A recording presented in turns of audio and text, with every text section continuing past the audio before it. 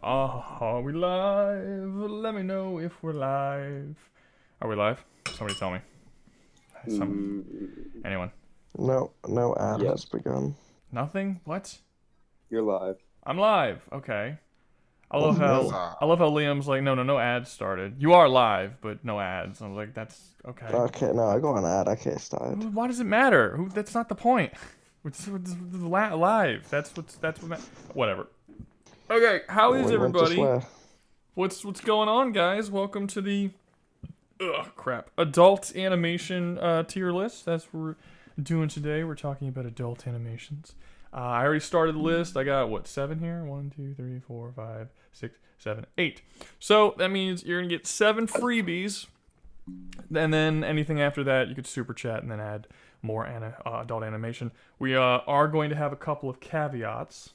Where are they? Tier lists?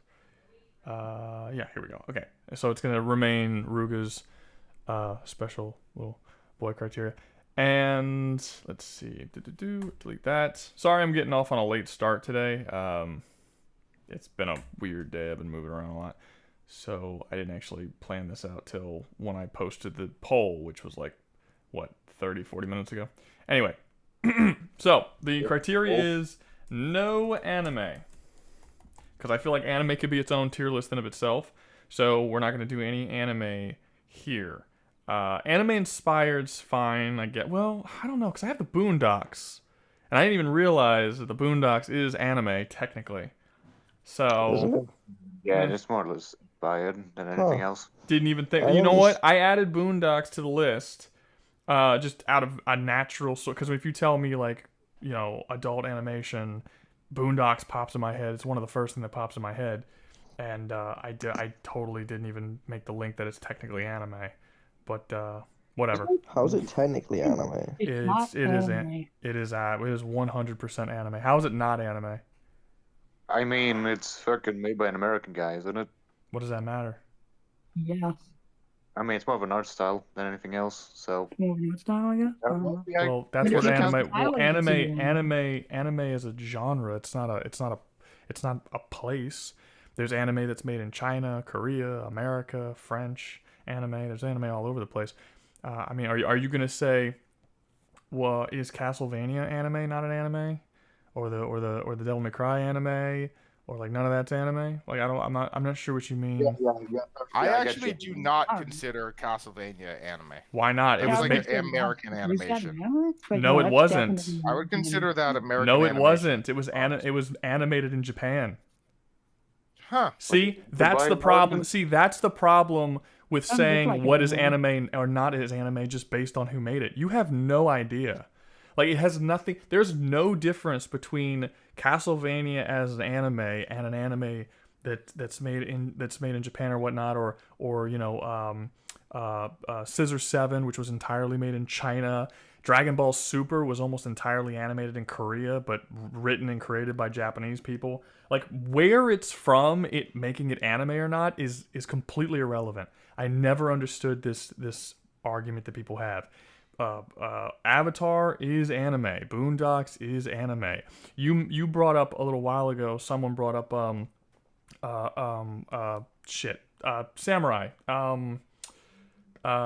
Samurai Jack. No, the other one. Afro Samurai. Afro Samurai. Afro Samurai is 100% anime. You can't refer to that as anything but anime. So it's like, yes, there's definitely something called American anime. Oftentimes, I mean, Studio Trigger made the cyberpunk anime, but it was entirely written, funded, and all of the concepts and ideas were made by CD Projekt Red, who's European. So it's like where does it stop? Is it just the person? What if a Japanese person is a Japanese American who's never been to Japan and animated the entire thing in America? Does it suddenly become anime or not anime based on him being Japanese but being in America? What if a bunch of Americans flew to Japan and animated some shit? Does it then become anime because they animated it in Japan? Oh, no. Yeah, that's fucking... Yeah, I get your point. You can't do it from location. It makes no sense. Anime is a genre, and if it fit it, or it's a subgenre, or it's kind of like noir, right?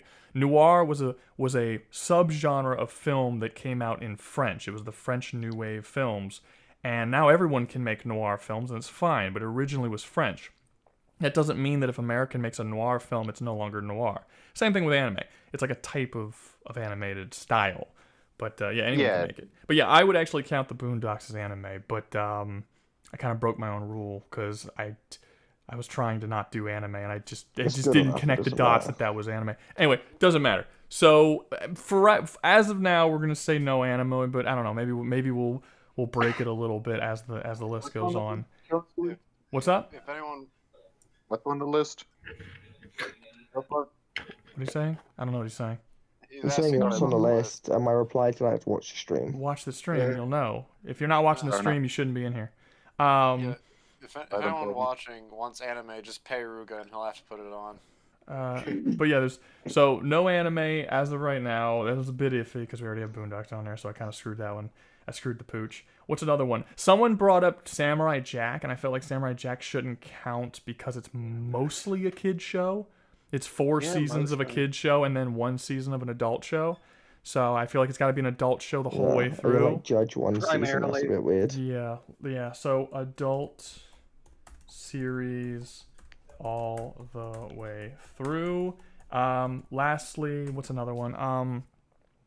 Here's one. Shit, I just had it and then my brain farted. What was I gonna say? Guys, what was I gonna say?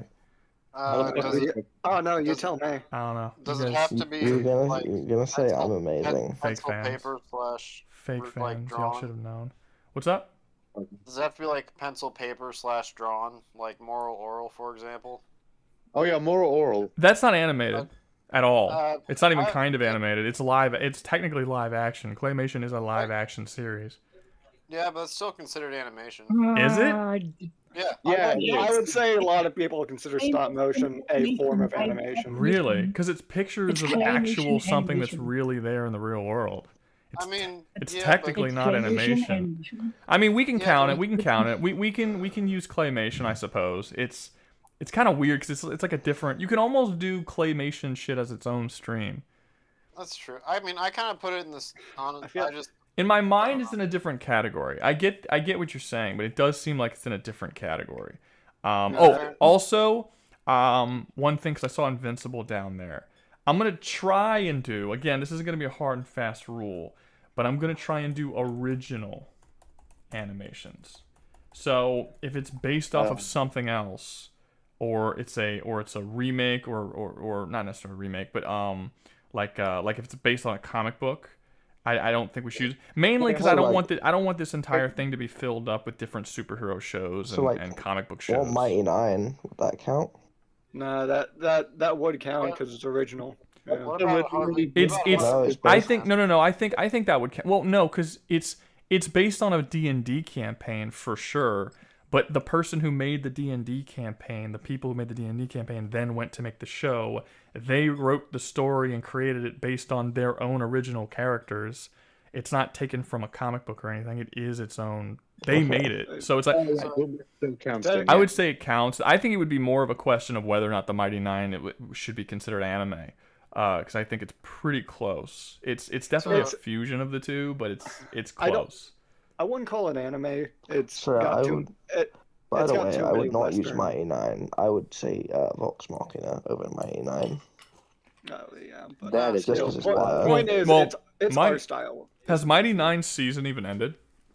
Yes, it has. I It has? didn't watch the. I've lost interest in it. I didn't watch the ending, to be honest.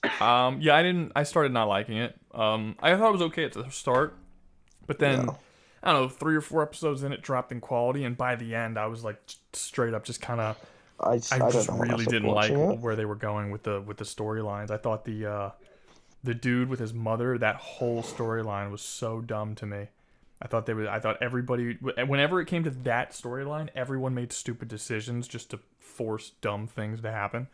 Essek, that's his name. He should have been wiped out halfway through that season, easy. But like, just everyone wanted to act like they were fucking retarded the whole time. But Hey, Rugo, what's up? would Harvey Birdman at Law and like Space Yes, Ghost Harvey Ghost Birdman Ghost at Law would absolutely count. However, Yeah, they differ so so much. That's why I was wondering. However, because it's based on the no, technically Yeah. it's technically it's a sequel. It is both a sequel and a parody. Yeah, because the characters in Harvey Birdman Attorney at Law remember and reference events that happened in the previous series. But at the same time, that with that show, you also have like Scooby-Doo show up, and like all those different characters show up, Yeah, and various Hanna-Barbera. Yeah, it's like a bunch of Hanna-Barbera like characters all showing up. So no, it would count. It would count. It's basically a parody of a bunch of other different shows and sort of its own thing, and it's also really good. Like I would say, it's probably in top 5 best Adult Swim series of all time. I think that's a great show. It's so funny. I do. That's why I was asking, because I didn't know if it would count since it was so different. Than like... Another thing I do want is I don't want to fill this entire thing up with. I was telling people this before the stream started. I don't want to fill the whole thing up with Adult Swim shows, because I feel like that's going to be really difficult to not do. Because you have, think about it. We already have the Boondocks on here. We already have Rick and Morty on here. So that's 2 of them right there. But then you have Metalocalypse. You have Samurai Jack. You have we have Primal on here too. That's also Adult Swim. You have Aqua Teen Hunger Force. There's just Super Jail. There's just so many like really good actually animated series on Adult Swim. And I feel like you can make half of this list just Adult Swim shows. So no Smiling Friends. What's up? So no Smiling Friends. Oh, I didn't even remember Smiling Friends. We could put Velma on here. I'm good. I'm good, thank you. I feel like throwing Has-Been Hotel on here would be a bit more topical. So Fundraiser said Boondock is based on a comic strip. Kind of. The creator of the show also created the comic strip. It is still his own original work. Didn't he technically create that with a separate person and then went on to do the show solo? I don't think so. I'm almost positive it's the reverse. I think he did the comic strip by himself, and then he made the show with another person. I couldn't remember if it was that way or the other. Yeah, because one thing I remember is, so he left after like season 2 or something. I don't remember. The main guy who made the show really great left, and the show actually drops in quality. But I'll oftentimes see these advertise, and I keep waiting for him to return to animation because Boondocks is great when he was doing it. And I keep seeing these advertisements for like, from the creator of Boondocks, and I'm like, oh shit, he's coming back. But then I always have to check and see, wait, which creator of Boondocks? Because one of them's good, and the other one never made a good thing ever. And it's always the other guy. And I'm like, when's the good dude coming back? Like Yasuke on Netflix was made by the creator of Boondocks, quote unquote, but not the good one. Yasuke was terrible.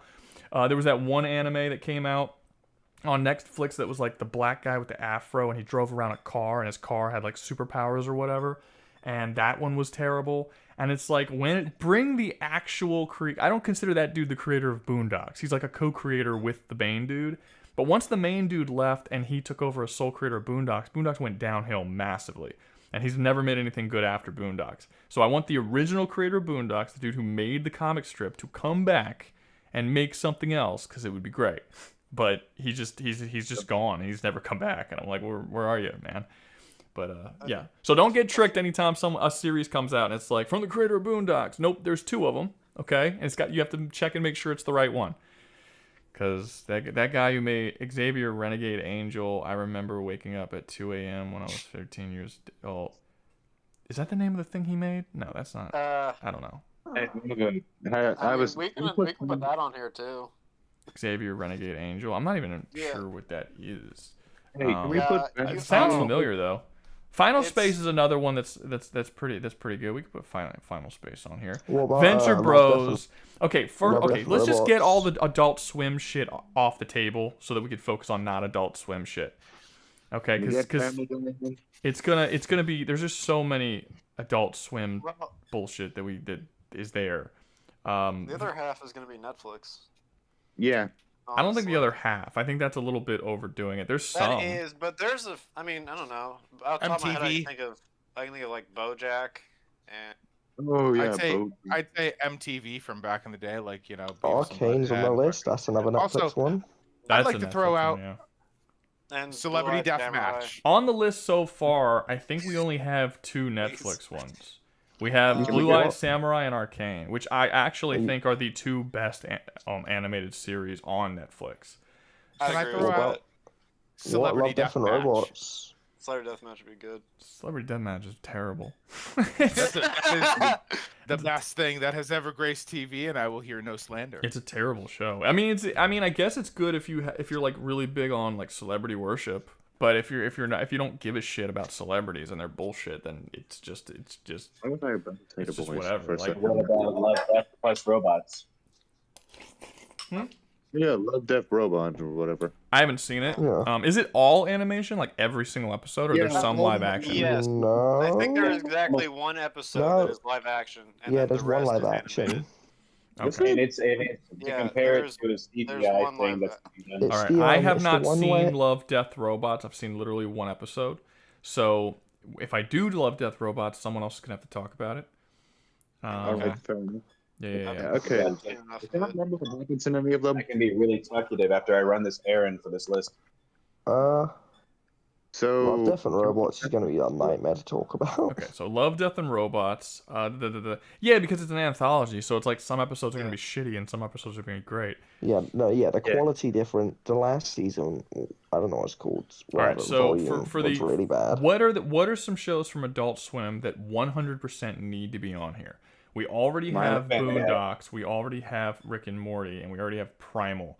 My personal next pick would probably be Venture Brothers, but I also really love Harvey Birdman, Attorney at Law. I didn't even think of that one. That's a great one.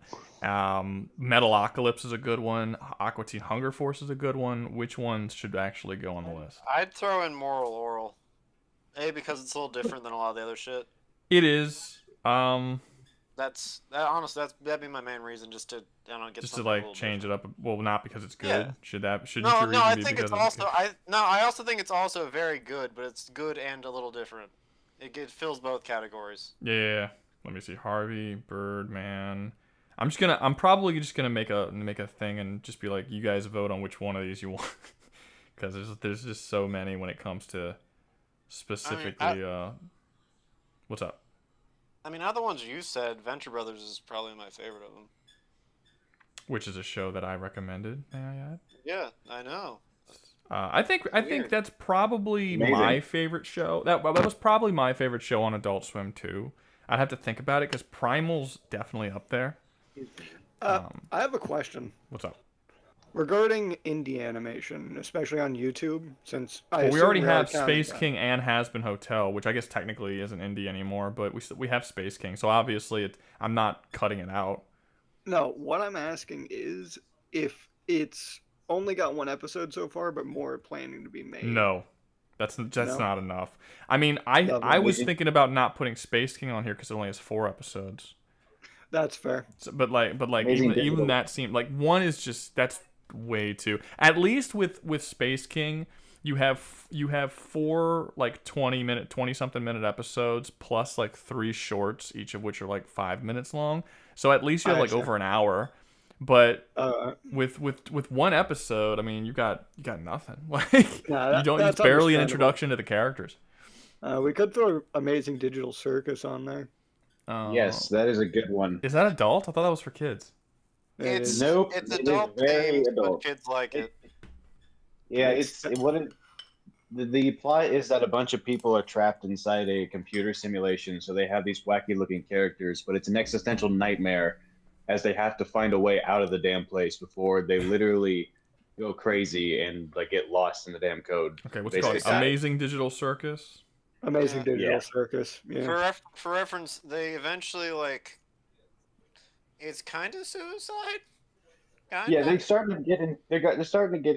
It definitely touches into topics of suicide and Yeah. mental health. Well, I mean, is there like And it's yeah, but definitely a- so did kids shows back in the day.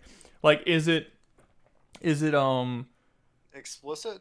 well, no, like, is there violence? Is there sex? Is there language? They talk about language. sex and they do kill. and There's a fight bunch of and- violence. There have been hinted at sex. When I say and violence, I there's mean a like bunch of violence One that kids character- can't One watch. character has straight up said they want to have sex. Like it is a No, line. they said in- they wanted to have.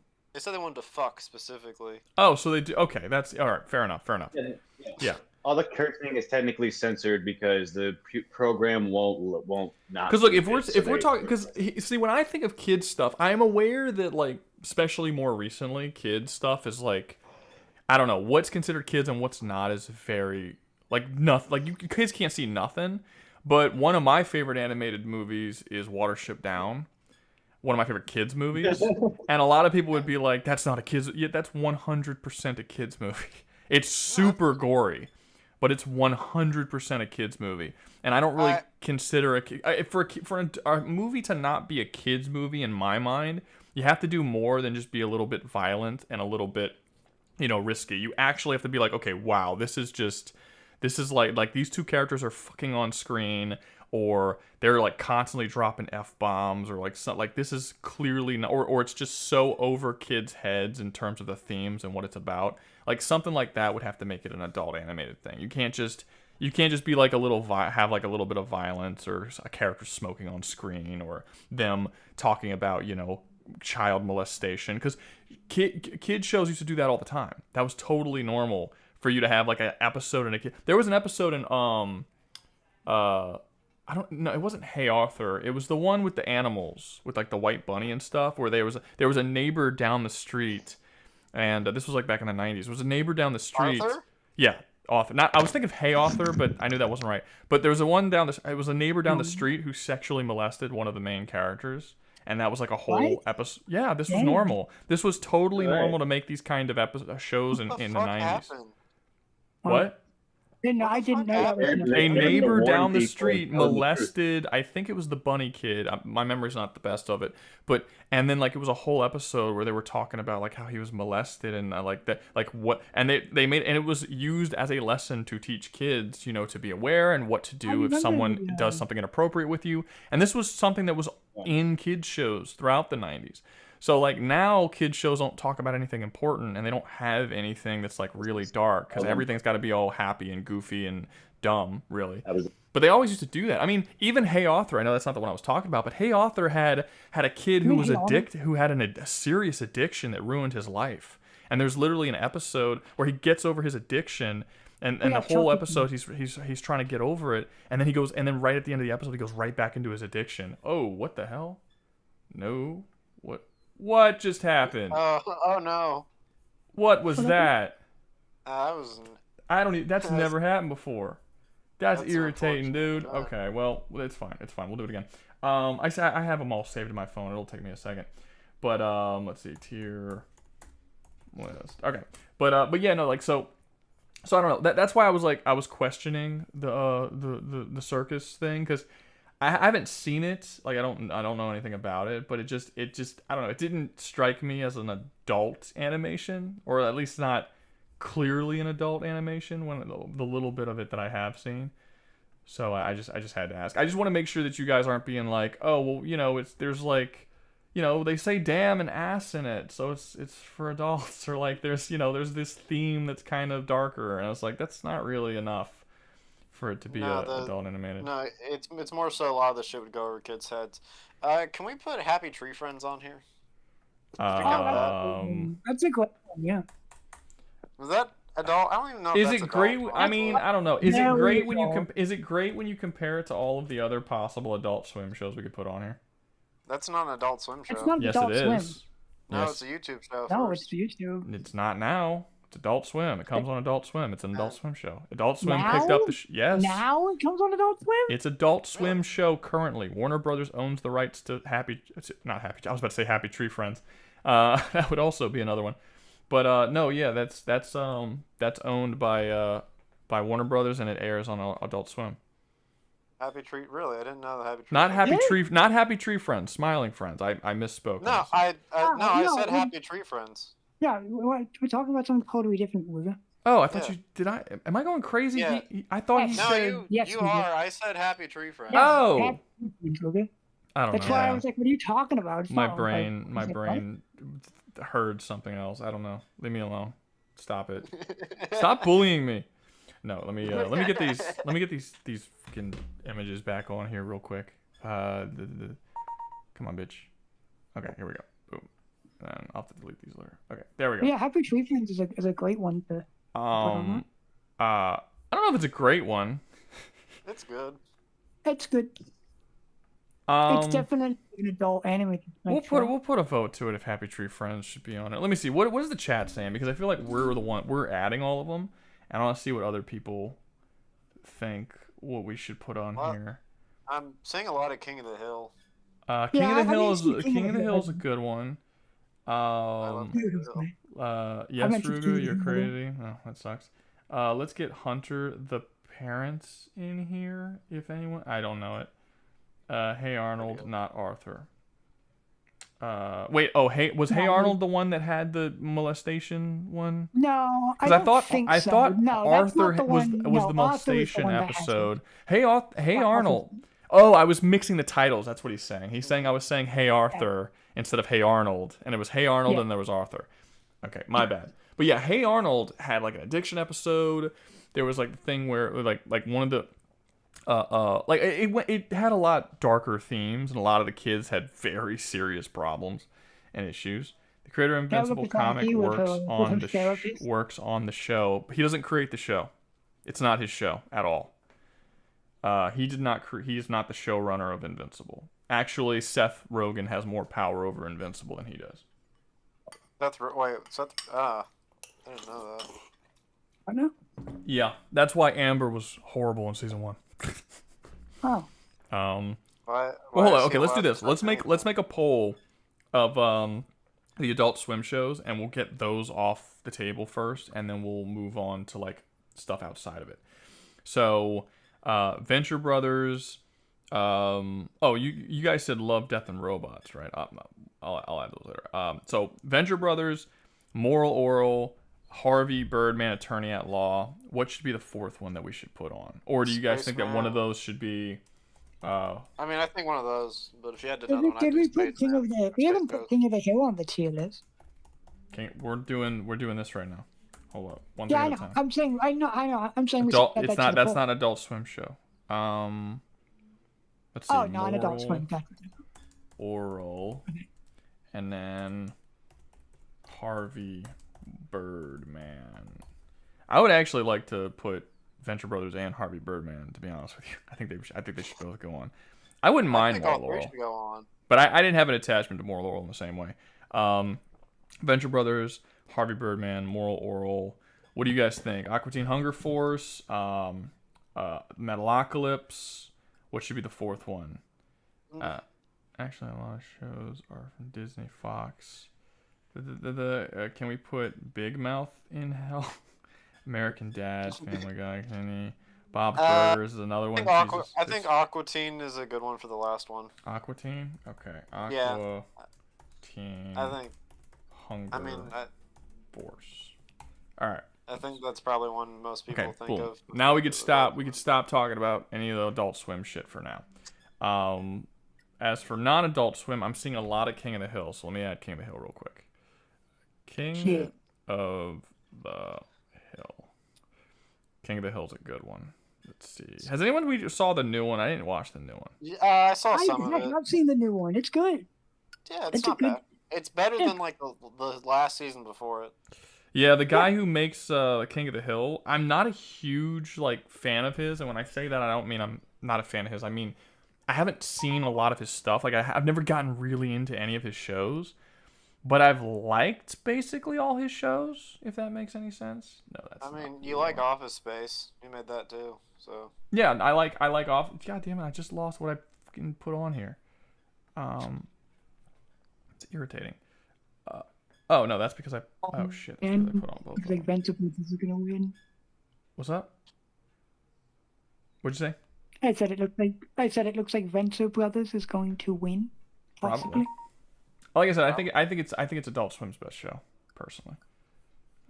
If we're by the way, if we're doing a rule with Adult Swim, do we have a rule with Matt Groening too? What about Matt Groening? I don't know. He made like 10 shows. They're all. I mean, can you name any of them? I need more information. Simpsons, Futurama. Well, we already said that if we're gonna put on a Simpsons or Futurama, we're just gonna do one because they're too similar to each other. And I think we should do Futurama because it's just better than Simpsons, in my personal opinion. I just think it's a better show. I second that. I think everyone does. When I said it earlier, basically everyone in chat was like, "Yeah, it's better." So I would do Futurama, and I think we could do that, and that could just like be Matt Grogan's show. Because I know he also made that one on Netflix. It's like with the chick who's like the fantasy show. It's Disenchantment. I didn't care about it at all. I saw like season 1. I was like, I don't like this. But Futurama's really the only show of his that I've genuinely liked. Fair. Yeah, because like even The Simpsons, I've seen some episodes that I did enjoy, but I got onto The Simpsons way later, not back in the 80s or whatever, but probably not till 2010 or something. And by that point, most people were like, it's okay now, And when almost half the show is just not as good as it used to be, that's kind of a problem. All right, here we go. Boom. Futurama. Bang. Futurama's been added. All right, let's see. What else we got? Futurama. I did put Futurama on. Beavis and Butthead. Well, we're already doing King of the Hill. So I think pretty much everybody was like, nah, King of the Hill. What's the one show from Netflix with the pink dude? And he does interviews. The pink dude that does it? Because at first I thought you were going to say Space Ghost. Fuck? He does interviews. What? Are you talk? I don't know. The only thing I know that does interviews is Space Ghost Coast to Coast, which was very funny. But I know what he's talking about. It's fuck. It's made by the dude who made Adventure Time. Well, I'll tell you this. If you don't know the title of the show, then if the person who wants me to put it on doesn't know what the show is called, then you don't care about the show enough. You should know the title of the show you're trying to get us to put out. It's called The Midnight Hour, I think. Okay, well, I've never seen it, and he doesn't even know the title. So Midnight Gospel. Oh, I've heard of that. I didn't know it was about interviews, though. Apparently, Todd McFarlane did create the Spawn show and was more in control of the show. Let's see. It was, what was I doing? What was some other ones that I saw? Beyond Just Adult Swim, Robot Chicken. Look, if it should have been Robot Chicken, then you should have said it when I was asking what you should put down. No one said Robot Chicken. Now people are saying Robot Chicken. It's too late. Robot Chicken is pretty good. Robot Chicken's cool. Yeah, it would have been a fine addition. I don't think it's better than Venture Brothers, Harvey Birdman, or Moral Laurel. To be honest with you, I might like it more than Aqua Teen, but. Maybe. I would say it's fun. I like Aqua Teen, but I don't know if it's as good. Aqua Teen's well, I don't like it. I'm sort of biased because I don't like anthology series just at all, ever at any point. It's just not my bag, all right, let's add Futurama, and then later, if we can't think of anything, I'll add I don't know, Moral Laurel or something. If we get to a stuck point, I don't think we're gonna get to a stuck point because there's so many adult animated. Is everyone in a pseudo agreement that Family Guy should probably be on the list? Yeah. Yeah. Oh, actually, I'd put American Dad over Family Guy. Just a personal preference thing. I think a lot of people would. I've never seen American Dad. I don't actually well, okay, that's not true. I've seen a couple episodes, but not enough to say I've seen it. But I really don't like Family Guy. And I didn't care about the episodes of American Dad that I saw. I didn't like the Cleveland show at all either. Oh, well, the Cleveland show is arguably the worst show out of those 3 series. Yeah, but they're all the same. Same humor, same basic character type, same everything. I don't like them at all. Generally speaking, most people agree that Family Guy was good in the first 3 seasons, and then it dropped the ball. And even in those first 3 seasons, I thought it was okay. So, the absolute peak of Seth MacFarlane animated comedies, I just thought was fine. So, I don't know. If they're just, I guess we need some D's and shit, so we can add stuff. Yeah, no, that's why I said Velma earlier, so you can give gay hell some. Yeah, but I also don't want to get mad either. I haven't even seen. I Like, haven't that even would be seen preferable Velma, as and I know well. that it's it. Yeah. Wait, but can I add F is Angry... for family? Bill Burr's Oh. series. Oh, F is for family. That's a good Fiona one. and Kate. I've seen all of it. I can rep it. You can I can rep also it. rep it. I've seen a good chunk of it, but it's been a while. Divided, That's a great good show, though. show. Trying to see Robot Good show. Chicken. Moral Orals are the American Dad, Family Guy, King of the Hill, Bob's Burgers are all made by Fox. Yeah, but they're all very samey too. Like, first off, 2 of those are the same show, American Dad and Family Guy. It's literally the same show. King of the Hill is a lot older than Bob's Burgers. Ooh, Archer. Does anyone like Archer? Yes. Archer's great. Archer's also a Fox show, and I think that would be a little bit different than some of the ones we've been putting on. Archer would be another good one. If you're going off that logic, then I don't know. This would. What? I'm just thinking it's.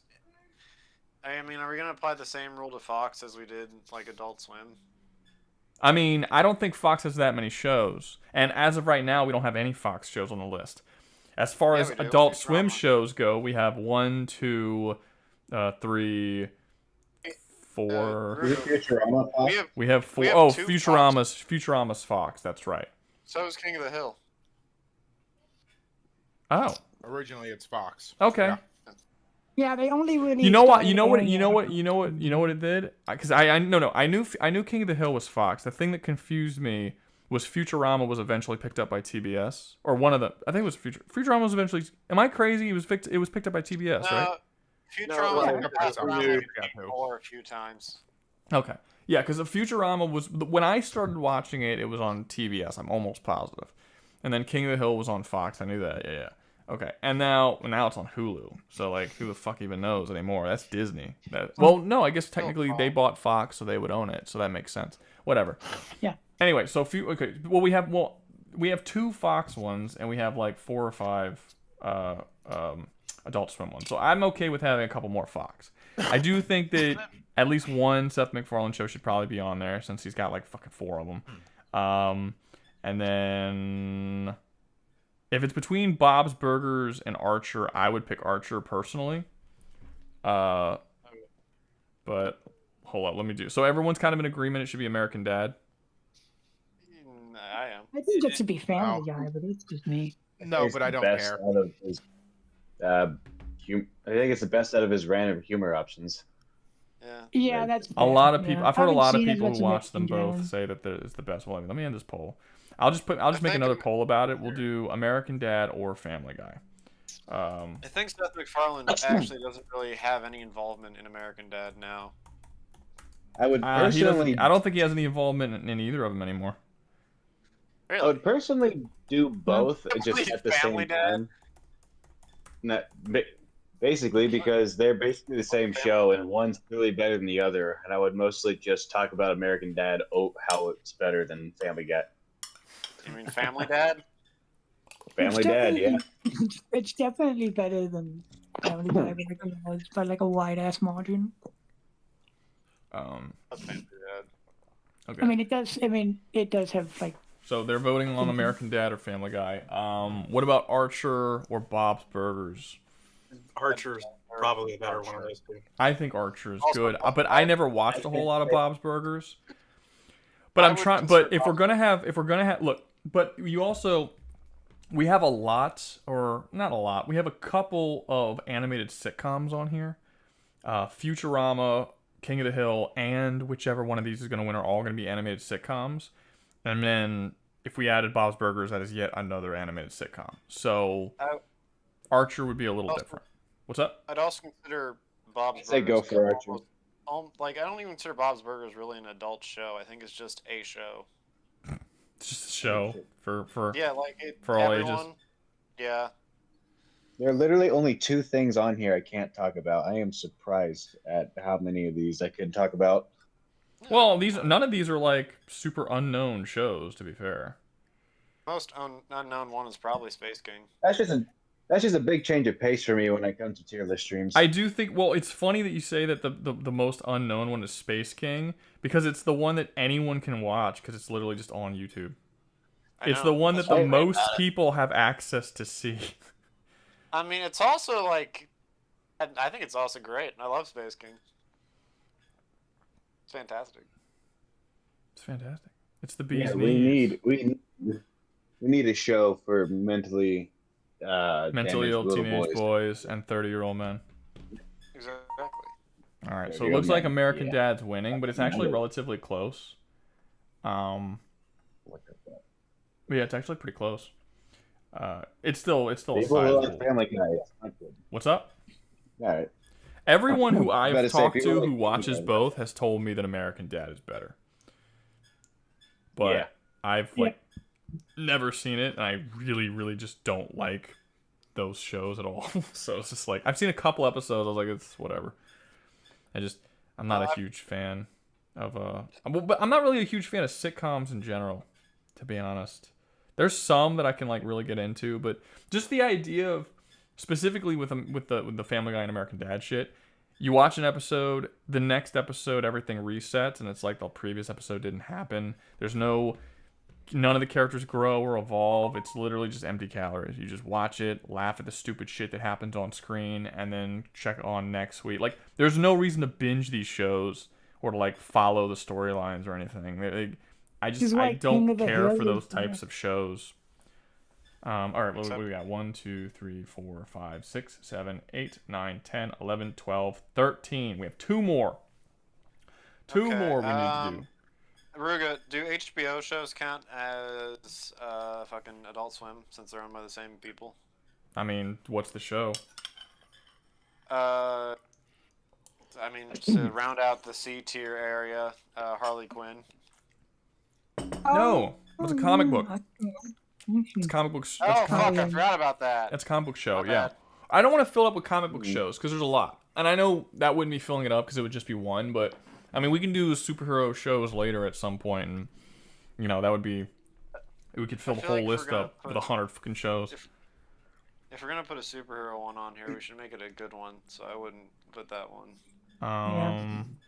Clone High, the original Clone High is barely for adults. It's barely for adults. I watched it, and I didn't even understand why it was for adults in the first place. Now I didn't watch the new one that came out, but the original one, like it's really not for adults. It's for like, I mean, I guess if my 10-year-old nephew watched it, I wouldn't care, or like an 11-year-old kid would watch. Like I wouldn't really care.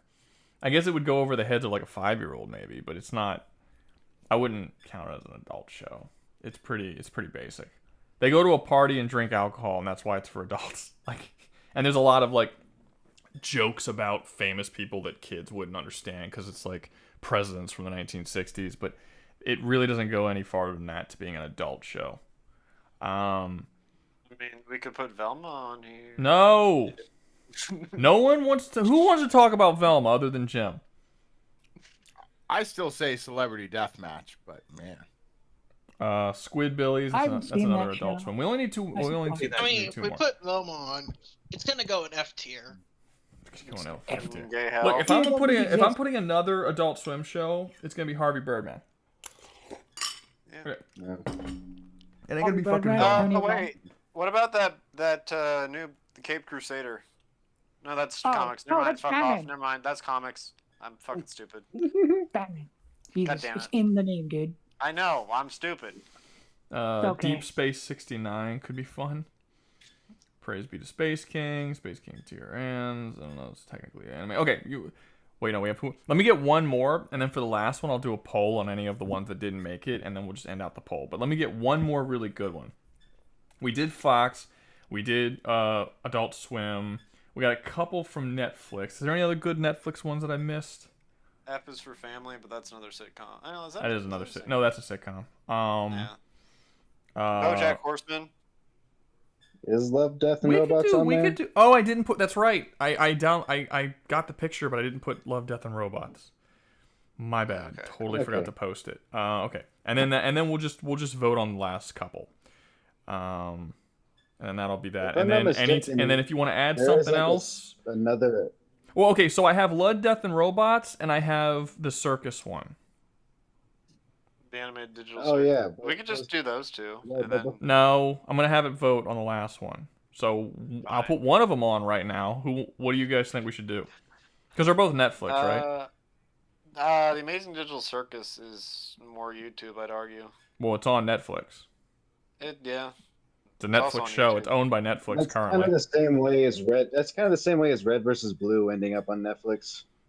Yeah, and another one ended up on Netflix was this is an animation, but the Video Game High School was a show that was completely YouTube, and then it went on Netflix and became a Netflix series.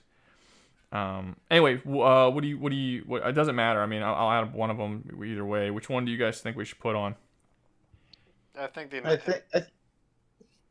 Circus. Yeah, Amazing Digital Circus has qualities to it that I think make it a really good series. And Love, Death, and Robots would be kind of confusing on how to rank since it's just a bunch of random anthologies. Yeah. Okay. Now this is an adult series, right? I'm not about to put this on here and it's like for like older kids. Like it is for adults. It's for adults. I'd argue. So like they do say fuck. That's their joke. They never are allowed to say it because it ends up censoring. But yeah, they do talk about. Okay. Yeah.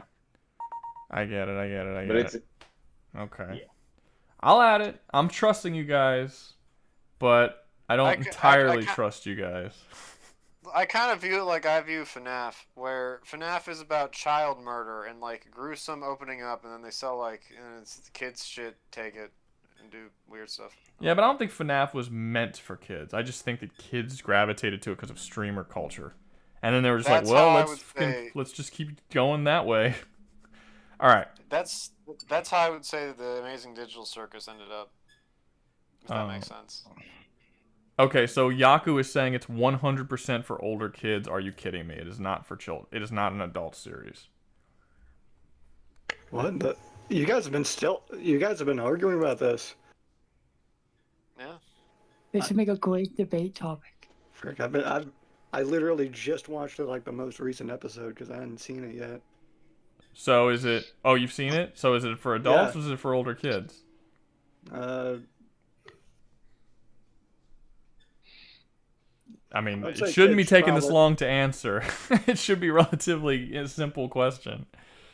I mean, why don't we put a poll for YouTube? Archer's for adults. Boondocks is for adults. Arcane is for adults. Hazbin Hotel is for adults. You don't have to. I don't have to think about it. Why do you have to think about it for this one? I don't.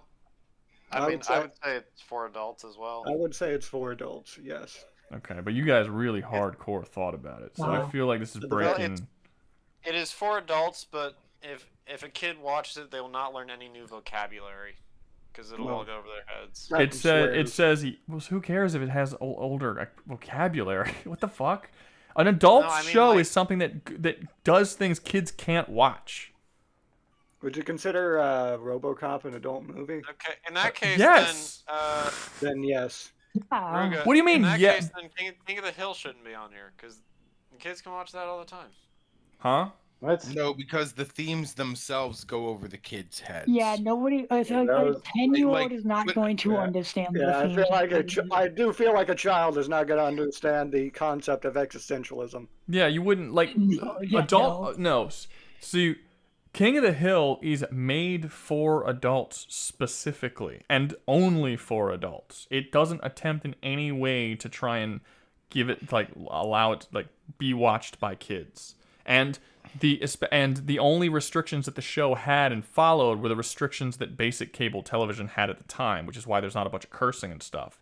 In the newer ones, it goes a little bit farther with it because it's on Hulu and there's less rules. But the only limitations that King of the Hill had was network limitations because it was the fucking 90s. Yeah, yes, I would consider it adult animation. Yeah, that's definitely an adult animation. Yeah. But the Amazing Digital Circus, you guys seem to be on the fence about whether or not it's made for kids. And if you're on the fence about it, I'm thinking it's probably okay for kids to watch. Because none of these other shows, I think that you guys would be on the fence about. I don't think anyone would even attempt to argue that South Park's not for kids. In all fairness, I would say it's okay about in the same way that King of the Hill is It's not exactly bad. No, for I know. kids to watch, I would let my kid watch King of the Hill. It's just that he wouldn't want to watch it. Yeah, you can let him watch it. That's the difference. Okay? I don't know. I wouldn't let my kid watch South Look, it's already on the Park. thing, so I guess I'll fucking let it slide, I suppose. Yeah, you can't, But just can't know, exactly take it off. just know, I have to redo the whole thing. Just know, I'm gonna check this show out, and if it's wrong, I'm gonna be fucking mad, man. I'm gonna be mad. Y'all Feel free. fucked up my 7 tier list. Okay. 7 episodes so far. I'll going go on back. We'll do a part 2, and I'll move it to gay hell. And that's the part 2 will only be for the reason to move it to gay hell. Please do. It'll be all the other Adult Swim shows, and then Gay Hell is just there. Okay. You will be mad. You will be mad. Not gonna lie. No, see, like half the chat is saying it's not for adults. Like, why are you guys are so iffy about it? This is aggravating. I'm about to reset this whole fucking thing and not put and take it off. I'd say a digital circus is not for adults. I would say it is. Yeah. Fucking Jim, man. What? I'm sorry I took a second to ask to freaking answer. Not a second. That was a long pause, man, and you wouldn't have a long pause. I always for any take of long these. pauses. You know this. You've talked to me multiple times. Nope, that was different. That was a long pause. Like, I'm about to lie to Rouga right now to his fucking face. That's what kind of pause that was. I'm not lying to you. I'm a dirty whore liar, and I'm gonna fucking just say some shit and ruin the goddamn tier list. I'm gonna ruin the tier list. I'm at least gonna pay you for it, frick. No. You found a way around it. Okay, so for the last one, we'll make a poll. Start a poll. Last show to add. After this, your only super chats are going to allow you to add stuff. So vote wisely, sir and or madams. There's no madams here. Okay. Yeah. Let's see. Okay, so I'm gonna put Harvey Birdman because I like Harvey Birdman. I don't really have another reason. I just like Harvey Birdman. All right. Now, what are some other shows I need 3 more shows. What are some other ones that you guys would have? Space Ghost? It's Coast to Coast. That's the one you're adding? No. I'm about to fucking reset this shit and take that circus thing off. I think you're just fucking with us now. You just want to nosedive the entire stream. That's all this is. No, if I had done that, I would just have started listing all the. There's just better. Look, I don't hate Space Ghost, but there's way better shows. There's way better. Metalocalypse would be a better pick. How about Robot Chicken? Oh, well, then I'm not gonna put that on the poll. I'm just gonna add it to the list. If you paid for it, it's not going on a poll. It's just gonna go directly to the list, and it's gonna go to the front of the list. So. Do we have Blue Eye Samurai on there? Yeah, it's already on. Robots, chicken, that was a great Creature Commandos. I want you to think about that real quick, and I'm gonna let you answer your own question. Yeah, no. Okay, it's like the 4th time you did that. Well, I answered that one fast. I did it more. Don't worry. What's up? Okay, this doesn't count as the last one, by the way. This is just he paid for it, so the paid for ones automatically go at the top, and they don't count as the 15 freebies. All right, let's see. Circus is. I will forever. Dude, they said Yaku's saying it's TV PG on Netflix. Yeah, King of the Hill is PG-13. That doesn't really matter. That's not PG. That's PG-13. PG-13 and PG are not the same thing. And no, it's not TV. And no, King of the Hill is not PG-13. It is TV-14, which is the same thing that Family Guy is rated, and it's not the same thing that South Park's rated, but it is the same thing Family Guy is rated. TV-14 could still mean an adult show. PG does not. Y'all made me put a fucking kids show on here, and it was supposed to be adult animation because Jim is a fucking child and doesn't know what adult shit is. He's like, they said the D word, so it's for adults. All right. What are some other ones I should add to here? Let's see. BoJack. Yeah, BoJack. BoJack could be one. Yeah. BoJack. Love Death Robots. Horseman. I will forever represent Celebrity Deathmatch. All right, you're allowed to have bad taste, man. It's fine. Oh. That show good, or You're is allowed it to like be one of wrong. those? It's just stupid. I'm allowed to, but I don't. It's stupid. It is only. I mean, that's fine. I can watch a stupid show as long Smiling as it's Friends, entertaining. Cyberpunk Edge Runner, Smiling Friends is a good one. Smiling Friends. I'm seeing a lot of Smiling Friends. I have seen that. I would consider it adult animation, yes. Smiling Friends. I mean, Smiling It's on Friends is a Adult lot Swim. It's more on Adult adult Swim. than... Venture Brothers is already on the list, guys. BoJack Horseman is already on the fucking poll. Like, what do you guys are not? Are you guys just not watching? F is for family. You said that one a couple times, but you're the only one who's been saying that one. I don't think anyone else is interested in I've that. seen at least some of that show. I'm not the only Some one. of what? Look, I put Smiling Friends, but honestly, I don't think Smiling Friends is all that great. I think it's fine. I think it's okay. I haven't even checked out season 2 yet. That's fair. It's not really the show's fault though necessarily. If it gets voted, we'll talk about it. But it's all right. Okay, I need one more. I got Harvey Birdman, BoJack Horseman, Smiling Friends. I need one more. Inside Job. Twilight of the Gods is garbage. It's garbage. Oh my god, is it so terrible? Do you want me to put Twilight of the Gods on here? Yes. Yes. Yes, I do. Please do. Fuck that show. Oh god, I hate that Twilight show. of the Gods on there. Inside Out. Oh, look, Jim, you have another Inside Out. There you go. Two of a kind, just two peas in a pod. Straight to F. I don't even know what that is. Is that a show? Oh no, you're saying. Okay, I get what you're saying. I'm sorry. In all fairness, I could see that being the name for a show. Straight to F. Yeah, I thought it was a title, but then I was like, nah, he's talking about Twilight of the Gods. I'll add Twilight of the Gods. I want to give chance for people who actually want to get the shows that they like on here, that they enjoy. Hey, someone might like Twilight of the Gods. And I don't want to just put it on here because one person said it and I think it's terrible. Is it good? Yeah, can anyone else talk about that show? I don't know that show. No one's seen it? Yeah, I don't know it either. It's trash. I haven't. I have not seen it. It's so trash. It was made by Zack Snyder, and it's not good. It's really bad. I don't know what Agent Elvis is. When you said Zack Snyder made it, I was like, that kind of explains why it's I gave it a good go, man. I gave it a good go. I watched the whole first season all the way through, and it was hard to get through. I mean, we can put Big Mouth on there. The anime. Oh, that's another one. That's another good one. What about Red versus Blue?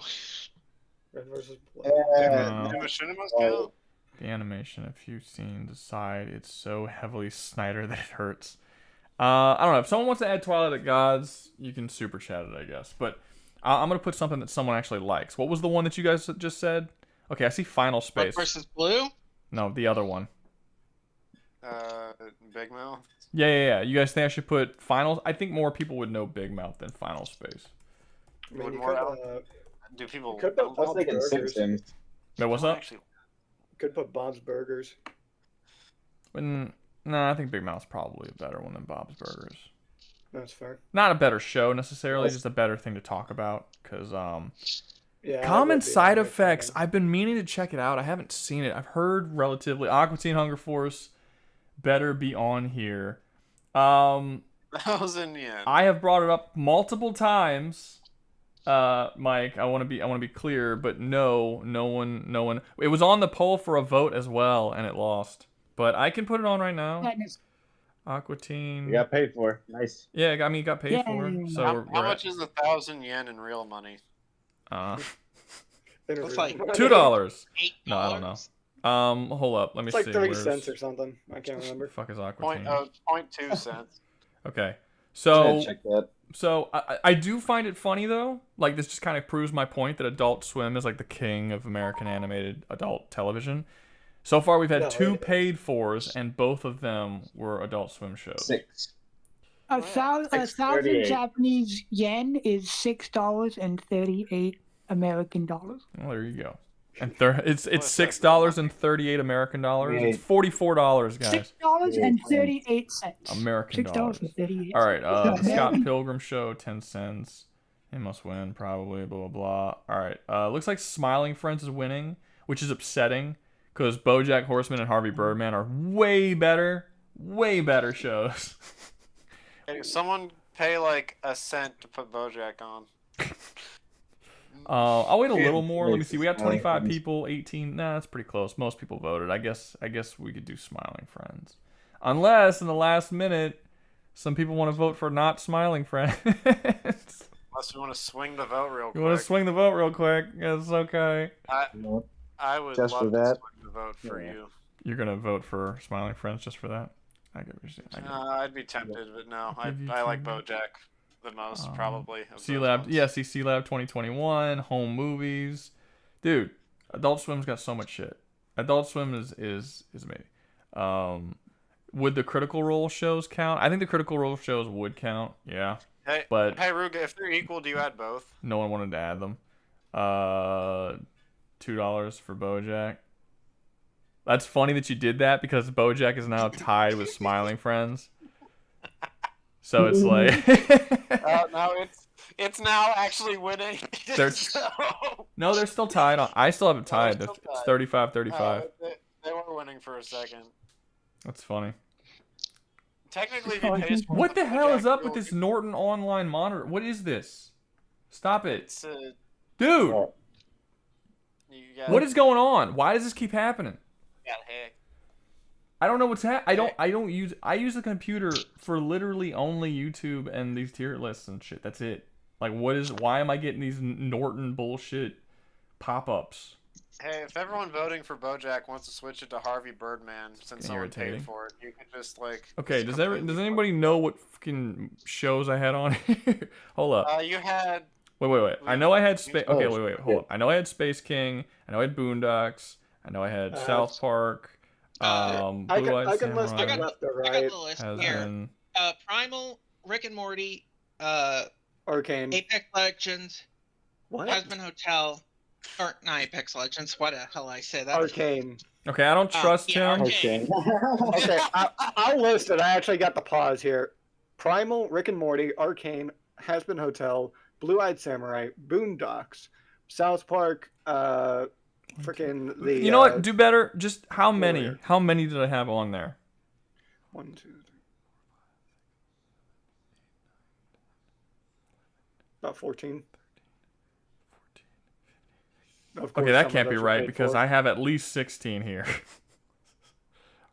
Are you sure I only had 14? I'm pretty sure. No, because some of those were paid for. Okay, can someone who knows how to count please tell me how many I had before? Okay, Rouga, do you want me to? Okay, hold on. Let me go find. Tell me how many I had before my fucking thing just reset. That's all I need to know. Okay. 1, 2, 3, 4, 5, 6, 7, 8, 9, 10, 11, 12, 13, 14, 15. I have 16 here. 16. Bare minimum. Then you have 16. What do you mean that I have 16? You just counted 15. That's because I went back not far enough, or I went back too far in the stream. You guys fucking Jesus. Now everyone in the stream, you got like 8 people in the stream doing better than you guys. Giving me the numbers here. Okay, there we go. Boom. Okay. And then we had Robot Chicken and Aqua Teen. Aqua Teen up front. Cool. Wait, no. What? This was your option to get rid of that stupid show. What show? The Amazing Digital Circus. Oh, The Amazing Digital Circus. This was your opportunity. God damn it. That's true. Well, you know what? Samurai Champloo. Gonna do it again. Fine. Get rid of The Amazing Digital Circus. This kids show that Jim was trying to. I'm freaking sorry. Samurai Champloo is an anime, and this is not an anime tier list. We're not doing any anime. Well, or at least we were supposed to not do any anime. We broke it by putting on. We broke it a little bit by putting on Boondocks. But you did pay money for it. He did, but it's Yeah, he fucking... paid you $6.40. But it's too early to be breaking it. Pick another show, Mike. Pick an anime show. Because I don't want to fill it. An anime tier list can be its own thing. We can have a whole fucking anime tier list at some point. But right now we're doing adult animation, not anime. And the only reason Boondocks is on here is because, well, one, it slipped my mind that it even counts as anime, but it definitely is. But also because I don't think Boondocks would ever make it on an anime tier list. Like, no one would think of it as that. We would all think of it in the same category of adult animation. Rouga, it's in the chat of the VC that we're in. Yaka took a pixel of it. What are you talking about? Of the show. Oh. Of the shows that we... Oh, it's fine. I think I got them all. Oh, Hold up. Smiling friend. I gotta add fucking smiling friends.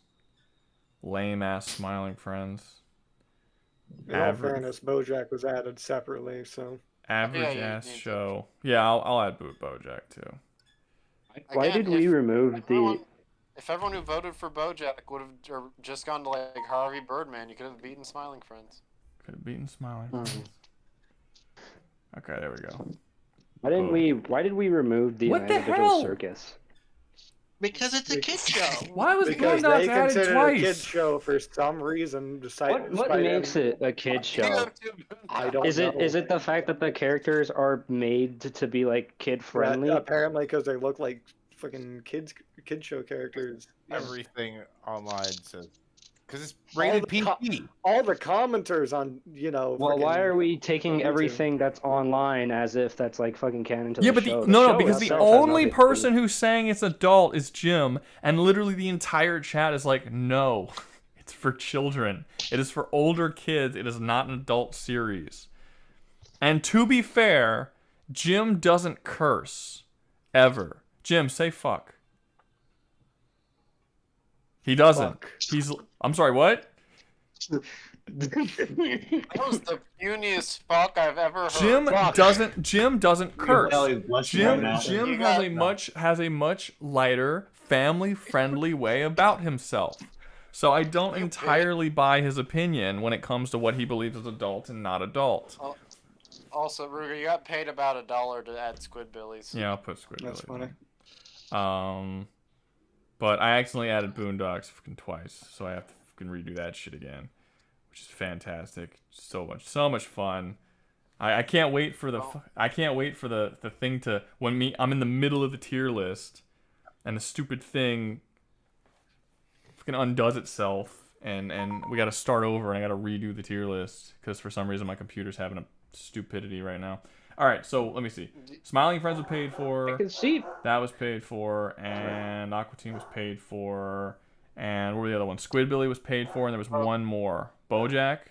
Robot Chicken. Yep. Harvey Birdman's been paid for. Awesome. I'm surprised you. Honestly, man, I'm surprised you didn't fucking pay for the stupid Amazing circus just to be like, no. It counts. Someone please pay for Amazing.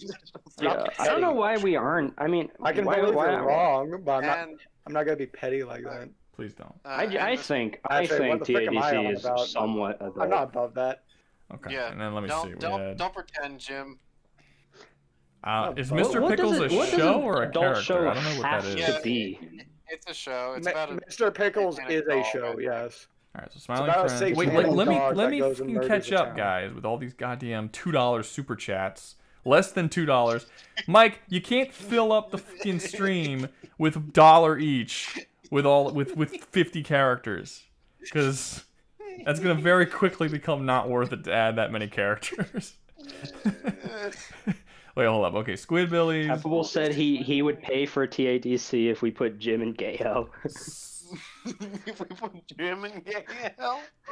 Jim's got to sacrifice for the sake of TADC. Hey, Jim, you know what? I'll take it. You know what? I'll do it. Sure. Frick it. Why not? Frick it. What is this? Tell me how gay. We're sacrificing Jim. We're sacrificing Jim. Okay, does anyone actually watch Squidbillies? Because I didn't watch it. I've seen it. No, I didn't like it. I haven't Never watched in my it life have I heard of that show. Some of them, but I've not seen. No skew? I've not seen all of it. Is it a show with squids? It is so with squids, yes, and they are hillbillies. Yeah. Hillbillies, huh? No. Yeah, I hillbillies. enjoy Squid hillbillies. Yeah. It's got Why are they charm. called Squidbillies? It's Do it. funny. He paid $5 to put himself in Well, gay I- hell. Do it, Okay. Tappable. You Squidbillies won't. has been You put won't. down. There's no way he paid dollars too. He paid $5. All right, give me. Terrible Put me in gay hell. Why? Wait, I do what I want. The lady Piggle. here, Hold on, what was the other one? Before I get too far ahead. Yeah, see, look, $2 home movies, $2 BoJack. You're not y'all can't add.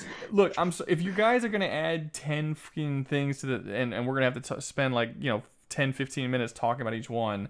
That's barely anything. Like you can't if you're gonna add that many characters, you can't do $2. I'm sorry, that's just not. I think the funniest thing here is not that enough. Tappable paid the most. I think the stream. Huh? No, start. It just My did a life 10. is good. It just did 10 to add the amazing. All right, wait. The amazing fine, whatever. Do I even still have a picture of Jim here? Probably. A picture. I wouldn't Take a doubt picture of it. it. You literally didn't you do it last stream? Hobo Mike's paying against 5,000 yen equal to 10. Do you just take pictures of all of us? I did at one point. He just has them from when we were eventually added. For when you have to go to gay hell. Yeah. Are we all? Is everyone here going to gay hell? He does it by edition. Here we go. I got you. I got you, Jim. I found you. It's like you were right. You were right below Nano. Over me. It's like when you get banned from a shop. There we go. And you have to. It's like when you get banned. When from a did I shop get and you paid take a to be picture. put in gay hell? There we go. We're gonna go gay hell. Gay hell. You're now getting paid. Well, to not put Hobo- Amazing Digital Circus in. Mike, you see, Okay, that's $30 This was in vain. $30 for that. Amazing Digital Circus. Okay, Jim has been added to gay hell. Now, what was the other ones that needed to be added? His sacrifice was in vain. Digital Circus is more of like a teen animation, isn't it? Home movies. It's by BoJack was already. teen, I Wait, let me suppose. add BoJack because there was a couple people that I think more than one person paid for BoJack. And then let's actually try and get started. I don't know.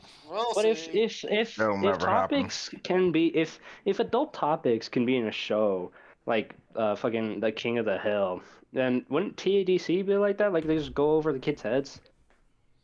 It doesn't mean the animations for adults. I mean, by that I mean, logic, there is like My Little any Pony is an animation. adult Like Futurama is an adult show, but that doesn't make it an animation for adults. I think the only But it adults is. who watch- I think It's the only designed adults for who watch- entertainment of adults. Yeah, you could say that the Justice League show that came out in the early 2000s had jokes that went over a kid's head because it had adult jokes. That doesn't make it made for adults. That wasn't the primary point of it, though. The primary point of Amazing Digital Circus is very much concepts that kids cannot grasp. Well, I'll tell you this: there's like 20 fucking people who are currently disagreeing with you. This sounds like a really good topic to debate in the debate streams.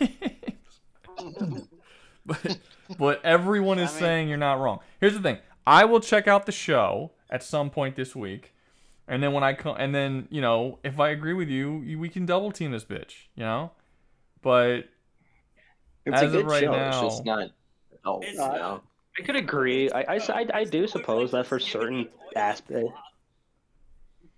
it's not. Well, Mike, you hate everything. I feel like you hate everything. Just for the hell of it. Hobo Mike is just drunk, guys. Oh, Yeah. Pull We're out getting to that reasoning. The counter. Where's the counter? Wait, what Can we counter? put Hobo Mike in the drunk tier? Oh, the whole The drunk okay, I get what you're saying. The whole The fucking drunk tier. the drunk. Put on the above S tier in drunk Okay. tier. So is that it? Do we have basically all of them? We had most of them. Yeah, you can't. I'm sorry, I you could agree can't with it being add a 5, teen show. 6 fucking dudes to the list for $2 each. That's we're never gonna get through all of it. It's just like we have either the two busy shows, the good one and then the gay one. In all fairness, I wouldn't say either. Busy Pop are great, but that's a topic for later. What's up? That would be Hell of the Boss and Has Been Hotel. Hold on, Jim. Can you agree with me on this? Can you agree with me on Jim? Do you think that Has Been Hotel is better than Individual Circus? God no. Oh no. Yes. Thank God. I knew. Absolutely not. Why couldn't the other show get been nominated? Can I have it? Hey, Rouga, there is something I want to point out here. What's up? I love home movies. Wait, who? I'm sorry. Before I do this, who's seen home movies? I have. I have. All right, cool. Home movies? Yeah, it's an Adult Swim show again. A lot of Adult Swim. I told you, no.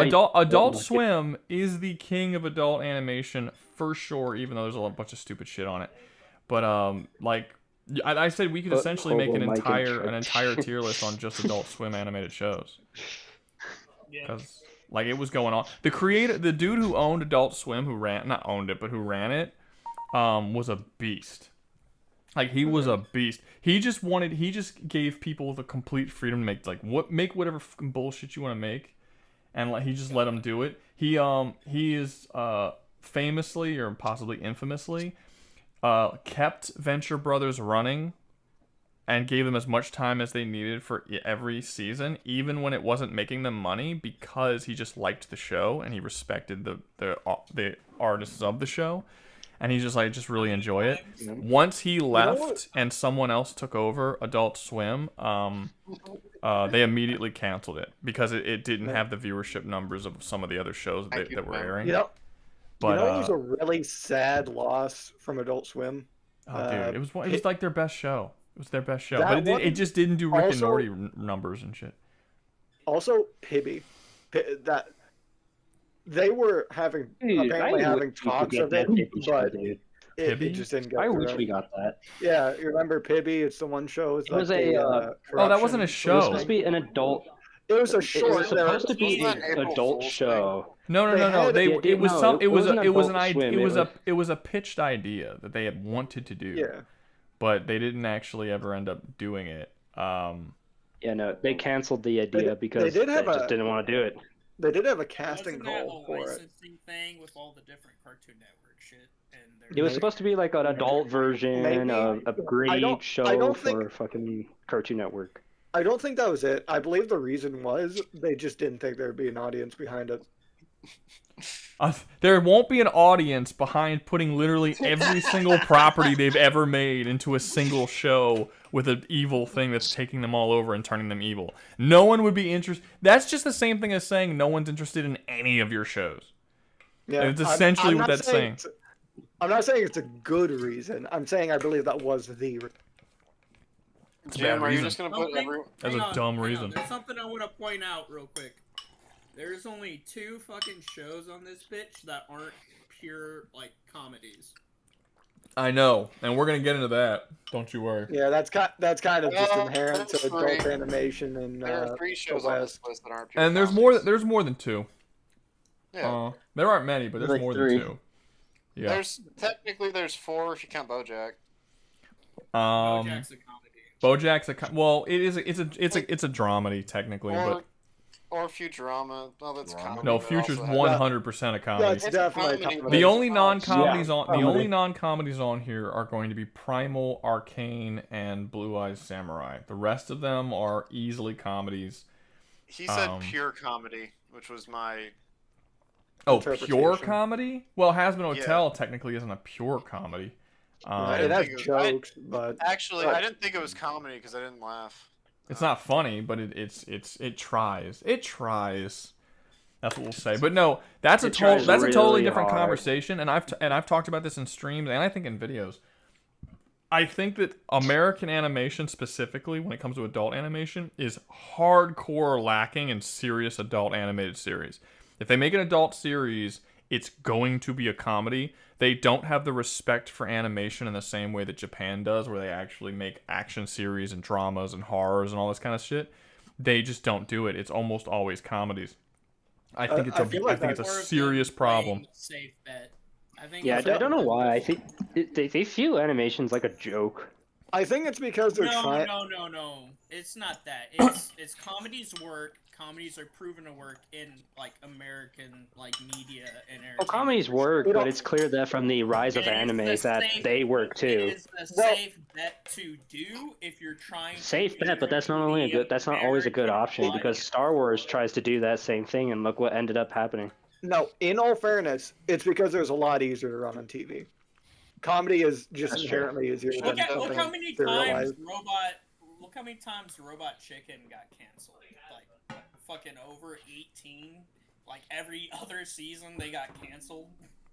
Hey, Seth Green's a creative genius. Hey, should we get to, speaking of Robot Chicken, should we rank it? Yeah, we can get to Robot Chicken. Let's go. We can get to the ranking. So the ranking for Robot Chicken, it's probably one of the funniest on this list. Easily. I don't think that fluctuates. Chicken, like filled But it does. with satire episodes making fun of like shows and people. Well, no, this is not a satire. It's just straight up a parody. No, it's definitely parody. It has nothing. Oh, It has yeah, okay, that's the nothing one I was interesting thinking to of, my say. It doesn't have any interest in anything interesting to say. It's not criticizing the things that it's copying. It's not like saying something deeper with its comedy. It's just putting goofy, fucked up shit on screen, and hopefully you laugh at it, and that's it. It's a parody series. I generally think that it shouldn't be an S, simply because there's shows on here with far deeper themes and a lot more going on, better characters, better storylines, better everything. It's an anthology series that you watch. It's empty calories. It is an anthology series that you watch to laugh and then forget about it and then watch another one and that's it. I would also say that it does vary in quality, but you get so many bits that you tend to at least laugh at one. Well, it doesn't even need to have a story. Like you can have every episode's 15 minutes, and you can have one joke that's literally 10 seconds long, and then right after it another clip that's 15 seconds long, and it just hits you back to back to back. Yeah, so it's like if one's not funny, it doesn't matter, so it just goes to the next one. It's the type of I'm actually surprised the show isn't bigger now, since it lends itself so well to YouTube shorts.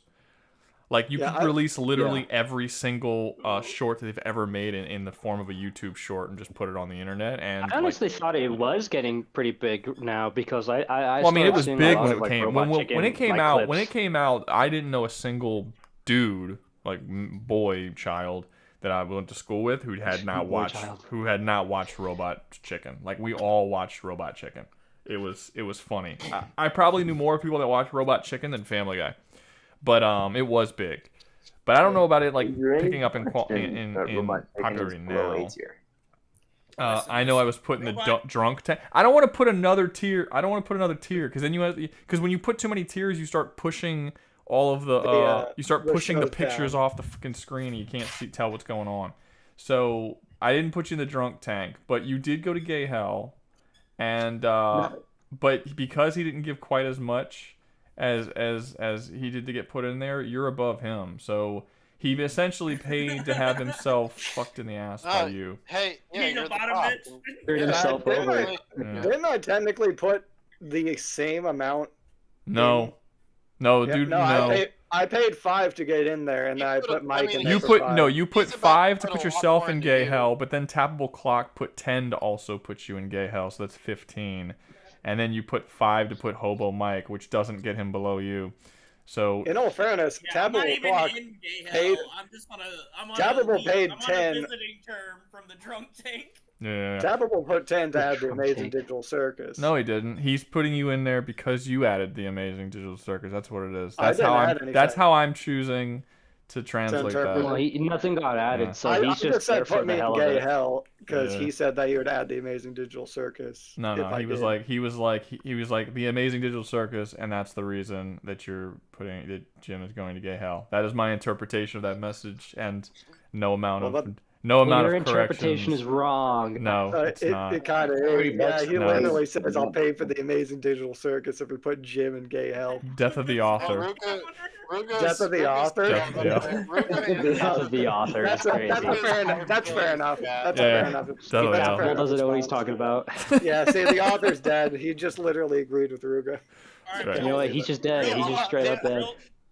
The author's not dead. He agreed. All right, so I think it's really really good, but I think it's I don't know. See, I'm when it comes to anthology series, I'm biased because I just genuinely can never like an anthology series as much as I like a normal series because I like characters and storylines and character development. I like all that stuff, and if that's not in a show, I think the show is just inherently missing something. But if other people, if that's not something that bothers other people, to me it just seems weird because it's like you're literally taking out storylines and shit that stories have, and shows and movies are a story medium, so you remove that whole aspect, and I just feel like it's impossible to put you an S. But at the same time, this is one of the funniest shows on here,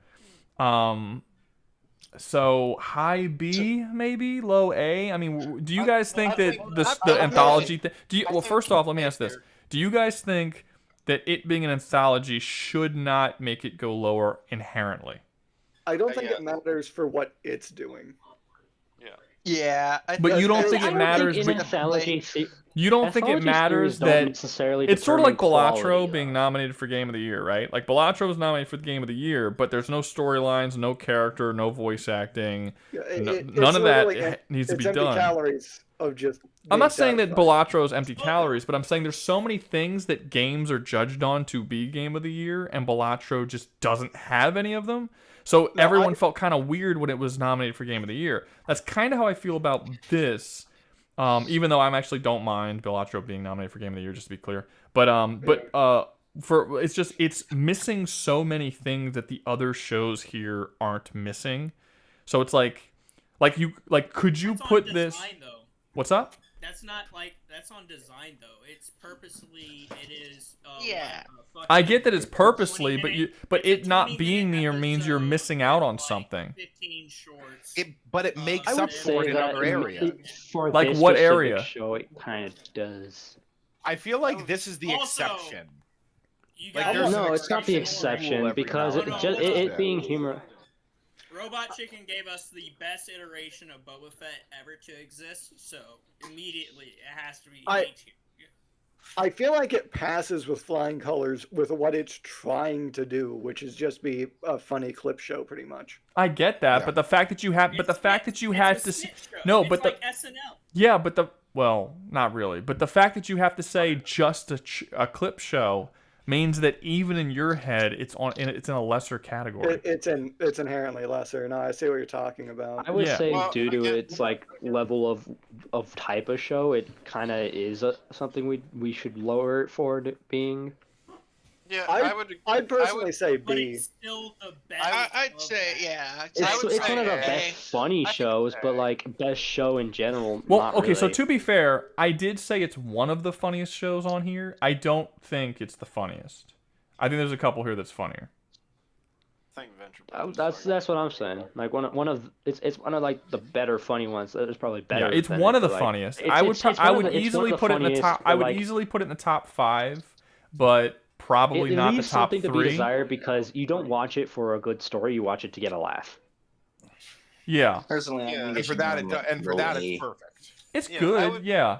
But I mean, just seeing that there's other shows on here that are funnier and have storylines and have characters that I really like to come back to every week or whatever to watch them.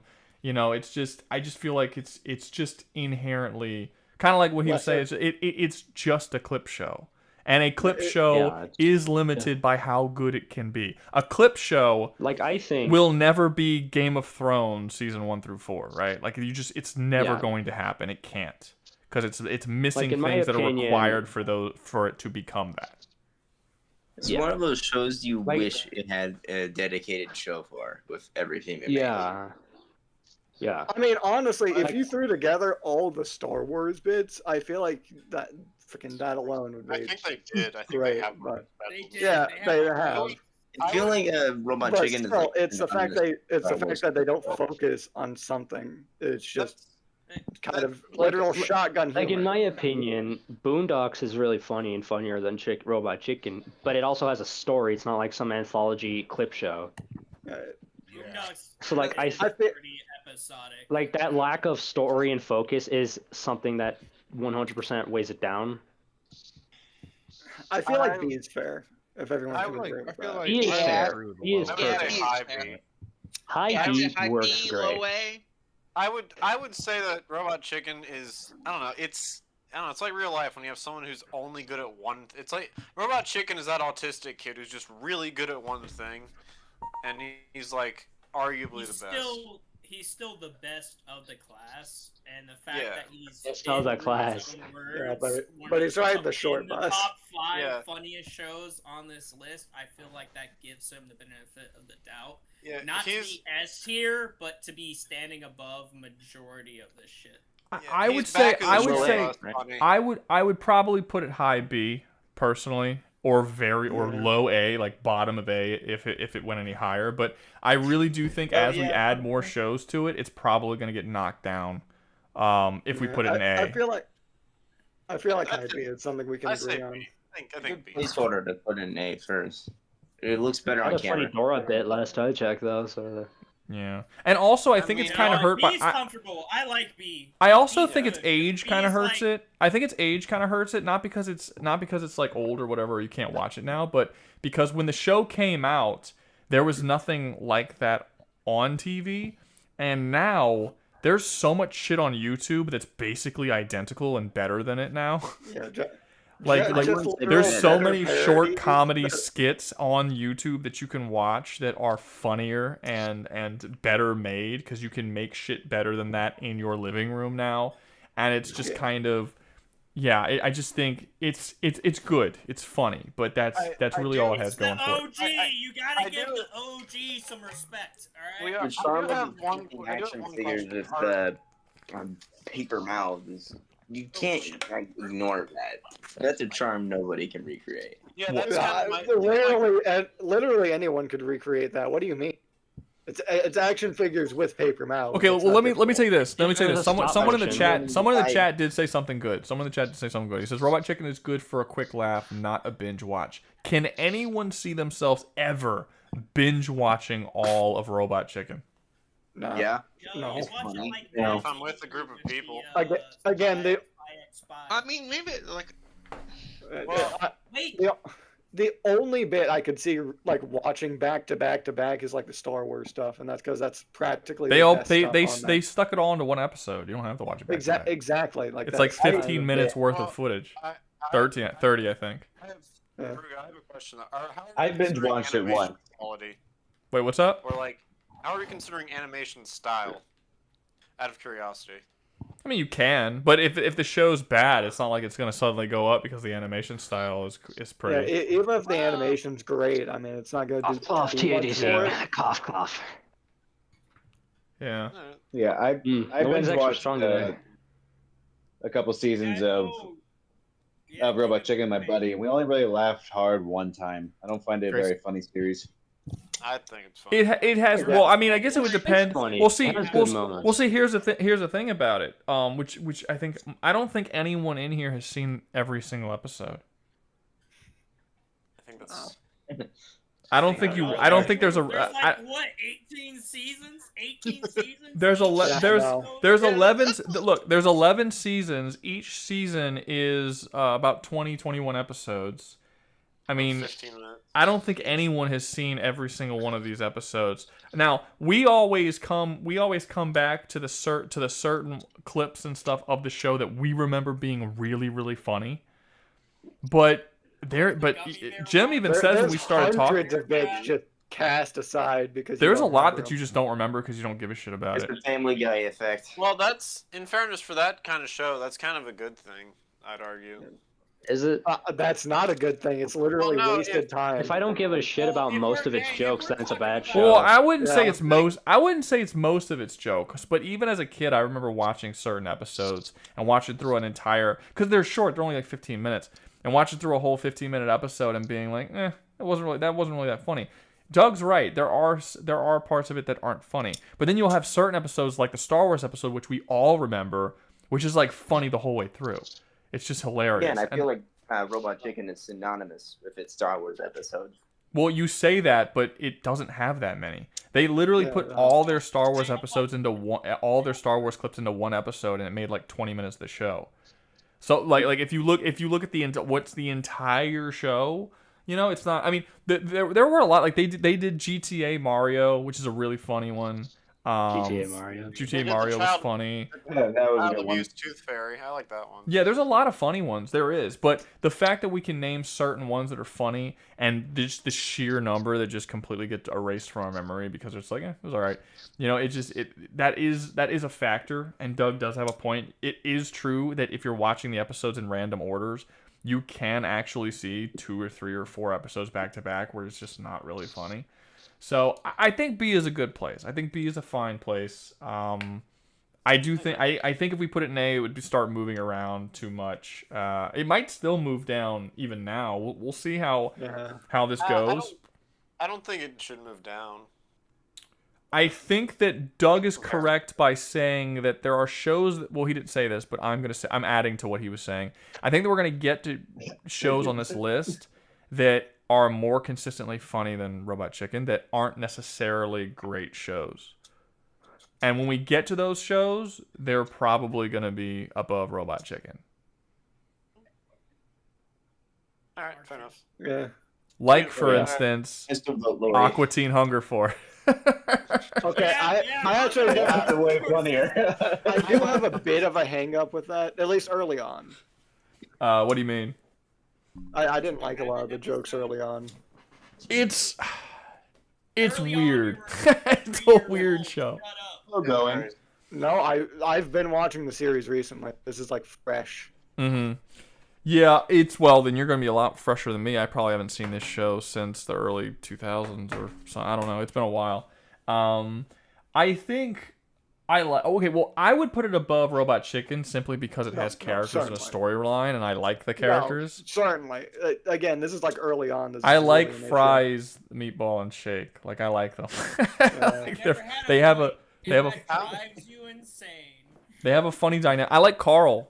Carl, to this day, people still quote Carl. Carl is the best character. He's the most consistent, and he's like the same story over. It's just the same guy over. It's just the freaking same angry neighbor sort of character. Get out of my pool. Yeah, he's funny, but I would like, but I don't think it's hilarious, to be fair. But I do think that it's funny. I do think that it's funny. I don't think there's a single episode of Aqua Teen Hunger Force that if I watch it, I don't. I don't think I've ever seen that show. I think anytime Carl's on screen, I start laughing. Carl's funny. Carl's probably the funniest character. He's the character. I think more people remember him than even the 3 main characters. Yeah, for sure. I filled all my holes with glue. Yeah, no, he's funny. I would struggle to not put this above Robot Chicken. I think it's easily above Robot Chicken. I don't think it's A. Yeah. I still think it's B, but I think it's B above Robot Chicken.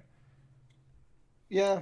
I don't like you said that early on you didn't really find it funny. Well, what do you mean by early on? You mean later on it was funny? Oh no, I thought you were talking about Venture Brothers. No, we're talking about Aqua. You didn't think Venture Brothers was funny early on?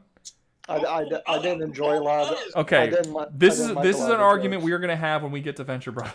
We ban him. You thought Venture Brothers was Aqua Teen Hunger Force? He thought we were talking about Venture Brothers. You mentioned Venture Brothers earlier. Yeah, no, but we're talking about Aqua Teen Hunger Force now. Who said they don't like Venture Brothers? No one. He said he didn't think it was. He said he didn't think the beginning of the show was funny. That's what he said. I didn't. That's what I meant. I was saying who it was, so if he wasn't already in gay hell, we could put him in there. It's a bit late. Who is that who's saying that? I might even know who's that. Is that Jim? Who's saying? Mm-hmm. I don't know who's saying that. I don't even know who I'm talking about. But anyway, yeah, Aqua Teen. Does anyone think that Aqua Teen should be higher or lower than B? I think B's. Okay, I'm not hearing anything, so I'm just gonna leave it there. You gotta say something. No or yes are the 2 answers to that question. Well, I'm looking at the rest of the list, and I think it's comfortable where it's at right now. I second that. Yeah, I look in terms like even if we're just counting it towards Adult Swim shows, I don't think I would be able to put it in the top 5 Adult Swim shows. So I don't think I'm gonna be able to put it in the top 5 on this list either.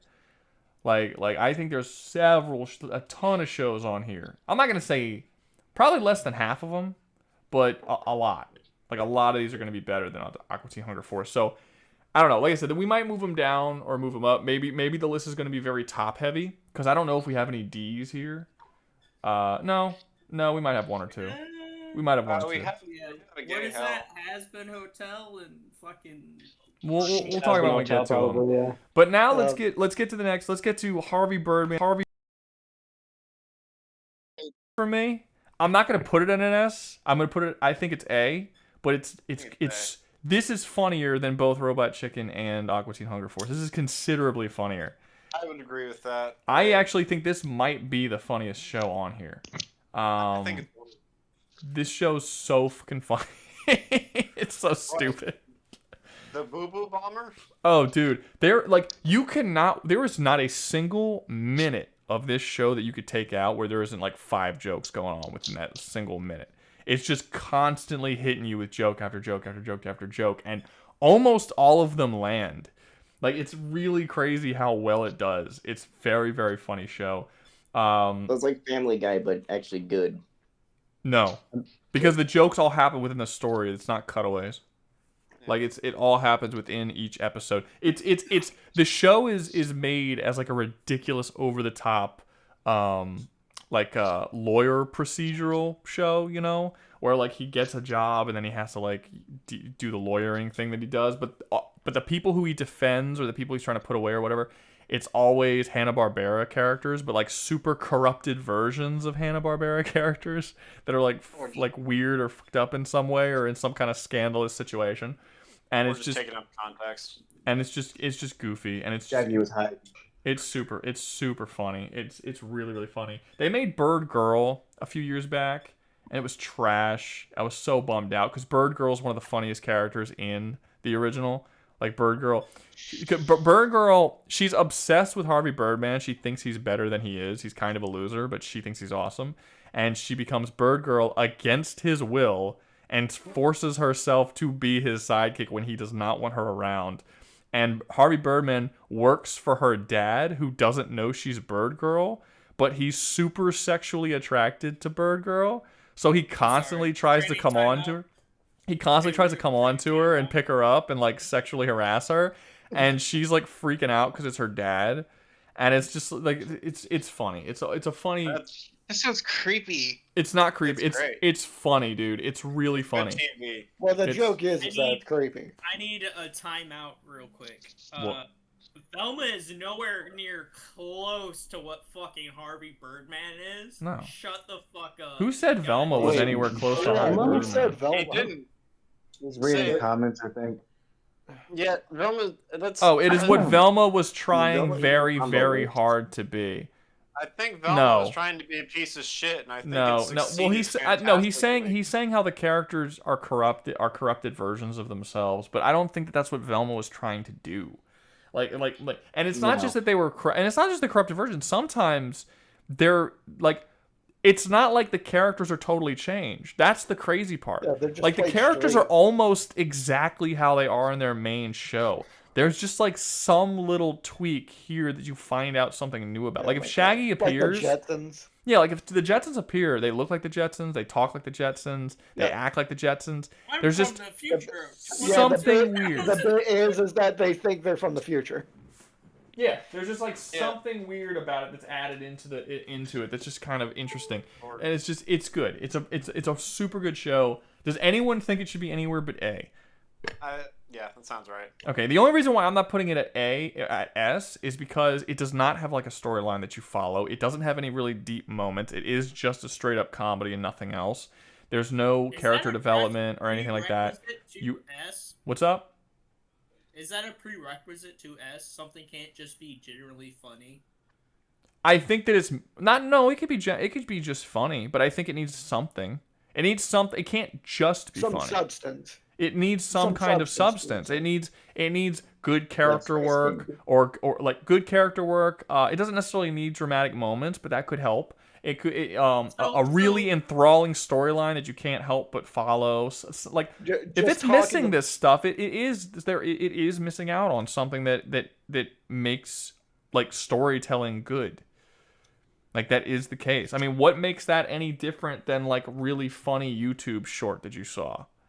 You know? Like, I wouldn't compare a YouTube short that was really funny, that was like a 30-minute long YouTube short, to an episode of a great television show. I wouldn't make those comparisons. I'm just throwing this out there. If said YouTube short was so entertaining that I'd rather watch that bitch on repeat and laugh my ass over and over again than watching some fucking BoJack Horseman and just get depressed until Todd comes on screen. Yeah, but that. Oh, Todd comes on screen. Yeah, but well, no one ever said that BoJack Horseman was going to be S. To be fair, but I mean, that's fine. That means you like to laugh. That means you like to laugh more than you like to think, and I guess be sad. I'm not sad when I watch BoJack Horseman. I mean, we're at BoJack Horseman, so we might as well talk about BoJack Horseman. But BoJack Horseman doesn't make me sad. It does make you think, though. Like it does have dramatic moments, and it does have substance, and it does try to say something profound about its characters and about human nature, while also being a pretty funny comedy. It's nowhere near as funny as Harvey Birdman, but it definitely has more substance. And you could say, well, I would rather watch this than watch that, and that's fine. Maybe you would rather watch, Scary Movie 1 than No Country for Old Men, but No Country for Old Men is a better movie. So I think BoJack's an A tier, specifically because the first season is just okay. I think the rest of it's great. I'm trying to remember the last seasons. Didn't it go downhill in the last couple seasons, or am I just totally? It goes downhill fast and hard. Because I remember it was good at first, and then it started to get into its more dramatic stuff, and I was like, oh, this is really good. And then by the end, it just kind of turned into misery porn. Yes. And then it was just exactly. it was just the episodes just stopped being funny, and it just was like beating you over the head with how sad and depressing it was. And I kind of get it not it not being that great towards the end, that you just straight up didn't want to watch it anymore. Like, I'm not even 100% sure if how did it end? I'm not even sure if I finished it. That was not rhetorical. Anybody knows? It kind of just fades to black with BoJack fucking either dying of a heart attack or suffering from some fucking mental dementia. Either way, yeah, no, I didn't watch that. Change the fact that the only BoJack, despite every single season and every episode leading to him trying to be a better person, never fucking grows and always just stays a fucking shitty old dude. Which I'm okay with. Well, first off, I don't think that's entirely true, but I'm okay with that if the whole point is that it's this dude constantly trying, but he keeps going back. Because that is if you're addicted to alcohol and you're trying to get out of it and you keep going back to alcohol, that is something that does happen. I mean, it's fine to tell a story about that. It's not just that. I'm not saying you're not supposed to take it. Don't take what I'm saying literally. Don't take what I'm saying literally. I'm saying when people try to change, it's not unusual for them to backslide often and not be able to come out of that. And it's okay to have a story end where the character does not succeed in becoming a better person. That's fine. I don't have an issue with that. But I mean, it's we see him succeed. We see him actually fully recover, and then it's it's almost like when Cartoon Network directors changed, and mid-season, the first new episode of the season after what was that show, Adventure Time, with the Flame Princess and the sword. That's Adventure Time. The director changed, right? And they're going hard and steady. They're good. Director changed. First episode, he just fucking. When Pendleton Ward left, everything before the relapse is completely negated and just irrelevant to the story. If you go and watch the first season and the last season, nothing fucking changes. What? Despite there being multiple moments where no, I'm better now. I'm good. I accept. You're talking about BoJack or not? He's talking about BoJack. And the entirety of BoJack Horseman is Todd, because he's the only guy who stays consistent with his own fucking story. In fairness, a lot of addicts end up like that. That's what I said originally, yeah. Yeah, but there's no improvement. He improves, and then immediately after he's back to his old self. Like there's no, Well, it's not there's just no immediate permanent change. I don't think that's necessarily not a negative. And then he I also goes don't and think that's a rapes negative. his fucking like stepdaughter or some shit. Like, it's And what? Look, fucked up. I do think. Here's the thing. Here's the thing about BoJack Horseman. As far as my memory goes, because again, I watched originally. I don't think I finished the final season. I remember the beginning being pretty decent, the middle being really good, and then it dropping quality before I eventually stopped watching because it just turned into misery porn after that. If it stayed like it was in that middle section, where they were really good on the drama and the comedy, and they were mixing it really, really well, and the storylines were good, and people were progressing, and all that, I think it possibly could be S. But I think it's basically impossible to be that with the slow start and the really fucking depressing, almost unwatchable last couple of seasons or last season. Again, I don't remember exactly how long it was going, where it was just kind of really fucking depressing. The characters in BoJack Horseman that you only see for like maybe 2-3 minutes per episode are better than the entirety of the show. I would be okay. I'm okay with A, but that's coming from someone who isn't aware if the final season was really, really bad or not. Like, I think A is way too high. Really? I think low A. Yeah, it's probably like C tier. Jesus, really? Bottom of C, if not D. Yeah, I think like, that's was the pretty end fair. really that bad, or do you guys just disagree with me about the middle being really good? It was yeah. abysmal. Everything good about the middle part is completely erased.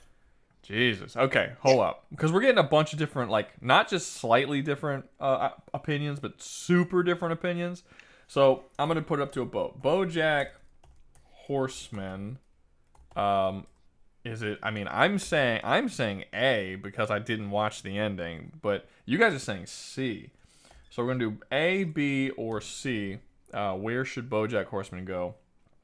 Up, open thing, and we're gonna kind of discuss it. But that's crazy because when I did think it was really good. Even the depressing seasons, I still thought they were good.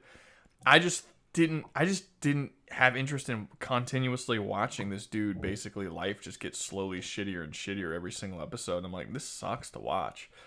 Like, it's not bad. It's just I just don't want to see it. And me not wanting to see it is kind of a problem when you're a show that I'm supposed to see and want to watch. You know what I mean?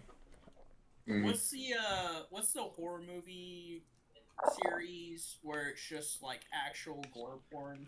A lot. Which one? There's several. Saw, Hostel, a lot of them. Terrifier. Hostel, that's the one. That's the one where they're in the hotel with the rich people and they fuck them, Yep, right? that's the one. BoJack Horseman is equivalent to Hostel on a horror scale tier list, and Hostel would be low on a horror scale tier list. Well, in all fairness, it'd be as if Hostel 1 and 2 were freaking great, and then Hostel 3 was kind of just Hostel. That doesn't change the fact that Hostel would rank far below most horror movies. I mean, BoJack Horseman is the equivalency of what I believe Hostel is. With the last But Hostel, what he's saying is Hostel was never good, and BoJack Horseman was. Yeah, BoJack Horseman, at least for a majority of it, was still fairly decent to good. It's just at the end, it ended up pretty much just being depression. Like, it was just... no, the depressive porn aspects are in the entire series. It just gets more and more prevalent and worse and worse. Sorry, less good depression porn. A and B are currently tied, and no one... Well, no, C is doing the worst. C is doing the worst. But A and B are currently tied, so that doesn't help me out on where to put this at all. Not at all. I'm gonna put it at low A, and the reason why I'm gonna put it at low A is because at its best, which I do think is more of the show than not, I do think it's better than Aqua Teen Hunger Force. There is a point to it that I would rather watch Aqua Teen Hunger Force than BoJack Horseman because of how just depressing it gets and just unnecessarily sad and dark and with no levity whatsoever, or not even like. You can make a show that's like super depressing, but it's done in such a it still needs You have need to have some breathing you room. need to figure out a way to make that something I want to watch. And It there feels are like a movies that have been liberal able to do that. BoJack Horseman was not one of them, but I still think that the majority of BoJack, like if I had to fully watch through Aqua Teen Hunger Force or BoJack Horseman, I would probably choose BoJack Horseman. Like I would attempt to get through the ending again. I would attempt, but because Aqua Teen Hunger Force is empty calories, and I'm not interested in. I'm okay with catching Aqua Teen Hunger Force episodes occasionally. I have zero interest in binging the entire show because of just the way that it's set up, which is not the case for BoJack Horseman. I am actually interested in what happened to the characters and the storylines and how the characters interact with each other. That is stuff that interests me, which does not exist in Aqua Teen Hunger Force. So I'm gonna put BoJack in A, but it's going below Harvey Birdman. Harvey Birdman, I will watch all the way through easily before I watch BoJack Horseman. It's just funnier, and I like the characters more than Aqua Teen Hunger Force, considerably more. Yeah, but yeah, so that's it. So yeah, and A is winning now anyway. Oh no, they're tied again. Jesus Christ. That's a neck and neck situation right there. Fuck it, whatever. I'm ending the poll. Let's move on to the next one. So next we have home movies. Never seen it, so you guys are gonna have to talk about it. Somebody else. I like home movies. I'd say it's low B. I see. I don't know. It's funny. The guy who's the picture there is the best character. He's just like... That's the only character No, I know the dude with like no chin with a tall head and the spiky hair. I've seen them before, but this is the guy that I've always... When I have turned on home movies, this was the guy I remember. But I can't remember any episodes. His name is Coach McGurk, I think. That's how you pronounce it. What? Hungry Tree Friends isn't on this list. No. Happy Tree Friends? Happy Tree Friends is not on the list. The show that you don't know the title of. Hungry Tree Friends. How surprising! The show that you don't know the title of is not on the list. Hungry Tree Friends. I would say that, I'd say it's like low B, high C. It's the guy who made it went on to make a bunch of other Adult Swim shit. Did he make anything else that was as well known? I think he made. I think it's Brendan Small, if I remember correctly. What do you make? That doesn't answer my question. I'm looking it up. I know he's made like everything else. I just need to find it real quick. Okay. Made or had? Oh, he made Metalocalypse? I believe so. I cannot believe that no. Didn't they just make a movie? Yes, I can't believe that no one wanted to put Metalocalypse on here because Metalocalypse would probably do pretty well. Metalocalypse is another really good one. Okay. But so since I don't think anyone else has seen it, so wherever you want it to go, that's basically where it's gonna go. Low B. Low B. Okay, so below Robot Chicken. Yep. Okay. Next up, we had a guy pay for Bob's Burgers. This is another show I've only seen a couple episodes of. I thought it was okay. Bob's Burgers, bro. Yeah. So Better than who American watches Dad, that? Family Guy, and The Simpsons. Yeah, I Honestly, always enjoyed it more. Probably tied with King of the Hill. Well, King of the Hill isn't here right now, so that doesn't tell me where it's gonna go. I'd almost put King of the Hill in. Honestly, if I had to state something, I feel like I'd rather watch Bob Burgers than. It's an A. It's an A tier show. I don't know. Bob's Burgers is pretty damn boring. It's not really boring. It's humor, just it's very you know? slow. It's a very slow and chill series. It's not like something that is trying to throw jokes at you every like 5 seconds, like Family Guy or whatever. They try to have some narrative. They have really solid moments when they have like good jokes too, and like they actually have meaningful character like growth too. Yeah, there's some substance to it, and it's feeling kind of stale. I will say the gets humor stale is in, like, very the middle. hit and miss for people. You either sure. like It's the very humor hit and or miss. you don't. One thing I It's a did sitcom. notice. One It's thing a I did fucking notice sitcom. about it though is for a sitcom show, there's usually in all sitcoms there's usually a character that is the least interesting and that you don't care about and gets the least amount of laughs, but they're basically just there to be like the normal Take up person. space. Yeah, kind of. This show doesn't have that. I think every member of the family is at least somewhat funny and like has They're some all over at the least top. wacky in also some really way. hilarious.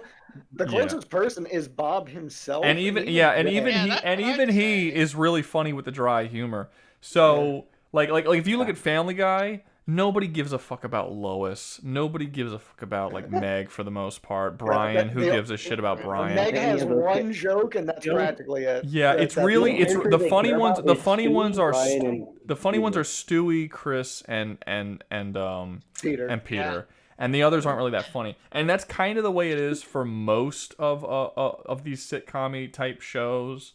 Futurama has a couple of ones that just no one cares about. The Asian chick's not funny, really, in Futurama. You know, like there's always like one or two characters that just aren't. I do think that they did do a good job making sure that every member of the family had something that made them funny. But again, I've probably seen less than I've seen more than 5 episodes, but less than 10. So like I haven't seen enough of it. But it's so yeah, wherever you guys want to put it, that's where we'll put it. But it looks like we're all over the map of where it should go. I know it's more than 10 I would say, hey, but legitimately the only thing I remember is that they own a burger joint and that they go to an aquarium at some point in time. No, even I can remember a fair amount of side I have a whole episode, I believe, that was like a joke on The Shining. I think that personally it's too dull to be A or S tier. I feel like it's not A S tier. isn't that unfair. Low A, but I feel think like on the it's lower not end of A, it's not an more S tier show or better than BoJack, but like it's an A tier show. The more I think I mean, like Bob's Burgers is easily the best of these Sitcom-like shows. Of the sitcom comedy sort of stuff. Would you rather rewatch American Dad all the way through or Bob's Burgers? Bob's Burgers. American Dad. Exactly. My point made. It's the show you put on for I your feel like the 10-year-old low A so they is- can act like they're watching Adult Swim. I think I feel like low low A. A. Well, Bob's Burgers and like King of the Hill are those like shows that they played first when Adult Swim like actually came on. Yeah, because it's pretty much the most sanitized, if I'm gonna be blatant. Like it's the most family friendly. It's not egregious. Yeah, you're not gonna see freaking Peter crucify Meg in the middle of the living room or something. You're gonna see like Bob maybe hanging perilously for like 5 minutes, and they're gonna make a joke about it. Yeah, or he's driving. Bob gets trapped in a wall at some point, and it was actually like really funny because he's just losing his shit while he's in a wall. Yeah, or he's a taxi cab for transvestites. I think he did. Yeah, Hank did become a pimp. Did Yes. become a pimp. For Yeah, transvestites. yeah. No, he became a pimp for his wife. Yeah, and then Bob drove around transvestites at night to make more money. Hank became a pimp and then fought Snoop Dogg. Okay, but here's the real question. Was the pimp episode better than Butter's Bottom Bitch? Ooh. We'll get to that later. Yeah, I feel like that's something to get to later, but I feel like we can all agree on at least bottom of A for Bob. Right I now. think Bob is bottom of A. Are we gonna talk about Happy Street? Top of B. Bob's Burgers is above BoJack Horseman every day. That's a big statement. Okay, wait. I mean, Well, let's agree to let's at least like let's at least agree to tier. Is everyone on the same page? It should be an A. Yeah. I Okay, feel like but- that's fair. Okay, but I we're think not BoJack Horseman agreeing. might get But we're back not towards the end. agreeing where on A it should be. No, Definitely lower than Birdman. I haven't seen No, both don't. series. No, I haven't seen BoJack, so I'd say I'd trust Hobo here and say above BoJack. Okay. I would say BoJack would be fine, you know. Yeah, but to be fair, Mike had a way lower opinion of BoJack. He wanted that shit in like C, so he had a way lower opinion of BoJack than everybody else did. Lose quality, did it not? I think It did. I think Well- for consistency's sake, Bob's Burgers is actually like I think it's good. Yeah, Okay. Bob's is consistent. I feel Okay, like. we'll put it above. Yeah, I do think it gets worse. But the thing with BoJack and why it's kind of hard to rate is because at its best, it's one of the best shows on this list. Like at its absolute best, it's really well written, but it just got super fucking depressing and kind of unwatchable, which kind of like makes it That doesn't make sense to me. It drops hard. Do you rate your sexual experiments on the climax or how good it felt the whole way through? Is it about the journey? It's not a or the climax though. destination? It's not a Do you remember climax the though. ending or the It's not a beginning? climax though. It's most of the show. about the It's only journey, the not the last. It's only destination. the last 2 or so seasons where it actually starts to get really depressing. I'm sure it's like Don't most people like the like moment he foreplay? goes to New Mexico. How many seasons are the show? How many seasons are the show? Because I can't even remember how many seasons the show was. Isn't it like 5? So if it's 5 seasons, you can't say that it was 3-4 seasons was where it was depressing. I think that just It's means not. you don't like the show. Yeah, I mean that's just a bad show. It in was that case. 3-4 seasons. That's bad. Yeah, That's like the majority of the it's not show. that long. I would disagree with them. I actually quite like. So BoJack Horseman is 6 seasons. I don't think that the depressing stuff is bad the whole way through. I just think it's the just drunk guy saying nonstop, that- constant, just like beating you over the head with how sad this is, like over and over and over again. It's almost you know what a show that we didn't add, Jim wanted to add it, but we didn't add it, that I think did a lot better was Moral Oral. Moral Oral was to add that, you son of a bitch. was that not Jim? Who the fuck was No, that? it was me. Oh, who are you? Dickhead. I'm Noter. Oh, sorry, man. Y'all have very similar voices. Okay, but Noter. Do you want me to change it? I can change it. Noter. Okay, so Noter wanted to add Moral Oral. Moral Oral was really funny, but it started getting darker as the show went on. But it felt pronounced in how dark it was, and the darkness actually had something really important to say, and it didn't feel manipulative in the same ways that BoJack Horseman did. I would say that BoJack Horseman basically was a better. I would say that Moral Oral was essentially a better BoJack Horseman. I don't think that it was necessarily written as well at its best as BoJack Horseman was, but all through the whole show, I think Moral Oral was probably a better show. I would say. I'll tell you this: Moral Oral doesn't feel like a fucking liberal arts degree going crazy. So I'd rather watch Moral. Well, Oral. I kind of give it a pass on that because the show is about a bunch of Hollywood actors. Like it makes sense that all the characters are super hardcore liberal and have a lot of liberal beliefs and ideas, and they all agree on the same liberal shit because it literally takes place in California with a bunch of people who are shown to be shitty people for one, but they're also shown to be all like in their own like they think they're all the shit. You know, so it makes sense that they all are just kind of live in this sort of hive mind of liberalness. And I'm not saying that liberals are necessarily shitty people or anything. Californian, I can confirm that is exactly what California is like. Yeah, but I mean it never felt like the show was trying to preach to me that that's what I should believe. Like I should believe these liberal principles. It was more so these characters believe that they believe these liberal principles. What? No. That's not what I was saying. I was saying BoJack Horseman, when I watch it, feels like a liberal arts degree major going crazy, but better than like some of this other shit. Like, but I think the reason why it feels that way, I think the reason it feels that way is because the show is inherently very liberal because all the characters are liberal in a very liberal city. So it just makes sense that it would feel more liberal. The way the characters speak, the way they act, the beliefs that they have, that all just makes sense that would be the case. Like even the themes of the show, where the themes of the show were about like mental health and all that kind of stuff, that's all more like liberal arts type stuff, but all the characters in the show are a bunch of fucking liberal arts people. Like that's just kind of who they are. So I think it makes a lot more sense in BoJack Horseman went downhill the moment he went to fucking New Mexico and tried to fuck his ex's daughter or whatever. That you're oversimplifying it a little bit, but I don't know. They're also all hypocrites, which also makes it like I think all of like the very very clear liberal ideas that all the characters have and that's shoved in the show, I think makes a lot more sense for the world than something like Hazbin Hotel does. Like Hazbin Hotel, it literally just feels like a liberal arts college student has decided to make a show about heaven, hell, and Judeo-Christian themes, and it just doesn't. They don't mesh well. But with BoJack, it just makes sense because that's where the story takes place in that same area. You know what I mean? So it just made it. I didn't feel it as much in BoJack Horseman as I did for something like Hazbin Hotel. But yeah, we're gonna quickly go through Happy Tree Friends because Mike already said to put it in C, but Happy Tree Friends would not go high. It's a skit like Robot Chicken, but it has literally one joke over and over and over again. Everyone dies. Violence.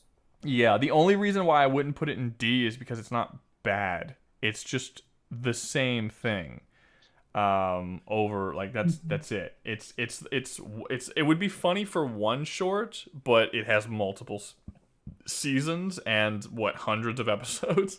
So it's just I don't think there's another thing where I don't know anyone who's watched all of Happy Tree Friends, nor would be interested in watching all of Happy Tree Friends, and that's kind of actually It's something you turn on when you're drunk or high at the end of the night, and you just need something on the TV. Like if we had an F tier, it would be in D. But I don't think we do have an F tier. It's called Gay Hell. No, Gay Hell is not. Gay Hell is something different than an F tier. Gay Hell is when we just fucking want to hate on shit and. I think we know where Hasbin Hotel is going. Just bullshit. And then we put it Yeah, I wonder where Hasbin Hotel. I wonder where Hasbin Hotel is gonna be. It's basically just a show like Gay Hell. No, I honestly think I think if we're viewing C tier as like the average. No, B would be the average. C tier would not be the average. B's in the middle. That's a fair point. Yeah, no, Right. C would be below average. D would be like, as far as the tier list goes, D is the worst one we have. Gay Hell is like the shit that is like, we don't even, like, fuck that, just put it aside. Refuse to watch. But like D, I can't wait. D is like, I can't wait. Yeah. Yeah. Okay. All right. I Next can't wait up, for someone to pay to put Arcane in Gay Hell. Yeah. Next up, we have Metalocalypse. Metalocalypse is a funny show. I've never seen Home Movies. I'm going to assume it's better than Home Movies. Mike also did bring up something that's true. The music is like arguably better than the show. The music that they have is really solid. Great. The music's great. Metal. Yeah, Thunder Horse, man. Well, come on. Thunder Horse. If you've never listened to Thunder Horse, the entire song, it's just variations of saying thunder and horse in different orders, while there's music in the background, and that's it. That's the whole song. It's just thunder and horse. It's funny. That's awesome. Yeah, it's so dumb, but it's funny. But no, it is a funny show. I do like the characters. It's probably, out of all the shows that I like on Adult Swim, it's probably the one that I've seen the least of, to be fair. But I have liked. They really don't play it.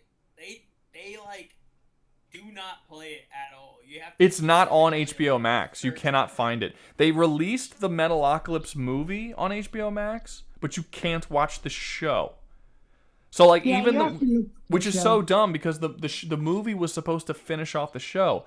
If you would think if you made a Metalocalypse movie and put it on HBO Max, that would give people a reason to go and watch the entire show and then check out the movie.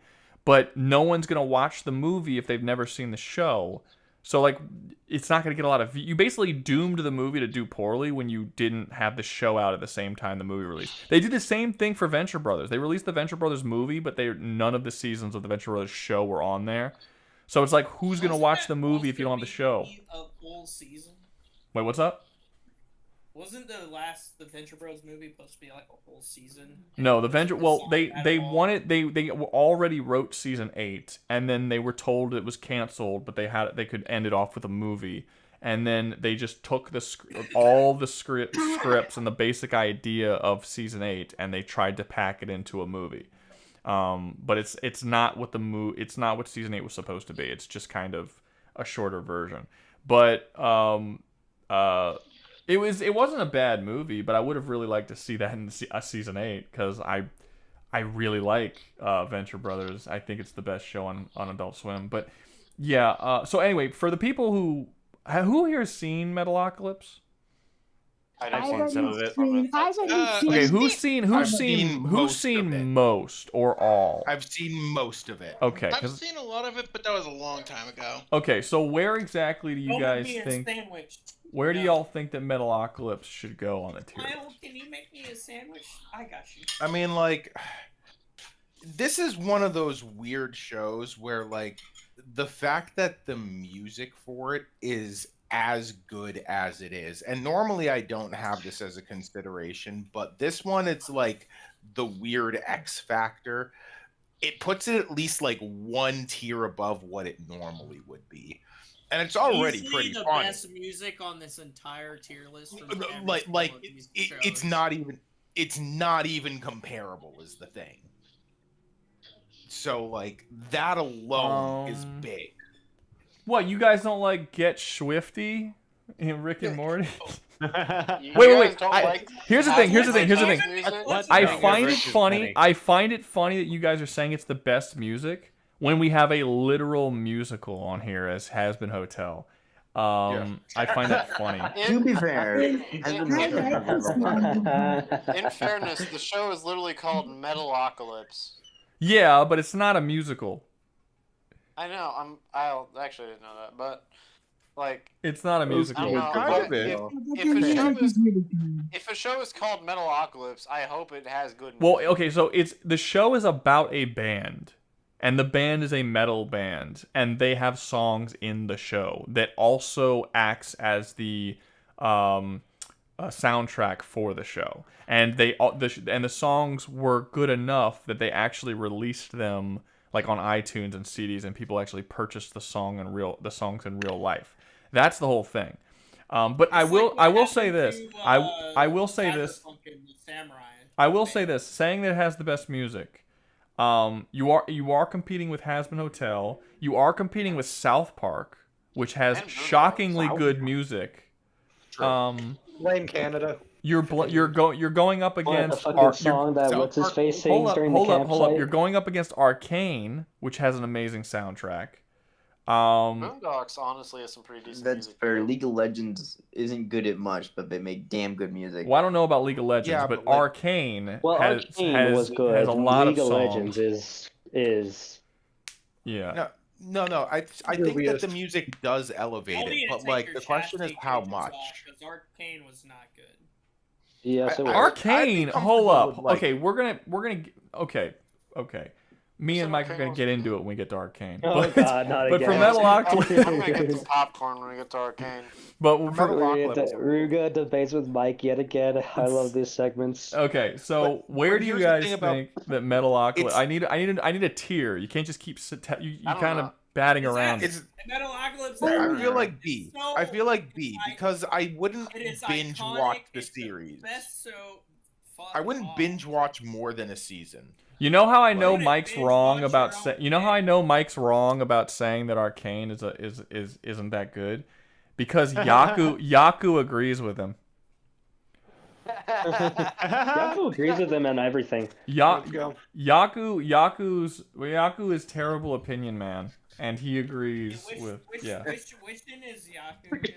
He's the blue dude in the chat. Yeah, there was an ongoing joke last stream that he was just being contrarian and just hating on everything that everyone else loved. And then the one thing that everyone was like, "This sucks," he was like, "No, it's great." I was like, "What the fuck?" He's a terrible opinion. But But no, I love this show. So you think it should go on? So you think it should be B, but where in B? Is it going over home movies? I would probably put it over. I would put it above Aqua Teen, probably, based on what I've seen from both of them. I'd put it in B, but for an entirely different reason. I've never fucking heard of a show. Then that's not a reason to put it in B. That's a reason to not put it anywhere. Exactly. So. Well, then it's not. That's a reason to abstain. That's a reason to abstain from the conversation until we get to something you have seen. So for the people who've actually seen the show, I personally think it should probably go up above Aqua Teen Hunger Force. Does anyone think Aqua Teen Hunger Force is better? No. Okay, so Aqua Teen, so it's top right now. Metalocalypse is better than fucking S tier, but that's simply the music. Simply the music. I think going off of just music is a little much, because you can it's easier to listen to music than it is to watch a show. Yeah, I feel like every show. The show's not bad. The music in it. Look, I want to say Metalocalypse is not a bad show though. Y'all are talking about it like the music's the only reason to watch the show, and it's not. And that's what I'm trying to clear. Like, I personally would put Metalocalypse in A tier because I really like the show. I really like the jokes of the band with like, I hate my dad. I also hate my dad. I have a great relationship with my father, and it shows the montage of him fishing with his dad in khakis. Oh, dude, like, it's funny. There's a lot of funny ones. Like the one where he I forgot who the names of the characters, but the main dude says some shit, and then he's like, oh, you know, he's like, oh, I'm gonna it was god damn it, I'm gonna fuck the joke up. But basically, one of the band members calls the main singer's mom, and he's like, wait, how do you have my mom's number? And he's like, it's like, and you end up finding out he's plowing his mom. I mean, he's been doing it for years. It's like Jesus, and it's just like Jesus, and it is a funny show. There's a lot of funny moments. It's also consistent. Yeah. I don't think there's ever I can't recall any episodes feeling like duds or it going downhill at any point. I mean, I'd like to say we gave Bob's Burgers pretty much A tier for its just sheer consistency and how good it was in general. Yeah, it might be actually. You know what? On that, then we. It sounds funnier than Bob's Burgers. Yeah, but I haven't seen Bob's Burgers, which is why I didn't say anything. I've seen a couple episodes at best, so I just let you guys put it wherever you wanted. I have seen Metalocalypse, and while I like Metalocalypse and I think it's good, I wouldn't put it above BoJack Horseman or anywhere near Harvey Birdman. Really? No. That's fair. BoJack Horseman. No, I wouldn't. If I had seen Bob's Burgers, it's very possible that I would put it lower than BoJack Horseman. I haven't seen Bob, because I think that BoJack Horseman at its best is better than Metalocalypse, and it's at its best for the majority of the show.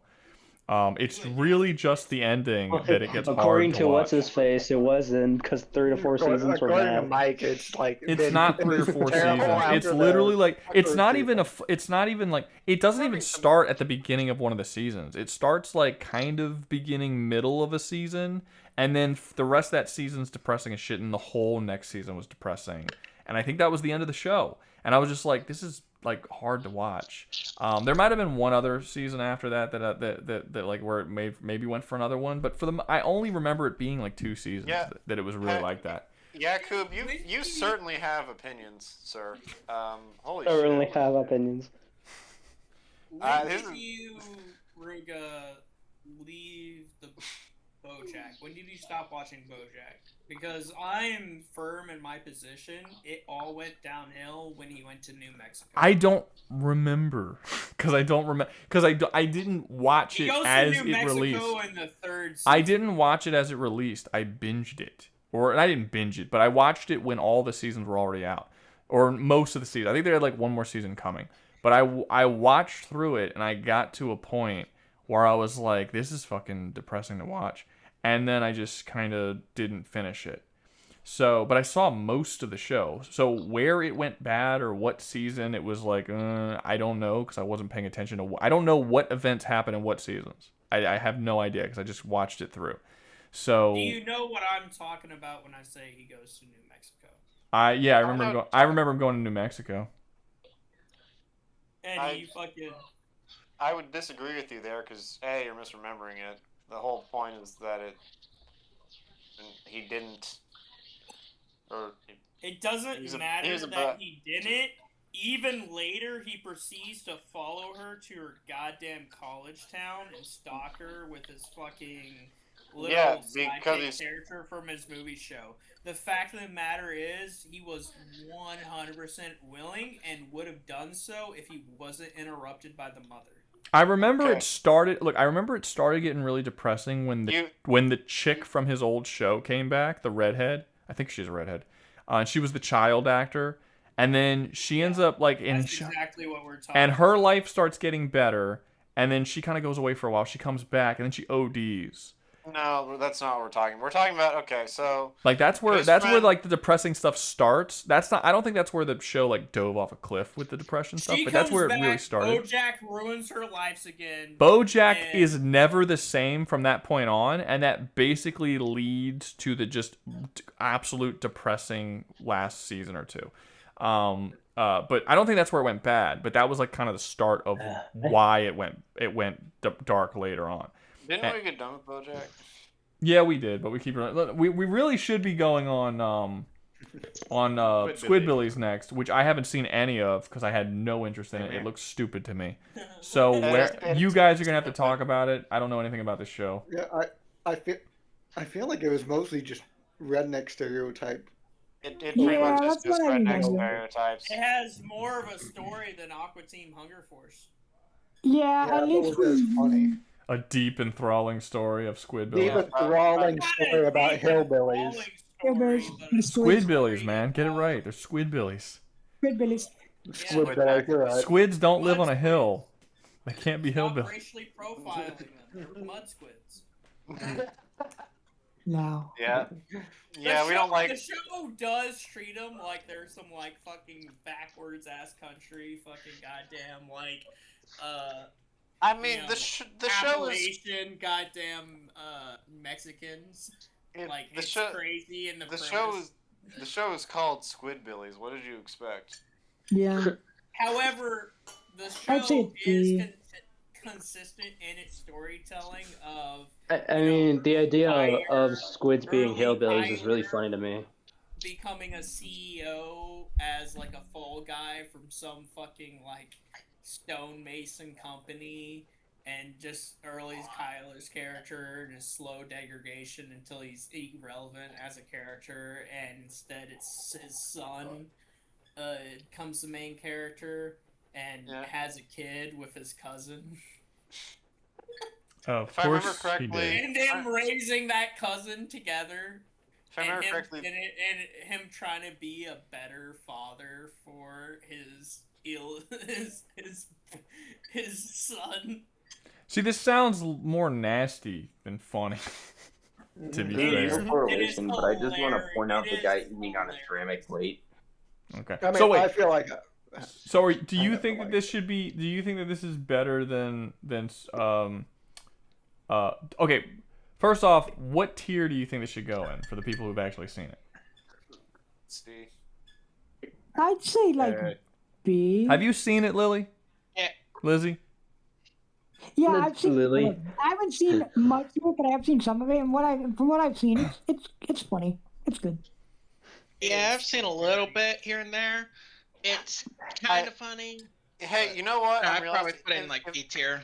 You know, if we've all seen it here and there, and we've not had a desire to like sit down and watch more of it, I feel like that means it's C. Well, everyone's saying it's pretty good. Well, y'all are confusing as fuck because you're saying, oh, it's pretty good. I really like it. I think it's funny. It's a C, which is below average on the list. Well, no. So I was saying it was B. E? B. Oh, I was going to say Yeah, E that is was not what I a was saying. E is not. I would rather watch it than Aqua Team Hunger Force. I would not watch it over. I think. Do you just hate? I would watch it over BoJack Horseman though. I would not watch it over. Weren't you the one who was saying Aqua Teen should be S? Like at the beginning of the stream when we first started talking about it? I have a question for you. What about home videos? Would you do it above home videos? I would. Home videos is fucking nothing burger show. Yeah, but you said Aqua Teen was an S originally, and now you're saying you'd rather watch Squidbillies. So Squidbillies also an S? Are just switching as we go My along. tier list is very much different than y'all's. Clearly. How drunk are you? How much? Clearly. How much drugs have you had? You understand? Wait, stop. You understand? You understand that S is absolute peak of animation, of an animated series. It has everything. It's damn near a perfect show. And you're going to put Aqua Teen Hunger Force and Squidbillies in it? You think Squidbillies and Aqua Teen Hunger Force is a perfect show?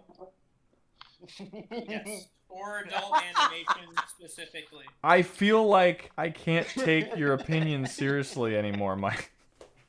I don't think we should. You're just doing it now. I mean, you say that, but like, I'll still have good points to bring up.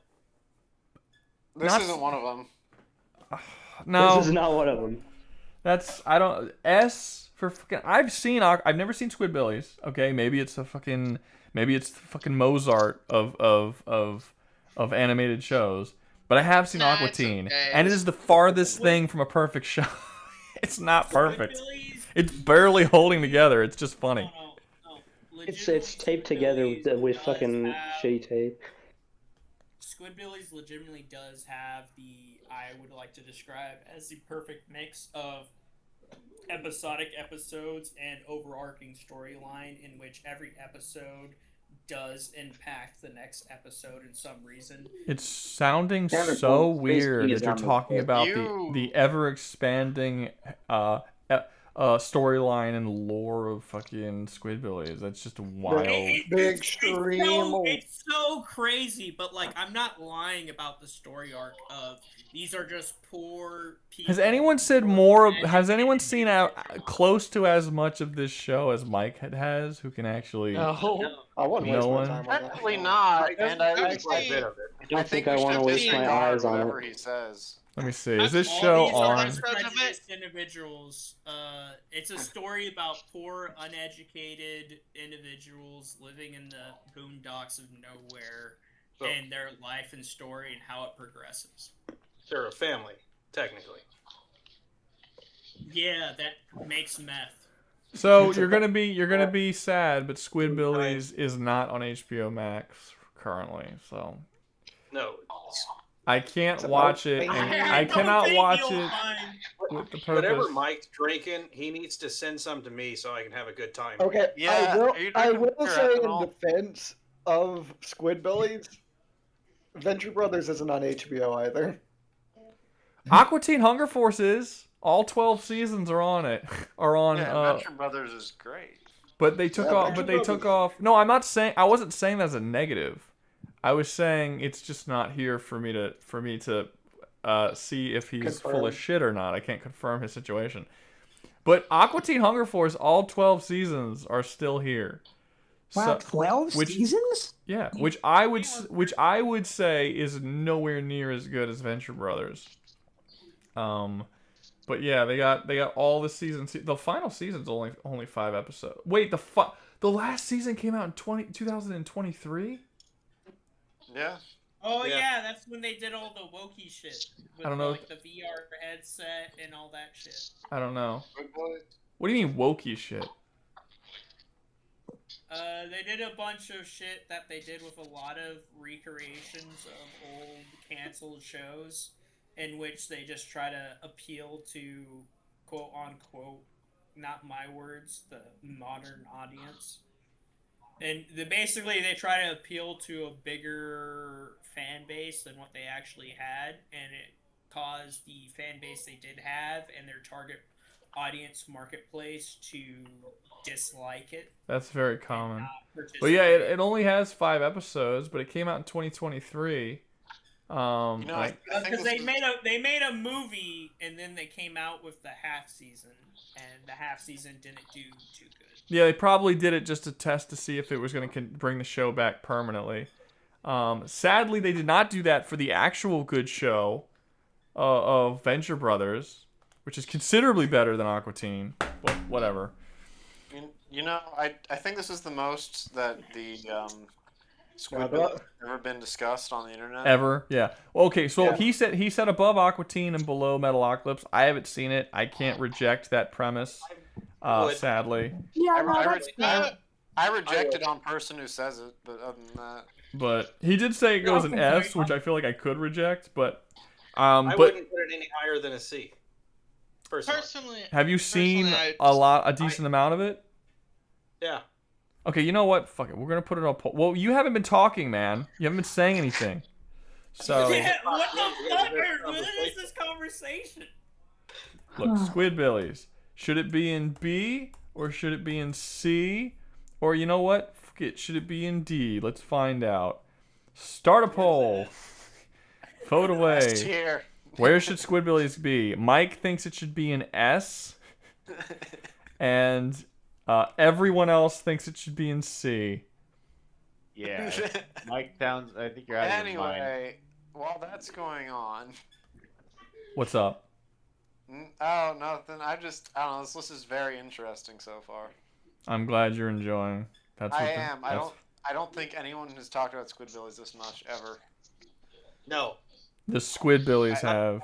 The creators of the show have in the writers' room. I'm not even sure about that. For sure. Yeah, me neither. Yeah, I think I wouldn't be positive anyways. We found Mike's specialtism. I think I have. It's just not by much. Mike's specialtism of Squidbillies came out about its Shakespearean artistic merit. About the deep and complex lore of Squidbillies. Yes, deep and complex lore. Yes. So Juan Nunez says, to me it's an absolute S, which I'm assuming he's talking about Smiling Friends and replying to Yaku. But if I manipulate it, I can make it seem like he's talking about Squidbillies.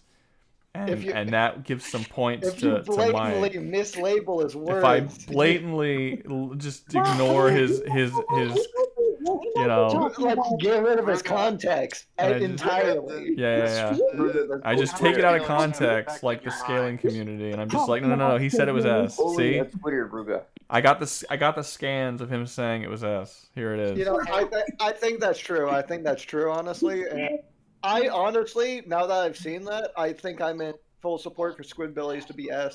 Actually, it should get its own Squidbilly tier. Yeah, I agree. I think it's so far up, it's below gay hell. That's how far up it is. Okay, well, right now, let me see. There's 16 votes and 41 people watching. I'm assuming all 41 of those people have not seen the show, though. So if everyone's putting it in C, we're gonna put it in C. But I'll put it above not Smiling. I'll put it above Happy Tree Friends.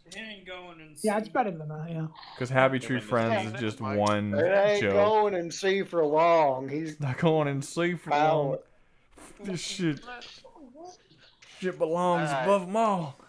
We're getting them out of here with your incest cousin babies. I'm gonna break you on out, everybody. I'm gonna tell you what. Well, hey, now that ain't your line. Tell you what. That boy ain't white. Oh, damn it, Bobby. That boy ain't white. Damn it, Bobby! Quit playing that dog's asshole. You know what I'm really upset about?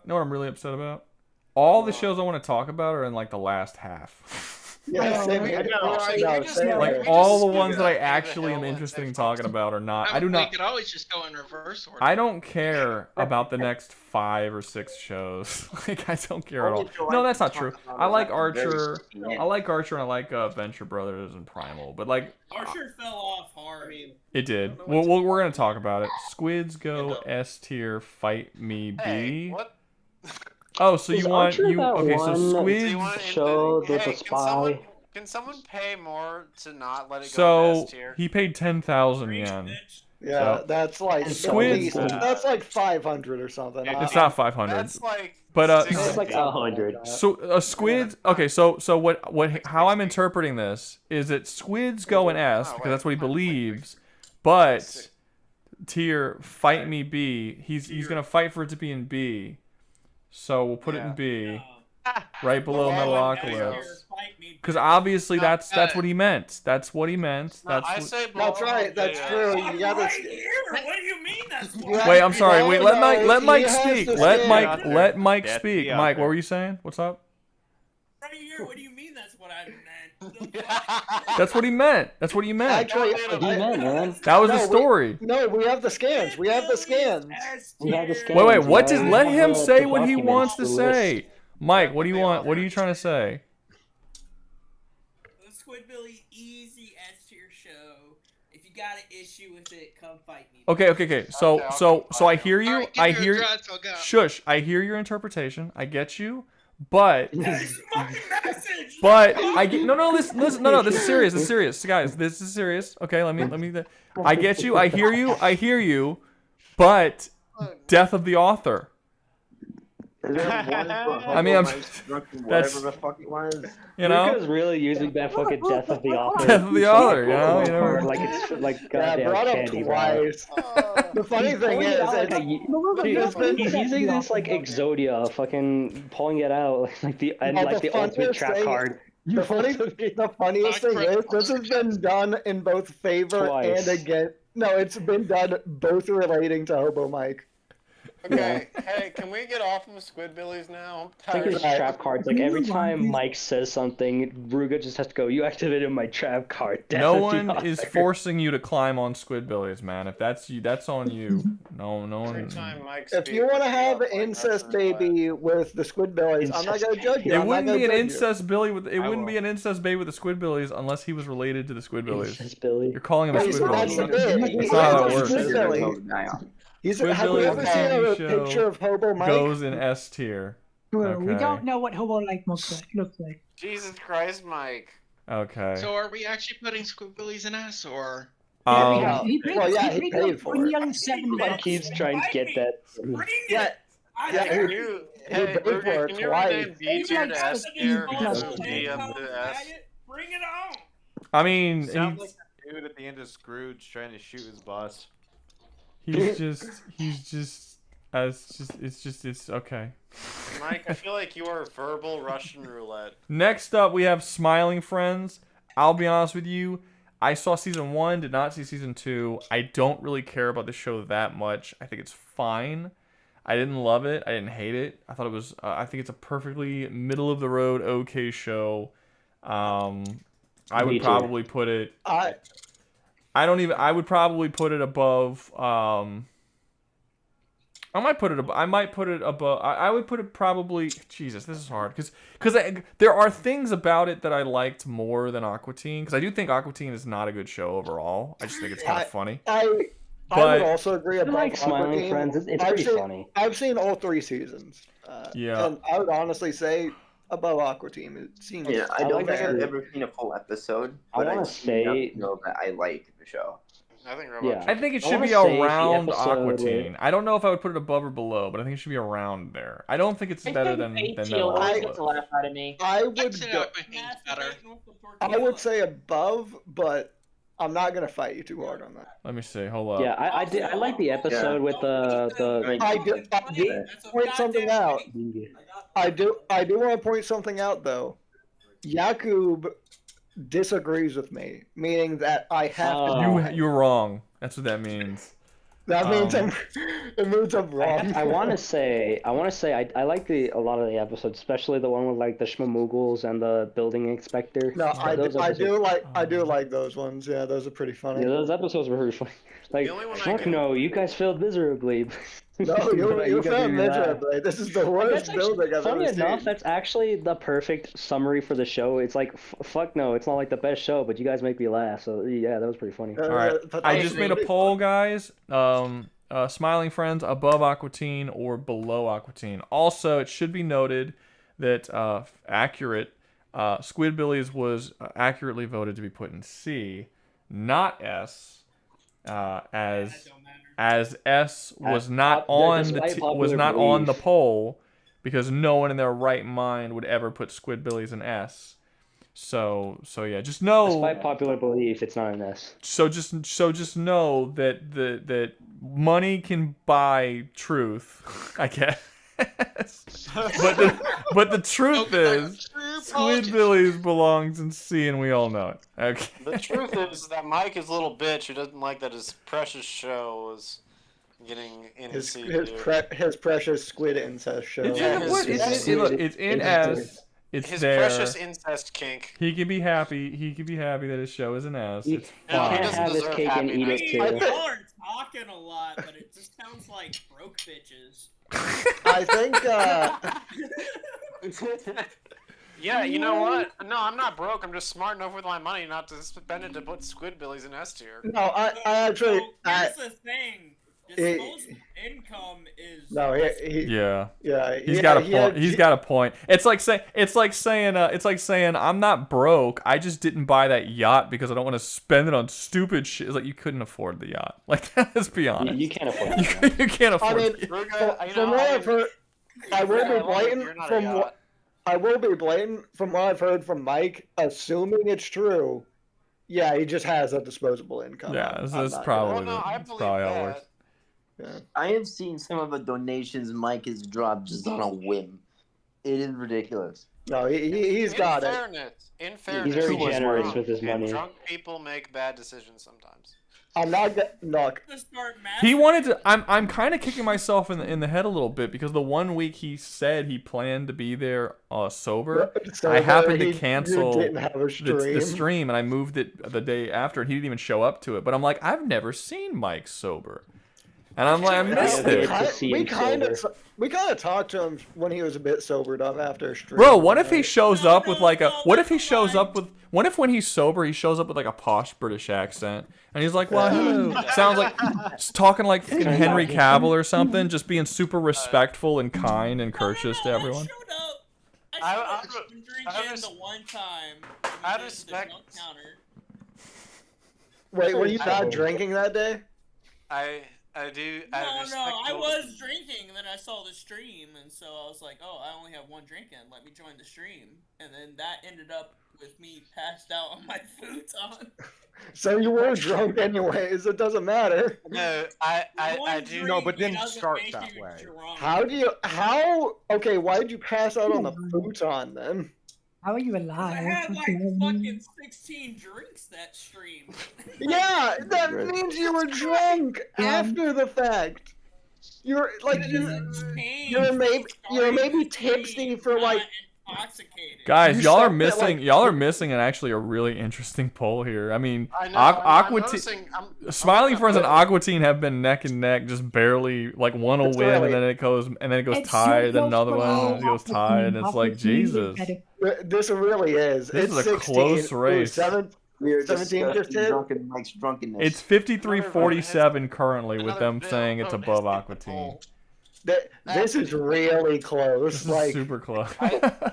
This is some neck and neck stuff here. It's like watching a snail race. Now it's 50-50 again. This is Hobo Mike's immortal snail. Mike, I want whenever I have all the money. I don't know which one. I don't know which one I would put it. I think I've laughed more watching Aqua Teen, but I think that Smiling Friends is probably the overall better show quality wise. So I'm not really sure what I would like. I'm fine with either, but yeah, you guys aren't helping me by voting 50-50. Okay, now it's below Aqua Teen. Let's wait 5 seconds for it to get tied again. I did really enjoy the the one bit in the Frowning Friend episode where the freaking historical society comes into town and just. It's mentioned at the very beginning, and then at the very end. The Renaissance Fair, yeah. No, you're right. It's been a minute since I saw that episode, so I couldn't remember how. Not fair. The Renaissance men are coming. It's tied again. And then they freaking just go. Then they just go, and at the very end, it's like all of it's resolved. They show up and just shoot him down. The best joke in Smiling Friends is fucking the colonoscopy picture, and he sends the little boy out to hunt cryptids. The brown blur. Yeah, the brown blur. That was I did like that one. That was pretty good. The brown blur. If you got a picture of it, you'd probably make a hefty penny. And then when he gets back, he's just like, "Yo, we couldn't find the brown blur." I think Yaku just gave the worst opinion I've heard him give. So other than the chicken is awful opinion. This is the second worst opinion I've seen him give. He says Prime Family Guy would be the best show here. Didn't he also say that all of Arcane's characters are one-dimensional? Prime he did. Family Guy he said all of Arcane's characters are one-dimensional. The show on here with the most three-dimensional characters, he said they're one-dimensional. What? The three-dimensional characters of Has-Been Hotel? Yeah, the more one-dimensional than Has-Been Hotel characters. I can't wait to get to Has-Been Hotel because I am going to absolutely I'd call him at best like a 2.5. At best. Okay, so above Aqua Teen is winning. I think I'm just gonna like end it before it goes tying again. No. Yeah. Just end it. I'd say that's fair. Quickly, it's going I'll up. leave it. It should go below. I'm just gonna look. I'm gonna put him below Aquatine for now. I'm not gonna end the poll. We can continue, and then I'll look at it later and see where it ends up We see at. after like 30 votes. We see after like 40 votes or something. At the end of the like, stream, it's gonna have 70 votes, and I'm gonna be like, oh, okay, all right. 70 and it's gonna be still tied. 70 and it's still gonna be 50-50. All right, how? No. All right. A perfect 35. Yeah, it's an even. Yeah. Okay. American. above No, it's them. gonna be 71 votes and a perfect 71. tie, and we're gonna be like, still perfect. And what? we're gonna be No. All right. So American Dad. I'm gonna be honest with you. I don't like American Dad. I don't like Family Guy, and I don't like the Cleveland Show. I think they're bad shows. I think that Family Guy at its absolute best is not bad. It's okay. I would say probably it's funny. I would say it's above average, but I wouldn't say it's good. But like given, especially now, I would say basically all these shows have more bad seasons than good seasons. Yeah, I don't like Family Guy. If I was putting Family Guy on this list, I would struggle to even put it in B. It would probably be in C with Happy Tree Friends. No, I think I have to agree with you. Even even American Family Dad. Guy's worse, but is that such a high bar? Yeah, even American Dad, which I think a lot of people best of those shows, is still not great.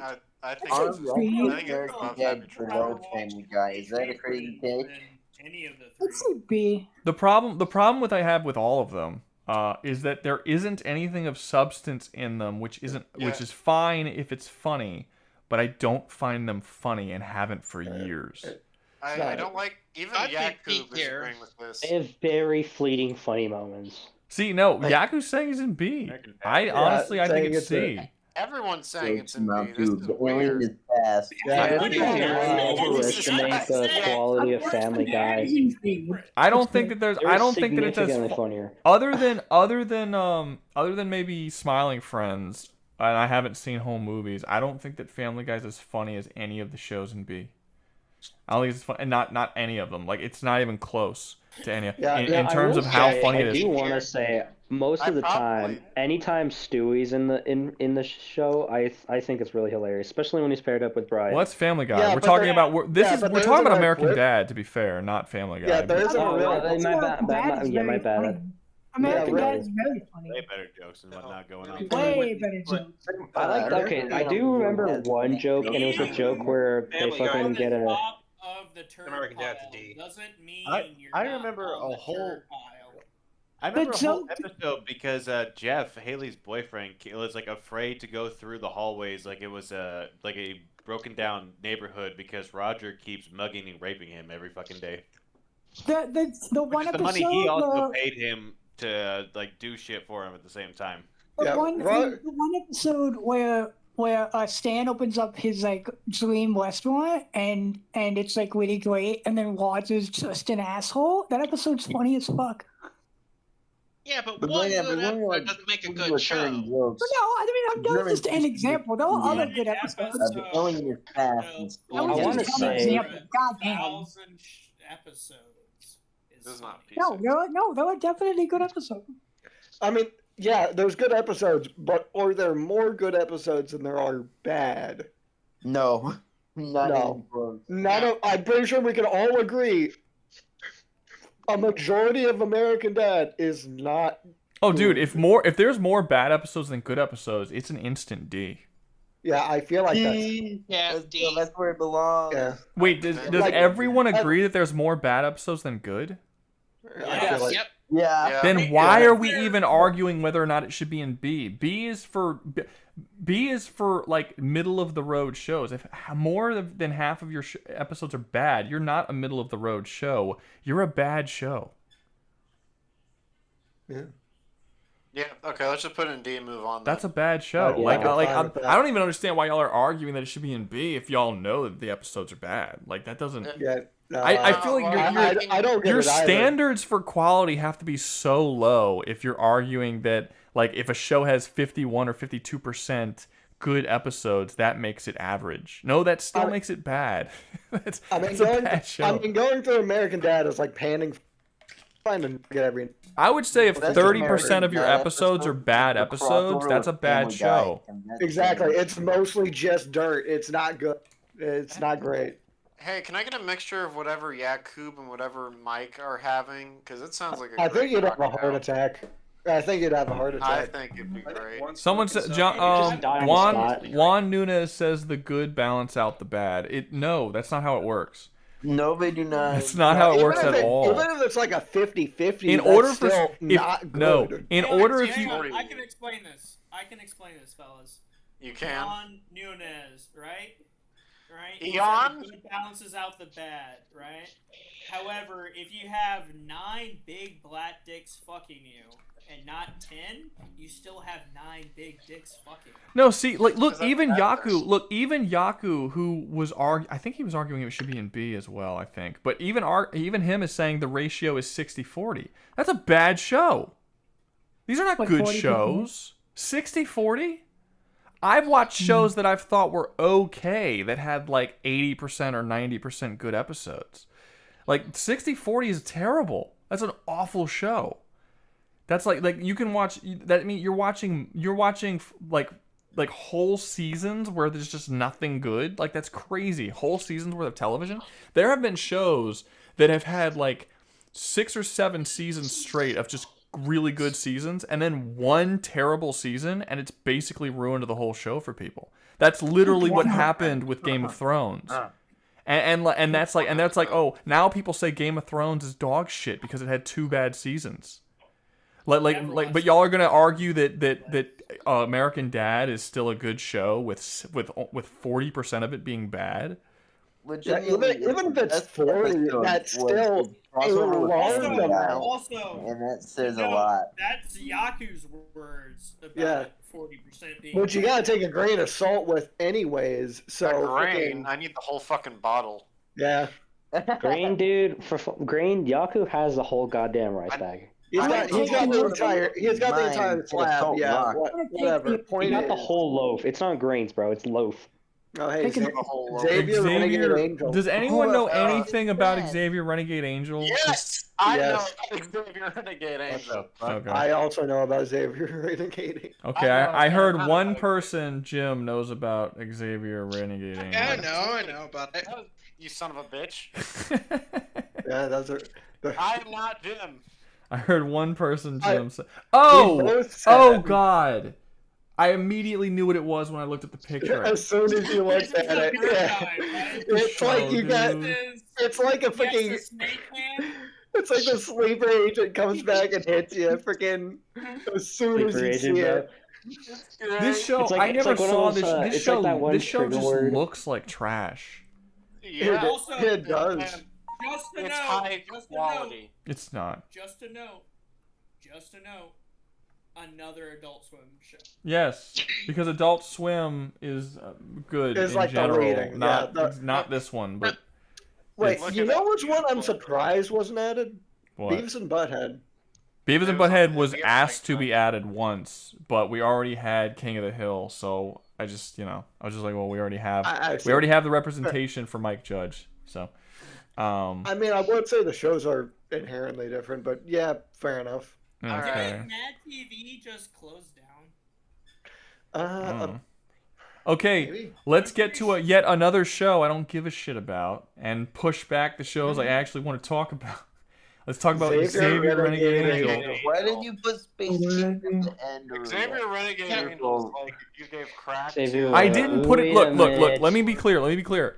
I had to make the fucking tier list twice because I kept getting this weird thing. Is this that one 3D show? Shut up. Let me. Do you hear me talking? Right? Shut up. The reason why all the good ones are at the back of the list is those 5 or 6 were actually at the front of the list, but I had to redo the tier list twice, and when I uploaded it the 3rd time, for some reason it uploaded in reverse. So it has all of the stuff. Everything's backwards. So all the good shit that I wanted to talk. Well, I didn't actually order it. It was ordered based on like the order that I saved the pictures on my phone. and I saved the pictures on the phone, the first like 7 or whatever, just some that I thought were cool, and then everyone else picked the other ones. But then when I uploaded it, it put it for some reason at the back. But that's just kind of the way it worked. But it's not that those are the only ones. Like, I did want to talk about Harvey Birdman and Metalocalypse is cool, and you know, there's some here that I thought were cool. But by far, the ones I actually care about are definitely the last half and not the first half. Like yeah, but we're getting there, you know. We only have like 2 or 3 more that I don't care about, and then we actually gonna get to the cool stuff. But okay. Yeah, let's get through though. Xavier Renegade Angel. The animation is ugly. The only other show on Adult Swim I would say that has worse animation is 12 Ounce Mouse, and that's because that's literal freaking stick figures. This fucking yeah. Superman Fort Austin probably has worse animation. So what are you about to say that Xavier Renegade Angel has has terrible animation, but it's actually a really good show? No. It's a literal. The only thing it is good for is to know what a bad trip feels like. I feel like. So can I just put it at D and be done with it, or do we have to? I'd be fine with that. Is anyone think it should be somewhere other than D? No, I think it should be in gay hell. But it is not. It should be in C tier because there are some funny. It is funny. It has no story. It has such shit animation. Whatever jokes it has are just so not just nonsensical. Okay, I will admit I have laughed. American Dad. Family Guy. I have laughed at it, which, yeah, I feel like top of D isn't that unfair, and that's mostly because of America just being there. I honestly think it'd be in gay hell. Use this towel to whack you off. Use this towel to whack you off. Yes, use this towel to whack me off. What? It's nonsensical, but it's at least entertaining. I need to help this retarded boy and his girlfriend. Okay, what do you guys think the chances are that I start watching it and I can make it through the first episode without turning it off because it's fucking stupid? No. For you, no. No? Okay. Yeah, that's no, not for you. Oh, not for you. The first episode? Not Rouga. that answered my question right there. You guys know that shit's not good. Yeah. No, for you. I said for you. It's generally funny, and it's far more funny than any of fucking goddamn Family Guy or no, American Seth Dad. MacFarlane shows. Yeah. It should definitely be. I would honestly put it at Happy Tree Friends. I feel like top of D is fair and something a majority of us can at least agree on. Well, right? I mean, do you think it should be? It doesn't matter what we agree on. Do you think it should be in C? I think it should be in C because if not you, the other Jim. I'm not fucking goddamn it. Other Jim, do you think it should be in C? I'll agree with it. Sure. No, not a stop. That fuck you. Yes. Do you think it should be in C or do you think it should be in D? I think it should be in C. Okay. Low Jesus. C. You agreed with D too, so that your agreements lose pretty any much purpose. It's a low C, high D. I don't feel like that's not too far off. Okay, fine. Then we can put it in low C. It's above American Dad, so apparently a American Dad. Because when I saw that picture, I was like, obviously this is D. But whatever. I guess nothing's as bad as American Dad. There's some generally guttural laughs you will experience watching it. Some actual, like, uncontrollable laughter from your cockles will appear. Again, I'm helping the little retarded boy. So next up, we have Archer. Who has seen Archer? Am I the only one? Please tell me other people have seen it. Yeah, I've seen Archer. All right. Have you seen all of Archer? Archer's that one TV show, right? Let's go. Okay. I have seen all of Archer, including the shitty bad seasons where they go to, like, Miami. Yeah, so Archer's really, really good until Archer goes into a coma. And then it's still good for, like, a season. But then it goes on too. No, it's the dream seasons go on for too long. It would have been cool for a season or two, but there's like 4 fucking seasons, or I don't remember how many there are. There's a lot. Well, yeah. So basically, one of the seasons, Archer goes into a coma. He gets shot and goes into a coma, and then the next season is him in the coma, but it's like a dream thing where it starts with Bob's Burgers. It starts with him being Bob. No, you're confusing it. That's totally different. That happens earlier in the show. He goes on the run, and he pretends to be this guy named Bob. Yeah, that's totally different. No. At the first season, I believe, is the noir season, where he's like a cop, where he's like a private detective or something. And then there's a sci-fi season where they're in space. There's a safari season. There's like every season puts them in a different time period. All the characters that are in the normal show are different characters in one season. The fucking Krieger is a parrot. He's just like a talking parrot. Sounds like a fever dream. It literally. I'm not using the word literally as like the fake literally. It literally is a fever dream. He gets shot, goes into a coma, and then for like 5 seasons straight, it does different storylines that are just him dreaming in the coma. And then after those 5 seasons, he eventually, or it's probably not 5, but it's a lot of seasons. He eventually wakes up, and then he enters the world again, and he remembers like the dreams, and he's like, whoa, and like he's like but like the dream seasons just halt the storyline where we had it at for way too long, for several seasons. And then when he wakes up, it's been years. The actual number of seasons they had, that's how many years he was in the coma. And all of the dynamics and relationships between all the characters are totally different now. So like, and then from that point on, they continue the show, but the show just never was as good as it was before he went in the coma. And then the ending is very unsatisfying. And then it's one of those shows that's really good and then teeters out when the dream coma shit happens, and that sucks. Did he get put in another Better than coma? BoJack Horseman. I'd rather watch that shit any day. You just hate BoJack. That's because you hate BoJack. That's because you think BoJack is like the Satan's dingleberry that he left upon the pavement. You think it's an antichrist? No. Y'all are trying to use that to discredit the actual facts of the matter. Even on this tier list of what we have, discluding my Squidbillies post, no, fucking Archer would definitely be up there with Birdman. Here's the thing about Archer. Now, I am saying it drops in quality. It's usually not bad, even in that dropped quality. Like all of the individual seasons when he's in the coma are like good as standalone seasons. The problem is they're not standalone seasons. They're seasons within a greater television show where I want to get back to the actual show and I don't want to be in these dream sequences. I want to like watch the show. And it just holds you there captive for several seasons while you're just like, can he wake the fuck up and like can we continue with this show, please? And then once you wake up, it's not like it gets bad. It's just never quite as good as it was before. The only thing that I would say is legitimately bad is the ending. It's just not satisfying at all. And it's like it starts off at damn near S tier with very little slip ups. Then it goes into like maybe high B tier for like all of the dream sequence stuff.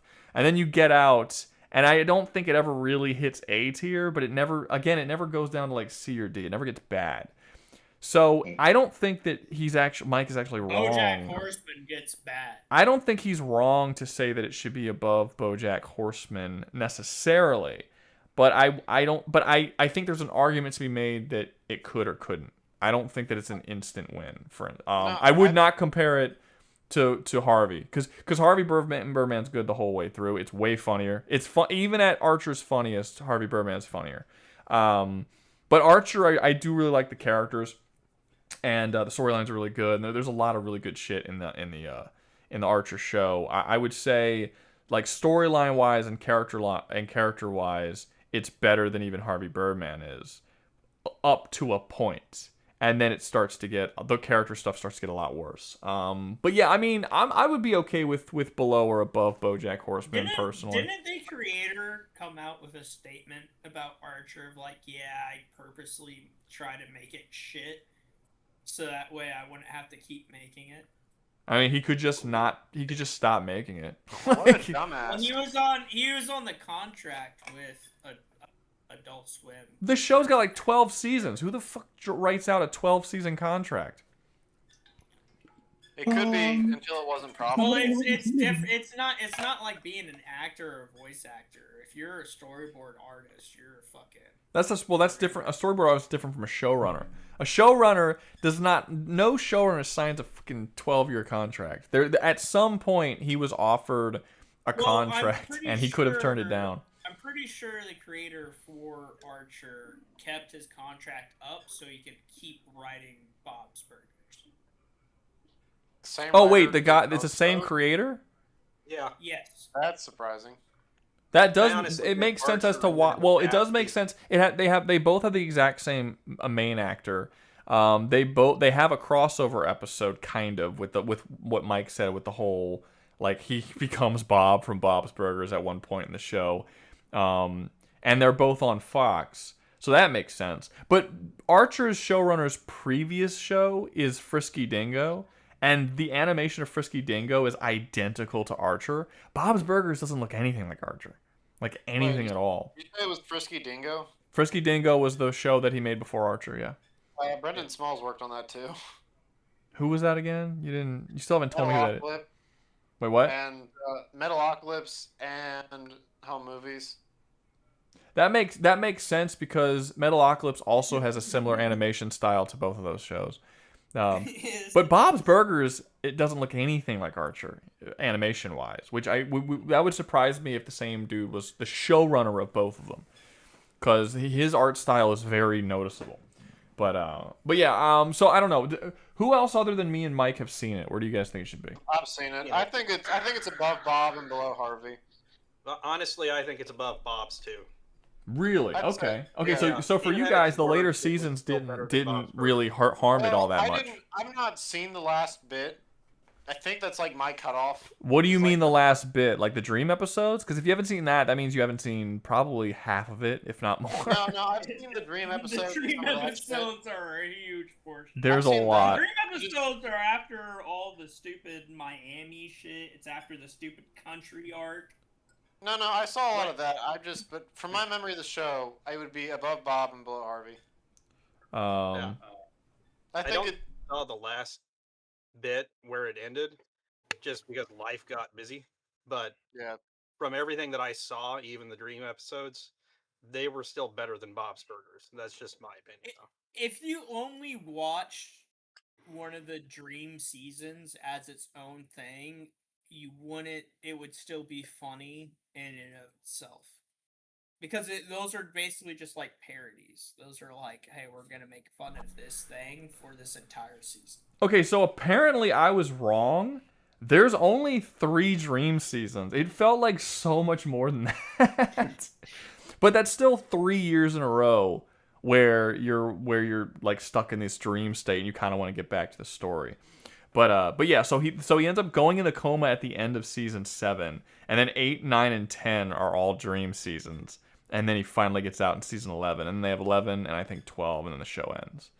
And then I think they had a movie. I actually haven't seen the movie. I don't know if the movie's any good. I've heard people have told me that the movie is the real ending. Like the show's ending was very disappointing, and then apparently they released a movie, and I've talked to some people who've seen it, and they said it doesn't really make it better on the ending. It's kind of whatever. They said, according to them, it said that the movie didn't even feel like an ending to the show. It just felt like another storyline with Archer, and I was like, well, that sucks. Because the thing is, like, they don't have, the show does not have, it doesn't end with the whole storyline with him and what's her face? Lana. Lana, thank you. The whole thing with him and Lana and how she has his baby, and you know, you think like they're gonna get together and all that kind of stuff, and that felt like that was gonna be the end of his arc, finally maturing and like settling down with Lana. That never happens.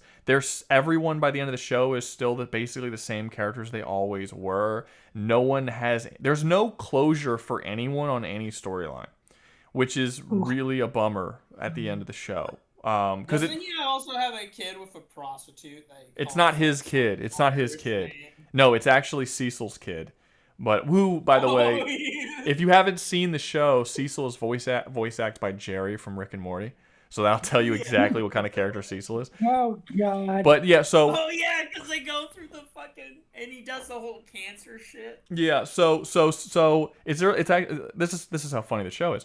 Archer had sex with a prostitute. That prostitute gets pregnant, and Archer is like horrified because he's like, no, I don't want a kid. So she goes to get DNA tested because she wants to hook him on like child support payments. And he uses his because he's a secret agent, he's a spy, he can sneak into places. He sneaks into the sperm donor and swaps out his semen for Cecil's semen. And then it comes back positive that it was his child, which means the baby's actually Cecil's child. And he's paying for Cecil's child. That's also after he tattoos the baby while in a drunken haze. Yeah, he puts a tattoo on the baby because he gets drunk because he's an alcoholic. Yeah, it's a funny show. If you haven't seen it, it's definitely worth seeing. Like I said, it doesn't ever get bad. I do think there's this, like, I think all three of the Dream episodes, like I said, all three of the Dream seasons would be good on their own. But there's always this irritation in the back of your head where you're just like, can we get back to the story, please? Like, that's the annoying part. The story, to be fair, the story was getting pretty wacky with the cyborgs and all that shit. Who cares? Barry as a cyborg showed up early in the show. It was like season 2. Like, it was always kind of wacky. I mean, when did he meet? The Russian wife, cyborg. That wasn't later in the show. That was early in the show. The show was really wacky. The first fucking episode, the Doctor has an anime sex doll that comes to life. That's not the first show. That's not the first episode. But that does happen early in the show. All of these things happen in the first episode of the show. Yeah, there's some weird shit in the first in like the first season, the second season. It's always weird.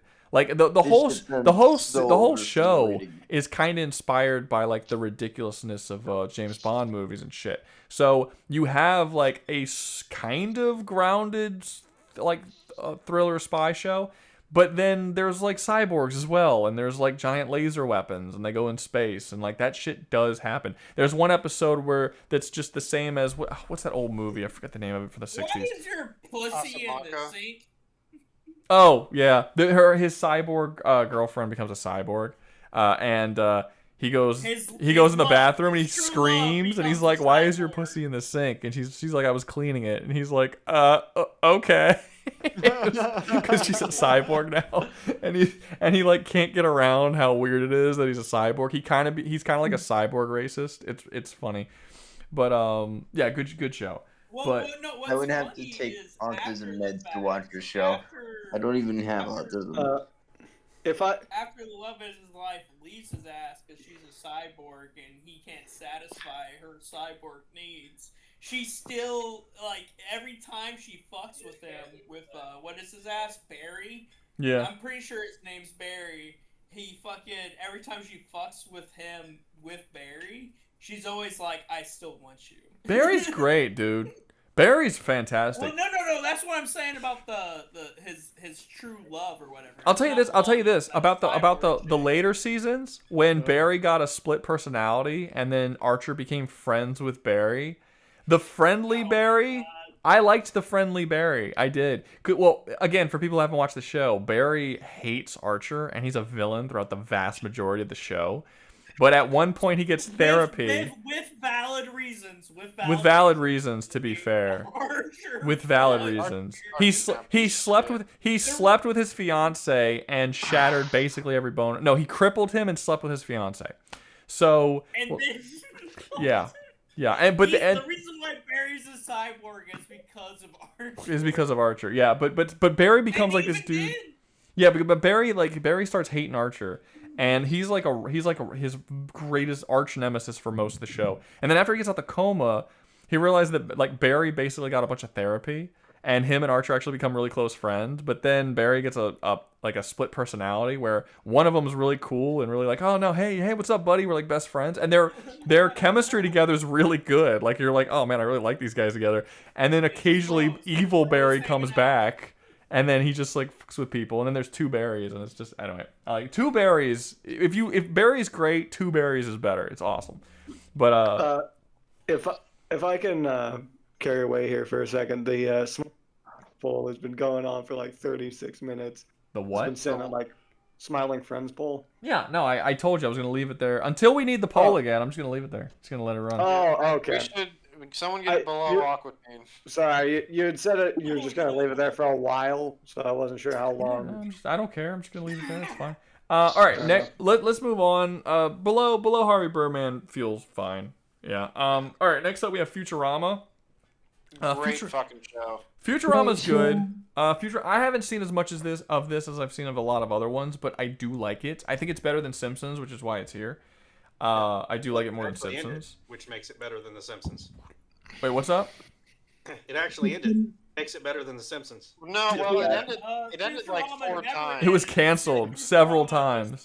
Yeah, it was brought back several times. Let me ask something. I never saw the final episode. Did Fry ever wind up with Layla? Yes. So the actual rebooted it again on Hulu. There isn't a goddamn final episode. Okay, fuck the Hulu reboot. There are like 6 final episodes to Futurama, and we're all Can I say? I want to say that the relationship between Fry and this Cyclops chick was honestly really annoying to watch. No, I don't. I actually really liked their relationship. I thought it was very sweet. It actually felt human. Yeah, I liked it. I liked it a lot.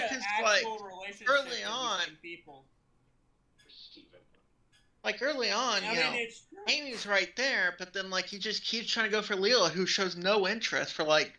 That's not true. That's not true. Layla loves Fry. She just like that. That is not true that she shows no interest. I mean, she's very clearly damaged. Like he's going after the way more difficult person. But I don't think that's one thing I really like about Futurama is that despite the fact that it's basically a straight comedy and not a drama, even though it does have very dramatic moments like the dog episode, within its comedy there are still characters, and that comedy comes through. I'm trying to think about how I explain this. The show has a way of showing you good character moments with the characters through the comedy in a way a lot of other shows wouldn't. Layla behaves the way she behaves because of a lot of shit that's happened in her past, a lot of traumatic shit, and a lot of people treating her differently because she's a and this usually comes in the form of comedy, but the comedy also does show you what kind of character she is. Her entire relationship with Fry shows both of their characterizations in, I think, really good ways. I like their relationship together. And I understood the whole would they, won't they. I always wanted them to get it. That's why I haven't finished the final episode. The first thing I asked was, did they get together? Because I wanted to see that happen at some point in the show. But no, it's a good show. It's a solid show. It's a good show. I mean, remember Bender, who is just like a funny douchebag. Yeah, no, he's funny. Honestly, Fry is not a douchebag. No, Bender. Bender. I gotta say, Bender. The whole Bender going to Robot Hell is very entertaining. In my opinion. I thought it was really cool. Yeah, he is. He's a horrible person. He's not good. Being a douchebag. Bender He's also a looks out douchebag. not just for himself, but also for every person of Planet Express. Mike is saying this because he sees himself in Bender. Yeah. He's like, we're like the same person, so. We're like the same person, and I'm a good person, so Bender has just to be clear, the devil canonically in Futurama thinks that Bender's more evil than him. Exactly. Just to be clear. He is not a good person. No, remember he literally sacrificed his own kid to the devil to get a deal.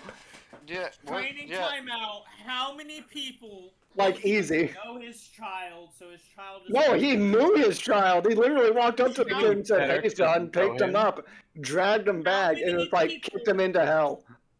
Yeah, he meets his child in that episode. How many people do you know to this day that you could go crash in their closet indefinitely without payment?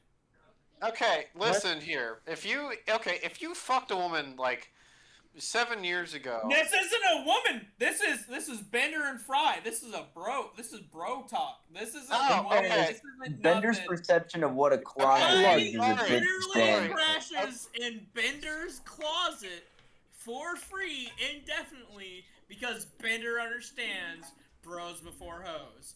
Okay, and you know what? He also sacrifices a kid to the devil, and I think there are a few episodes where he Bender is almost canonically stolen Fry's I would kidney. sacrifice somebody I don't know to the devil. Okay, number one, that means he abandoned his kid also?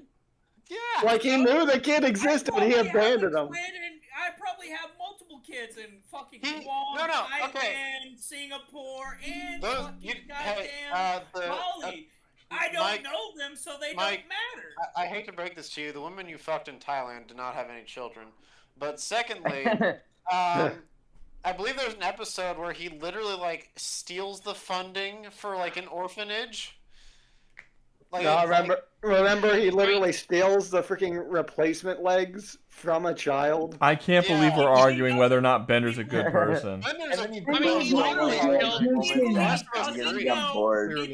morality of these generations. That doesn't make it. No, hold up. This is. You're more so revealing your own morality than saying it. If you're saying he only does it with people he doesn't know personally, that serial killers do it with people they don't know personally. What the fuck are you talking about? That doesn't matter. He's a murderer. He's sacrificed people to the devil. He's a thief. He steals for he does everything. He essentially has done every crime the robot can do. I'll give you one thing. And did all of this on his own accord. I'll give you one thing. He's a decent to mediocre friend. He steals Fry's kidney. No, he is not. What friend do you have that would come through. the devil on your behalf? Okay, counterpoint, he did steal Fry's kidney. Like, he's been stealing his organs. Other counterpoint, the first 2 kidneys, and that don't matter. Okay. I don't think Mike's being serious, guys. I don't think Mike's being serious. He knows that if you steal a person's kidney, you're a bad person. I don't think that it doesn't. He can make up a defense for whatever you want. He doesn't understand. Okay, not understanding doesn't make you a good person. Not understanding doesn't make you a good person. I'm sorry. Also, that's not how it works. Understands. He gets that's like a thing. It's not. Yeah. No. Bender's a bad person. Now, where this is gonna be an interesting one. Where should Futurama go? Because Futurama does have an issue where it did keep getting canceled and it did keep getting brought back, and the quality of the show was not always the same every time it got brought back. It's been brought back and not been very good. Futurama is pretty consistently a good job, even with. Okay, I heard low A, high B, and I'm not hearing anything else anyone say. Low A. I'm saying S tier. That's a second opinion for low A. My question is put it on a poll. Better than BoJack? Yeah. Yes. Okay. So is it better than Bob's Burgers? Yes. Okay. Is it better than Archer? Yes. No. Yes. Yeah. Okay, I heard one no, so we're getting closer. Is it better than Harvey Birdman? Yes. Yes. Oh, that one hurt. Okay. I think. How is it better than Harvey Birdman? He needs an explanation for that one. Because Harvey Birdman. I love Harvey Birdman, but it is full comedy, and Futurama I think has more aspects to it. It does. And I think the best of Futurama. I think the best of Futurama is like really great television. I will say this. I will say this. I think Futurama's a solid show with S episodes, but I don't think the show is an S. I think the quality does dip. I think there are seasons that are disappointing, or not a whole lot going on, or it's just not that great. I think there's some dud episodes. Apparently, people said when Hulu brought it back, that wasn't very good. So that's like a whole season of it not being very good. So I don't know if I count a reboot though. I thought it wasn't a reboot. It's a sequel. Continuation. It's a continuation, and the same dude came back to bring it back. So it's just all the same writers. Like it's not a reboot. So like that would put it down. I don't think Harvey Birdman has any bad seasons. Harvey Birdman is funnier. But I will give you that Futurama has better like characters and dramatic moments for sure. Because Harvey Birdman doesn't have any dramatic moments at all throughout the whole show. But I would also say that did Futurama have? What's up? I was wondering how many seasons Futurama has. Oh, I don't know. 14, I think. 14. Yeah. So it's pretty similar to Archer in the number of seasons, and is Archer's dip lower than Futurama's? Oh, we gotta go now. Archer's highs lower than Futurama's highs. Rouga, we got a new thing to add to the list. Someone gave you money.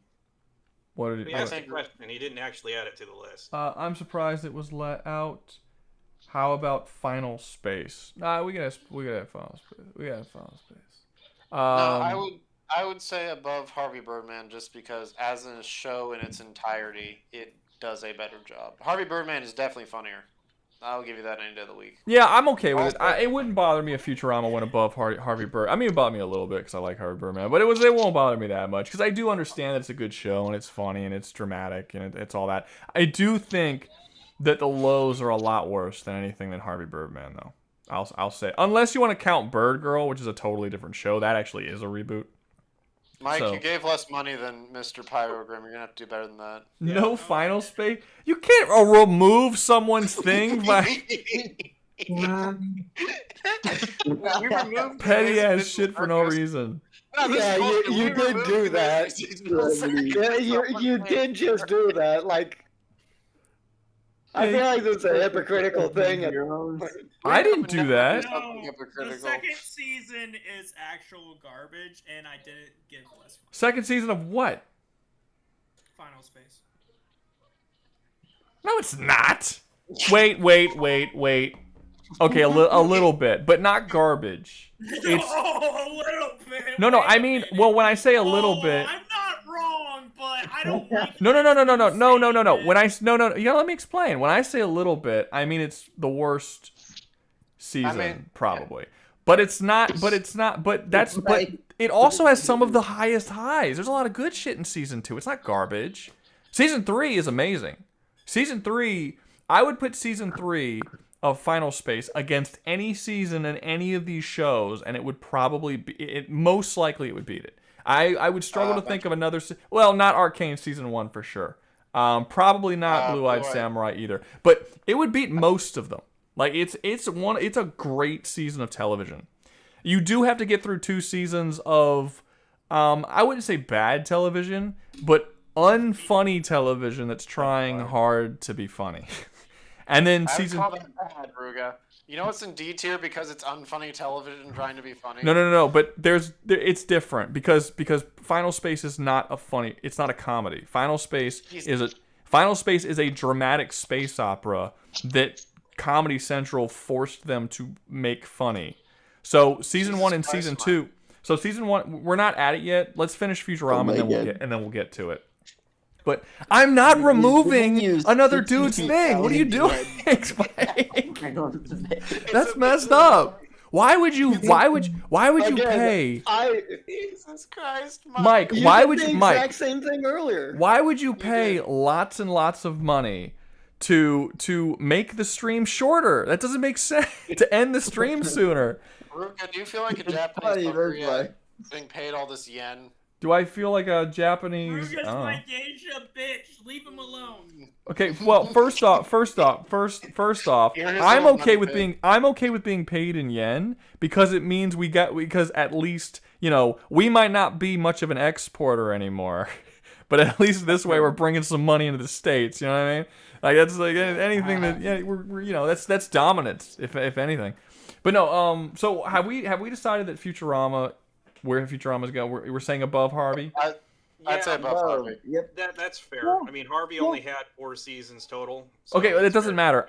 People need to stop just saying things because they're agreeing with other people. Who believes, on their own merits, that it should go above Harvey Birdman?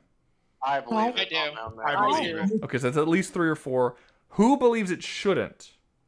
Me. I think it shouldn't. Okay, But I think it so there's a should go couple. larger. Okay, we'll put it to a vote. We'll put it to a vote. Guys. We will end the Aqua Teen hunger thing, which No. Aqua Teen wins God with damn it. 55% of the votes, Boo. with 42 votes. Rigged. Does not go above fucking Opportune Hunger Force. Like, Okay, so we're gonna go. Wait. Let's We're go gonna above go. it. And then Yes. pay to put it What are we below. doing? What are we doing? Hold up. Right, Futurama. Okay, Futurama. I actually think it's probably people are going to. I'm probably spelling that wrong. Yeah, there's no E in Futurama. Whatever. Future. No. What the fuck? Future. Something like that. That's about right. Okay, whatever. So should it go above Harvey? I think you guys are gonna win this one because I think more people have seen Futurama than Harvey Birdman. Yeah, I haven't seen Harvey Birdman. Well, Harvey everyone should Birdman's watch great. Harvey Birdman, because it's amazing. It's so funny. Below Harvey Birdman. Okay, there we go. And then you guys, you can vote on it. It's probably going below. To be fair, I think Harvey Birdman is the only show I've seen it where Boo Bear gets in bed with another man. Rouga, I just ran the math. This is gonna give you damn near $400 Yeah. to counteract a $5. just to counteract $5.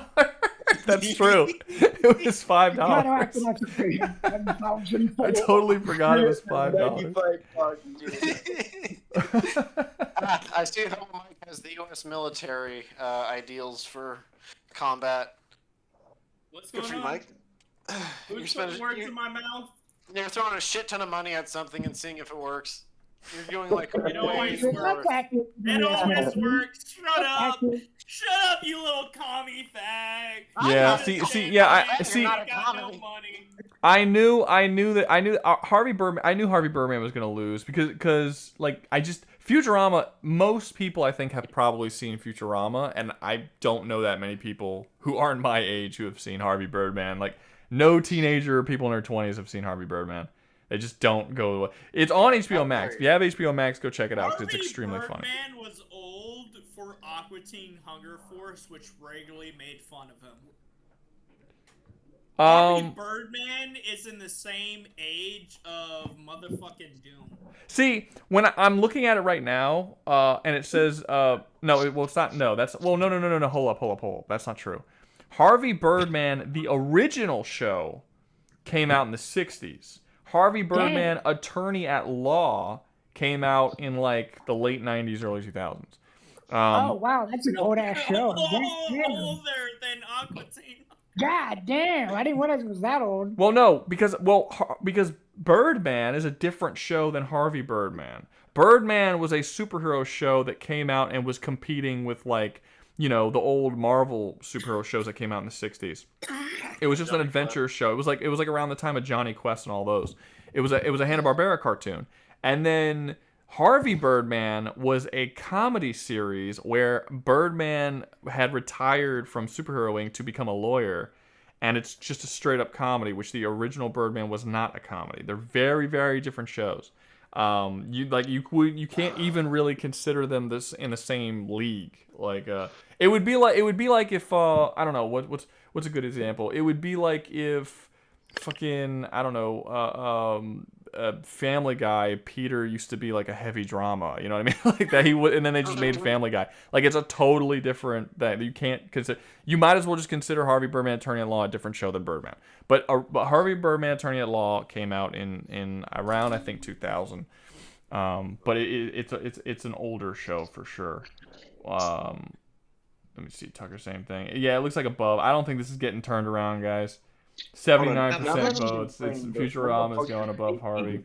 Like near the top of the list. To be fair, It's a bummer. Rouga, I disagree with this So I like Harvey Birdman. I really do. I think it's funny. I honestly think that it's only winning because more people have seen Futurama. I genuinely believe that. But hey, it is what it is.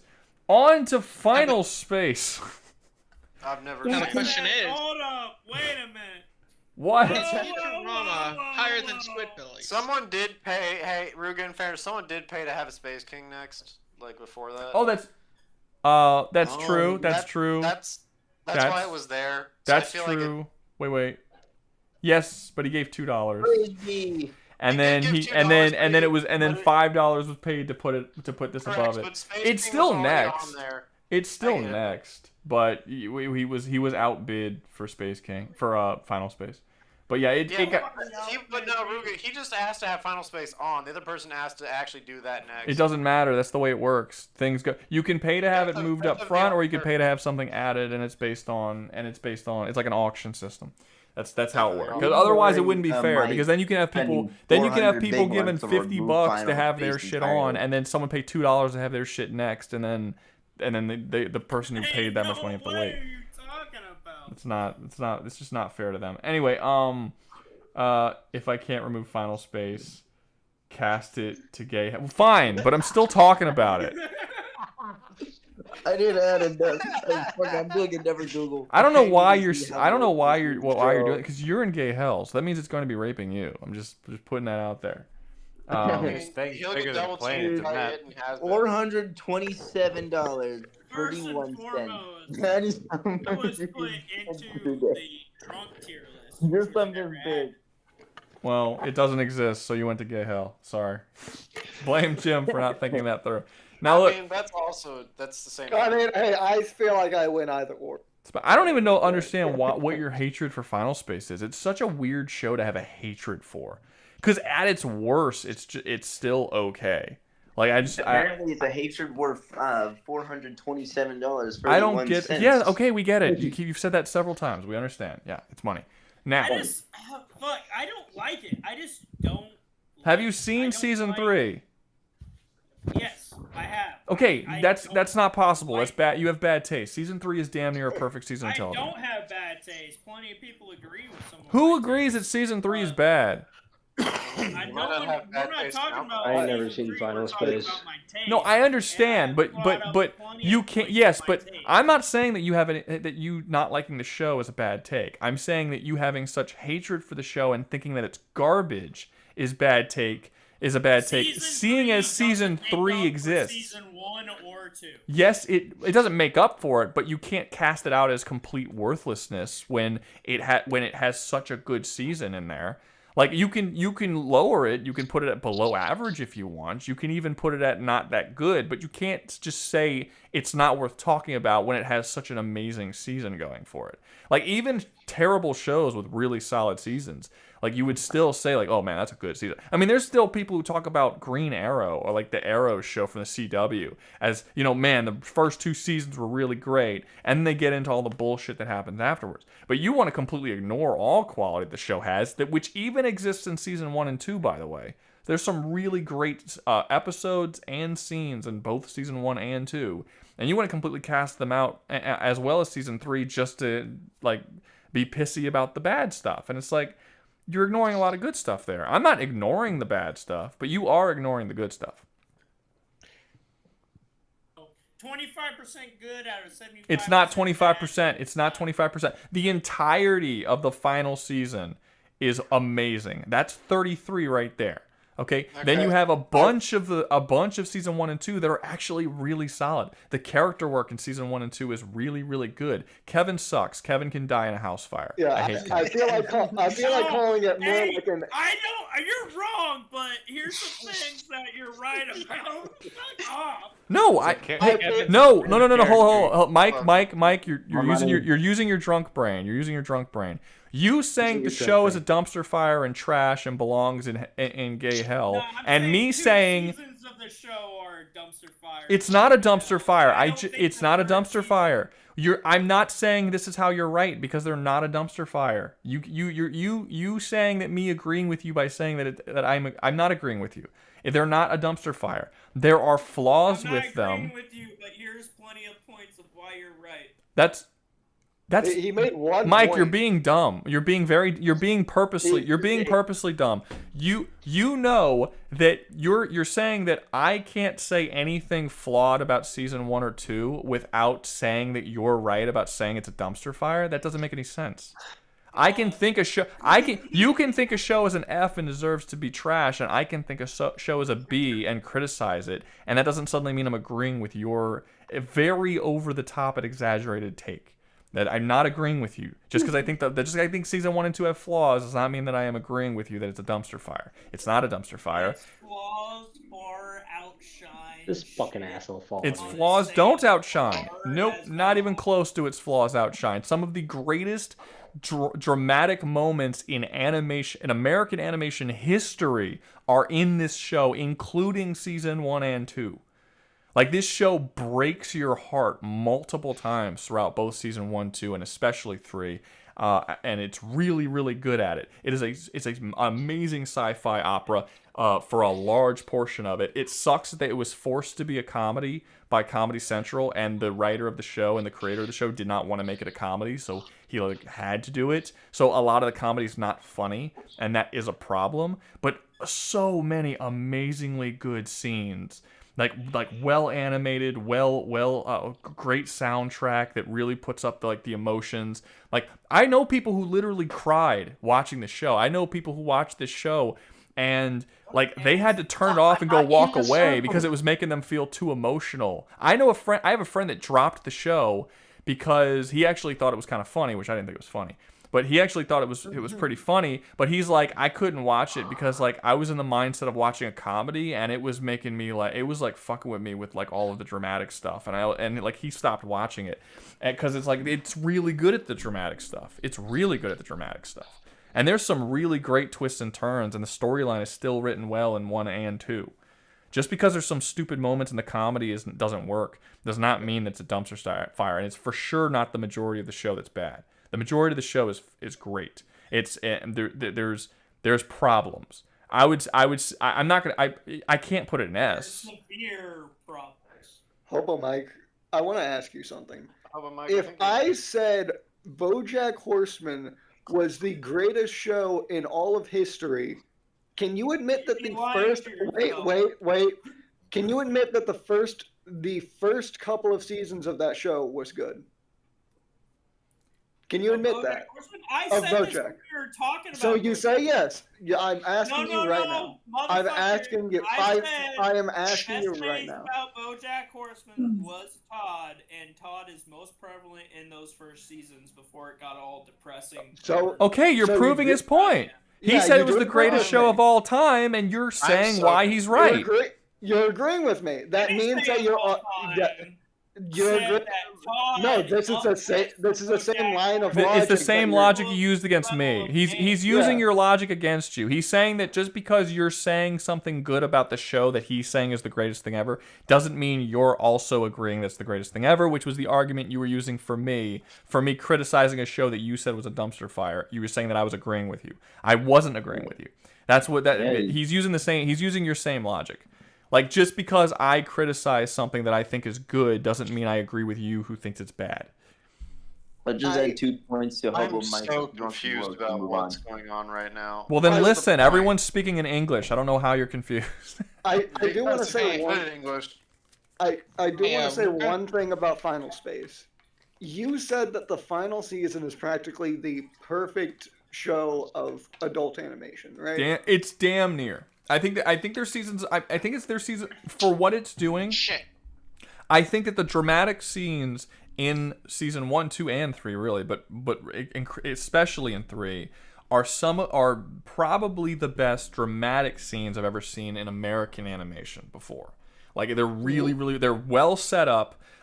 They make you go through the proper arcs so that you care about those dramatic moments when those dramatic moments happen. They're done to nearly as perfect as they can be done in a show like Final Space. The world is really cool. The adventure aspects are cool. It's touching at times. It's heartbreaking at times. It's really, really well done. I have a question. What's up? Where would you say you would put this? The whole show or season 3? The whole show. it's unfair to other shows if we just take like the Yeah, best just part. take I know. But see, I still don't think season 1 and 2 are bad. They're not bad. I just think, But they're not if it was perfect. just season 1, look, if it was just season 1 or 2, I would probably put it somewhere around Aqua Teen. Season 2 is so garbage. It's not garbage. It's the worst of the 3. It's not garbage. To me saying that is like saying Spider-Man 3 is garbage. Spider-Man 3 is worse than Spider-Man 1 or 2. It's not garbage. There's a lot of good stuff about Spider-Man 3. I think I would probably put it somewhere around the Aqua Teen, Smiling Friends if it was just season 1 and 2. But season 3 does put it up above. I don't think I could put it lower than A just because of season 3 alone. I have the question of where would you put it in A if you had to? What's up? Okay, so for like consistency, I guess, of like how we, because you said like 1 and 2 are okay. No, they're good. Like I think as far as the show goes, it's better than Aqua Teen. Even season 1 and 2 is better than Aqua Teen. It's not funnier, but it's better than Aqua Teen. I think it's better than Smiling Friends. The problem is that it does try to be funny and it's not. That's the main issue. There's jokes throughout basically every episode, and they're just not funny. I personally don't laugh at them. But the actual storyline that's being told and the drama that's in there is quality throughout season 1 and 2, and the character work is quality. When they're not trying to be funny, it's a good show. Kevin is annoying. He's an annoying character that's just there to be funny, and he's not. He's irritating. And but I would still put him there because the storyline's good, the character's good, and the drama's good. But season 3 fixes all those problems, which to me elevates it above. Overall, I like the show more than BoJack Horseman. I'd never seen. I wouldn't put it above Archer probably, but I would put it above BoJack Horseman. I think, but I do think that season 3 of Final Space is probably better than any season of Archer or BoJack Horseman. I was gonna. Ruga, What's up? I want to bring to your attention that whilst you were debating Final Space, someone put a super chat in for a super jail. No. Someone did put in for Super Jail, and Hobo Mike made put Pursman and D and F space in a. What the fuck is Pursman? Yeah, what is? Don't know. This is Hobo Mike. And F space and A. Horseman, I'm assuming. Nah, put Pursman in D and F space in A to appease bottom B rugs. I don't know what any of that means, Mike. I don't know what. That is just a nonsense sentence right there. Okay, Pursman in D and then final space in A to appease the bottom B rugs. Okay, so how I interpret that message is just put final space wherever it belongs, wherever you think it should go. And I agree very much so. My question is, what's the Pursman comment? Because I'm still confused. You about just that. don't understand. You just don't understand, man. You're not smart enough to I get don't to get it. understand. You're right. I don't watch Rick and Morty. I don't watch Rick and Morty. I don't drink brain juice. Yeah, you don't understand the writings of Hobo Mike. It's fine. I really don't. Time, all right. I don't drink Chicago.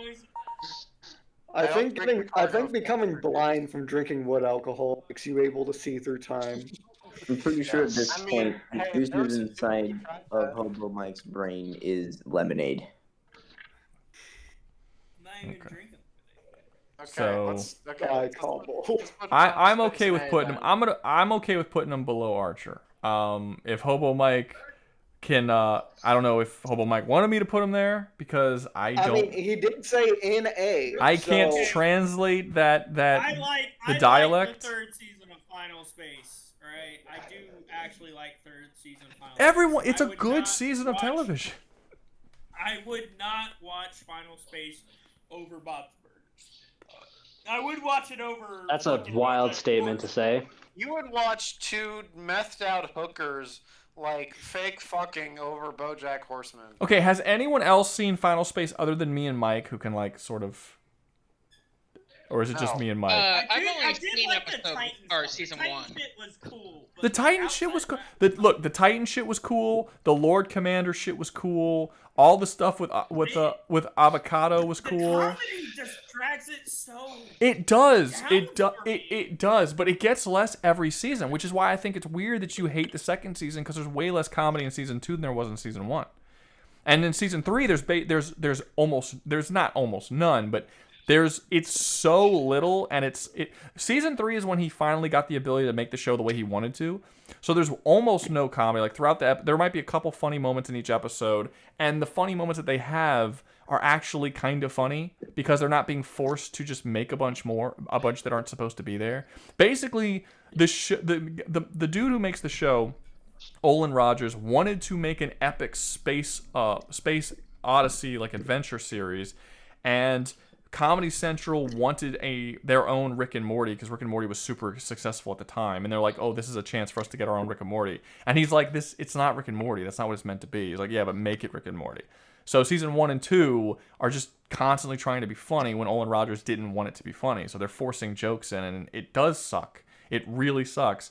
But to say it's garbage would be ignoring the really solid storyline, really good character work that is in season 1 and 2. All of the good dramatic moments, and just a lot of good shit. Like they're not terrible seasons. It's just this comedy scenes just kind of suck, and I wish they weren't in there. I don't know. And they get in the way. Like fucking Scarlett Johansson while you're getting pegged. Like it's you're fucking her, but like also not really. I honestly think that even if you keep the comedy scenes in, if you remove Kevin from season 1 and 2, you still have like a solid fucking show. Better show inherently.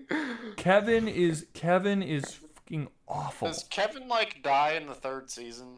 No, he dies at the end of the 2nd season, and they bring him back. They resurrect him, but he's barely in the show in season 3. So okay, so it's better. So is he like the Scrappy Doo of freaking Final Space? No, he's voiced by Fred Armisen. And the whole idea of the show, or the whole idea of his character, is that at the beginning of the show, the main character Gary is stuck in a ship floating through space by himself, and the only person he has with him is this droid named Kevin, who he finds unbearably irritating, and he just wants to speak to another human. And he just wants to speak to another human being. He eventually actually sees another person. And he's like, "Oh my god, I haven't seen another human being in years." And he's like, "Fuck you, Kevin." And Kevin just shows up, and Kevin's very existence annoys Gary. And that's like the joke, that he hates Gary. Gary hates Kevin for he just fucking despises him. And it's solely due to the fact that he was stuck with him for years and he finds him annoying. And but the thing is that while the joke is that Kevin is annoying, the problem is Kevin is actually annoying to the people watching the show as well. Like, he's annoying me, and I want him to be gone. And then they finally kill him in season 2, and they bring him back again in season 2. And I'm like, that was your chance. That was your chance to get rid of him finally. And then in season 3, he is there, but he's not nearly as much of a factor. So they focus on him way less, and it's better. It's better for it. Can we just do a most hated cartoon characters to your list? Kevin would be an S for me. I hate Kevin because to me, Kevin ruined a great show. Like he really brought down. We'd have a lot of opinions doing that. Yeah. Oh, I know, that's why it'd be fun. I would just. We wouldn't be able to put on any VisiPop characters. They would just immediately be S. I don't hate any of VisiPop, any character in Hazbin Hotel. I don't care about any of them enough to hate them. If it was Hell of a Boss, I could think of a couple. I'll be honest. Honestly, I can't think of any cartoon. I just brought up Kevin, but if you would have asked me an hour ago before we started talking about Final Space, who would be an absolute hated cartoon character, I wouldn't be able to come up with one. That's not something that I really think about all that often. I mean, Kevin sucks.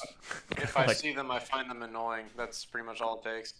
Yeah, but how often does that happen? I don't know. I can't think of that many. All the Family Guy.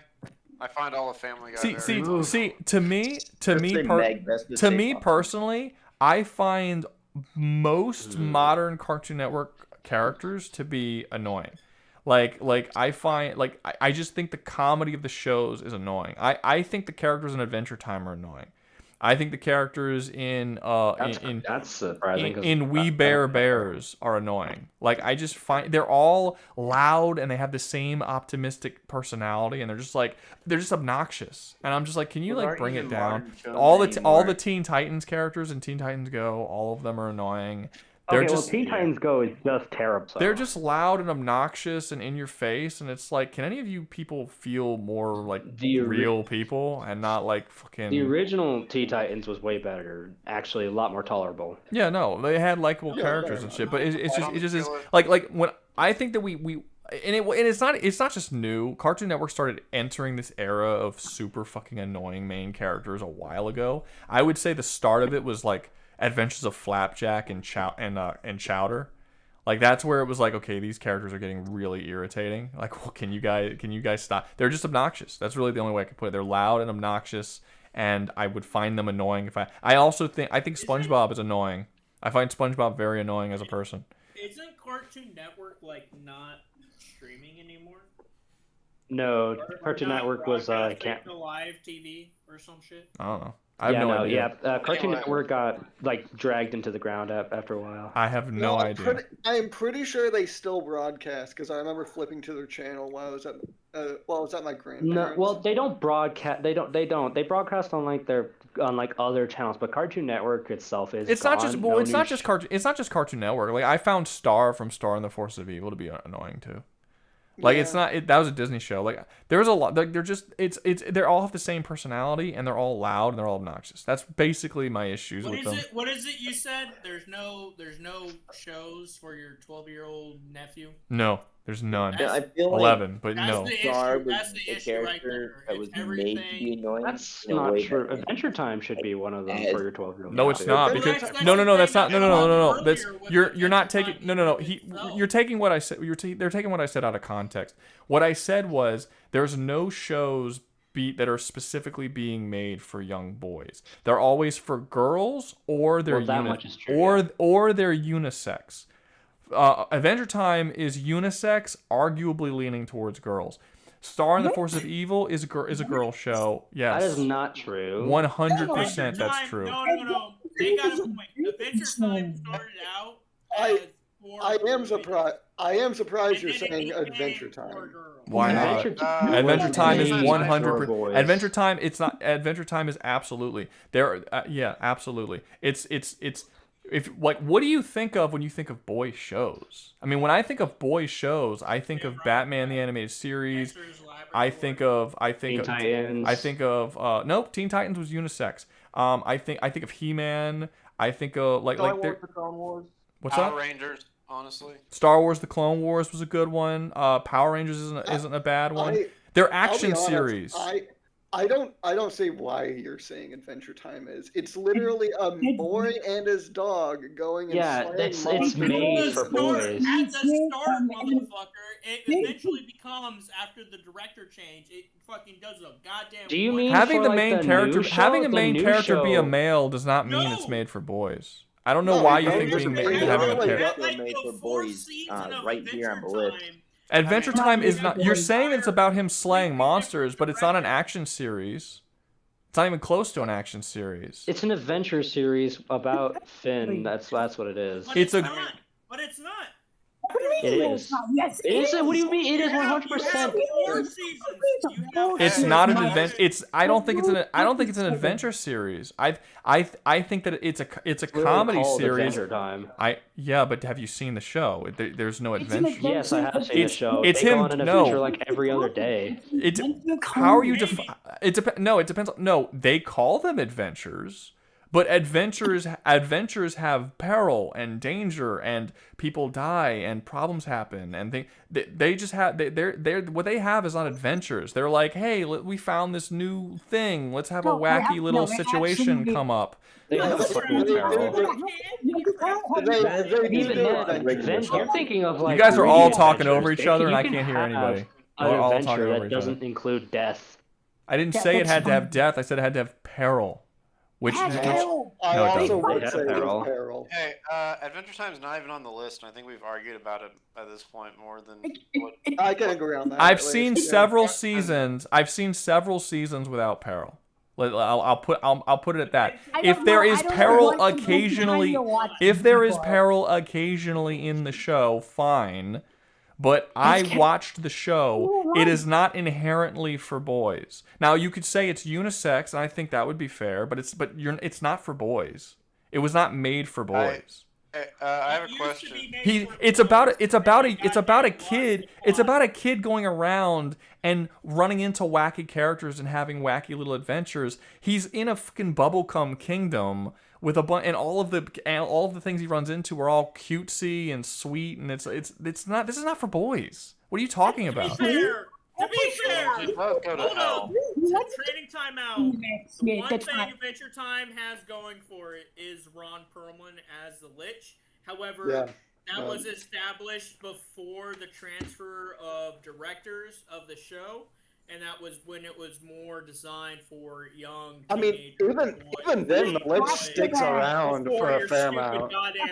Then Martin, who's a straight up evil character. What? Okay, let me ask you something. Let me ask you something. What makes Adventure Time more for boys than Star versus the Forces of Evil? I haven't seen Star Wars the most. Jumping down. Star is very much a show for girls. Yes, but what makes Adventure Time more for boys than Star versus the Forces of Evil? The fact that it doesn't have The show Star as in it it. is now, I'm the show trying to as it remember. is as of now, or the show of what it was. Well, I mean the original. I'm not talking about Fiona and Cake. I'm talking about Adventure Time. What makes Adventure Time more for boys than Star versus the Forces of Evil? Pre-season 4, we're talking about literally a boy and his dog exploring dungeons and solving problems. Even after that. Yes, but Star does literally the exact same thing. That's what Star literally. You know what Star is about? Star is about a chick fighting this evil emperor type force. At some point, it literally turns into a war between multiple factions. It's still made for girls. I am trying to remember Star. I can't remember a lot of it. What is more for boys than, hey, me and my pet dog are gonna go dungeon diving? The fact that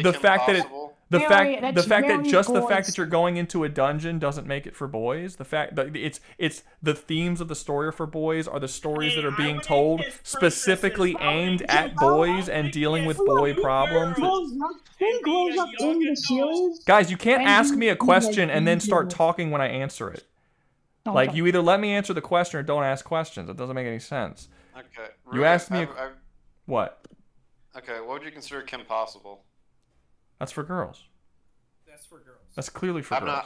I've not seen much of it, so that's why I asked. That's for girls, and that is an action series. It doesn't matter. Y'all are thinking like I don't understand how you could just because there's like he goes dungeon. What these faggots are saying with what I'm saying. Well, I was trying to answer your question, but then you began talking right when I tried to answer it. But go ahead, re-ask your question, and I'll try to answer. I'm not re-asking a question. I'm saying that original series of Adventure Time, when it was just a boy and his dog doing childhood. I have seen the first couple seasons of Adventure Time. I watched them. It's not made for boys. I'm not saying boys weren't on the mind when they wrote it and made it, but it is a unisex show. It is not a boys show. It was not made for boys. It was made for everyone. It's very clear that it's made for everyone. The dungeon diving that happens, it's not action. It doesn't touch on the themes of being a boy and what boy problems are and the things that boys have to come into contact with. It completely skirts all of that. It is another over-the-top, super optimistic, super obnoxious main character who goes around being loud. There isn't any real peril to him when he goes on these adventures for the vast majority of everything I've seen. I haven't run into peril yet. I've seen many, many seasons. Have not run into a single scene where there was legit peril. Like season 3 when fucking Lich gets introduced. That's 3 seasons, man. You're kind of proving my point. Like, are you serious? Well, I only say three seasons because I don't know if it was season 1 or season 2 or season 3. Someone in I the think chat season said 2. He gets introduced. I think it's season 2. He gets introduced really early on. Yeah, that's like the He- first he instance of does. peril. It's pretty early on. Like that's like the major like scene of peril.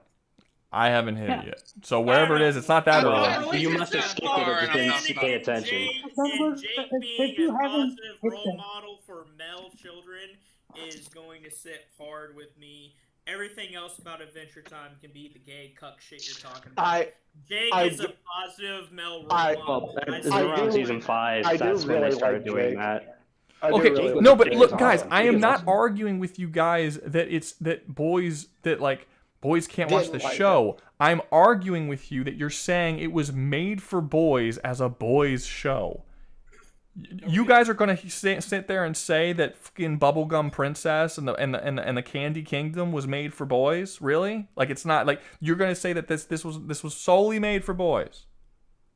You're lying. You're lying. It was not. Guys, Tasty was literally right there. I mean, if you think about it, it was made for boys in the sense that like Finn has a crush on Bubblegum Princess. Why does that mean it's made for boys? Little girls are the ones that like romance in their shows. What are you talking about? No. These guys are Rouga. These guys are saying other bullshit that's later. The first episode of Adventure Time is quite literally a zombie attack. A zombie attack? No, not a real zombie attack. They also it's not a real zombie attack. The second time the zombies show up is a real zombie attack. The first one is it's not a real zombie attack. Everyone loses their mind and starts attacking, but then they cure it with some goofy magical bullshit that the Gumdrop Princess does for them, and then that's it. They cure it it's after, over. Then it explodes like all the zombies. And then the zombies turn back into regular people. What are you guys talking about? They turn back into regular people. There's a second episode. I would say that. Hold on. There's another episode that has the zombies come back, and almost everyone dies. Shut up! Oh my god! Guys, y'all have to let people talk. Doug, go ahead. Okay, yes, there was another zombie episode which was actually perilous. Almost everyone died, and they narrowly managed to actually cure that shit, and it progressively even got worse because it got fucked up. Like that's what you guys are confusing with the first season's zombie episode. I saw the first zombie episode. It's just the entire town starts going wild because I forgot how it started, but someone did some shit they weren't supposed to, and then they just cure it and everyone goes back to normal, and I don't see how that makes it for boys. I don't see anything in Adventure Time that makes it for boys. It doesn't aim at boy problems. It doesn't teach specifically male-based lessons. It's not dark and gritty and violent like boys like their shows, which it is. If you looked at any point in the past with boy shows, they were always a little more mean-spirited than girls' shows. Girls' shows were always extremely optimistic and upbeat by comparison because that's what girls like, and boys don't. Boys like Batman, boys like He-Man, boys like Samurai Jack, boys like that kind of stuff, and that is not in any way Adventure Time.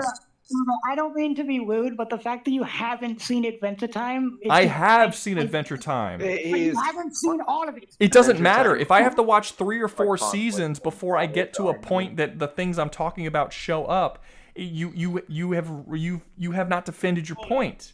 He makes a fair... Hold up. Hold up, Rouga. So whenever I bring that up, when I'm defending my topics of why I dislike something, it's irrelevant. I'm not saying I dislike it. I'm saying it's not made for boys. You didn't embrace yourself enough in Expedition 33 or Vampire Survivors to actually form an opinion. But when you say it's fine, come on, man.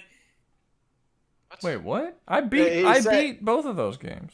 Okay, no, what Mike is trying to say is because you haven't all of the show, it's been a point.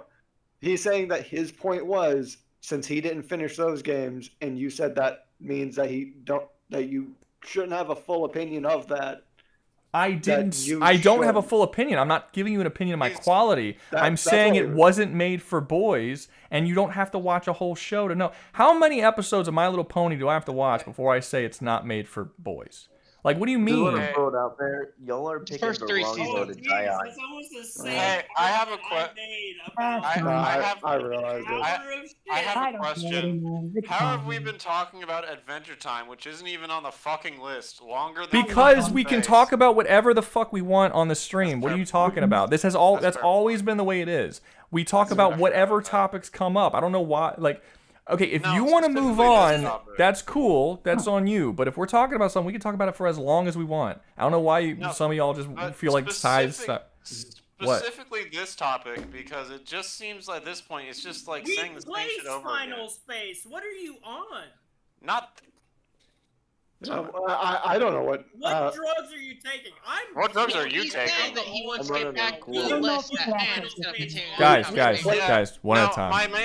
My point is that it's becoming like the same point. Sir, over it's again. called You're not getting it's called a circuit. Well, if someone can give me, well, what I was trying to say at the beginning, if someone can give me one thing about Adventure Time that makes it a boys' show rather than just the main character's male, which does not instantly make it a boys' show, by the way, that's dumb. That every other girl's show, like Kim Possible and Star vs. the Force of Evil, doesn't also have, then fine. But you guys can't even tell me how a boys' show would have something like a fucking Candy Kingdom with a bubblegum princess. Like, if you're looking at Adventure Time. It's a boys' show for at least 3 seasons. I would say specifically because of Jake being an older brother and going through. It becomes a dad. He has his kids and he has. That's not enough. That's not enough. That is not enough. Young adults experience. And I mean, it Jake is a guiding bros. father figure. It is a bro show up to a certain point in which it doesn't become a bro show. Yeah, it does go into themes about two dudes being friends and being there for each other through hard times, and even goes through. But why is that? But how would that be? But why is that specifically male? That two people are friends, and they just both happen to be boys. Because literally the bro cult. Fuck. It is about two dudes being there for each other through Guy specifically.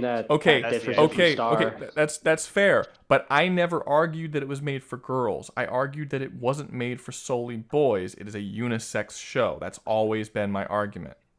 So nothing you're saying is arguing that it's. You guys said it's for boys. That's what you are arguing. That's what this whole argument has been. Where I'm like, it's not for boys. It's unisex. My initial statement was that there are no shows that are solely made to be pointed towards boys. The shows are unisex or they're for girls. They're not for boys anymore, and they haven't been for many years now. And you guys argued that, saying, no, this is straight up made for boys. And I'm saying, Bubblegum Princess and the Candy Kingdom and the extremely upbeat, very no-teethed humor that exists within this show is not made for boys. It's made way more sanitized so that girls like it and for girls. And now it's gotten to the point that they've straight up replaced the main character with a chick in the Fiona and Cake show.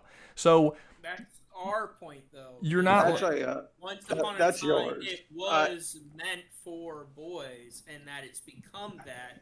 Again, I don't think you guys have given any evidence whatsoever that it's solely for boys. Everything y'all have said does not disqualify it as unisex. You're misinterpreting. What we're saying is, when it came out and what it originally was, yes, it was a boy show. Episode 1 had the Bubblegum Princess with Candy Kingdom. It was not made for boys. And a zombie attack. Not a zombie attack. Not a zombie attack. It was. A toothless. No, not a zombie. No, a zombie attack is a perilous situation where people are coming to eat you alive and murder you. That doesn't happen in episode 1. In episode 1, everyone gets their mind lost, and if they infect you, you also get your mind lost, and you become this goofy little cartoony thing. And then they immediately cure it. Nobody dies. No issues happen. Yeah, Rouga, I don't know what the fuck you think a zombie is. If that's not a zombie, I don't know what it is. Because yeah, Rouga, you're in the wrong here. Beth is on. No, I'm not. I'm not in the wrong. Yes, you are. I'm not in the wrong. Yes, you are wrong. No, because you guys are choosing not to hear what I'm saying. The word zombie is not the point here. Y'all are using y'all are saying that they're zombies. I know that by definition they are zombies. You're playing dumb, and you know I know what a zombie is. You know what I'm saying. They are not traditional zombies in the way that a boys show would show zombies. It is toothless. It is very nice and friendly and goofy and fun. It's not the way that a boys show would do it. Nice and friendly as it attacks. It doesn't attack anyone. No one gets hurt in the whole episode. No, what are you talking about? And the end credits, it shows fucking multiple people who've been cured who are just ripped in half sitting on the floor. Yes, alive and fine because no one gets harmed in the Candy Kingdom. They get put right back together. It is a toothless show. I think is your point more along the lines of that there are no like real consequences to it?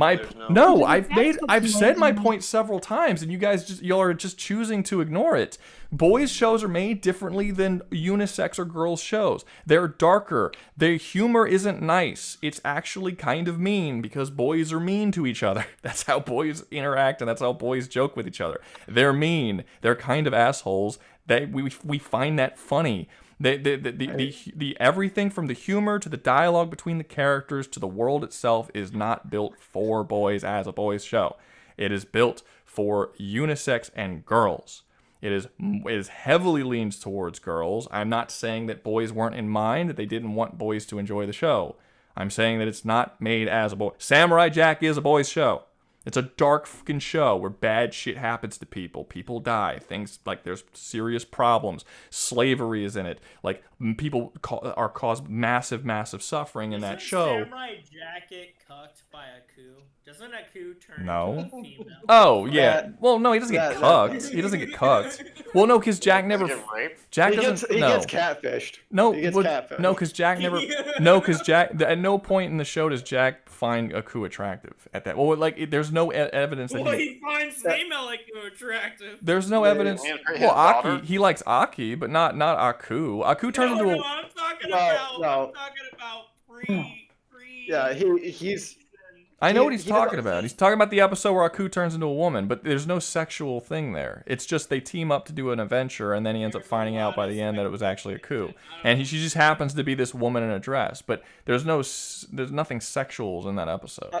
I do have a question for you, Rouga. Nights by the campfire. And this isn't some gotcha thing. I genuinely just want to ask, when do you believe was the last boys show on boys show cartoon? I don't know. I'd have to look. I mean, I haven't watched cartoons on Cartoon Network and all. Followed them for a while, but I'll tell you this. I was meaning in your opinion.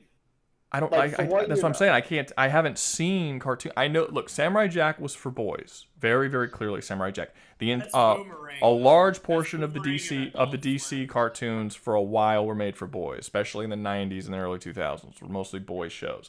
Boys shows are generally. Megas XLR was a boys show, right? There's like there were very clearly shows that were made for boys. They were just and I'm not saying and someone down in the comments said, "Oh, darker." I'm not saying dark. Like, it's so wild to me that you guys don't know what I'm fucking talking about. Like, you don't understand how boys interact with one another. Like, this is just completely going over your head that boys talk differently to each other than girls do. Like, it completely goes over your head that boys do not act like Finn does.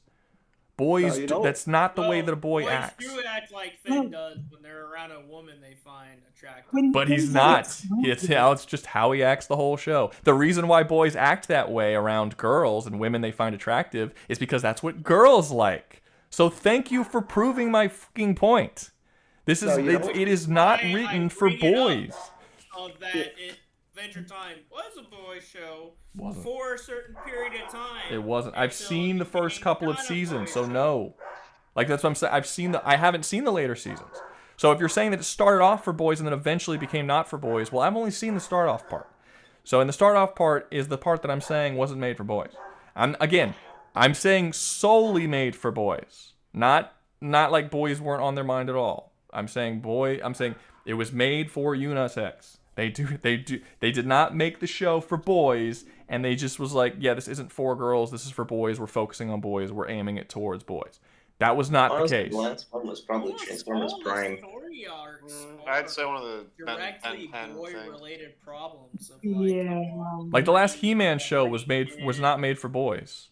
Like there's so every action series that I've seen on Netflix in the past who knows how long isn't made for boys. Like none of them are made for boys, and it's wild to me. You don't want to know the last animated show that was made for boys? Primal. That was made for boys. That's like the only one I could think of. I was going to say that was made for men. True. Well, I actually let my nephew watch it, so technically. I mean, that's fair. Would you let your nephew watch Space King? No, I did not. I did not let my nephew watch Space King, but I did let him watch Primal. If I had to say one, probably Generator Rack. That one was pretty. I'd say one of the Ben 10 continuations where he's a little older. Since Probably, definitely the original Ben 10 was certainly more leaning. It was slightly unisex, but it was definitely leaning more towards boys for sure. Like but it's been a while. They don't really do it anymore. And the ones that are advertised as being for boys, when you end up watching them, you're like, this really isn't for boys. Like it's boy friendly. It's not really. I wonder if it's because anime kind of took over. Anime did take over. I hate this goddamn terminology. Maybe that's just because I don't actually live in America, but like I hear like anime is just animation for it. Like it's but we're referring to it as Japanese animation. Regular show's not a bad one. I actually do think regular show to some extent was for boys. Someone did say regular show. Or at the very least, regular show is a boys. I can agree with that one more than I can agree with Adventure Time. I can think of The Amazing World of Gumball being a boys show. No, that was unisex. That was unisex. Definitely honestly, that was definitely leaned more towards boys, even if it used unisex. Yeah, no, it was leaning more towards boys, even if it was the unisex.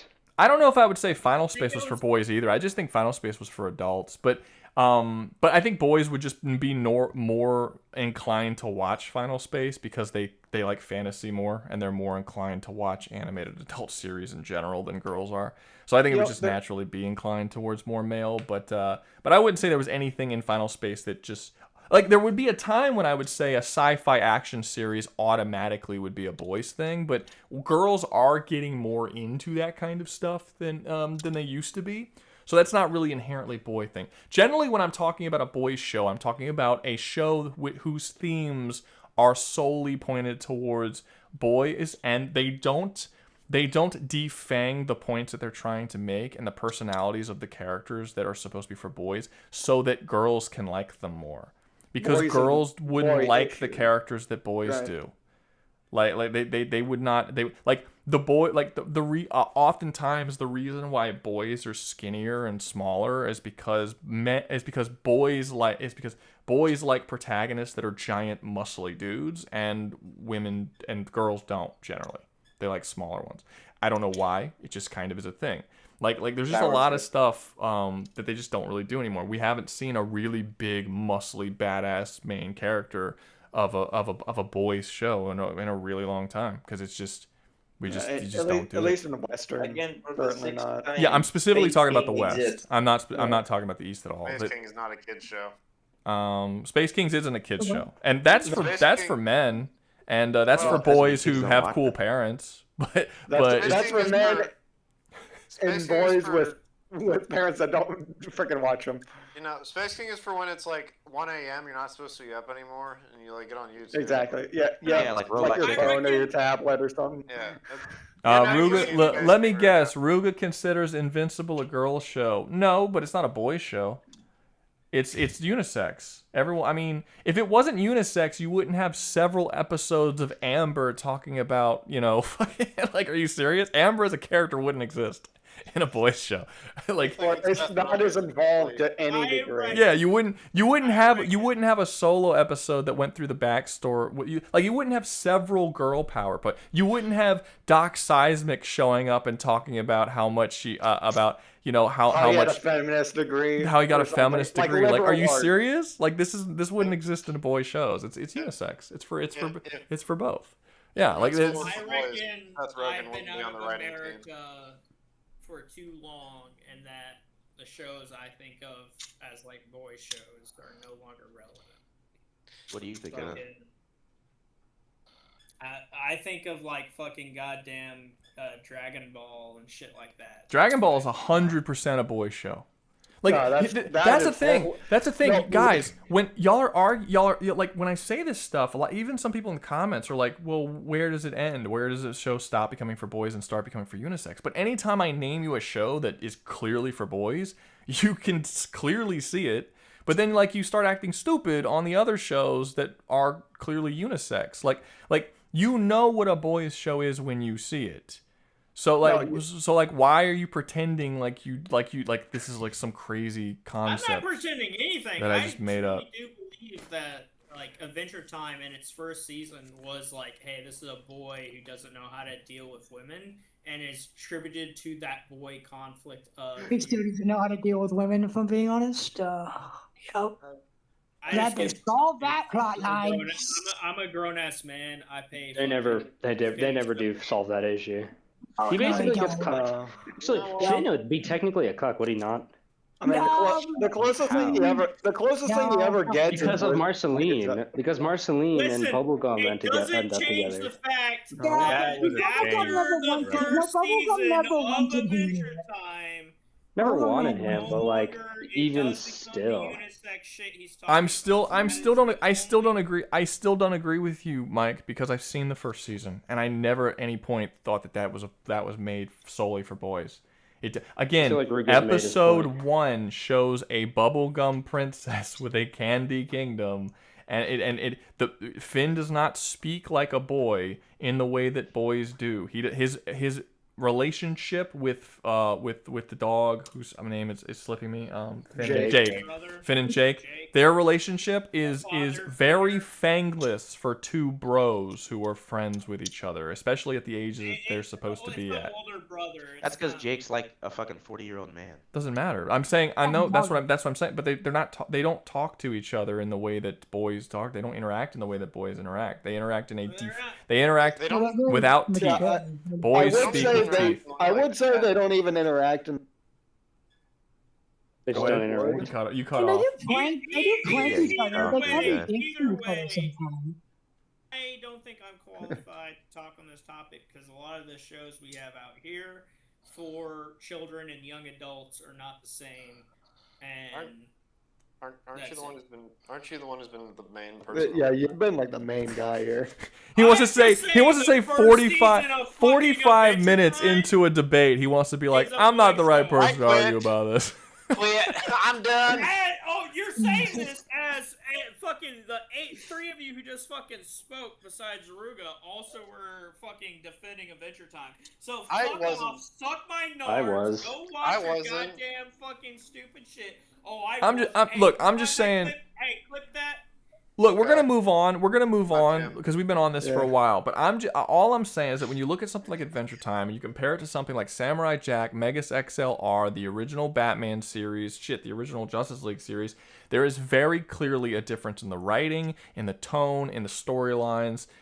Like it's very clear that girls were heavily thought of and trying to be appealed to with that show. Not necessarily solely, like sure boys too, but it was not made for the sole purpose of like, this is going to be the boys show, we're going to make this for boys. That is obviously not the case with Adventure Time, not even close. And I mean, you wouldn't be able to say something like, you couldn't even justify something like that with something like Samurai Jack or Megas XLR. Those are clearly for boys, solely for boys. So I think it's obvious. I don't know. Maybe you guys think it's iffy or something. I don't see how. I honestly, and I don't really think that y'all have given any real arguments to say that how it is solely for boys. Y'all have just given reasons as to how boys were also thought about during the creation of the show. Ruga, you gotta keep in mind though that you're like me included to some extent. You're kind of arguing with a bunch of people who didn't really grow up with boy-centric shows fully. I don't disagree with that. I mean, but you know, depending on the age Despite of the the fact people that here. Mike is actually almost just as old as Ruga. How old are you, Yeah, Mike? well, he's also the other person arguing about it.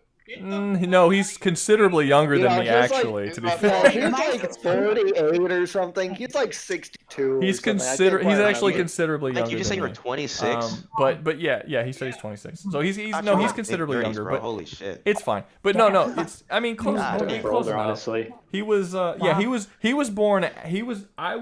I remember watching Samurai Jack when episode 1 came out, and he wasn't born yet. So, or no, he would have been like To be 1. fair, I would stay up to watch Samurai Jack on Boomerang because I prefer that over Reruns. Yeah, Fucking fake reruns. fan watching reruns. I remember I watched the entirety of Samurai on the Adult Swim website because they were streaming the entire thing.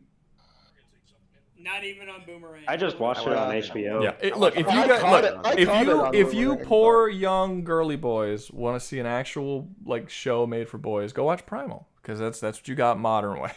that's really all you got right now. What are your thoughts on the third Oh, season? Ruga, by the way, haven't did you seen hear it. about the Primal next season's coming out? Yes, everyone has. Yeah. The trailer's been out. They've released like 3 trailers. I will be watching it when it comes out.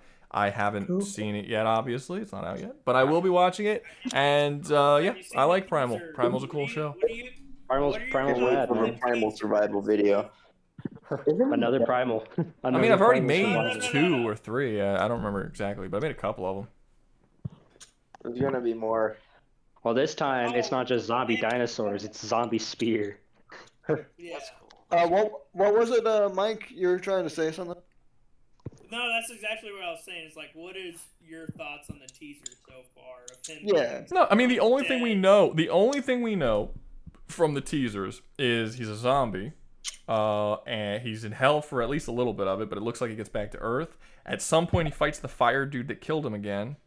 Whether that's a dream or real, we don't know. He runs it back. And we don't really know much I'll run else. back. I mean, we don't know anything. Is he going to come back to life? Is he not? How long is he going to be a zombie for? Is it the whole season, or is it just the first couple of episodes? We have no idea. We don't even know if there will be a season 4 to continue his story, or if they're going to go back to the anthology idea that he originally had.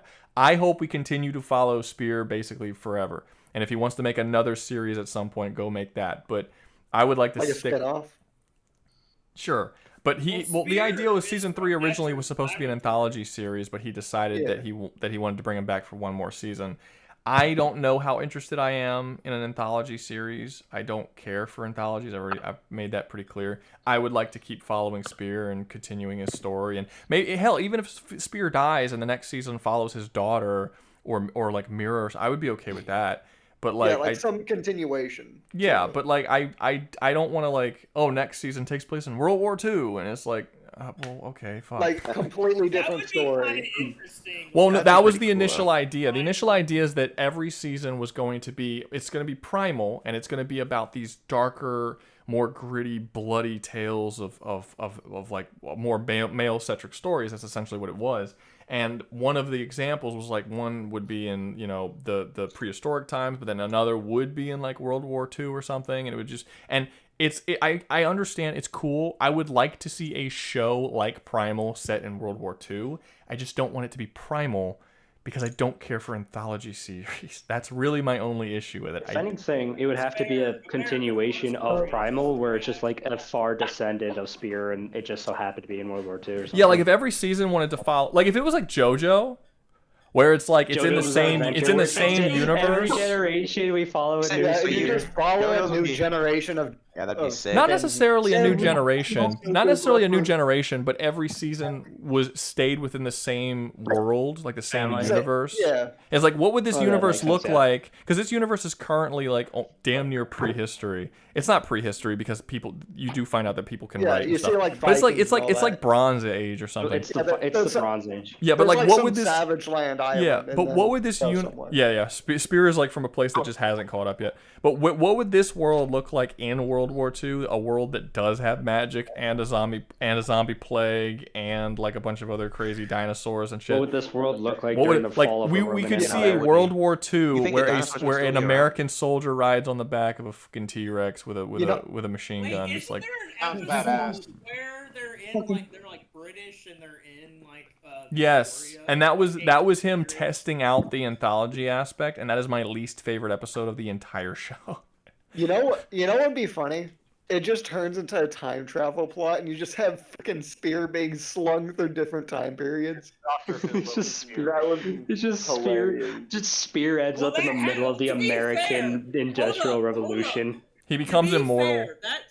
To be fair, that's the original plot line with him, Dexter bringing him back, and then sending him back. No, stop it!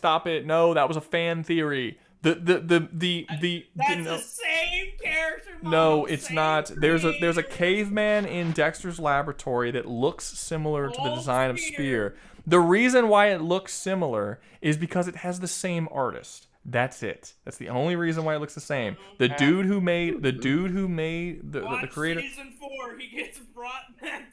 Gendy Tartakovsky, who is the creator of that, heavily worked as an artist and storyboard writer on Dexter's Laboratory. That's the only reason why the cavemen look similar. But no, it does not take place in the same universe as Dexter's Laboratory. Primal is its own universe. There was also a theory going around that it takes place in the same universe. As Samurai Jack. That was another theory. It's just a theory. Primal, it's its own thing. Hold on. Stop it. Rouga. What? You said that Primal was originally going to be. I can't understand anything he's saying. Anyone else understand what he's saying? No, You're underwater, dude. Like, get out of the pool. You said that. You said Primal was originally going to be an anthology series, right? It still might, yeah. So something tells me it pulled the Halloween route, since originally No. Halloween was going to be an anthology series. It hasn't. I know what you're saying. It has not. The plan is still to make it an anthology series. It's just he decided to do one more season with Spear before he does it. But it's still supposed to be an anthology after season 3. He thought there was the only another story way to I tell, think probably. this anthology series could work is if it does a JoJo's. I just inherently don't like anthologies, so there's really no way to do an anthology where I'm going to think it's better than just following Spear for 2 or 3 more seasons. But, I mean, if you're going to do an anthology, at least, like, maybe spend a couple seasons on different characters as the show continues on. Don't just do one season on one character, and make it take place in the same universe, and have the things that happen in prior seasons affect future seasons, like, so that I don't feel like I'm just watching a whole new thing reboot. Because I don't want to feel like I'm watching a new show every year. I want to fucking feel like I'm watching Primal. And it's just, if you want to make a bunch of different Primal spin-off shows, then do that and let me check those out. But don't just have this show that I like just constantly changing on me all the time. I would like to stay with what we're telling the story about. If I wanted to do that, I would watch a movie, man. The reason why I watch a show because I want to see the shit evolve over time. Hey, that's how that shit works. Anyway, let's continue because we've been on this for a while. We're not even Primal's on the list and we haven't gotten to it. Has anyone actually seen Super Jail? I have not. No. That's a good question. I have not seen enough of it to form an opinion. It's good. Something like goddamn Happy Tree Friends. Okay, so is it below Xavier or is it above Xavier? Or is it in D? Wait, what's Xavier? Oh, it's better than fucking Happy Tree Friends. No, it's not. It's the same shit. It's literally gratuitous violence, but instead of being cartoon characters, it's in a jail cell. There's no story plot. It's the same joke of gratuitous violence every single time. You know, that sounds like Oz. The same tier of Happy Tree Friends. No, Oz is a story. No, I'm Stop kidding. it. I said that. I know. Well, if you're saying that the entire show is just gratuitous violence, that's the whole point of the show. It is Happy Tree Friends. Like, exactly, it's Happy Tree Friends. But there is actual story and plot. So Doug, have you seen Super Jail? Yes, I've seen a good portion of it. It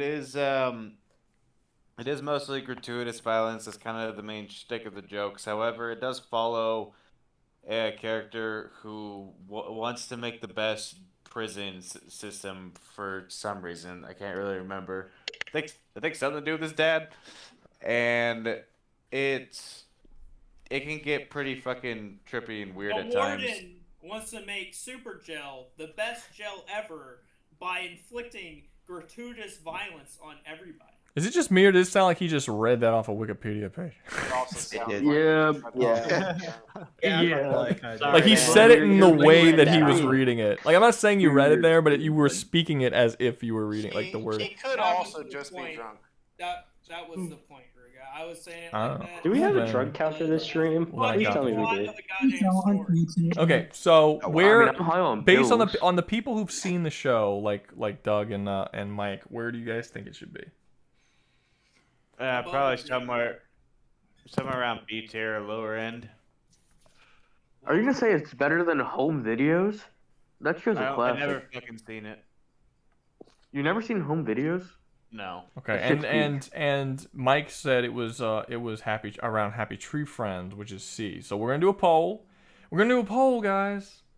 Hope y'all didn't go to fucking sleep. You gotta be here for the poll. What is it? Super Jail? Super Jail. The only reason why I never watched Super Jail is because I don't like the animation. Get in that boy's hole. That you gotta pay the troll toll to get in that boy's hole. All right. Someone just said South Park is G tier. Talk about something I could have valid there. GH gay hell. I was actually playing Vampire Survivors today, and there's an enemy in it called the toll, and when you read the description, it's like it had the words "gotta pay the troll toll" to get in that, and it was like a reference, and I was like, that's funny. No, Vampire Survivors I like its sense of humor. It's nice. Yeah, the enemy descriptions are hilarious. They're really funny enemy descriptions.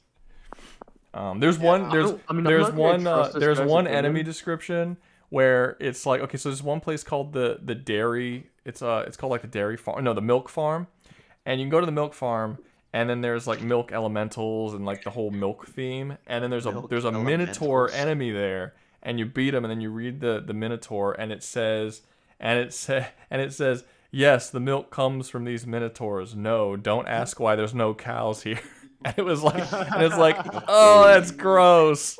It's like, and then you think about it, and then there's like the bunch of lizard men. And you read the lizard men, and the lizard men were like, the lizard men really love eating the milk from the milk farm. They really want more of that milk. And it's just like you read them all, and you're like, this is getting a lot darker as you read the different character descriptions. It's from Vampire Survivors. What's up? I have a question. Are these is the milk that's from the milk? I mean, I know what it is, but like, is it just everywhere? I mean, yeah, I know it's cum, but like, is it everywhere in that area? It's just a milk farm, man. I don't know. Just go play the game. Farm milk. Go play the game and find out. Wait a minute. The game's like $5. It's a couple dollars. I think I got it for less. I think I got it for like $1.99 or something because it was on sale. But yeah, it's only horse semen is actually considered a superfood, and you can live off of it. It's less than a cup of coffee. What? The game costs less than a cup of coffee, and if you wanted to buy all the DLCs, of which there's like 6 or 7 of them that make the game bigger, I spent like under $12 for the game and all the DLCs. By the way, 2 of those DLCs are free. Yeah. It's like it's not guys, a lot, really. It's fun. Yeah. So everyone agrees. We're already at a perfect number. Everyone says C. So. Does that put it above Happy Tree Friends? I'll put it above Happy Tree Friends, I guess. That sounds fair, right? You guys, right? Yeah, more or less agree. Exactly like character and story. Okay, all right. Next up, we have Space King. I feel like Doug really wants to talk about this one. Go ahead, Doug. Space King to the Space King.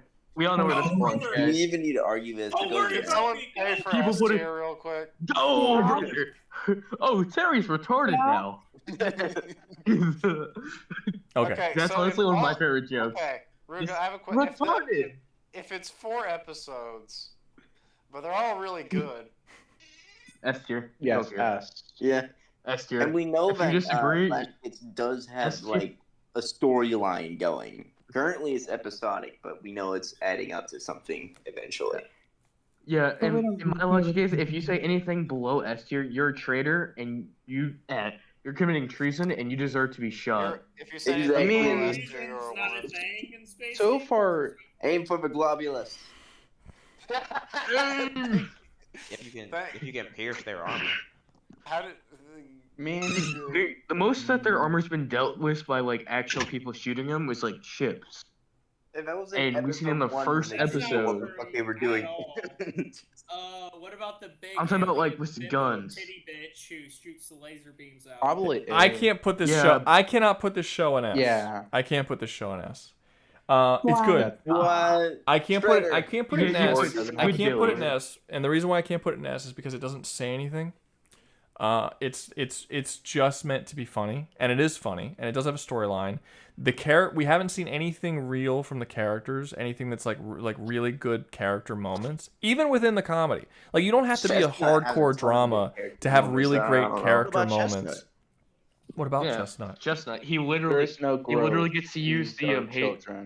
Yeah, I'm not He saying the gets to characters use don't the go hate through. mail. I'm not saying the characters don't. I'm not saying. That's I'm not saying the characters don't have these like little mini arcs within the seasons, within the episodes. I'm not saying that. I'm saying it doesn't have any really great character moments that you really think back on. You're like, man, that was really like.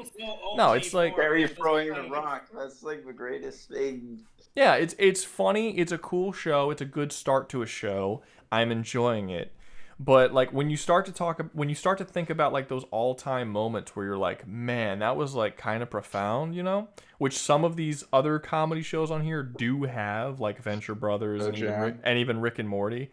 Like they do have like some really amazing character moments, or you know, something that's like parts of the show that's actually saying something that's interesting. Like Boondocks constantly had things to say that were like, wow, yeah, you know, that's a really cool, like really like made you think. And just sort of required more from you than just sitting there and laughing. Personally, I remember every single joke in Space King. I didn't say every single one. Yeah, I didn't say that you really. I didn't say that you wouldn't remember jokes. Yeah, it's also the fact. That's not, I don't see why that didn't have anything to do with what I said though. I didn't say anything about not remembering jokes. Well, You know? I'm just saying, like, alternatively, my argument for being an S tier is that everything it puts out is memorable. Also, only 4 shows. It's 4 episodes. It's only How? 4 Why would you episodes. not Of course you remember 4 remember it. episodes? The Christmas episode. 4 shows. It's 4 episodes. Why would you not remember 4 episodes? I don't understand why that You matters. can't remember 4 episodes. Your memory is like actually good. Yeah, like these you can't be like, oh well, I can remember all the jokes in the 4 episode Space King, but I can't remember all the jokes in the 12 season Archer. So obviously the jokes in Space King are more memorable. Like that doesn't make any sense. Think the first 4 episodes of like Family Guy or something. I bet you couldn't name every single joke off the top of your head. Because I saw the Well, show in name, like, I every saw joke those in episodes Family back in Guy, yeah, there's, like, 1999, 20 so probably not. Yeah, Like, I would rather kill myself than do that. I literally saw those episodes in the 90s, so I doubt I would remember them. I saw Space King last month. Yes, ahoy. Does anybody disagree it should be an S for Annie? Rouga does. Honestly, I would say I would say Guys, you can hear you guys self talking over each other. Mike, stop. You're getting drunk. You're just screaming over other people. Like y'all come on. I'm going to start muting people. Someone start speaking and everyone else let the person talk. You did bring up some good points about that, which it's only 4 episodes, but Well, I don't care that it's only 4 episodes. If those 4 episodes are do something that's like, wow, man, that's like you know, it's cool that it's a funny comedy. But again, in terms of comedy, there's funnier shows on here. This isn't the funniest. This is a well put together show, and what we have so far is a great start to said show. And hopefully it continues on and we get many seasons and it really starts to dive into the characters and the world. And we really start to get some really great stuff along with the comedy. Not aside from the comedy, but along with the comedy. But as of right now, we haven't. And Personally, I there's think episode 3 already set up antagonists. honestly, I would put it below. I would put it like in between Smiling Friends and Robot Chicken because I feel like it would. I feel like since Smiling Friends is in that same tier, Smiling Friends has that same consistency where there's just I like it no more. bad I'll episodes. say I like it more than Smiling Friends, and I would Does probably Robot and I Chicken would even- say I would say I like it more than Smiling Friends. I would say I like it more than Aqua Teen Hunger Force. And I like it more than Metalocalypse probably. I think I could put it at the top of B and be okay with it. It's when you start to get into the shit where like there's some seriously good shit in BoJack Horseman, even though I don't like how depressing it eventually gets. There's like really, really solid stuff in that season. It cannot touch Final Space in terms of all the different shit that you get in that show. Like there are characters in Final Space that if I never see the show again, the scenes and characters that I will remember till I die. That's not the case for Space King. If I don't watch Space King for 10 years, I'm not going to still remember the characters or anything that happened in the show. I would. Yeah, that's just not the case. So I think it's good. I think it's not enough currently, that we don't have enough episodes. And if they keep going and the episodes keep continuing at the quality that they are right now, I don't think it'll ever get to the point of being like an S tier show. I just think it'll, it could be a comfortable A or B or whatever. But I do think it needs to eventually, after a while, start doing more than what it's doing. But what it is doing currently, it's doing very, very well. So I would be comfortable with top of B or bottom of A. I say top of A. I would say bottom top of A. Top of A would be in front of all of the shows that we have currently listed. I would say top of B, bottom of A. Yeah, honestly, I would say top of A. I would say bottom of A. I think that's a perfect fit. So for it because Avakins says, "Look, amazing quality." I have to touch on this. Avakins says, "Look, I love Final Space, but be real, only season 1 was good." That's wild. Because that's insane. Wild. Yeah. Because season 1 and 2 are shit compared to 3. Like they're not even close. 3 is. I'm drunk and we had an argument about this. 3 is. Everyone unanimously agrees that 3 is great. I've never heard anyone say that 3 is not a great season of television. To say that season 1 is better is really wild. The comic is better than season 1 and 2 combined. I almost feel the comic hasn't come out yet. It hasn't? No. What the fuck are you saying that if you haven't read it? Why are you saying that if you don't even know? He wrote it. You can't just say random shit because you want to be a part of the conversation. What was that? Season 2 was shit. Season 3 is so meh that I ditched it like 8 times. Season 1 was no, I'm sorry. Season 1 is not. Season 1's not great. Season 1 has a bunch of unfunny comedy because the creators of the show were forced to put were forced to put comedy into a show he didn't want to put comedy into. Season 2 is the worst season. It's not terrible. It's the worst season. Season 3 is damn near perfection as far as that show goes. I think you're wild. I don't see how it could take you multiple tries to get through it. It's great. That's a weird take. Season 3 existed. That's a weird. Wait, you've seen it? The show? I've seen it. Yeah, I saw season 1 and 2. I didn't even know season 3 existed. I was watching it when it came out, like 2019. It's way better. Way better. Well, the show was canceled after season. He does have a point. What? He does have a point to bring up of how watching season 1 and 2 would put you off from even experiencing season 3. But he didn't say that. He says he says he was watching season 3 and he ditched it 8 times, which I don't believe. No. Nobody ditches shit 8 times. I'm talking about who was just speaking of I didn't even know season 3 existed. Sexy black man voice. Oh, that was me. Yeah. Okay. So. Yeah. I think the dude was just being contrarian. No, Yaku is being contrarian. I think Avakins probably agrees with what he's saying. I don't believe he tried 8 times. None of it's funny. Yeah, because season 3 is not a comedy. That's the whole point. Season 1 and 2 isn't funny. It's trying to be a comedy because Comedy Central was forcing them to put jokes into the show.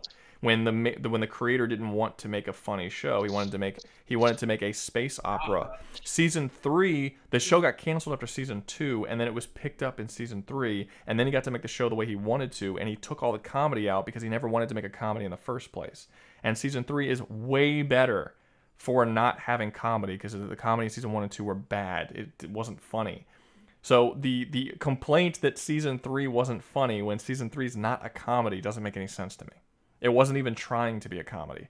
It's not like it has failed jokes. It doesn't make the attempts to make that many jokes. King of the Hill is the best of all. King of the Hill is so boring. I love King of the Hill. No. Get the fuck out. Get the fuck out. Leave. Okay, here, let's put Space King on and then we can do King of the Hill. It's next up anyways. Okay, so I guess I don't know. We'll put it top of. I'll put it top of B. I like Space King. Okay. All right. Next up, we have King of the Hill. Beats a Space King. Someone else is gonna have to put this one. King of the Hill is so good. King of the Hill. It's fantastic. S tier. King of the Hill is so good though. S Why did you tier? guys watch That's King a of the bit Hill? ambitious. I don't think it's S tier. It's good. It's fine, but I give it like the same like energy I give to Bob's Burgers. S is a lot. No, it's better than Something I would like to bring up for King of the Hill. It is the one of the only shows on this list that actually has international fandom worldwide. Despite the fact that it's very American. Yeah, it's actually That's the point. It's like the most American show Isn't you'll it ever very watch. popular in Japan there? That's hilarious. It is Yeah. extremely popular in Japan. It's extremely Also, popular Is it- worldwide. Isn't there it's arguments King of about? the Hill is probably the only TV show on this list that you could show Oh. anybody in the world that has access to the internet Oh. and would know what King of the Hill is. That's wild, considering it's very it's like specifically aimed at American stuff. You know, it's weird. It's weird. That's the case for apparently Europe. It doesn't delete it's popular outside of America. No, I'm not arguing with you. I'm just saying that it's weird. Like it's also weird. I've heard that Europe loves South Park. Like all of Europe loves it. But South Park is again, it is a satire of American culture specifically. Like you would think that something like, you know, Yeah, Europe loves that. something like Family Guy or something that isn't specifically doing anything that's needs to necessarily be American. It kind of makes fun of everybody and sort of. But no, South Park is American. King of the Hill is American. Like it would just be weird. It's weird that those blow up in other places. I don't find it that weird because I don't find it that weird because in America, Japanese slice of life anime are still extremely popular. I don't find it that odd. Yeah, it's basically what King of the Hill is.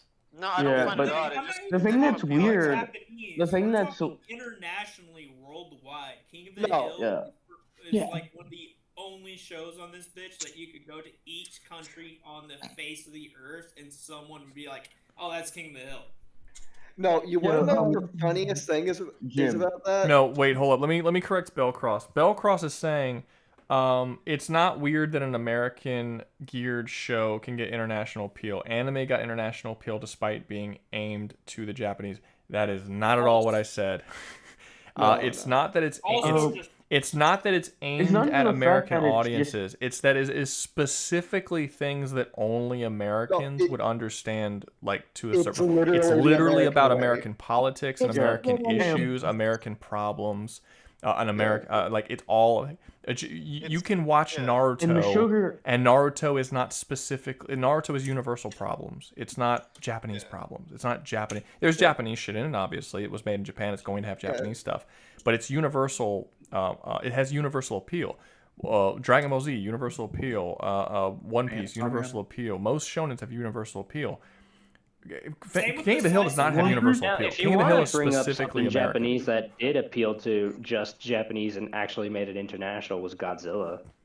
I mean, that was directed towards Japanese, and no, it was it was 100% Japanese focused. Not It's really. still technically Honestly, Japanese focused. Because the whole point of The original. The original, no, Godzilla- even now, shit like modern, not MonsterVerse Godzilla. That one's just straight up. I would But, argue with that a new little mo- bit. No, I would argue with that a little bit because while yes, it's true that the original Godzilla was all about the dropping nukes and the fear of the atomic age and all that kind of stuff. It was also a big monster destroying shit, and it was a horror movie about a big monster destroying shit, and that has universal appeal no matter where you go. You know what I mean? I do suppose that is true, but it was made with the intention of like coping with the bombs for like, the Japanese people. Sure, but even people who weren't coping with the bombs can still enjoy the giant monster attacking the city and destroying shit. Also, other That's fine, but I see what you mean, but I'm trying to point out the similarities of like that and King of the Hill being international. Yeah, but King of the Hill doesn't have a giant monster destroying buildings. King of the Hill is just a plain average American Republican family. Yeah, you're right. Basically, basically Godzilla was kind of like in the 1930s how people in Germany would make movies like Dracula or it wasn't it wasn't the Invisible Man, like Dracula, Frankenstein. No, it's Nosferatu. It's metaphor. I meant Nosferatu. Yeah, I meant Nosferatu. You don't have to. Nosferatu. No, I feel like that Jekyll is and a Hyde. good distinction to make there. Well, It's very metaphorical for what it represents in Since those movies represent stuff, those movies were made to help with the German suppression and their suffering from that time. Before you say anything, after World War One, they had their economy went to shit. I mean, kids were playing with money, like how we play with Jenga. No, I'm not arguing with that. I'm arguing with Godzilla had like an American dub when it came over here as well, so that probably helped to its appeal. I mean, a lot of modern day. I do want to say something about that. King of the Hill also has a Japanese dub. There's actually an argument in the Japanese band about whether it's better to watch sub or dubbed. Oh my god! I swear to God, dude. That's awesome. Dude, I cannot handle the sub and dub argument because I cannot understand why people think the objective truth is you have to listen to it in this specific language, otherwise you're wrong. No, you're thinking it from a wrong position, and I can explain this from both sides of the argument with the Japanese looking outside and other people looking into Japanese. It's a matter He has a Japanese of friend, so he knows. Well, I mean, I'd say he has more than one. He knows. I have a Japanese Community. He has a Japanese penis. Mike is Japanese. It's very small. Is that the one you're gonna sacrifice to the devil? He's been given the Jap card so he could speak for the Japanese. Just let him speak. What were you saying, Mike? Maybe more the Ryukyu Kingdom, less Japanese, but that's a different story. Do you wait? You don't speak Japanese, do you? Odashimasu Osisi. That is not answering my question, motherfucker. No, do you speak Japanese? It is a yes or no. How long have you been there? We don't speak. I've lived in Japan for over 6 years. Do you speak it? Yes or no? Yeah, that doesn't. Apparently, he doesn't speak English. Do you speak it? Do you speak chopsticks? Japanese, enough motherfucker. Japanese. Do you speak it? Dude, I cannot get over that. The way, Rouga, before you continue, the way you said that was like a version of Samuel Jackson when he's yelling at that guy in the interrogation room. Yeah, Pulp Fiction. Pulp Fiction, yeah, that one. English, motherfucker, do you speak it? Japanese, motherfucker, do you speak it? Either way, probably we told you to speak the reason why He never answered the question. I want you all to notice that. He doesn't want to reveal that he's admitting that he doesn't. He's actually secretly a non-Japanese.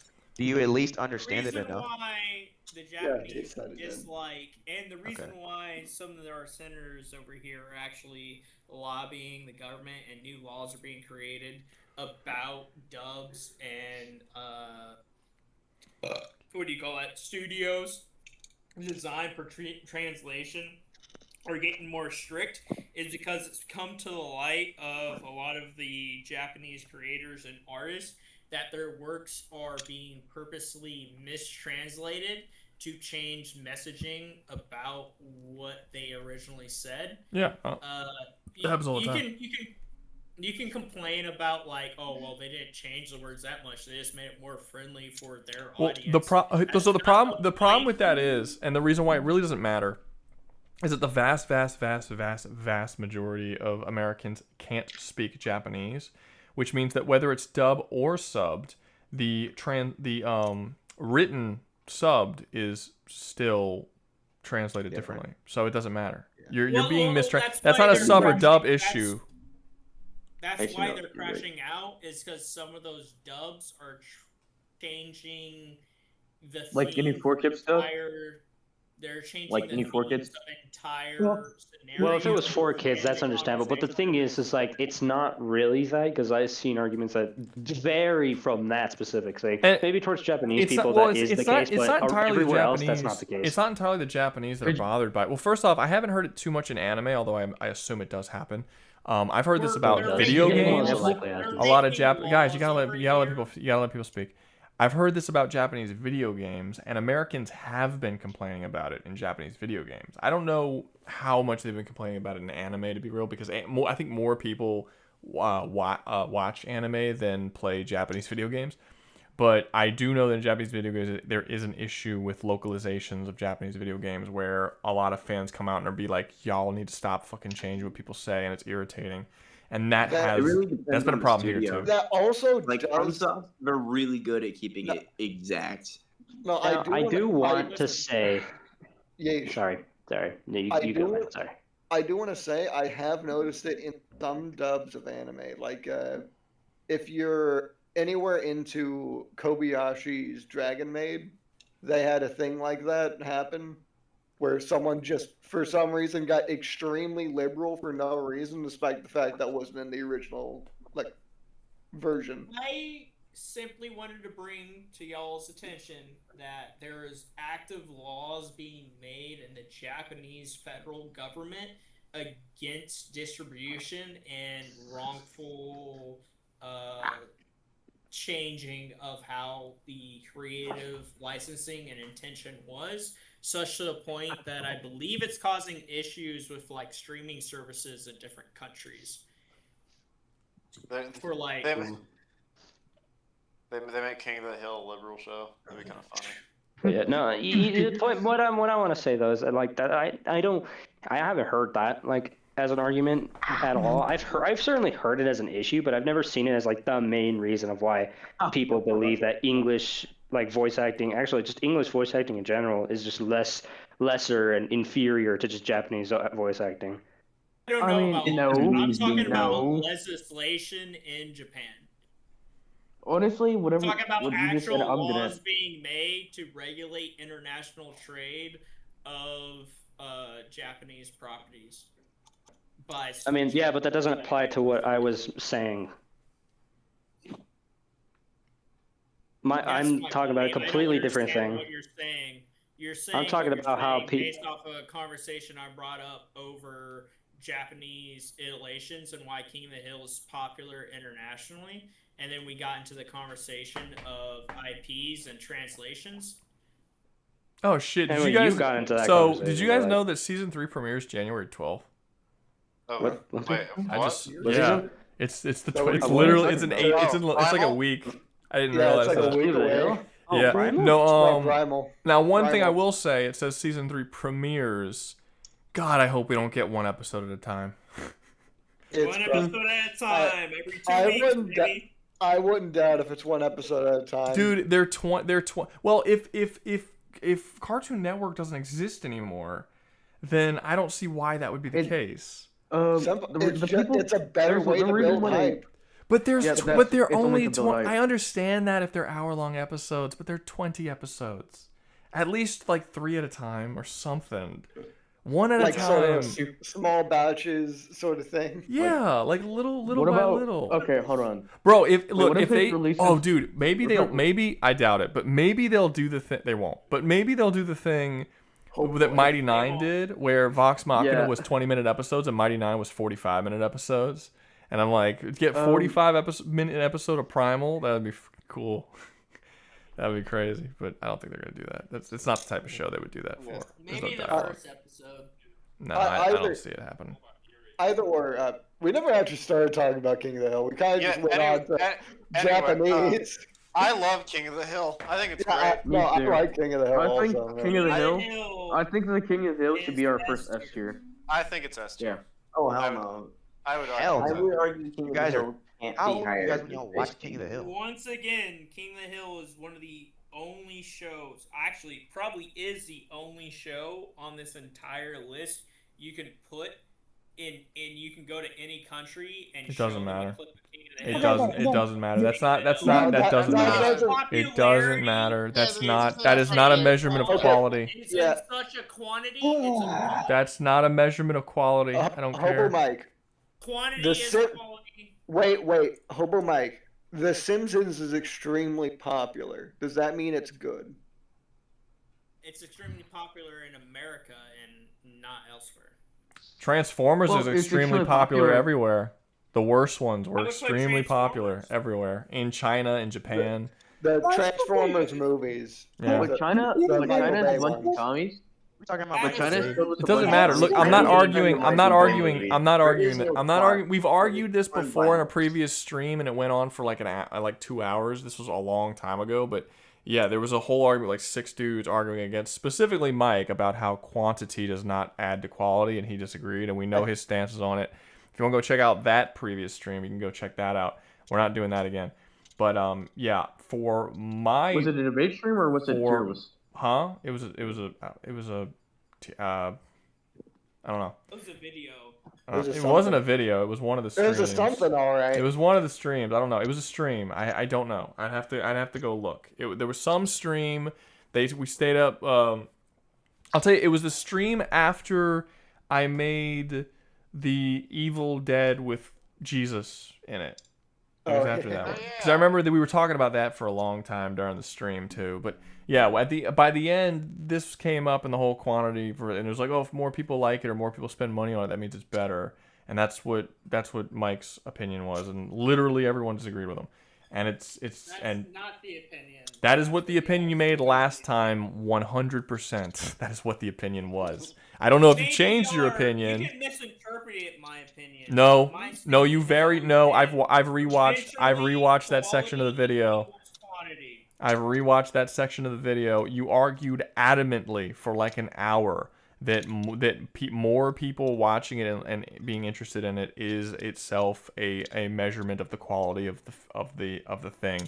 This I've listened to it. This was 100% your argument. Like I said, you had like multiple people arguing with you. Like maybe you've changed your mind. That's fine.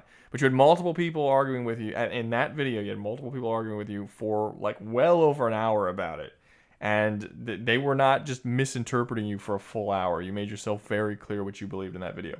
Now, if you change that in terminology of like my business and the job I work, but at a certain point, it doesn't matter how quality an individual is or something is. If there's more quantity, it ends up just being better. Okay, fine.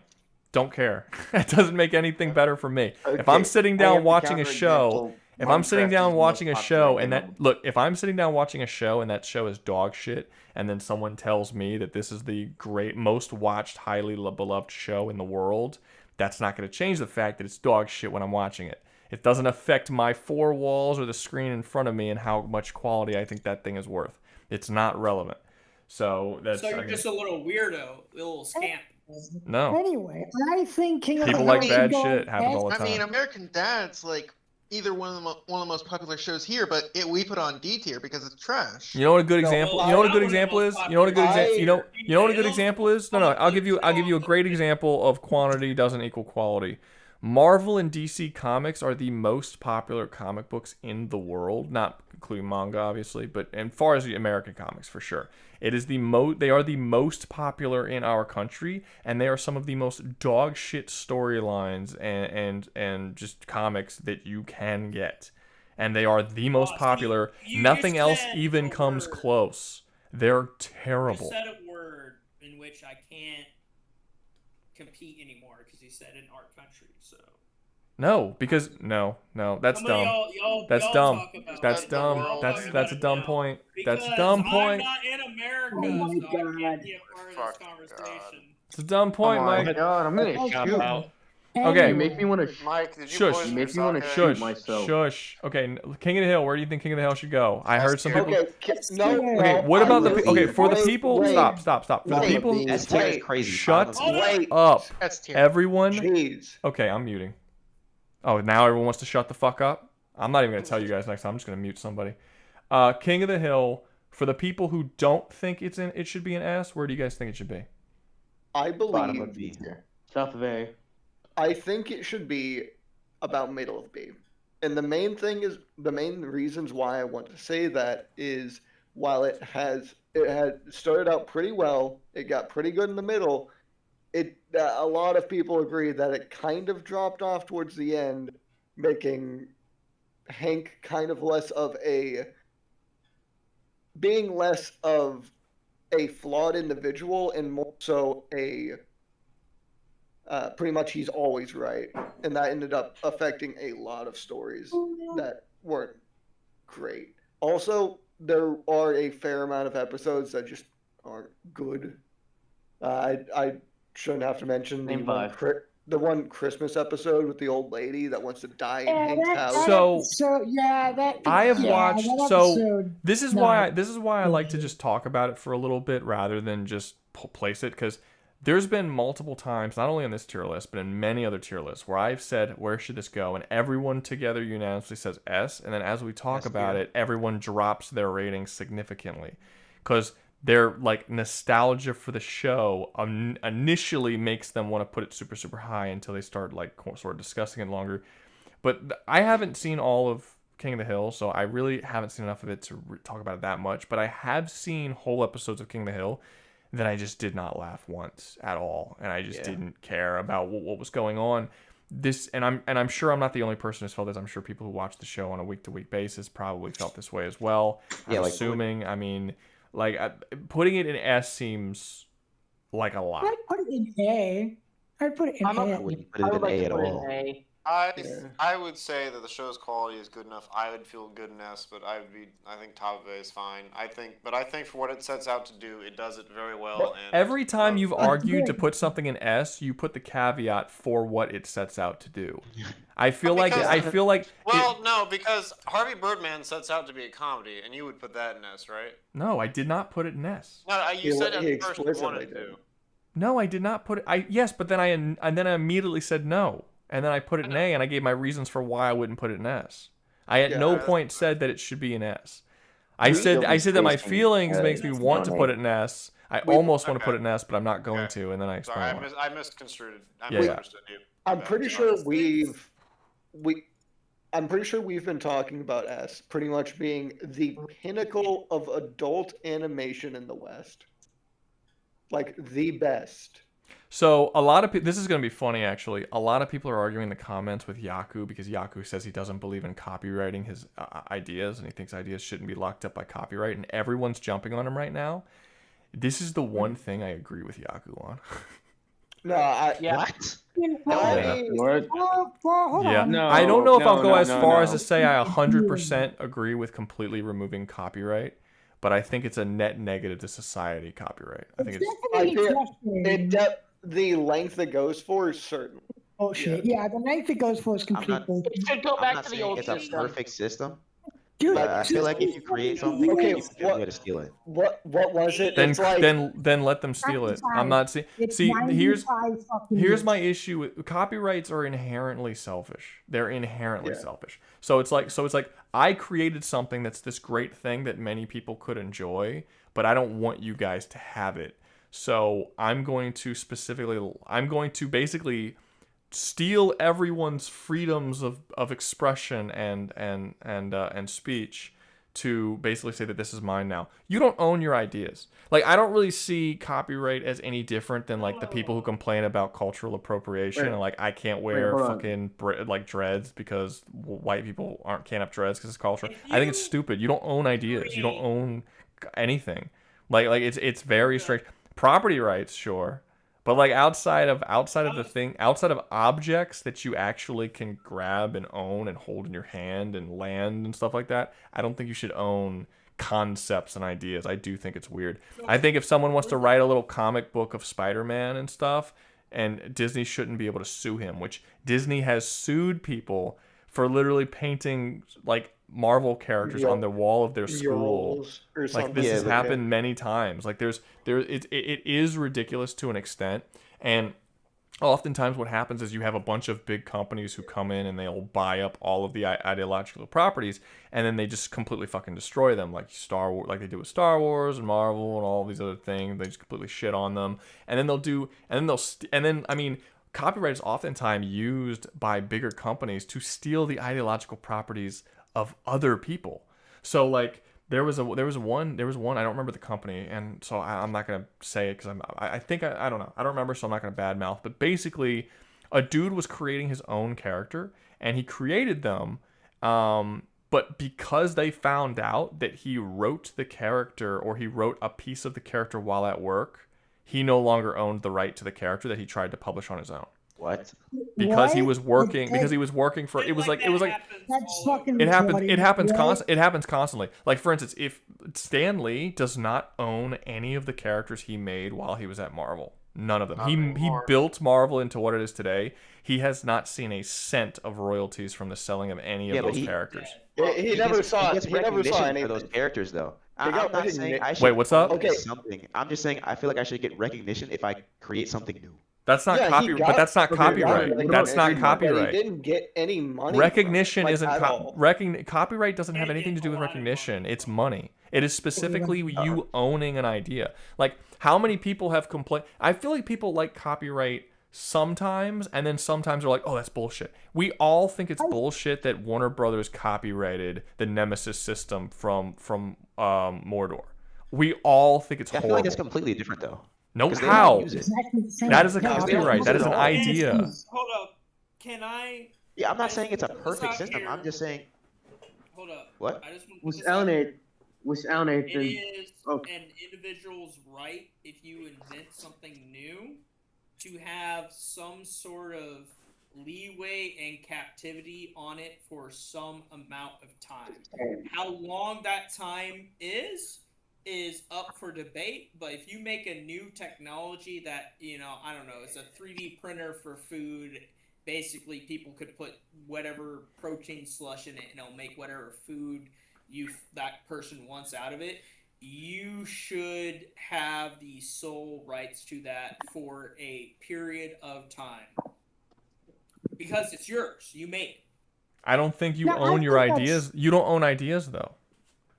Like, let me ask you something. Let me ask you something. If someone and you have a patent, you own that technology. Right to. Yeah, I don't. No, I do not agree. No, I do not agree that you own the idea of whatever it is you patent. No, I think that if someone else can figure it out and do it too. I'm not saying patents. I'm not saying shit like that. I'm saying if that is you copyright. Yourself develop a technology because you have a niche that needs to be solved, and that technology so happens to be a niche that a lot of people have to be solved. Yes.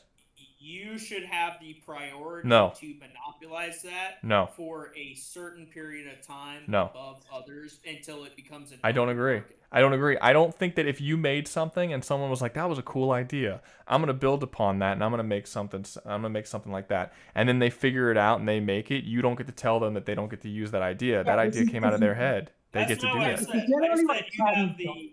You have the priority for the monopoly. I don't know what that means. What does that mean in a legal sense? If someone else figures it out and That tries to means do it you- too, what does priority mean? It means he can't use it. It means you can sue him if he tries to do it. That's what copyright if is. He makes his own version, that is his own technology, and not just like I buy your machine and I use your machine and I make it my own.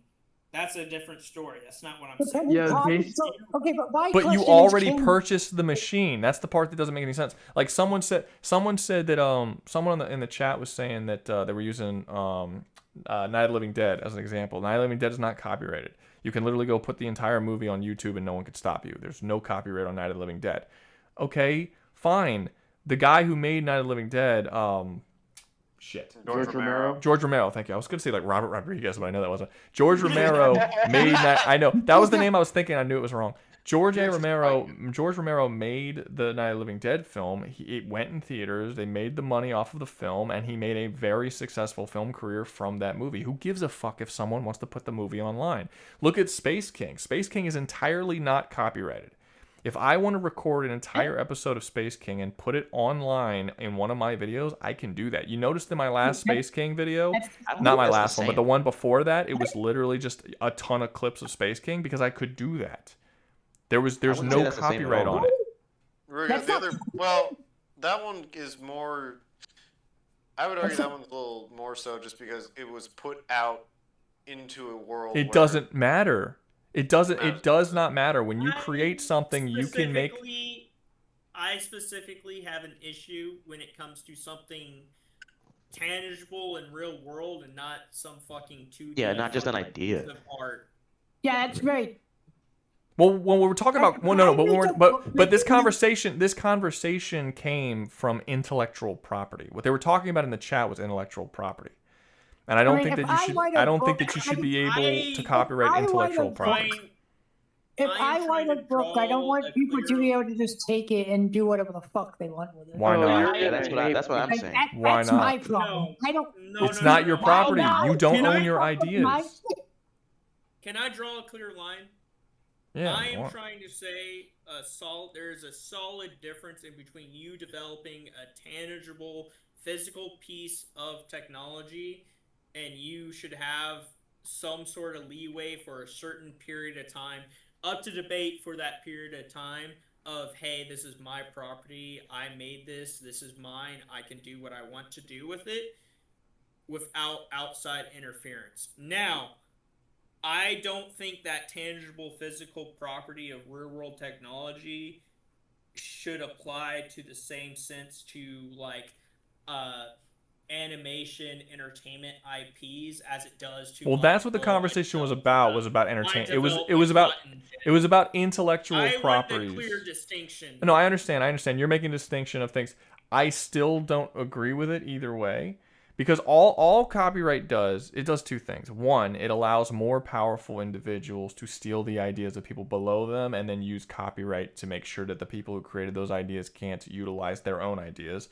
But also, it also just holds back the human race in what they can do and what they can accomplish.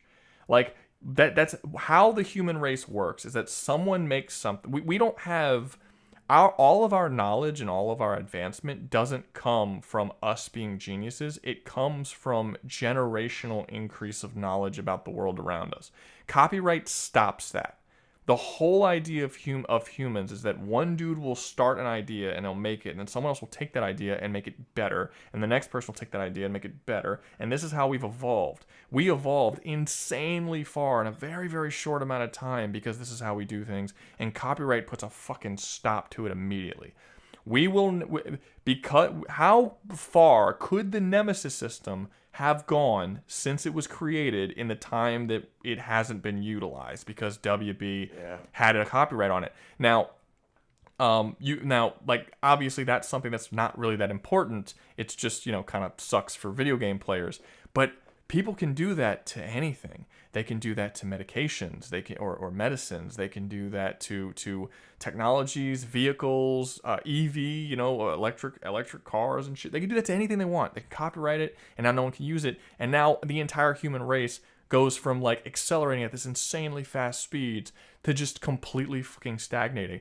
If Marvel is writing comic books and for years and years and years and years they're writing comic books shitty. And I write a really good, like Spider-Man comic book. They haven't had a good Spider-Man comic book in 10 years. I write a good Spider-Man comic book. They should have to compete with me with how well they're writing that character as opposed to me. If I'm beating you and people want to buy that character from me now because you suck. You don't have the power to do that. What? That's the problem. What are you talking about? I'm just saying, they can pay people so that you're just fucked. That's because of copyright. I don't know what you're talking about. That's copyright. I'm saying if copyright didn't exist, I feel like you're not catching up with the conversation, Lizzie. We're talking about the concept of copyright. The only reason they can do that to me... The concept of copyright has problems. I don't think we should get rid of the idea. No, but listen to what I'm saying. Okay, hold on. You're not listening to what I'm saying. Listen to what I am saying. Stop it. Listen to what I'm saying. Spider-Man, Marvel created technically Stan Lee created Spider-Man, but let's just pretend Marvel created Spider-Man. Okay? They should have to compete with everybody else for how well they're writing that character. If they were writing Spider-Man well and it was doing good, then they wouldn't have to worry about me writing Spider-Man and trying to sell Spider-Man comics because they wrote him, they mastered that character, it's their character. People would want to buy Spider-Man comics from them. If people start leaving them and buying Spider-Man comics from me, then I'm doing it better than they are. That is an inherent upgrade in quality. That's an improvement. And this is how all ideas work. If you're not doing something with the idea that you could be, you will succeed. You don't need a copyright if you're doing things awesome with the thing that you're doing. If you're advancing the fastest, if you have the best quality product or the best idea with it, you'll make money. You'll do it. But if someone takes your idea and does something way better with it, or is capable of putting it together and selling it for cheaper because he's a little bit smarter at like dealing with it, there's all the, like, why would you, like, what is the purpose of holding it back other than just your own like selfishness for like, I just want this and I don't want other people to have it. Well, if they can do it better, then they should have it. Like if they like, you know, and grace period for their product. Rouga, what's up? I wouldn't say all that. I do want to mention some of the stuff Advocate has been saying in the chat. He's been saying this directly to you about stuff like how you just wish to steal someone else's character they create. I didn't say anything about me stealing anybody's character. I'm saying that someone. This is something. It's not stealing. Do you understand that it is a very new idea that you can steal an idea? That's not something that the human race has ever considered possible, because you can only steal something that's physical. You can't steal an idea. You can't have, like, every single. Oh my fucking god! That's our goddamn holdup. Let's be clear. Physical technology. Also, let's be very clear here, because this is complete bullshit. The example I used was Marvel, right? Marvel is currently owned by by Disney, right? Disney sues the shit out of you if you try and use one of their characters. They built their entire empire on using characters they didn't create. Non-copyrighted characters. Snow White, Sleeping Beauty, Beauty and the Beast, all of them. The Lion King is literally just Hamlet. They have stolen all of their greatest IPs, even Marvel and Star Wars. They just purchased. It's not their ideas. So what do you mean I'm stealing ideas? Ideas are stolen all the time. They just find loopholes to do it. This is not, you can't steal an idea. It's not possible. Look, this is something Avakin said. This is not for me. I do actually have a personal. I'm not arguing with myself. you. I was specifically replying to Avakins. Okay, there's a giant red herring. Sorry. Hey, what's up, Deshaun Sanchez? Thank you for the $10, man. Keep going. I do have one question. Do you have the same opinion on copyright as you do patents? It's basically the same thing. I mean, yeah, it's the same. Yeah, I mean, no, basically they're the same different, thing. but they're so similar they might as well be the same thing. Like, okay, do you understand? Do you understand? Do you understand that the polio vaccine? The only reason why we have a cure for polio is because the guy who created the polio vaccine decided not to patent the polio vaccine. Just gave it out. He just gave it out.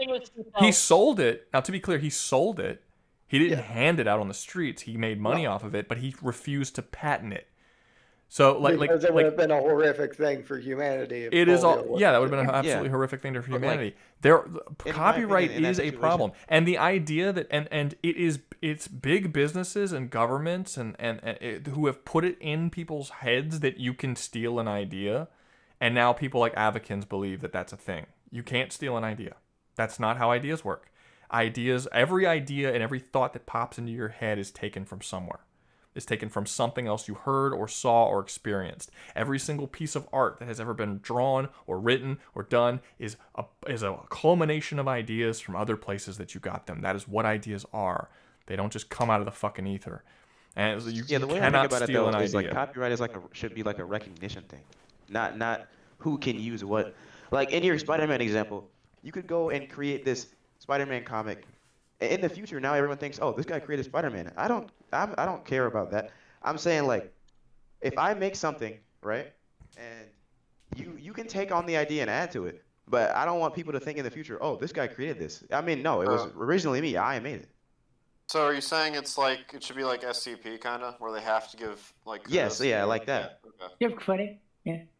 Like I don't think it's a perfect system. It is not. But what you're arguing for is something totally. What you're arguing for is something totally different. Copyright has nothing to do with recognition. Stan Lee has recognition for creating Spider-Man and all these different characters. Stan Lee has recognition because he's famous. No, I'm not saying that every. No. You're not understanding what I'm saying. They're not. copyright, we're arguing copyright, not recognition. Is a different issue. You can have copyright and recognition, or not copyright and recognition, or copyright and no recognition. They're not linked in any way. Yeah, like it's what you're arguing for is a totally different concept. Yeah, like Night of the Living Dead is very famous. It's also in the public. We all domain. know George Romero. It was made in the 60s, and everyone here knew George Romero made it. I knew who it was, too. I just forgot his name for a second. But we all know. He has the recognition. He does not have the copyright. They're separate issues. Very different. There's just been a massive red herring that since trademarking something, that's basically just copyright in a fancy red new text. Well, no, trademarking I kind of get. If you're Should we also get rid of trademarks, Rouga? You would have to define to me exactly how it's different than copywriting. No, trademarks I would have an actual I know it's argument different, but I would have to go into a little more detail of like exactly the ins and outs of how trademarks it works. are permanent. brands and shit like Trademarks that. are permanent. You can't. No, hold up. I got this. If you design a sword that... No, I'm sorry. No, I'm sorry. I'm feeling stupid. Yeah, the basic idea here is that you don't want to sell a shirt that's like a Hollister shirt and then someone else make a shirt and put the Hollister logo on it and pretend that it's a Hollister shirt when you're trying to... I get that. I get that one. Yeah, that's what I was trying to argue with. But like him in Hollister chat. shouldn't be able to patent the idea of shirts. Like that's my but those are two different crimes. But those are two different listen. Those are two different issues. But those are two different issues because one, copyright, what you're talking about is fraud. Like fraud is a crime, and I don't have any issues with the crime of fraud. Like I don't think that someone should be able to pose as Marvel and be like, "This is Marvel. I'm writing this Spider-Man comic, and I'm totally Marvel." That's why I was arguing with him. No, He's saying, I'm not saying as a whole that's shouldn't be a different. thing, That's period. again, that's a totally different that's thing why I from was copyright. arguing. Totally different thing from copyright. Because then you're pretending to be someone you're not, so that you can get over on someone. You're essentially scamming them. Because they think that they're buying something from Hollister or Marvel or whatever the company is, but they're not. They're buying a cheaper version or a knockoff or whatever. You should know that you're buying a knockoff, but the person should have the right to make the knockoff. That's the issue. That's the issue that I have. And honestly, people still make knockoffs. Like you have like the, you have like the what's the shirt with the dude on the horse. And then you'll have like another shirt that's like the off-brand. polo? It'll have the horse too. Like but him on a zebra or something. yeah, but it'll be like a horse, but a dude doesn't hold the polo stick who's on the horse. It's like barely a different symbol, and suddenly that counts as it not being a fucking knockoff. Anyway, no, I'm actually, this is the only thing that I've probably seen Yaku say that I'm kind of on the same page with. Now the different question, and this is totally a reasonable. This is totally a reasonable question. Right now, right? I am like working on and writing a comic book, right? Once I release the comic book, will I have a copyright on the comic book? I don't know. I would. Well, I mean, you could copyright it. Well, if I do have a copyright, I would be a hypocrite. And then, that's just kind of the way it works. If I do have a part of me says no. The main part of me says no, but I guess we'll see. But as of right now, I would say no. I would not have a copyright for it. But it really, I'd have to be in that position, and because I'll say this: if I do end up releasing it and then I end up doing a copyright, yes, I would say right now, yes, it would be hypocritical, and it would be, but it would also, yes, it would be a selfish act, that would be solely for my own benefit, basically. I would be copywriting it because I want more. I would be copywriting because I want more money. I see all copyright should be more like cereal or like crayons, like Crayola. Yeah. I have a question. It should be a very clear off-brand version. You feel me? Yeah. All right. But like honestly, I just, you know what? I just can't see myself, like I can't see myself releasing a comic and then like looking on comic books online or whatever, and then seeing that someone posted it on an online illegal comic book site and me being like, "Oh, I'm going to take this down." It's just not in me to do that. I just don't see myself doing that. I just don't care. Is there a special copyright that allows other people to freely use it, but you still retain the rights to it? Because isn't Yeah. SCP like that? What would the rights? What would the uh, rights be if other people are allowed to forgot what use it's it? called. I- SCP doesn't have any copyrights. SCP is a blog / like forum website. Okay, well, once again, to be fair, that's not the same as had something like copyright, but like Spider-Man. they allowed everyone to freely use it. Ruga, so let me get this It's straight. requirement. Let's assume I make a superhero comic, and then you like one of the characters in that comic, so you decide copy him down and use him in your comic. You're saying that would be okay? I don't personally have an issue with it. No, I don't think because Also, that happened back in the day with Sherlock Holmes, I think. people did it all the time. It was very popular. Because for a long time there was no copyright. I don't think people realize how new of a concept copyright laws are, It was- and how badly abused they have been since they've come Wasn't into it the creation. wasn't it literally the turn of the 19th century? Or I don't remember the something? exact year, but it's not. It It was has not something. been long. Not that old. It's hasn't. like been 150 years, something like that. Yeah, and it's like, what is it like? Why? I mean, how many Frankenstein movies have there been? How many people have fucking paid the family that owns Frankenstein for their Frankenstein shit? Like it's just Yeah, it's, like everything. like There's so many Pokemon things that and don't have Palworld, that don't have I don't copyright think- anymore. I don't think Pokemon should be able to legally go after Palworld. I mean, like you And you know what ends up? You know what ends up? I mean, look, look, okay. How about this? How about this? How about this? Look at all these indie animators who are coming up, right? You have all of these indie animators are making their shows, and then they're getting picked up by things like Amazon and Netflix, and good for them. But then Amazon and Netflix and all these series start driving their fucking shows on the ground and stealing their ideas. Yeah, no, that's Because of copyright. That's the only reason how that's even possible. In Like, fairness, Has-Been Hotel has always been kind of shit. I'm not talking about Has-Been Hotel. I'm talking about the reason why the creators of Space King, Flash Gets or whatever. The reason why they're so adamant on not being purchased by companies is because they made a show in the past where they were starting to work on it, and they were working on it for a big streamer. I don't think they've released who the streamer was they were working on this for. And then they started forcing them to do all this stuff and change things, and the show ended up falling apart. And then when they left and decided to make it on YouTube, the people who they had to deal with, who never released the show, they told them they can't legally put it on YouTube now. They can't make the show they had the idea for because they didn't own it anymore. I believe in the business it is called terms and conditions. Yep. Okay, Ruga, I do have a question.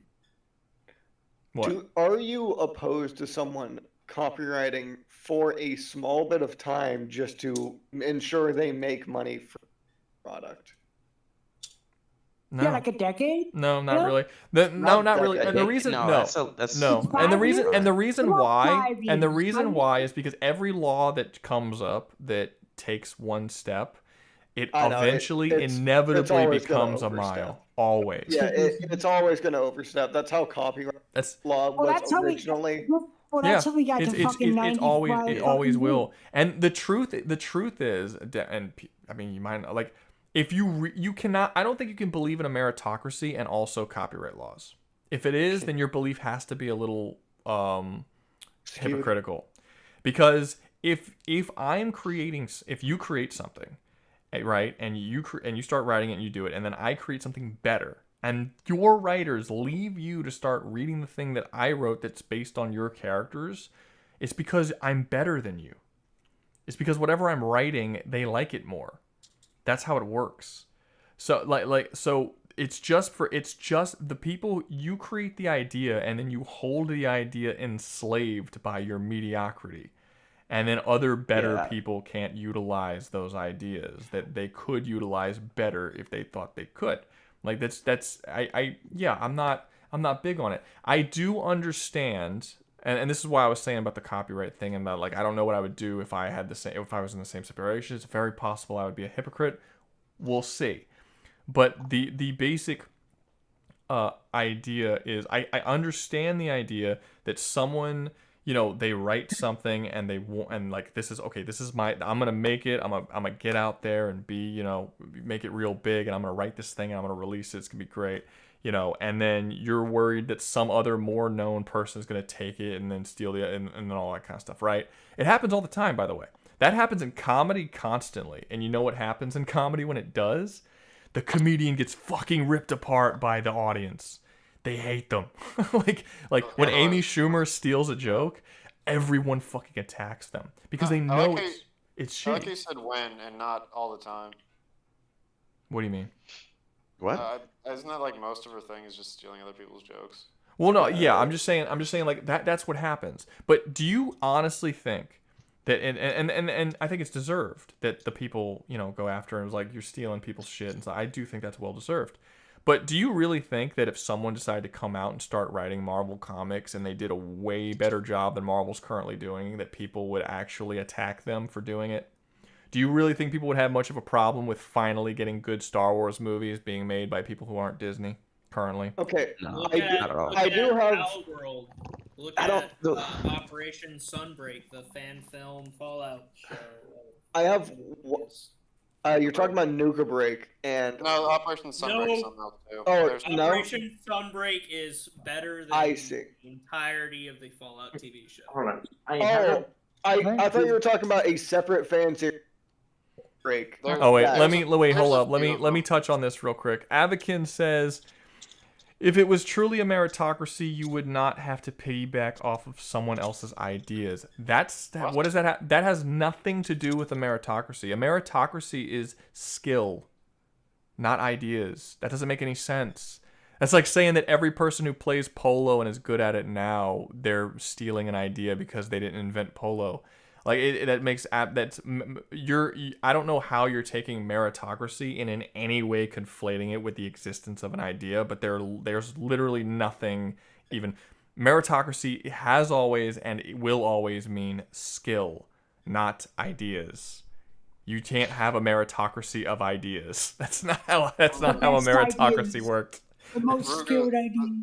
The question would be then, do people believe in a true meritocracy? I don't believe in a true meritocracy, but I don't either. I don't believe in a true meritocracy. I mean, I have no idea how people are gonna feel about this, but I don't think that we should have a true merit. Like for instance, I think that in America we should have a meritocracy that is solely beneficial to Americans. I don't think that we should have a meritocracy. Like, I don't think that we should have we should get people outside the country to start doing the shit for us if they can do it better. We need to do it in-house because it's better for our country as a whole, and it weakens our country if we get people outside. And I'm not talking about immigration.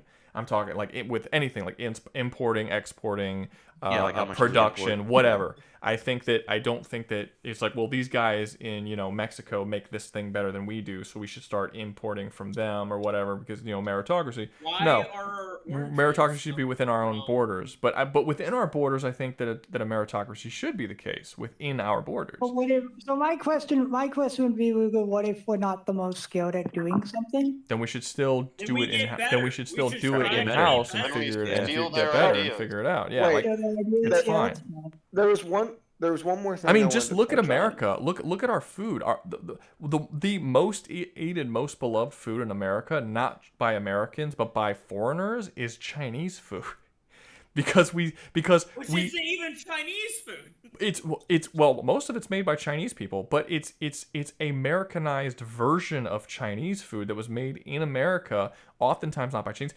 General Tso's chicken, if you've ever had General Tso's chicken, that was made by a Taiwanese guy in America to mimic Chinese food. And we all think it's Chinese food I have today. no idea who this is, but okay. General Tso's. General Tso's is a chicken that you can get in a. I think your Mac's about to die. Okay. I just plugged it in. It just takes a couple seconds to update, but the fucking stream is behind a couple seconds, but no, like that's like, should that guy not have been the ability to do that? Like, does like buffalo chicken was made in Buffalo by one guy. Can we not have buffalo sauce? I mean. So, like, can we not? No one else had the right to make buffalo sauce. He owns buffalo sauce. None of us should be able to experience buffalo sauce unless we go over there. I think this would be a little bit of a point where he can make some money from the thing. He did originally, but now the idea has gone to other people. Like, yeah, that's fine. That's fine. Yeah, but he didn't do it via the law by copyright. You shouldn't be able to own a concept of something like hot sauce, but you should be able to own that one specific hot sauce with those specific Yeah, with that ingredients. exact the exact ingredients. Yeah. I don't know about that. That's not what I'm saying either. I'm saying if you come out and you make some sort of fucking special thing that's a physical thing, not some fucking ideology concept, you make a fucking purple pink polka dot elephant with I make a fucking pen, you make a pen. right? If you make a pen that works in zero gravity, you should have a leeway of time in which that pin is yours, and you can get and the benefits of that pin. Now, should that last Now, very long? that doesn't No. mean that does not mean you should indefinitely only have the rights to zero gravity pins. So Avakins is saying that world building is a skill and writing interesting, compelling characters is a skill. So how is it not a meritocracy if I'm I'm not stealing their world building or their compelling characters or writing. I'm writing my own version of it. I'm not really understanding. If I was less skilled at world building or less skilled at writing compelling characters, me taking Spider-Man and writing him isn't going to suddenly make it better. It would be worse. I still have to have the skill of writing it better than they do. It would still be a meritocracy. Like even that argument, Avakins, doesn't work. That's actually almost like a great the great comparison of the two because you're taking the exact same character. So it's Like it would still be me taking their ideas and running with it and trying to do better with it and me doing better than them at it would absolutely be a meritocracy, and it would not, like, if they were doing it well, no one would buy it from me. Like if their shit was awesome, no one would care to see mine. You know what I mean? And again, everyone's not everybody, but a lot of people who are arguing against it are completely ignoring the fact that copyright is almost entirely used to fucking steal ideas from people. Like that's entirely almost every big company uses copyright laws to steal shit. And before you say like, oh well, it got worse over time. No, it's been bad for a long time. When copyright was introduced, it was inevitable that it would eventually get to the point that it is today. Everything always gets harsher. Laws get harsher. They don't get more lax. That's why you need to be very careful before you just sign away certain of your rights, because once they're signed away, you will never get them back, but they will get harsher. This is why fighting for gun rights and freedom of speech in the United States is such a big fucking deal. Because if we allow any amount of law that goes specifically against speech and what we can say, anything at all, it's just the start of a domino effect that just becomes worse and worse and worse and worse. I don't necessarily agree with that idea. 100%, it is a domino effect that would make it worse. So I should be able to threaten a guy in the street? Yes. Yeah. Well, first off, threat of violence is not a freedom of speech. That's not protected by freedom of speech. Yeah, but then you're limiting speech. Exactly the point. That's not protected by freedom of speech. That never was. It never has been, because you're threatening to do something that could lead to. They're not arresting you for your speech. They're arresting you because you're about to be violent towards someone, and they're taking your word for it. Or at least, they're assuming you're going to remain truthful to the fact that you. Yeah. That That's not the same. That's not the same thing. But if I call you a faggot, I can get away with that. I can call you anything I want. Now the internet might not like whatever I call you, whatever horrible things I call you, but I can't get arrested for it. you'll still suffer social consequences. Yeah, social consequences. That's fine. I have no issues with social consequences. It's legal implications that I have an issue with. Defend your rights. I butchered that, but you get the point. I do want to bring something up, and this is kind of going a smidge back into the whole copyright thing. In this world of pretty much no copyright, wouldn't it allow large companies also to pretty much take from smaller creators their IPs to pretty much make something bigger and grander that the smaller creator could never dream of making? Yeah. I mean, they may oversaturate the market. That doesn't mean what they make is better. The thing is, what I think you're getting at is that either way, in this situation, the little person is getting stolen from, so it kind of doesn't matter. You know what? It's the perfect example of how this plays out. Look at the video game market of like post 2024. People are no longer buying shit simply because it's the IP. People are buying shit for the quality that it represents. No, that also no one happens. really bought Yeah. Call of Duty 7. No one bought fucking any of these other games that have been coming out because there's better quality games coming out. At the end of the day, quality is what matters. It doesn't matter. Quality sells. how Quality big a sells studio- everything, and hijacking ideas so that you can be lazy, or hijack an idea and be like, "This is mine. No one else can use it," and then you just shit on it for fucking decades, and when other people can do better shit with it. I'm not a huge fan of that, and I don't I'll tell like you, it either. yeah, and I'll tell you that, and I'll tell you this: even if I did copyright a comic book or something that I created, I can't see myself ever actually suing anyone for like enforcing writing it. a story with the character or anything, or really But doing anything much I- about it. I would. I do want to actually hear your response to the question asked there. What was the question?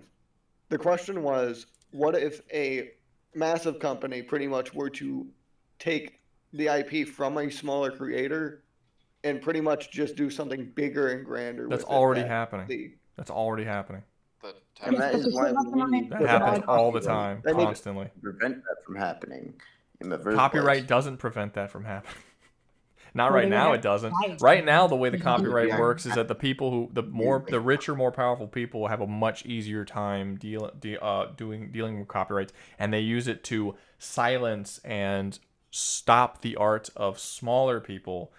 That's generally the way it's used, but it doesn't really matter because even if you have the bigger company making the thing, for one, I think that people would probably turn on them for stealing it in the first place, but also they would still have to make something of quality.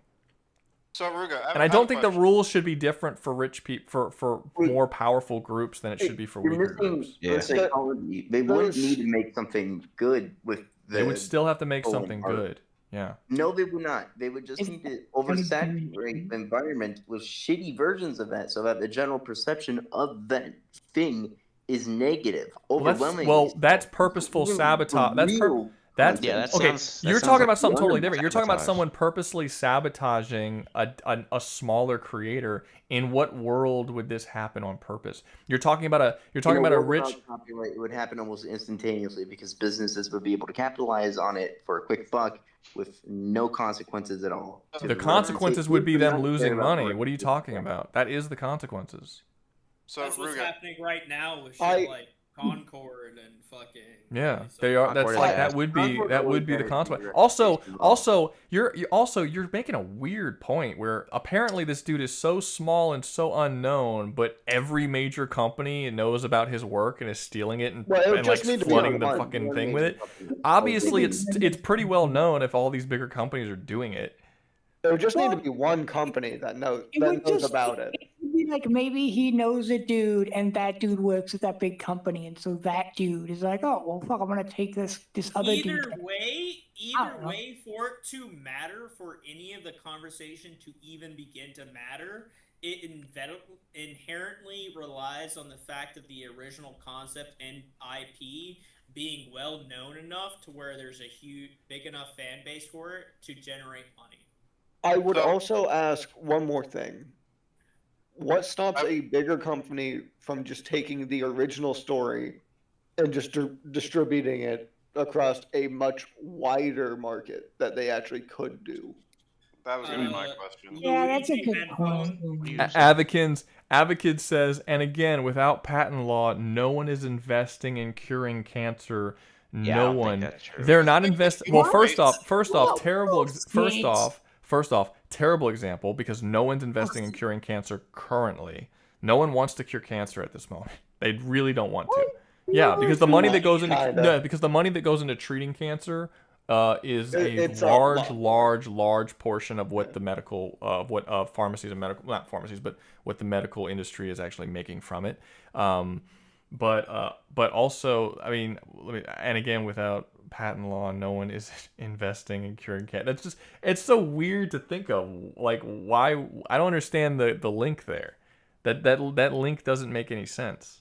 No, that doesn't lots of Because they people can't follow. patent the idea, they're not going to try doing it. They would do it anyway. You would That be able to doesn't- patent it. You know that the person who does it and then patents it, no one would get the cure for cancer either way, right? Yeah. Like once the Yeah, dude they gets don't it, he would then patent it, and then he would be the only one who has access to it. Ergo, whoever he it'd turn wants into to insulin. acquire it will acquire it. It'd turn into insulin again. It'd be selling very similar, but So technically it's worse. like either way, no one's getting it. But there's always going to be, like, I'll tell you right now, in our real world, if anyone does get the cure for cancer, it will 100% be patent. And unless we have a very noble person like the dude who figured out the polio vaccine. But Well, penicillin even? no, I'm not. Advocate, are you high, Why is he Ruga? saying you're Seriously? high? Asking me agreed if with I'm him at high first, is but I not felt going like against his with what I'm opinion could be saying. worse. That's not in no way. Your argument was that without patent law, no one would invest in curing cancer. The obvious reply to that is that with patent law, no one would acquire the cure for cancer because it's patent, and it would be incredibly expensive to do, and only one person would have the right to make it, even if everyone knows how to make it. You understand that? Yeah, unless they Like wanted to it, break the law from everyone could know it. vegans. You could save millions of lives, but like only this one dude will be like, nope, I'm the only one who can have it, and I'm gonna sell it for a ridiculous amount of money because obviously the market is dictated by how much of something can be made, and if you're the only source for it, you can charge whatever you want. I think you patent could holders have would that sell the right patent. for at least a year. The patent holder would only sell the patent if he can make more from the patent than he would make from selling the thing that was patent, which is very So, yeah, what unlikely if when you you're talking patent about the cure for something and cancer. then place the price at 0. The patent only exists so other people cannot patent And besides, it, if you it is sell the effectively patent, and besides, if this patent holder sells the patent, then some other guy has the patent. You're still not fixing the problem that there's only one person who can do the thing. You shouldn't be able to sell patents, but fundamentally, if Now, like I patents- made the cure, Like- if, like- I made the cure to cancer, I should have like some sort of monetary gain from making the cure to fucking cancer. Yeah, like advocates. Well, the monetary gain would be selling your fucking product to people like you would in any free market system. But if someone else comes along and makes one and can make it for cheaper and sell it for cheaper and it work, then they should be able to do that. And like I mean, it's like the patent holder would sell the patent. How does that solve the problem that I feel like you're just not thinking about this conversation very well. You said let me see, what did you say? It's like passive. What the fuck did you say? You said something. What? Okay, without patent law, no one is investing in curing cancer. No one. And then my answer was that, well, I don't remember what my brain's not working. Anyway, the patent holder would sell the patent. That doesn't solve the problem that I originally argued, because you still just have one person having the patent who controls it, whether you sell it or not. Just having the patent constantly changing hands to different corporations that are all going to sell it to you and do the same shit with it that the previous ones have. The point is that the power over the cure for cancer is owned by a bunch of dudes that sit in a boardroom and think about how to make money. You think that that's a better alternative? Really? Like I'm not seeing the Before the thing. guy came in and asked about cancer, you would also ask sugar a really blends good of question. herbs and spices. You should have, some leeway. So to argue with what Yaku was saying about AI, if we make AI based on us, it will inherently have morals. That's a totally different conversation. I'm not not. swapping to a totally Absolutely fucking not. thing. No, it Yes, won't. either they would manufacture a cure which is limited to them having this product, or would sell the patent to a company who can manufacture the patent. My issue isn't that they're not going to manufacture. My issue is that they're going to sell it at insanely high rates, and no one's going to be able to get it. They're going to pull. That's the point. They keep it to themselves, and they don't fucking patent it, and they just keep the recipe to themselves, and they never reveal anything. Like They're gonna pull an insulin, is what Well, he's saying. They're gonna do what they do with insulin, and they're gonna make it extremely. Hey, Jeff Bezos, I got the cure to cancer. That's how everything with patents work. And again, let me remind you that before patents were created, shit worked a lot better. You'll notice that before patents, there weren't that many massive overbearing corporations, right? You realize that if patents existed this whole time, Ford would be the only fucking company that can build cars. No, wait, didn't they? Wasn't that the entire point of Theodore? No, wait. There would be one car company. There would be like I don't think you realize how fucked the world would be if patents if patents had existed longer than it had. Patents really fucked the world when we brought it into existence. Like, it really messed it up. You have no idea where we would be now if those didn't exist. All of the shit that we would have, shit that's been lost to time. Literally shit that's been lost to time because corporations bought patents, and there's some dude, and that corporation crashed, and there's some dude somewhere who still holds the fucking patent that we can't use for 60, 70 years. It's wild, the shit that has patents. My dad owns a patent. I'm not gonna lie, my dad owns a patent. It is I'm not gonna get it exactly right. It's basically a solar powered cooler, kind of. There's a little more to it than that. But basically, you put a cooler outside, and it's powered by solar, and it cools on the inside, and you can travel around with it, and it's basically like a mobile refrigerator for shit that keeps shit cold. But he patented. What the fuck do your parents done? You sold drugs for them, and you're making fucking refrigerators. No, he never made one, and we're not rich. He patented it because he had the idea. This is actually a good point. He patented it. He patented it because he had the idea for it, but he never had the money to actually create the thing. So he still has the patent, but he never made it and never tried to sell it. How long does that last? I think patents are like 60 years or something. They're ridiculous. Yeah, I don't think they should last that long, honestly. So basically, this is actually another good. This is actually another good example. This is actually another. This is another good example. No one can make a fucking mobile cooler. I don't know the exact details of the patent that made that specifically his idea, but basically, no one can make that product until after he dies. And then, that's just and he never made it, so it's just sitting here. You said it was a patent that he did specifically. I believe it is a patent. I'll have to ask him, but then it's about 20 years. Okay, there you go. Fine. Well, then the patent might have expired already. I'm not sure. He did it. He did it a while back. I think it was definitely before 2000. So it would probably be out. But yeah, he had a patent for this solar powered. Actually, they might exist now if it's been over for 20 years. But my point is exactly like that. You could buy it, you could sell on it, you do. The Nemesis patent is only 20 years. You say only 20 years, like that's not a long fucking only time. 20 years. That's 1/5 of a century. There's multiple people in this chat who weren't alive then. Wait, Advocates, do you think that should be a patented thing? No way. No, fuck that. See, I agreed with him at first, but now I don't at all. Yeah, it also technically it doesn't hold up. requires you. The idea of copyrights and patents does not hold up to scrutiny at all. It is an overall net negative to the entire world. It is inherently selfish to have them, because all it does is benefit you and other people who it is something that is used by the untalented who have ideas who they are not good enough to put forth those ideas to the best of their ability, and they don't allow other people to come in and improve upon those ideas. It's not great. It's overall, it's not great. Yeah, I feel like if you patent something, you have to be actively using it. Complications.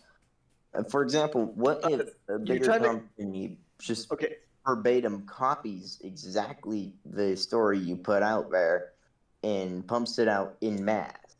There's nothing you can do about it. They give him money while you are just left in the dust. As soon as someone finds out that you're the original maker, that company's gonna get shit canned. In all fairness, controversy never lasts long. It never does. That's they're basically fucked at that point. It depends. It depends. People still hate Amy Schumer. No one's. That's because Amy Schumer fucking sucks. I don't even know who that is. That's because she does it back to back to back to But back. it's not because. But people don't hate her because she sucks. There's a lot of female comedians that suck. People hate her because she steals her jokes. That's why they hate her. I mean, Dane Cook has basically lost his career. He was one of the biggest comedians on the planet because they found out that there was a couple jokes that he had stolen. So people hate Nestle, but they still end up buying a lot of their products because they have just a large amount in the market there. Yeah. Like, it's not like they own water inherently. Again, like I said, large amount of water. When or if I eventually release the comic book, I might I could. It's very possible that I could out myself as a fucking hypocrite and end up getting some kind of copyright thing to help myself. But just know that whether I do that or not, that doesn't make it okay. That just makes me selfish. That just makes me committing a selfish action. I'm not saying, but I don't intend on doing it. If you ask me now, I don't intend on doing it. But I would call you. If you did it, then you'd be a prick. I'd be, I would be. I don't like it. I don't like it. Just is what it is. You know, I'm not perfect. I don't think I would do it though. I don't think so. But we'll see. There are legal benefits to copywriting something under specific conditions that allow the public to use them, but companies not to. There are multiple ways to. Now, based on what you guys said about trademarking, what are you trying to say? Now, based on the conversation we had about trademarking, I could totally see myself trademarking something, like just putting a symbol on it where it's like, this is mine. And if you want to write something with these characters in it and release it, but you pose as this company, then we'll go after you because now you're committing fraud. That I'm not against that. But just but just the concept of copyright, I don't see myself doing it. The only reason why I'm not saying 100% I wouldn't do it is because it's way too easy to say you wouldn't do something when you've never been in the position where you've had to do it. So it's really easy to say, like, you know, oh, if someone invades my house and I have a gun, I wouldn't shoot them dead. You know, it's easy to say that, but you've never been in the position, so it's completely worthless. I don't want to say I wouldn't do that because I've never been in the position, so it would be worthless to me to say that. So as of right now, I'm saying I don't know, but I believe that I would not do that. So, I would say look into copyright law because it is more than just inherently owning and not owning. Anything when you're talking about a law is more than just one line. It's always like, hey, can you read a 780-page book on copyright law? No. Yeah, there's different types of copyright that you may end up agreeing with a lot more than just the standard, all of it's mine, all in forever. You should hire a lawyer before you publish anything. Like, I believe there's one type of copyright law that it ends up being. You have a lot of money. There's one type of copyright law that ends up going into the public domain, but anything made with it must also go into the public domain. Is that community? I believe that is a like some sort of subsection of a version of a copyright. And that is what most shows use, like Space King. Guys, look, this is funny. No, this is really funny. This is really funny, guys. So Avakins came out and he said patents and copyrights are not wrong. It's just companies like Nintendo who abuse the system. And he's like, what the fuck? The Nintendo word is auto-censored? I love how this message telling that copyright is awesome is immediately shown that it's not awesome in the comment because he literally can't even say the name of the fucking company due to I actually want to try that. Hold on. Hilarious. I think he probably that just doesn't make sense. I think you could type in Nintendo, but I do think you can absolutely type in Nintendo, but I just think that that's funny. That was just a funny, I don't know, because he's arguing for a form of auto censor. What the frick do you mean auto censor? Yeah, I don't know what he's talking about. But no, what I'm saying is Avakins is arguing for a form of basically limiting freedom of speech and all this kind of stuff. But yet, while he's praising it, he apparently, I know he can, but I think he just misspelled it. But while he's praising it, it comes out as like he can't even fucking say the word. Now, Nintendo's a bad example because Nintendo is notorious for using the but that's how it will always work. As long as this thing exists, people will abuse it. That's how any restrictions to freedom work. We can't have hate speech laws, for instance. Like, you could say, like, oh, you shouldn't have the right to say the word faggot, right? Yeah, it's because hate speech laws. But the moment you make the first hate speech law, regardless of what it is, that's the start of a domino effect, and those speech laws are going to get bigger and bigger and bigger and bigger. That's just how this shit works. You can't say like, oh, copyright laws are awesome, but it's just these big companies that abuse it. That's going to happen. That's inevitable. You will not be able to stop it. So just don't have the copyright laws. There's more negatives than goods. We would be easily 10 or 20 years ahead technologically wise than we are if it wasn't for the fact of the fucking copyright laws limiting everybody. Yeah, they're bad. Anyway, let's get back to the fucking tier list. That was King of the Hill. That was a long enough thing. Yeah, King of the Hill. Somehow that goes. I still think King of the Hill sucks. Where did you guys want I it? still think it's great. Okay, if you guys think I can hear anyone, you're out of your fucking mind. I need people to, I think you're top of S tier. You are the only one who thinks that. I feel like middle of B is fair for it, considering it did have a high and a low, and it did have a fair sprinkling of bad episodes throughout the entirety of it. But it's so boring. I have a question. I have a question. Are we counting? I would say mediocre. I would certainly say mediocre season. At least later on. I'm pretty sure the general consensus from everyone else other than S tier guy and mid B tier guy was low B tier, including for myself. I said low B. Oh my god, guys. Okay, I'm sorry. Last one, I swear, and then we'll keep going where we're going. Canio does not understand what the fuck we're talking. Copyright law is the entire reason why the live stream exists in the first place. Not a single one of these shows would exist if the talented writers in the work. You do not need copyright to get paid. People got paid for doing shit for thousands of years. Sherlock Holmes was never copyrighted. You don't think the author got paid for it? That's not true at all. People get paid without copyright. Space King is not currently copyrighted. They are making money off of Space King. You can make money off of your ideas without copywriting. Copywriting is a totally irrelevant thing for Space King. It's just a selfish, shitty thing to do. You can absolutely. And the funny thing is, he says that these streams wouldn't exist, when the truth is that streams are actually video games, not shows. People do it for video games, and video games can be played live in front of audiences because they're not copyrighted in the same way that movies are. I can put an entire live stream, a whole game all the way through, and it will not be copyright struck by stupid bullshit. Movies and shows and all this shit will. Streaming exists, and the reason why it's so big is because the copyright doesn't affect games in the same way. Not because copyright allowed them to be made. They'd be made regardless. Because people can still buy them and play them. You don't need a copyright for that.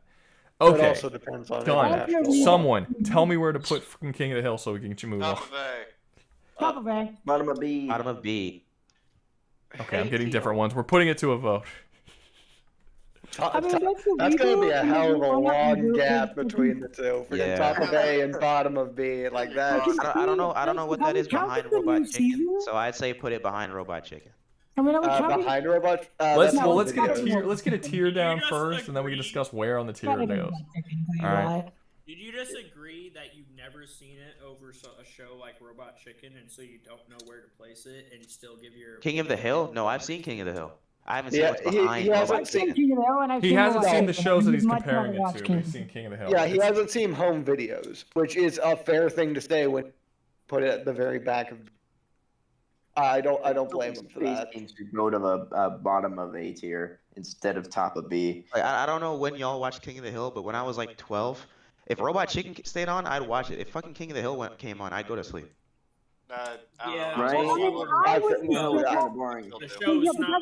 Hold up, guys. Canio wants that fucking shit again. Did I say these streams or did I say this stream? Wonder why you willingly ignore the purposeful wording. No, Canio, that's why I specifically said the reason why streams exist is because of the gaming community, but that I also made the alternate point that you weren't listening to, that books like Sherlock Holmes did exist without copyright, and all of these series would still exist regardless of copyright. Did you not listen to that point? That whole long thing I said where for thousands of years, people were making properties and releasing them and getting paid for them without copyright. The fact that even Yeah, cocksucker. like it's What you gotta say to that? it's fucking hysterical when people come out and they say shit that confident where it's like, oh, of course you ignored my point while ignoring my entire point.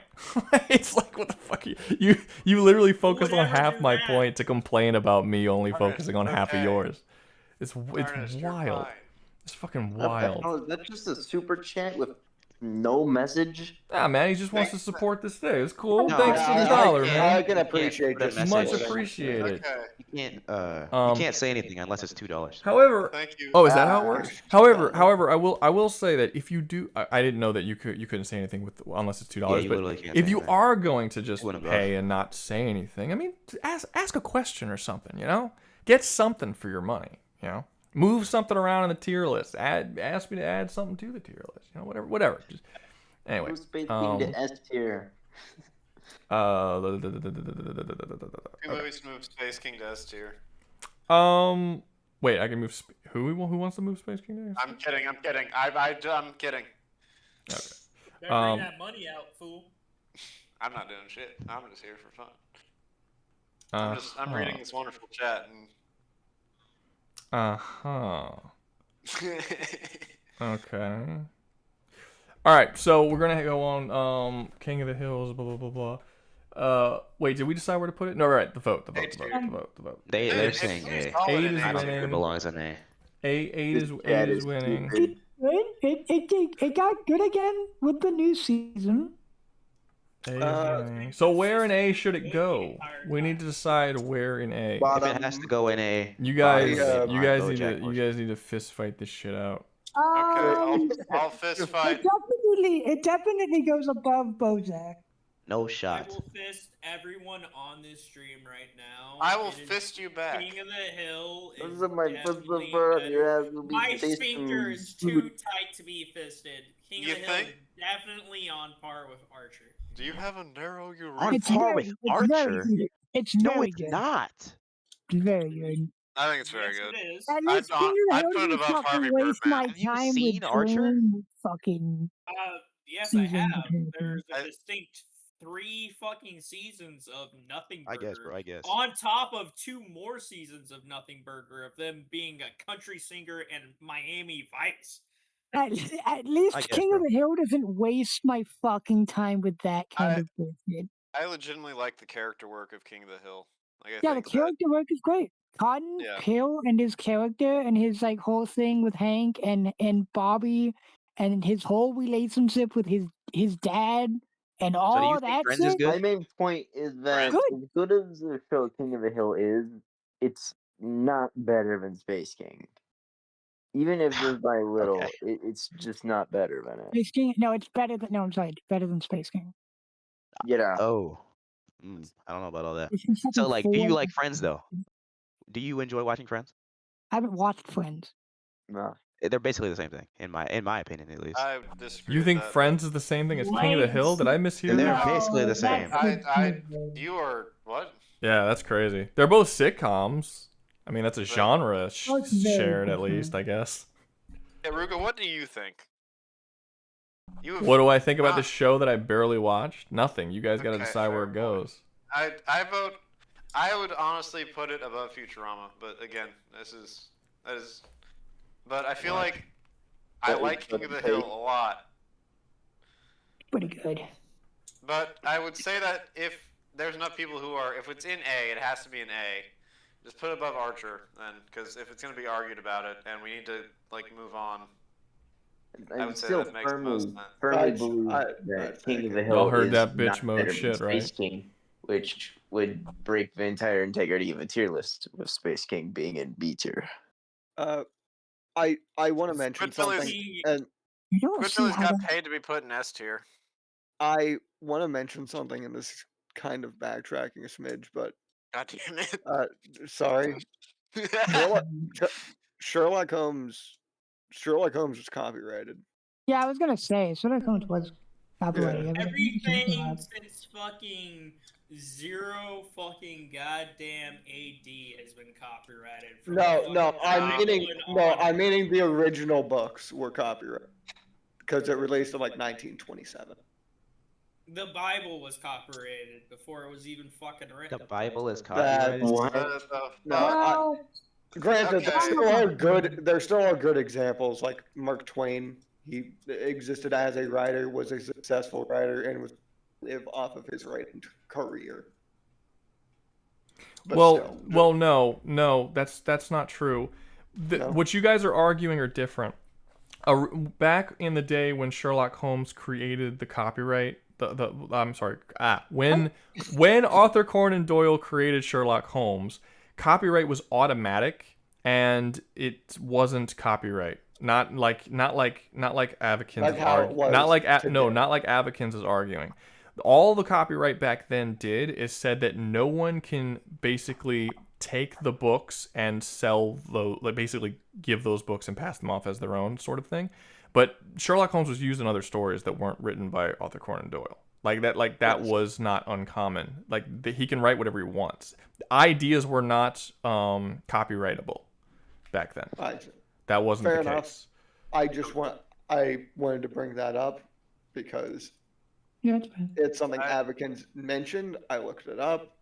Yeah, no, I am aware. Copyright law has existed since the 1700s, and I don't know. I think it was like late 1800s with Sherlock Holmes. I'm not really sure. Well, it was 19. I believe.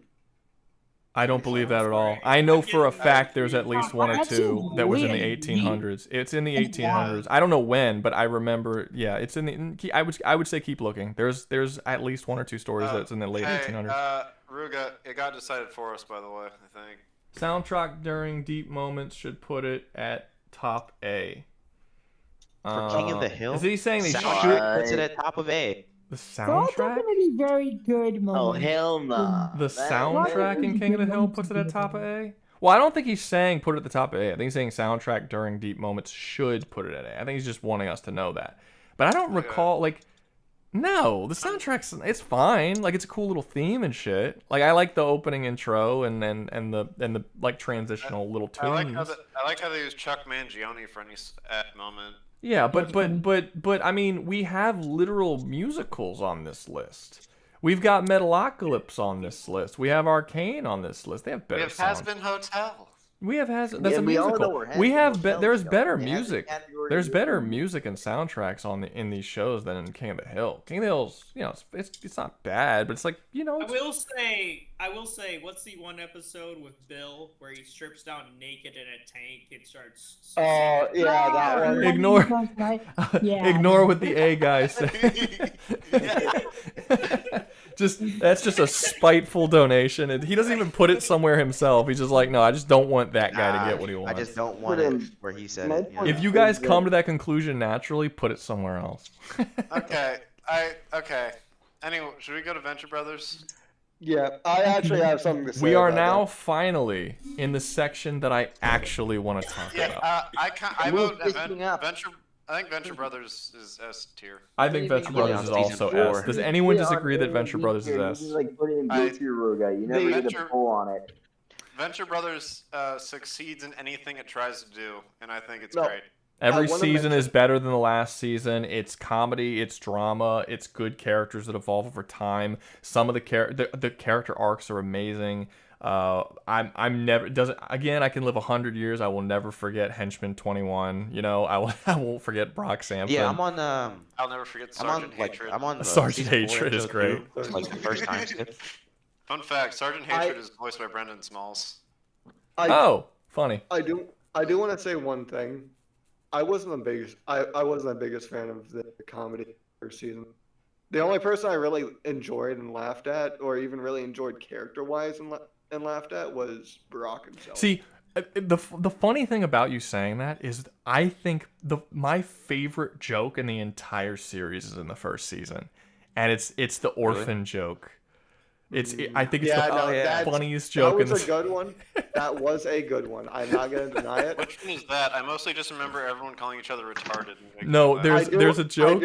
There's a joke in a thing where some people go into this. It's like this. I forget exactly what it was, but it's this giant door, and they walk into a dream machine. It's like a dream. Yeah, thank you. And then he's like, and then the mage guy. Orpheus, he shows up and he's trying to open it with this magic. He's like, oh, open, and then he can't do it. He's like, what the fuck is this thing made out of? What'd you put in this? Yeah, and then Dr. Venture's just like, and he's like, what did you put in it? And he's like, a couple of things. He's like, just name one. He's like, an orphan. A what? An orphan? And he's like, this thing is powered by the souls of an abandoned child. It's so funny. I do want to say, Hank and Dean were not, like, I feel like they kind of just filled the same spot at that point. It still doesn't make sense to me why Hank and Dean are so fucking stupid. What do you mean? Well, first off, Hank and Dean aren't stupid. Hank is stupid. Dean is actually rather smart. And they kind of go in. Also not even that stupid. No, Hank is. No. Hank is dumber. They're teenagers. He's dumber. Hank is an idiot. He's not as book smart, but Hank he's not. No. He's right. He's right. There are multiple times within the show that Hank is shown to be competent in certain areas that's different than Dean. Dean is book smart. He's more like his dad. Hank is not very science savvy, but he actually has a lot of common sense in ways that the others don't. He has multiple instances of this. He's closer along the lines of Brock Sampson, and Dean is more like Dr. Venture. Yeah, the way they show it is Hank is more of a Brock, and Dean is more like his father. They even grow their hair out. I still think they're stupid. No, doesn't Hank pass all his Sphinx shitty prank jokester tests because he wants to join up with them? Yes, he passes all of he passes all. They think he's gonna fail, and they put him through the Sphinx, and they do it specifically to scare him, and they even make the tests harder specifically to scare him off, and he passes all of them. And then they just decide, like, okay, you know what? We're just not going to let you because you're too young. And they just tell him he's too young. Because they don't want him to join Sphinx because they don't want him to get killed. No. They say he doesn't have a high school diploma. That's what it was. Okay, thank you. They make up some bullshit reasoning. But yeah, no, he's not a genius. Like, I think you can argue Dean is close to or will at some point become a genius. But he's he's got common sense, and he's not bad. I will say this, he's a lot dumber at the beginning of the show than he is later. I think as this story evolves and as the seasons go on, they definitely do get smarter. But like every character in the show gets better as the show goes on. The only exception is Brock Sampson. I think Brock Sampson he was always great. Well, he was always great. I think he's a little less great later on than but he's not because the whole thing about earlier in the show is that he's like this unstoppable Swedish murder machine that every time he shows up, it's almost comedic how easily he tears people apart. And then later in the show, they make things. He starts to get like somewhat outclassed. Well, they introduce more powerful characters, so that aspect of him goes away. He's still the same Brock, but that like he ends up dating Wariana, and then apparently he likes getting pegged, and it's like, what happened there, Brock? Yeah, he liked it. I'm only on season 4. I'm on the part where he just like what is it? The OSI. The OSI game. Yeah. Okay, I'm not gonna. I'll try not to spoil too much, but it's a good show all the way. All the seasons are good. All the seasons are good. I still want to know the deal with Scare Bear is because he just came out of nowhere. Scare Bear. Well, Scare Bear's great. I love like the antithesis. Scare Bear's an actual serial killer psychopath in a world of like fake villains. That like real villains, but not like that is the joke. That is the joke. He's like a real world. He's like a real world terror. Like the whole idea is that the Venture Brothers is in a world that's kind of similar. It's a darker world, but it's kind of like a Saturday morning cartoon world for the most part. And then Scare Bear is like, hey, what if we put a real serial killer that's like actually fucked up in this show and see how the other characters react to him when they're all like from Saturday morning cartoons? It's pretty funny. I like how that's your synopsis when Sergeant Hatred's a massive pedophile. Well, no, like I said, it's darker. Yeah, it's darker, and Sergeant Hatred's hilarious. Who cares? No, I think it's great. I I thought love that was it. pretty Also, wild. Sergeant that's Hatred is not with Sergeant her because of her tiny feet. Her tiny, because she has feet that look like little boys. Yeah, because she has little. Yeah, she says she has little boyish feet. It's not Sergeant Hatred's fault he's a pedophile. No, it's not. It's the super. It's not. It's a super soldier serum. That's a new given one. you. I didn't know that. If that is in the show, I missed it. It is in the show. That's hilarious. When does that happen? I assume he's just always with. I mean, No, you know what? I'm annoyed that you guys brought up Scare Bear, but not Brick Frog. Brick Frog. I remember that. That was it. So, for people who haven't seen Venture Brothers, Brick Frog is a super villain, and he dresses up as a frog and he throws bricks at people. That's some Spider-Man big wheel level stupid villain. His name is Brick Frog. I just remember the fantastic fucktards. Dude, it's great. It's such a great show. Well, that's why the villains and the hero societies exist. It's because you have people. You have like what is he called in the show? Action guy. Action Johnny. No. Not Action Johnny. The guy with the pistols. The old guy who just beats to death. Fucking. What's The his dude that name? was a part of the original Team Venture. Yeah. The guy. Yeah. Okay. Fuck. I don't actually remember You're his talking name. about the guy who's on the team with Brock? No.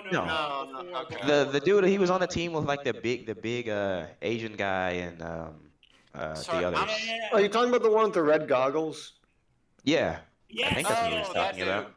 Yeah, the red goggles, helmet, that guy. Action Man.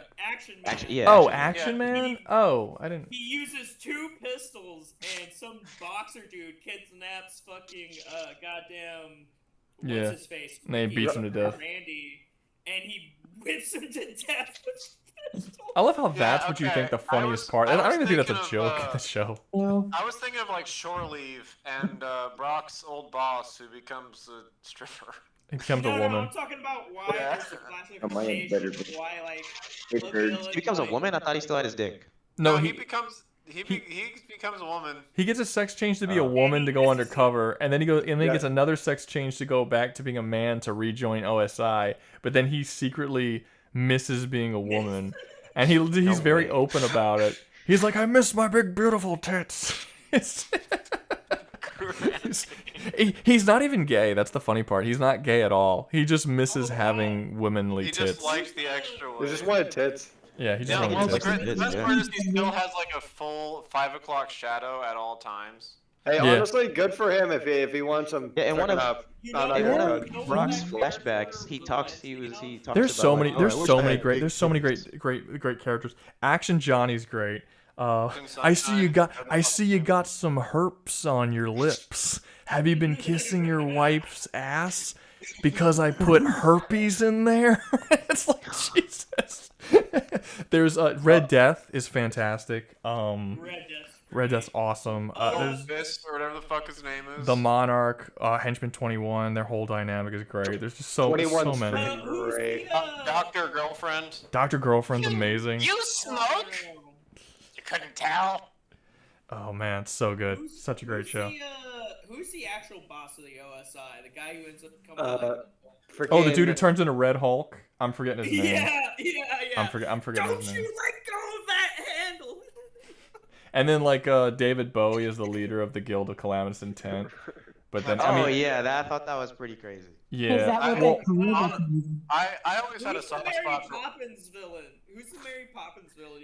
I don't He's not know. a villain. Like, He's not a villain. yeah, he's a villain. He does all the super villain shit. He ends up. Oh wait, no, you're right. Because he ends up helping Dr. Venture and tries to make him a villain. You're right.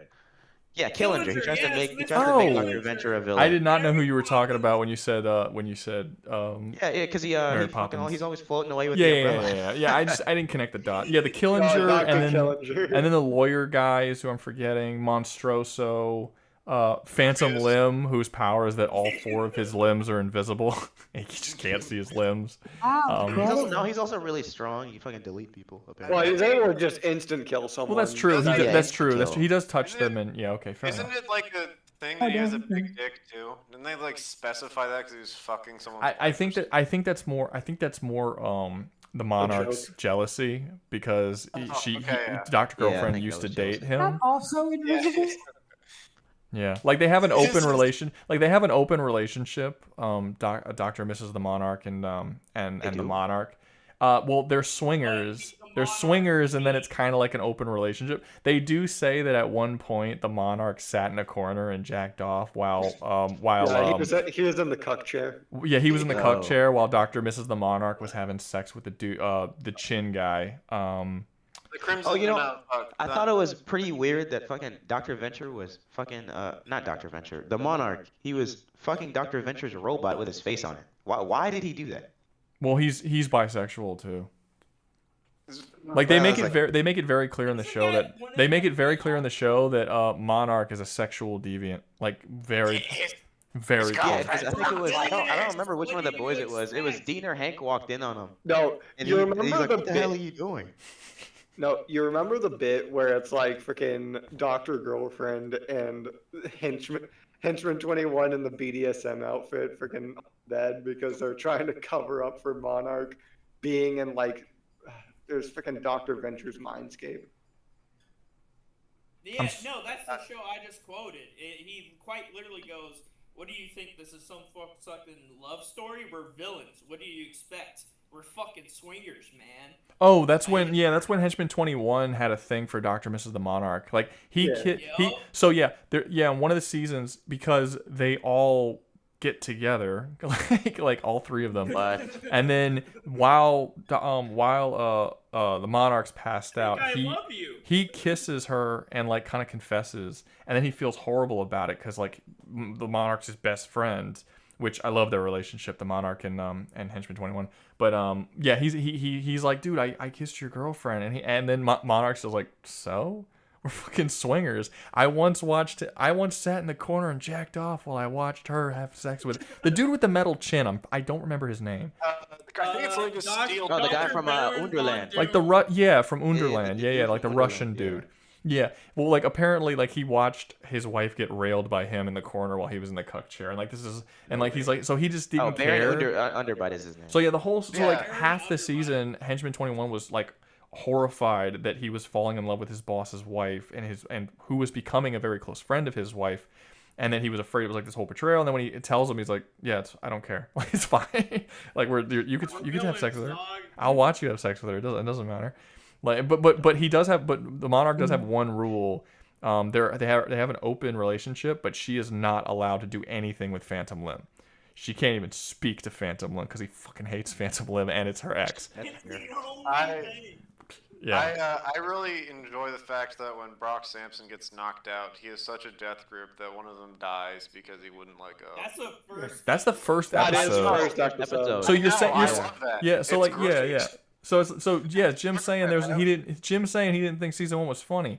That's a funny joke. That's in the first episode. I didn't like Hank and Dean. They kind of felt like the same. They felt like the exact same character. That's reasonable. That's reasonable. They don't get fleshed out until later. But as I've said, and I think most people would agree, the show legitimately gets better with each season, including Hank and Dean. No, I can agree with that. It legitimately, practically every character will get better as the seasons go on, and I'll admit I haven't finished it, but I've seen a vast majority of it. I think Henchman 21 is my favorite character of any character in all of these shows combined. I can agree with that. Like I can't think of a character like the only ones that would even come close is perhaps I would say maybe like 10 years ago I might have said Cartman, but not really anymore. I like Jinx a lot. I think I like Butters. Jinx is cool. I do like Butters. Jinx is cool. Butters is cool. No, I still think I like Henchman 21 better. That's fair, honestly. Henchman 21's awesome. I like how it's like not even subjectively. Henchman 21 probably has the greatest dynamic arc of character development. It's really good. It's really good. It makes It goes from being pathetic little nothing burger fucking henchman to fist fighting Brock Sampson to a To near fist fighting stare. Like Brock really? Sampson while having fist fights schizophrenia, probably, maybe. I think just. Oh shit, dude, we're spoiling the fuck out of the show. Yeah, let's move No, on. I Let's don't go to know. I don't Primal. really. I don't Well, really he said he's care. on It's season show. 4. I would have thought he got past that. No, let's go to. I'm at the start of Primal. season 4. Okay, so what's happening in what is Henchman 21 storyline right now where you're at? He 24 just died. Okay. All right. Like I so finished that episode yesterday. Keep watching. 24 just Yeah, died. I don't want to spoil it. We're not going to go into it, but I'm assuming right now Henchman 21 is not your favorite character. Nah. No. Keep watching. keep watching. I can agree with that. Yeah. Anyways, before we go ahead and go down a downward spiral, I can agree with us. Yeah. Yeah, I think I don't so. think I don't think anyone. it belongs anywhere outside of S. Can you really make an argument for if there was a first to go in there for this tier list, I'd say that'd be fair. I made very clear at the start of the tier list that my favorite Adult Swim series of all time is Venture Brothers. I don't think there's any it's got to go in S. It's so good. Does anyone have an argument for why it shouldn't be an S? Because I honestly cannot think of one. No, not really. It got canceled too fucking soon, so it doesn't have. It doesn't have. It ends abruptly due to cancellation. It got canceled too soon, and you can't watch it anymore. Well, no, like it doesn't I'm have. It watching does I not. don't know who said it. Someone said it before. You can watch it on Adult Swim. That's what I've been doing. You could. No, you It's on- can't. I think that's not AdultSwim.com. I'm doing I it think currently. that's not. Oh, really? That's how I'm watching it now. They can. Because I was Why are you watching it on watching it? Netflix. You can't watch it and talk to us at the same time. What the fuck are you doing? I'm I'm watching it right now, as in like I was watching it before I joined.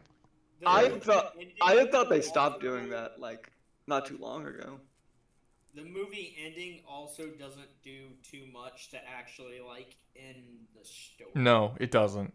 It literally was just the idea they had for season 8 without any sort of difference to the ending to make it feel like a legit like ending. I wasn't bummed out by it. I enjoyed the movie. It was cool for what it was, but yet there is no legit ending. I kind of think in the back of my head, like sort of my own sort of theory, that they wrote it without a definitive ending with the hopes that perhaps they can renew the show at some point in the future, maybe in a couple of years or whatever. I hope that's what happens, but I Because don't know. watching it on the Adult Swim website expires August 26th. Okay, so they moved it forward because last. You want to know I something? read You want to that, know it something was cool like though? December. I just why would I you just remove connected. it from I just watching it connected on these their dots. website? Hold up, guys, for 1 second. I just connected these dots just in my head. So Venture Brothers isn't on HBO Max. You can't get it. You can't watch it on there anymore because they temporarily sold the rights to Netflix so that Netflix can show it on their station, but only the first 3 episodes. You can only see the first 3 episodes on Netflix. It's the first 3 seasons. So Netflix went out of their way to purchase Venture Brothers from HBO Max. That means Netflix original. There's hope. But Netflix is right now people are thinking that Netflix is gonna buy Warner Brothers. If they buy Warner They Brothers, didn't already? No, they're still in I thought talks. they already If did. that happens, and Netflix has already shown interest in buying Venture Brothers and has the first 3 seasons on their stuff, and the creators of Venture Brothers want to make more episodes, we could possibly get a return to Venture Brothers under Netflix, which is at least something good about the possibility of Netflix buying. I don't know if it would be the same quality of a show, but as long as you get, because the whole thing is it was made by two people made Venture Brothers, Doc Hammer, and I'm forgetting the second guy, but these 2 guys made them, and they had an adamant rule that it would be only made by them 2. They animate it. I think there's like a couple other guys that help them animate it, and no one else puts anything on the writing in except for them 2. And they can take as long as they want to make every single season, which is why the show was 15 years old and only had 6 seasons or something. Now I think it's 8 seasons. I don't remember how many seasons, but it's a lot older than it is seasons. It would usually take 3 years to make a season because they were because they would just take their time writing it and creating it. I don't think Netflix would let them do things the way they did at Adult Swim. Like I said, the people at Adult Swim let them do basically whatever the fuck they wanted to because he loved the show and he had a really good relationship with them. So I think you're probably going to see a difference in quality. Didn't he get like killed in one of the episodes? Wait, what? Didn't as a joke like the two people like put that producer in one of the episodes and get killed on a golf course or something? Oh, I don't know. I wouldn't put it behind Really? him. Maybe. I think maybe. I don't know, but I know that Doc Hammer and his partner, whoever they were, they had a really good relationship with the owner or the dude who ran the Adult Swim section of WB, and he gave them an immense amount of freedom. They did he was like, hey, we'll hire more writers and we'll hire more, and they're like, no, we don't want any, we just want to do it ourselves. I was like, okay. He's like, hey, you're supposed to come up with the show next year. He's like, yeah, it's probably gonna take us 2 or 3 years. He's like, okay. Like, he just let them do whatever the fuck. They're like, hey, your ratings are kind of down. And they're like, yeah, but we're not gonna change the way we write anything. He's like, okay, I love your show, so I'm just gonna let you get away with it. And it's just like, Jesus, they had it good. They had it good for a long time. But then when he retired, they immediately got canceled, and it fucking sucks. But whatever it is, it's crazy what happens when you just let creators fucking create and let them be to do what they need to do. But yeah, that sucks. Anyway, speaking of creators doing what they do, Primal. This might be another S. I would put an S tier. Write a fucking ending. I mean, we've been waiting like an entire tier list for the message. I don't feel that bad if it's back to here. I think it should be S tier. I think Primal is really good. I also think it's probably S. I'm trying to think of some legit problems, and I think most of the problems people have with this show are manufactured, like the ending of season 2. I think it's a bullshit reason to hate on the show because of the ending of season 2. Hey, can someone pay to put like Blue Eye Samurais next to enough 3 S's in a row? Is it Blue Eye Samurai? Move up Boondocks. Okay. Move up Boondocks. Boondocks will be next for you. Okay, pushing Rick and Morty back. Rick and Morty's falling off, man. Does anyone have any downsides of this? Like any negatives? The only negative I have is the one episode. It's too short. Well, I mean, it's not over yet. No. I know. There's I want more of it. Episode where they're in the future. I don't like that episode. I don't like the, but it's not that I don't like the episode because it's a bad episode. I don't like the episode because it pulls us away from Spear and Fang, which is what I'm interested in. It's a totally unrelated, because he was testing out the anthology-ness of the show, which I'm not interested in. So that bothered me. And I think that if the show eventually does become an anthology where every season is about different characters, the show as a whole will go down on the list.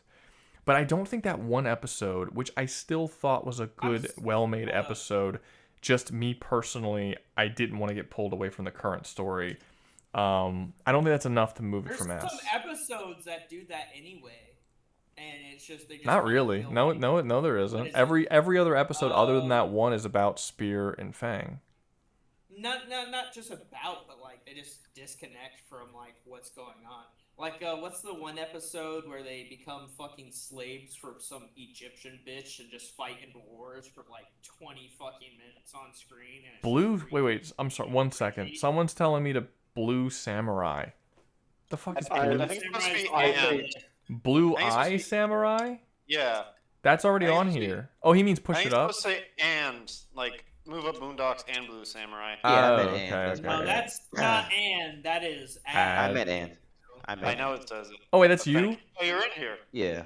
Oh, well, just fucking say it. I say what you want. All right, and then Bob's Burgers needs to be lower. That show sucks. You suck dicks. Well, damn. It looks like it's going on BoJack. Under BoJack. You guys looking at? To be fair, I didn't put Bob's Burgers because I haven't seen much of it. Other people put it on there. I probably, based on the episodes I saw, I probably wouldn't put it as high because to me it's just like a comedy sitcoms kind of series. I haven't seen anything enough, but I didn't really engage that much since I haven't seen enough of it to actually rate it myself. All right. Anyway, let's see. So Okay, so no one has any negatives about Primal at all.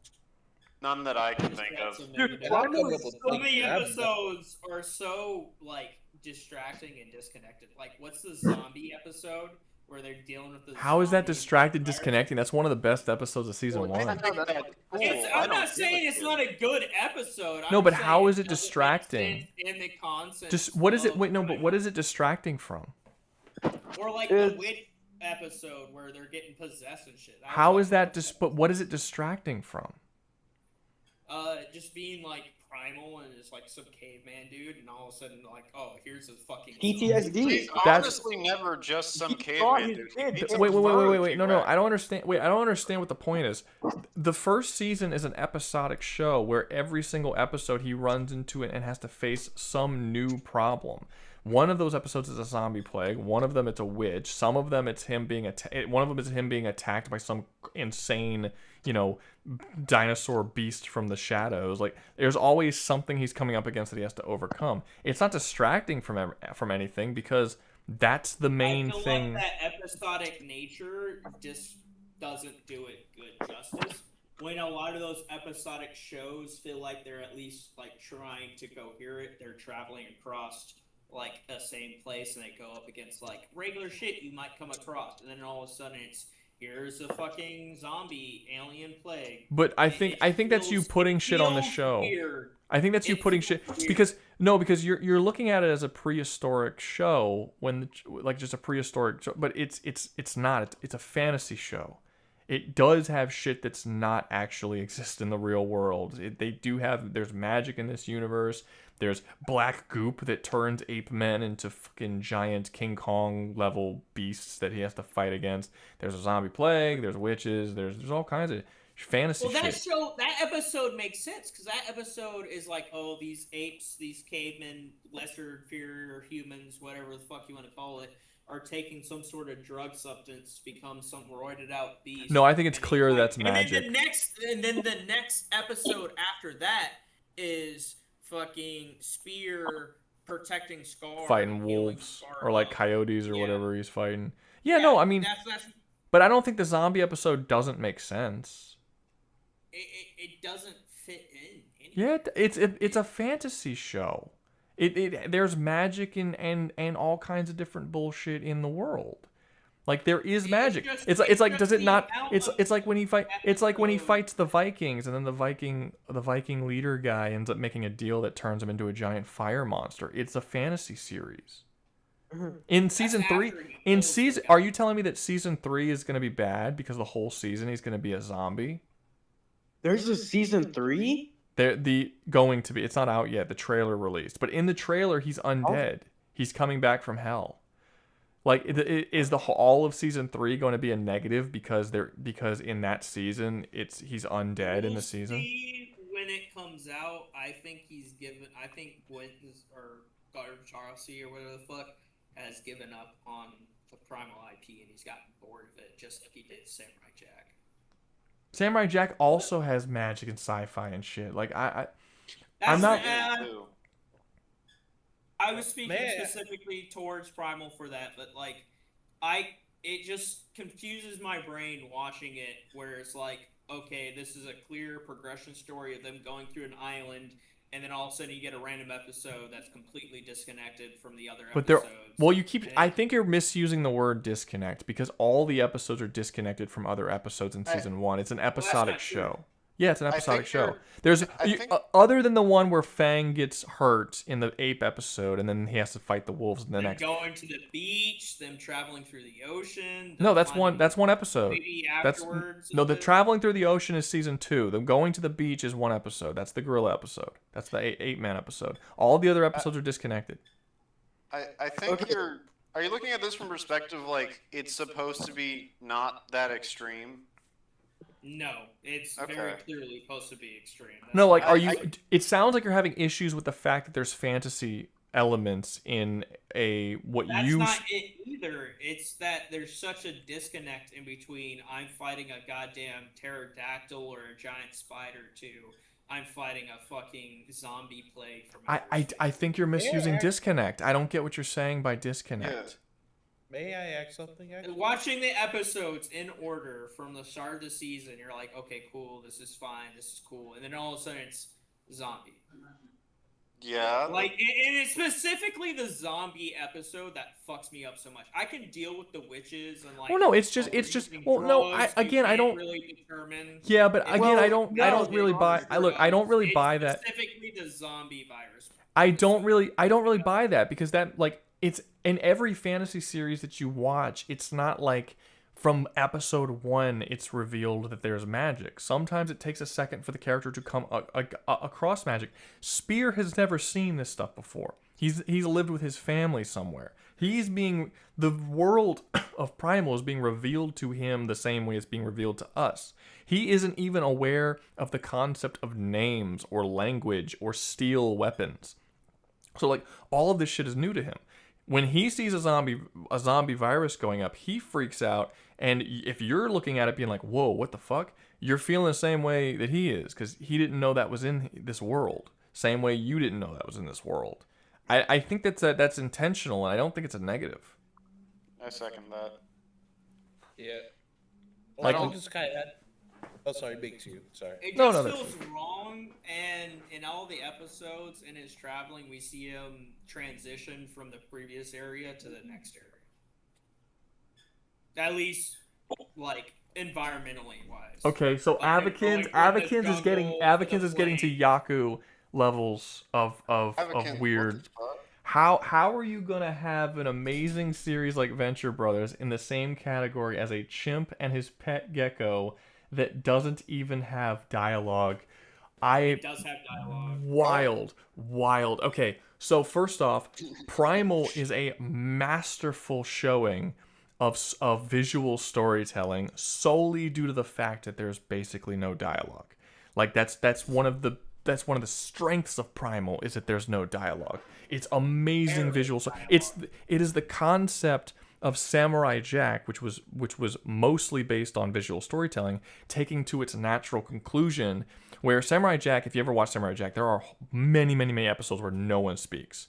Like they really leaned into the visual storytelling of Samurai Jack. In Primal, it's just that it's almost like a spiritual successor or even a continuation of that idea where it's like, what if we go even farther and these characters just straight up can't talk at all? Like the entire show is visual storytelling, and it's gorgeous, and it has fantastic character moments and great action scenes of visceral, brutal fucking violence and really cool themes that you really don't see a whole lot. What a fucked up ending for season 3 when it comes out is he comes back as a zombie and he goes and he murders his kid and the fucking dinosaurs. Holy shit, That'd dude! be cool. Bro, That'd actually be kind of a cool tragedy. That feels like something he would do. I like that. I honestly like that. I think it's kind of interesting. Also, Avakins. Great going back to silent movies like it's the fucking 1920s. I'm not seeing how that's bad. It's first off, it's not a silent movie. It's visual storytelling. There is sound. Silent movies didn't have sound. This does have sound. Secondly, like it's I feel like you just don't understand movies or art at this point. Like not silent. I'm not saying silent movies. Visual storytelling is a really big part of films as a whole, and Primal is essentially an experimental series that leans on that to its utmost. If you don't like Primal because of the leaning of the visual storytelling, you just don't like the art medium as a whole. I mean, I really don't understand how, like, I'm not saying that it doesn't have to necessarily be your thing. Like, that's fine. If it's not your thing, it's not your thing. But if you genuinely think that makes it bad, then you don't view movies as art. You view movies or shows or anything that happens on a screen in front of you as just content to be consumed, because Primal is very clearly an artistic endeavor, and it's a really, really good one.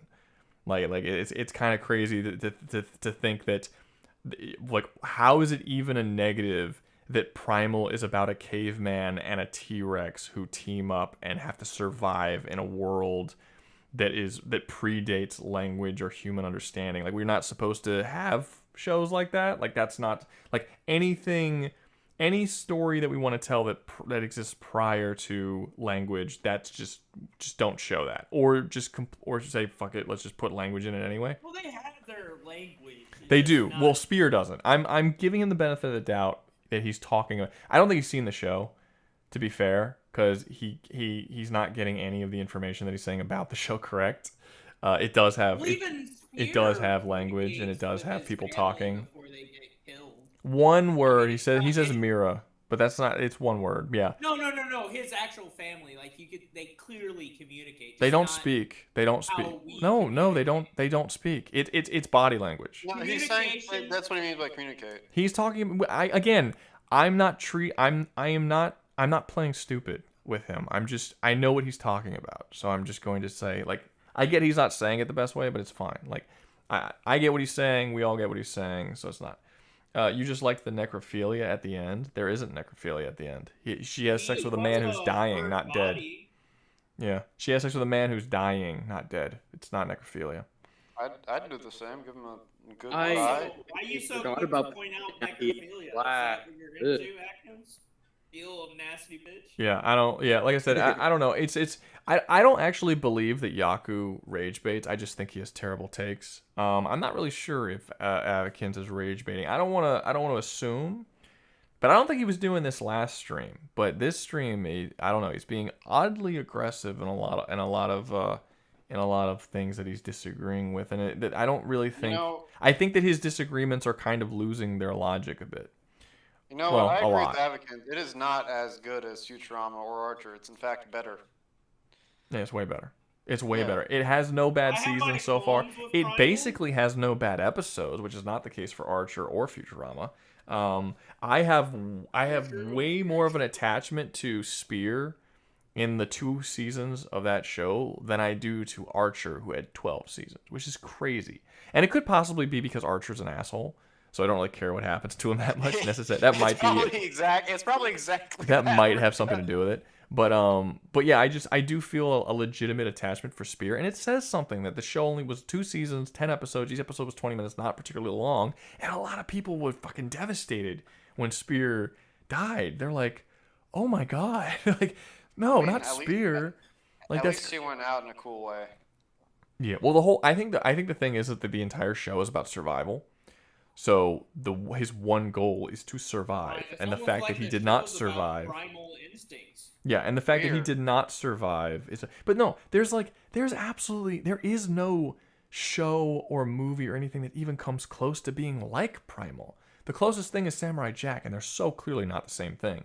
I mean, I cannot think of any other prehistoric fantasy series that are this brutally violent, that has all of their storytelling being visual, all of their communication being body language. It's just a fascinating show to watch. There's no other show on this list that's like game. That's what?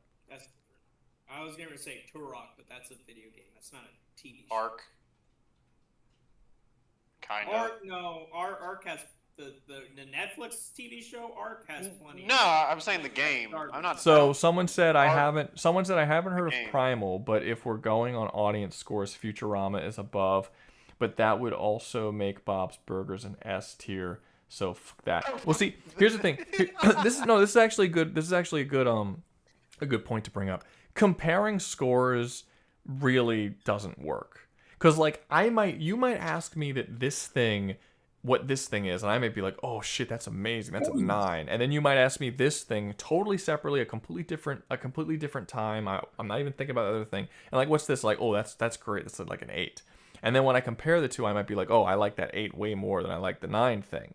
But I might view the 9 thing as being a better show, or maybe just like it means more. But I don't know. There could be all kinds of. But when you make numbers in your mind when you're rating things from 1 to 10, which is one of the reasons why I don't rate things from 1 to 10. I think rating things based on numbers is stupid.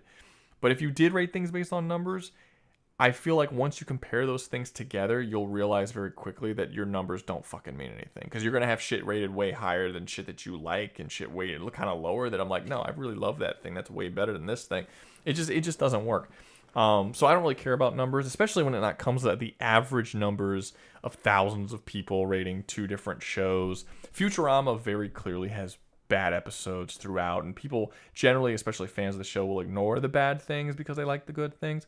I also think that Primal probably suffered by a lot of people not liking the ending of season 2, which I think people were dumb for.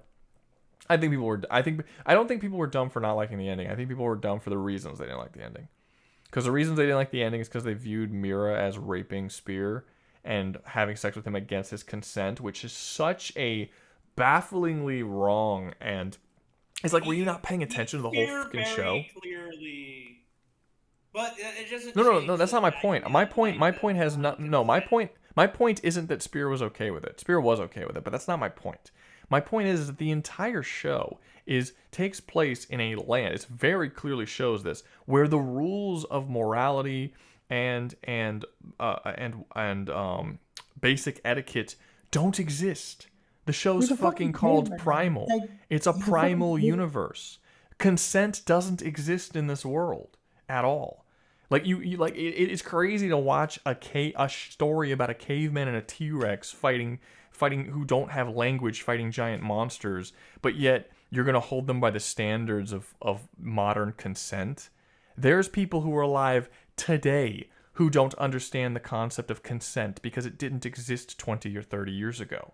Are you fucking kidding me? You're going to judge it wasn't consent. The whole idea of that scene was that Mira saw him dying. She looked over at the wall and saw a picture that he drew of himself with his family, and he missed his family. And before he died, she wanted to give him one final gift, and she's not capable of saying "I love you." So she expressed that love through having sex with him and giving him a child, which is something that he missed from before because his family dies in episode 1.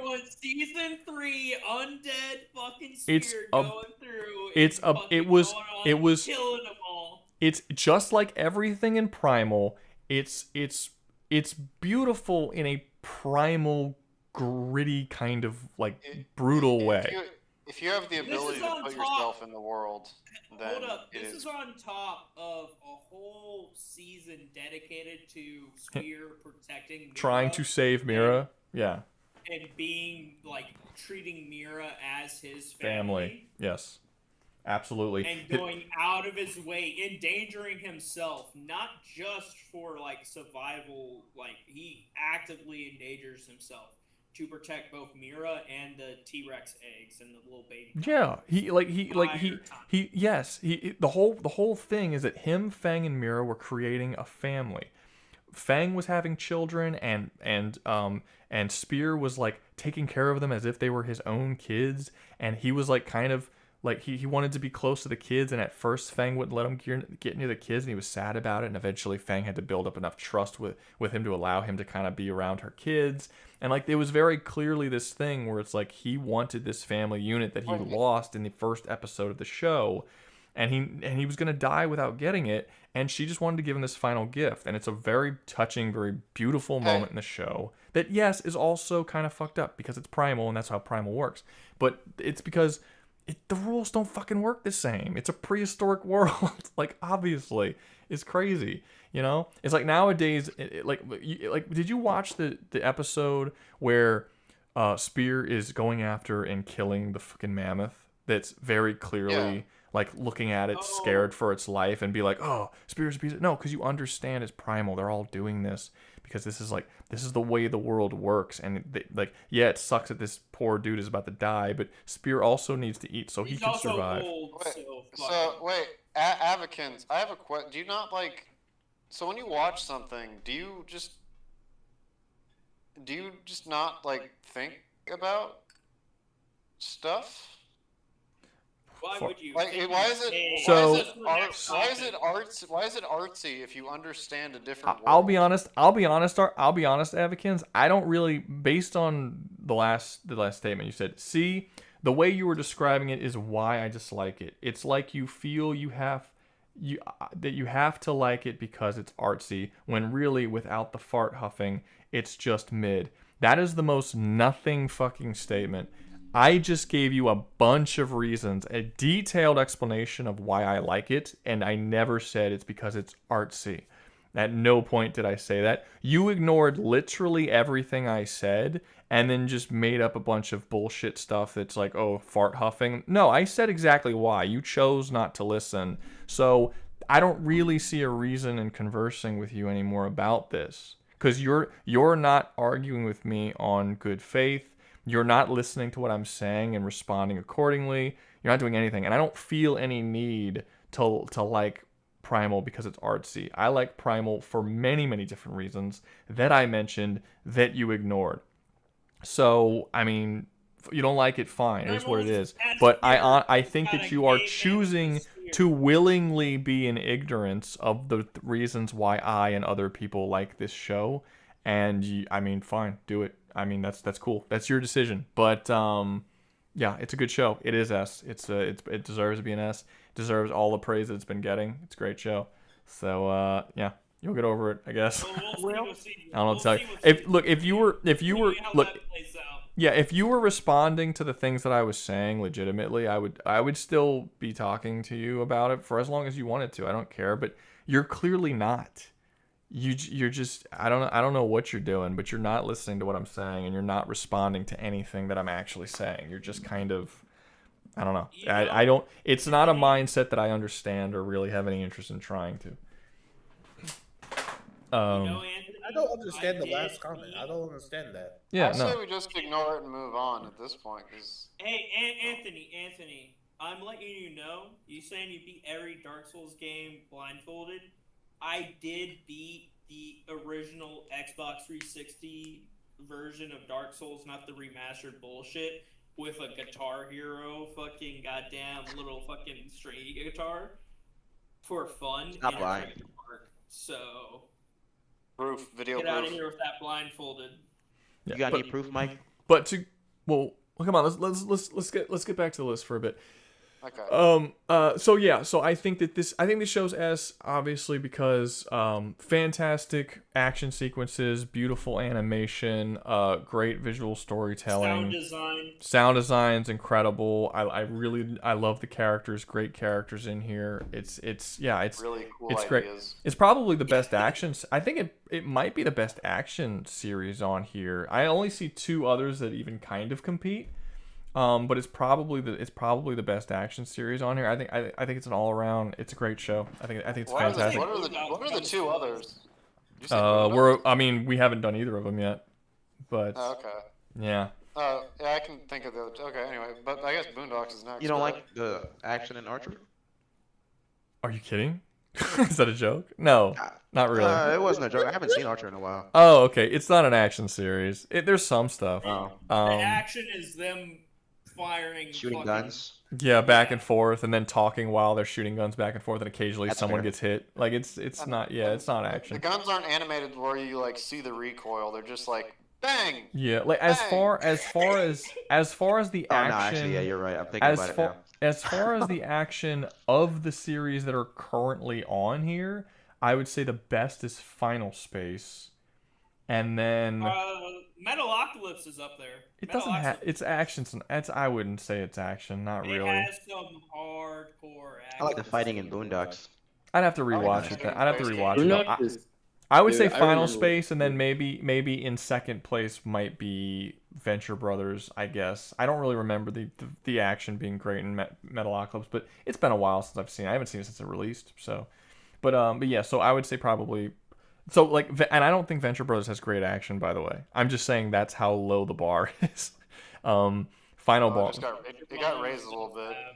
Yeah. Well, no, there's some cool scenes where, because that's just him in a fucking. It's pretty basic. It's pretty like Brock slaughters hundreds of people at times, but it's not what I would say like great choreographed fight scenes or like good animated. It never is.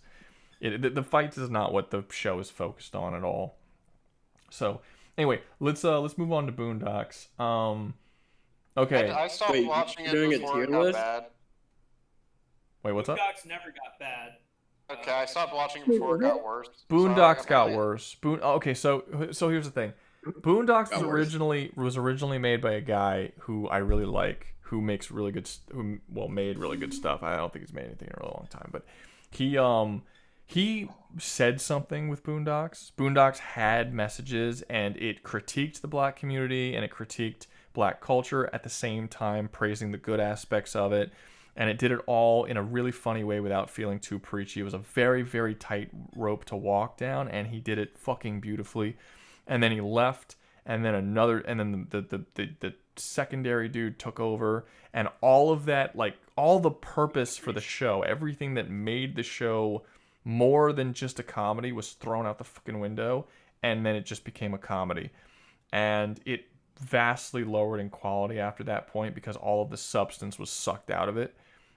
So if it was the way it was in the beginning, S. Because all the shit gets sucked out, and also it's not as funny later on either.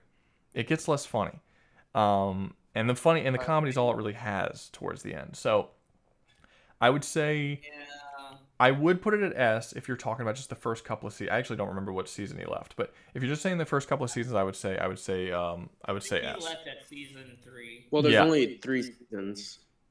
There's 5. No, there's 5. 5? Where'd you get 5? Wait, I got Max right here. Hold on. I can look it up right now. Please do. How many That's seasons? 4. There's 4. There's 4 seasons. Max doesn't necessarily have all seasons. Yeah, that's true. But I mean, it says 4, so I'm gonna take their word for It's it. more than 3. So Yeah, it says 4. Yeah. Either way, motherfucking. I am the stone that the builders refused. Come on, man. That's such a. I like how the music in the show is good. No, it's good. It's good. I just don't think you could put it as an S. As a whip. I'm not arguing that it's not good. I am arguing that I don't think it could possibly be. He's saying S. it doesn't belong in S anymore. I don't think it belongs in S. I think. Where's the? Is somebody? Is anyone streaming the tier list or? It's on YouTube. Why? What's the problem? Are you not watching the stream? I wasn't looking on YouTube. That's why I just joined the Discord. Oh no, you gotta watch on a thing. Anyway, yeah, if you're gonna be in here during the stream, you have to watch the stream. It's on YouTube. Go check it out. But so that you just have to watch the stream so you know what the tier list looks like. Otherwise you can't see what we're doing. But so the personally, I like the Boondocks more than I like Futurama. I think it's a better show overall. I would put it in front of Futurama, but I also wouldn't have put Futurama in front of Harvey Birdman. You put Boondocks in front of Harvey Birdman? I like Harvey Birdman more, to be fair, but I don't think that doesn't necessarily mean it's a better show. I would be okay with putting Boondocks in front of Harvey Birdman. Yeah, probably. I think top of A. I'm good with that. I'm okay with top of A. I'm alright. I with think it. Samuel L. Jackson playing the whitest man in the show is great. Well, he doesn't play the whitest man in the show. Samuel L. Jackson plays a criminal that just so happens to be white. He's ginger with an Iraq. He That's is. not Samuel L. Jackson. Samuel L. Jackson is criminal. Oh, he's the other white dude. The dude who plays shit. I'm forgetting his The name. guy who's talking the mad shit. Is the white dude with he's got blonde hair. I think he has cornrows. Is that the 2 white criminal dudes in the show? Yeah, it's the governor's dad. Yeah, isn't his dad like the governor or like the owner of Robert's house or something? Yeah, he works for a bank or some shit. No, what I think is funny, the actor who plays Uncle Ruckus, he kind of looks like Uncle Ruckus now. So he dresses up as Uncle Ruckus, and then he goes to different conventions and just acts like Uncle Ruckus with the same voice and everything. And everyone loves it. Like, he acts super racist to everyone in the area, and like every. You know, when I do that, I get kicked out of places. I know. What? Yeah, it's the double standards, man. So racist against the white. The wild thing about the Uncle Ruckus and the Boondocks is people consider Uncle Ruckus a fucking Uncle Tom character, where Uncle Ruckus is definitely his own character. Yeah. People consider Uncle Ruckus an Uncle Tom character? Yes. Of course. I've never heard that before. Why would they not? He kind of is. Well, okay. I have Not issues. like I have issues with There's I have issues. issues with the Uncle Tom insult because Uncle Tom was the hero of that story, and I don't like it that people call people Uncle Tom as like A a derogatory term for someone yeah, who because just Uncle Ruck. If you actually read Uncle Tom's Cabin, Uncle Tom was a legitimately good dude who sacrificed himself to get people off the plantation. So I don't understand why the insult for like the black man who like serves the white man and throws other black men under the bus is Uncle Tom. They should be calling him Sambo because in the same book there's a character named Sambo. I think it's Sambo. There's a character named Sambo who is like the weasel. He's like the house black guy who he snitches on the other black guys and gets them in trouble so he can get favor with the white man. That'd be Uncle Ruckus. That would be Uncle Ruckus. That would be the Uncle Tom character. But Uncle Tom himself is a good dude. So like it always bothered me that Uncle Tom had such a poor name when he's actually a really really good dude and kind of the hero of the story. But that's more of me not liking the wording of the insult rather than saying that Uncle Ruckus doesn't deserve the insult. He does deserve the insult. You should just call him Sambo and not Uncle Tom. I think the majority of people who use that Uncle often Ruckus probably is haven't read They have not read the book at all. They have no idea who Uncle Tom even is. They probably don't They might not even know the book. They probably not even know it's from a book. Yeah, I understand, but it does. Uncle Ruckus it is irritates me. also the funniest part of the Boondocks. Oh, for sure. I don't think anyone's arguing against that. Yeah, I'm not going to. No, he's I wasn't funny. either. He's the funniest. Yeah. But it is a show where all the characters have some kind of funny shit going on about them. Like every character that it gets entered into the show has some wild, goofy shit about them that makes them funny. Which episode is it where they're doing the poltergeist? Oh, he's their neighbor. Their neighbor gets possessed by what's his name? The old guy. Yeah. Fucking. Oh, Stink the meaner. nigger moment. It's Stink meaner. Yeah. Yeah, it's the second nigger moment, and they use the anger to bring him he back. uses a job application to exercise him. Hold up. I remember that now. I had no idea what you guys were talking about, and then you mentioned the fucking job application. I was like, oh right, that's funny. Oh my god, I completely forgot about that episode. I did too. I didn't know what they were talking about, like exorcism. It's like job application. I was like, oh yeah, okay, I got it. I think the first He's like, we gotta use saw... a nigga's worst fears. And yeah, Uncle Ruckus is the priest. I get, yeah, that's funny. I remember it. I think the Beating the shit out of this guy. Oh my god, the job application. All right. So okay, let's move on to the next one. We're almost done. We only have 5 more. S tier for the next one. And I would like everyone to thank Mike. He's the only reason we haven't ended the stream already, because he funded this whole stream. Say thank you to Mike. Thank you, Mike. Thank you. Not even sober, so. We know. Well, no. The talk of Adventure Time and copyright also. Okay, so next up we have, and this Blue Eyes Samurai. I think this is an S. I think this is another S. Definitely. I'd put it in A. What is the downside of this show? Please tell me. Short. Not as good as the. I'm gonna put this out here. Anime media. It's not an anime. I haven't seen all of it. And heavily inspired. You haven't seen all of it. It's not that long. They're not like an hour episodes either. They're like what, 30, 40 minutes? No, I think they're close enough to an hour. I don't think they're actually an hour, but they're right under. Personally, you didn't let me put Samurai Champloo on this. I don't even think Blue Eyes should be on. Blue Eyes Samurai is not an anime.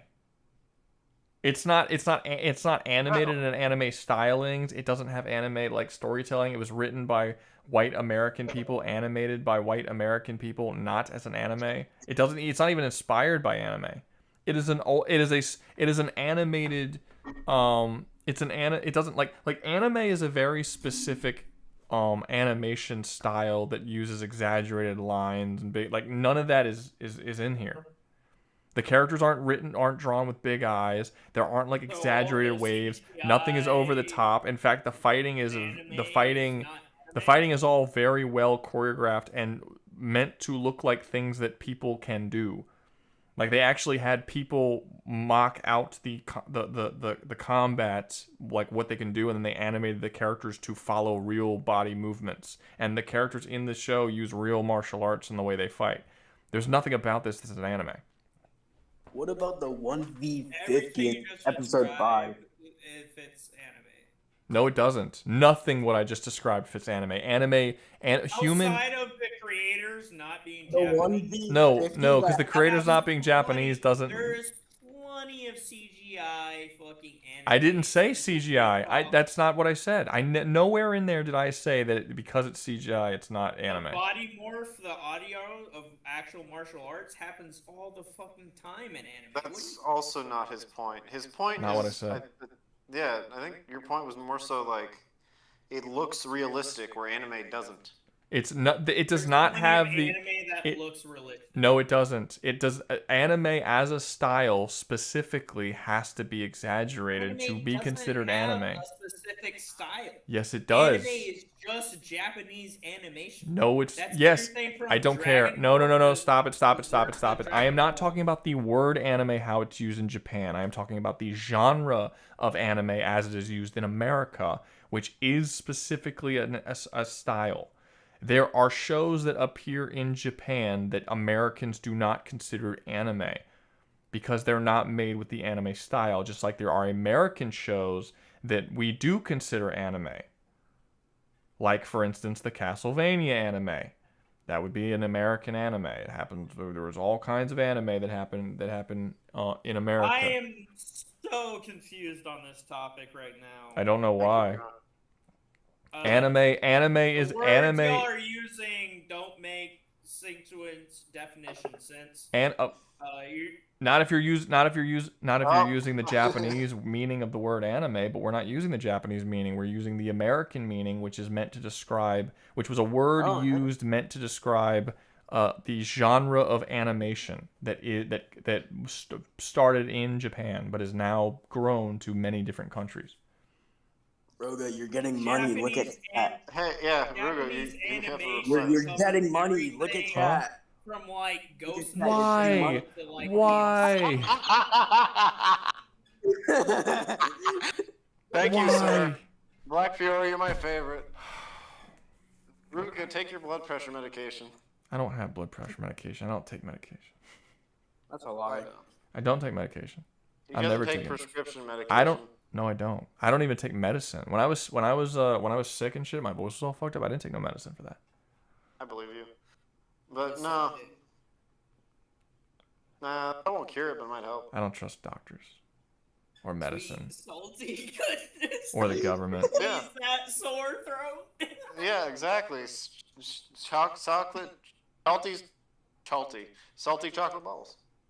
Salty What the fuck is playing Teen Titans in anime? I kind of is. That's the point I'm making. Is like I don't understand this like classification and this justification of words. I don't know why you're. I don't know what you. What don't you understand? What don't you understand about it? Anime, and I sit here and I'm like, there's so much different genres and different styles of aesthetics of animation in Japanese animation.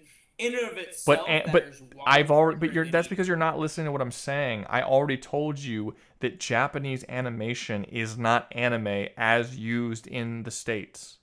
You're thinking of anime as used in Japan. It's a different word here. For instance, America can poach Japanese words or words from any other culture to mean whatever it wants. For instance, we poached Eskimo. We use Eskimo to describe any person who lives in that particular area, right? But in their language, Eskimo means shoemaker. But it doesn't mean shoemaker to us. It means those fucking people. They're Eskimos. Didn't you know that it's racist? No. We did the same thing with anime. Anime is not all Japanese animation or all animation that comes out of Japan. There are cartoons in Japan that we don't consider anime. Anime is a style or a genre of animation. And there's American anime, there's Chinese anime, there's Korean anime, there's French anime. Anime is made all over the world. Like, is Scissor 7 not an anime because it comes out of China? I mean, we had this conversation earlier. I don't want to repeat myself. This was before you got here, but Scissor 7 is still anime, even though it comes out of China. Dragon Ball Super is not suddenly not anime just because most of it was animated in Korea. Like where are you drawing the lines of what anime is and what anime isn't? In Japan, it makes sense. All animation Your is anime. conversation that's confusing me and fucking me up with the specifics to Blue Eye Samurai, because it very much is. It's not. By what logic is it? By what definition? By what descriptive? What about it makes it anime? It follows all pretty much the same story arcs of pretty much any, like, goddamn, not shonen specifically, but No, it doesn't. shonens. It's not a shonen at all. It doesn't follow anywhere near the story of a shonen. What are you talking about? The world does not revolve around. It's not the at all. world 100% revolves around. It does. It's not a shonen. A shonen almost always follows a young. Now it can vary, but it almost always follows a young boy. Usually, they have a dream. They want to aspire to get that dream. They acquire power throughout the story. They gain a master. That master usually dies at some point before they achieve their goal. Like, it's basically all shonen are heroes' journey stories, which Blue Eye Samurai is not. So, You said a lot of shit that happens in Blue Eye Samurais. None of that happened in Blue Eye Samurai. Literally none of it. She doesn't just become some magical character seeking revenge. Yes, she literally does. She picks up a guy with nuns. She's literally they literally say that because of her just pure force of desire for vengeance, she becomes a demon, and that's why this woman is capable of taking on a bunch of men. Because she's starting to become a demon. It's said as metaphorical in the series, but it is shown arguably to be literal based on the things that we see her do. She has no master that trains her how to fight and overcome. She trains herself by mimicking other swordsmen. She has a father figure, kind of, in the sword master that helped her make her sword. Well, no, she made her own sword too, but he taught her how to do it, but that's not the same thing. There's no master that teaches her the arts of which she can overcome her thing. She's not trying to overcome some great evil within the world. She's not trying to become the best at anything. She just wants to kill a dude. Why does she want to kill a dude? Because she fucking hates herself and she hates that she's even alive. None of this is tropes of anime, of shonen anime. None of it. Totally different storyline. Also, was your earlier point that there are better anime, so that it's not S tier? When did I say it was better anime? No, not you, him. Oh, I was about to say, like, what the fuck? I'm just confused at why you guys don't classify it as. Well, you have to tell me why it's anime, because you haven't said why it's anime. I think it's an anime because it's heavily based on anime tropes. It's heavily. It's not. I just explained it's not. Style. How is it based on? It's based on. It is. No, every it's not. Action scene, every goddamn no, the action scenes are not. The action scenes are the action scenes are based on old martial arts movies. The storyline is based on old samurai films from the 1960s. Japanese anime is all based off of. Okay, but that doesn't make it anime. The Seven Samurais to the other thing. But that doesn't make it anime. Definition, that's what makes it anime. That's not. I did not say that's what makes it anime. I said that Blue Eye Samurai is not based on anime. It's based on old samurai films. That's. I never linked that with anime. Okay. And no, anime is not based on old samurai films. You can make an anime that is, but that doesn't make it anime. Y'all same standards. Obviously, y'all keep talking your American stuff. Okay. All right. See you, Black. Oh, that's Black guy named himself Black. Super racist, man. Super racist to yourself. We're all racist here. Don't worry. To yourself. He says, just to keep the stream going, I got a double shift tomorrow. Have the people decide on one of the two shows to add. One of what two shows to add? Family Guy. Oh, hey, Rouga, look at chat. That's Yaku. That's not Black. Rouga, look at chat. Nope, nope, back down. Not Family Guy. Family Guy. Not Family. Oral. See, this is why you gotta put your own show to add, because then people are gonna add stupid shit like Family Guy. Moral, oral, or Blue Eye something Samurai. else. Dude, Blue Eye Samurai's already on there. Blue Eye Samurai. Well, we are currently talking about Blue Eye Samurai. What did you think we were talking about it for? Yeah, but no, It says 1 or 2 shows to add, so it could technically be 2 more. He wants us to add shows. Yeah, Moral Oral. Young Justice is not an anime. Oral Not adult. Or I'm sorry. This isn't a freaking anime list. What am I saying? We weren't doing anything that was based off of other stuff. We were doing original animated shows. Which Or technically, stuff I that guess is I so broke. different. I guess technically I broke by doing Arcane technically, which I didn't realize before this. But You broke by Harvey Birdman too. That's so different. no, we didn't. No, and that wasn't because it really because it's not an adaptation. It's not like yeah. I don't know. Maybe I guess it's no, we didn't. It's a show because then you could say because the Flintstones show up in it, then it's it's not based on the Flintstones. This is not based on Harvey Birdman. It's a lawyer procedural show that is that like uses parody versions of a bunch of characters from other shows. It's not actually the characters. Like it's not a sequel to any of those shows, although it pretends to be. What's that stupid YouTube What about Hawkeye- TV show Hawkman? where it's like Law and pops Order. and anti-pops gets killed by some stupid little Regular show. Villainous? Villainous is an adult animation. It's a kids show. It doesn't change the fact that it's stupid and that those two characters like don't exist in the same chronology. What does that have to do with what we're fucking talking about? What you just said with Harvey Birdman. That's a crossover episode.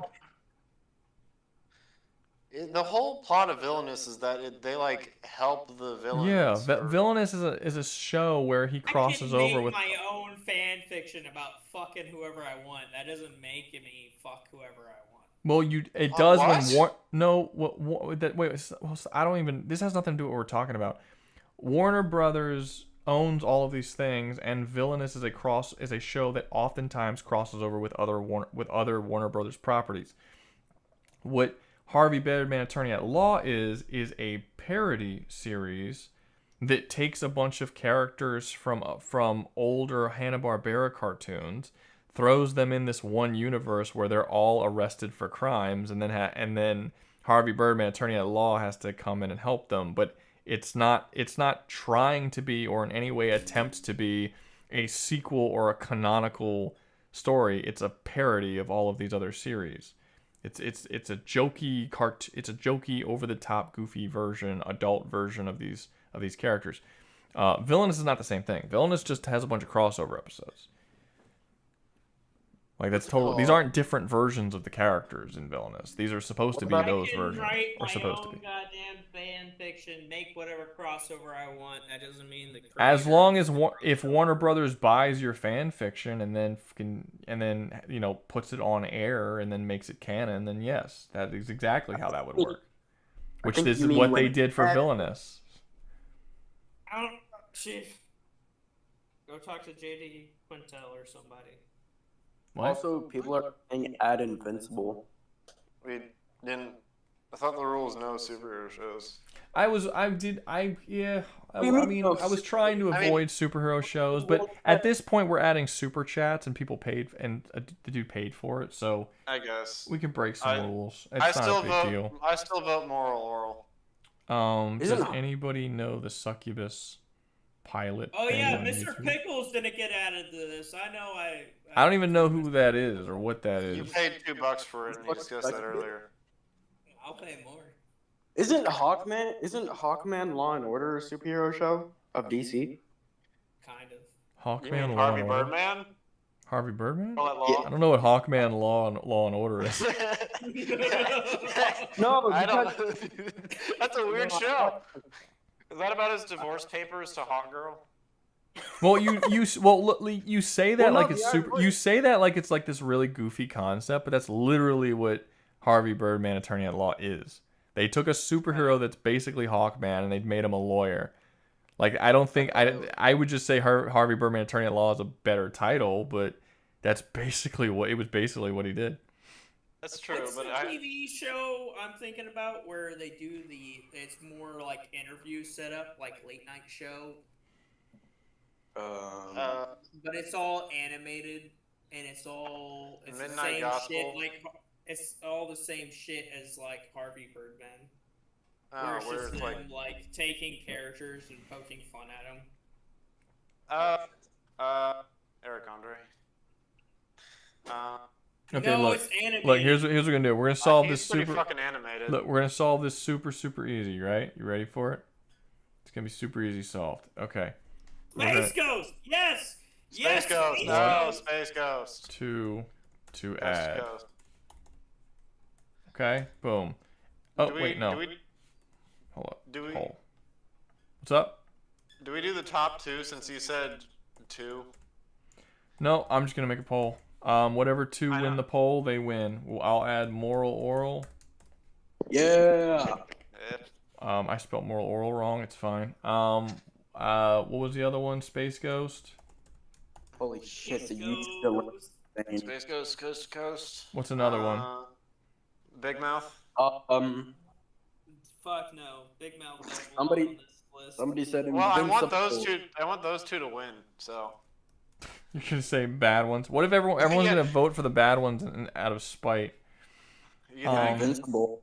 I think people like Moral Oral more than they. I actually like Mike Tyson's Mysteries as a choice, but I haven't seen it, so I can't talk about it. It's a good show. I've seen scenes, like I've seen small scenes. And I liked it, but I've never watched it. Who? Mike Tyson? No, fucking. Has anyone ever seen Ugly Americans? The comedic. Okay, that was I one don't show need they used to come I don't out. need to go to a Walmart. Ooh, Spawn. Oh wait, no, Spawn is Yeah. Inside Job, Spawn. I didn't even think Midnight Gospel was for adults. I don't know. I've I never- think kids would just be kind of confused watching it. Midnight. So first off, Midnight Gospel is some dude, some comedic interviewing different people, and then someone went through and animated it. It's Duncan And then- Trussell.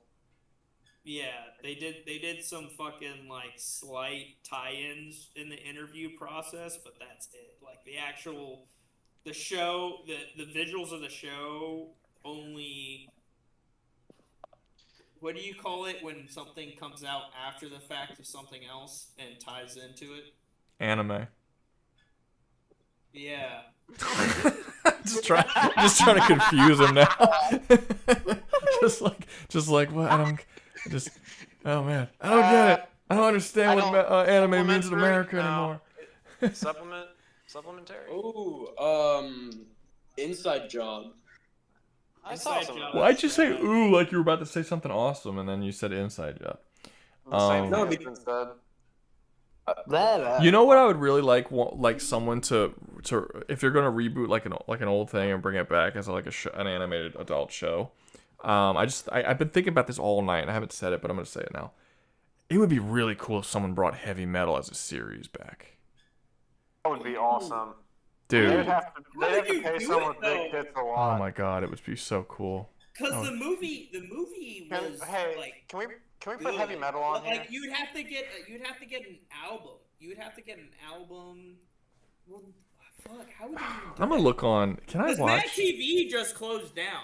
Mad TV's done, so it's not like you could do a Mad TV where it's like, oh, we're just gonna animate music videos for different songs. Well, all that would mean is that the fucking patent is up for grabs. Hey, can we put Heavy Metal on here? Can that be an option? It's not a series. It's a movie. It would like really break the list. Well, no, you could not kind. It's an anthology. It's a movie. No, it's not. It's a movie. It's a movie. It's an anthology movie. It's a movie with multiple short stories It's a movie. inside it. Yeah. They made there's a good one that came out in what like the 70s, and then there's a bad one that came out in 2000 that I I've not saw. seen one from 2000. But I've there's seen one with John Candy and all them. Black Dynamite is good. Had Black Dynamite. Okay. I think Heavy Metal would be. I'm looking it up on Amazon right now to see if they. I mean, I'm sure they have it, but I'm curious how much it costs. It costs. I can rent it for $4 or purchase it for $7. I'd buy this shit for $7. I would buy it for 10. I would buy this shit for $7. When did this come out? Oh, 1981. Yeah. Music album video. It's a lot great. of 80s Bush in that film. Yeah. No, it is a great movie. I love it. Yeah. Spawn? On it. I might get this. I might buy Even this and though, watch it later. Rouga, it is an anthology movie. I know, but I do think it's cool. But that's why I would want a show. I would want a show that follows characters that keeps, I wouldn't want it to be an anthology show either. I guess you could do a Love, Death, and Robots, but with heavy metal, but I feel like that would get old quick. Well, I would much prefer there just to be like some awesome rad as fuck heavy metal sci-fi monster universe for adults, where like women fly around on motorcycles with their tits hanging out and blowing shit up. You know what I mean? That's just, come on, man. It would be successful for the first Add season. Black Dynamite. And people would get. No, it'd be successful the whole time. It'd be amazing. Rouga, would you? God damn, what was I gonna ask? Fucking I'm a dumbass. I don't know. Do you want to see the backstory of Armin Ass or Armin? Wait, that's Gay Niggers from Outer Space. Armin Hammer. Have you seen that movie? I've never Yeah, seen... partly. Oh my god. It's great. Is it? Oh, Black Dynamite. Yeah. Wait. Did he add more money, Black Dynamite, to add to the poll, or to just put on? I think he just wants to put it on. I just put it on. Either or. I would say just. Dynamite. Well, I wasn't sure if he was adding the Black Dynamite as being one of the two. You know, like I changed my mind. I want that to be one of the two. So okay, Black Dynamite. Real talk. If you ever want to upset a Skeller, you bring up Black Spawn. Put in Spawn. Oh, I already did that. I made a Black Dynamite episode. You want to upset that community? Well, Black Dynamite can jump from the moon back to Earth. That means he's at least as powerful as Saitama. I don't think that would. I don't think that would piss people off because that's not untrue that he did do that. Logic. He did do that. That is their. And he lost to Saddam Hussein. And, did we ever? He lost. Just a little slipping right there.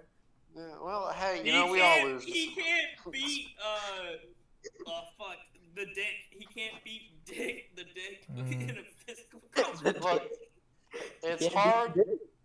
It's hard to beat Saddam Hussein. Okay, we tried. We had to frame him. I'm not talking about Adon. I'm talking about fucking.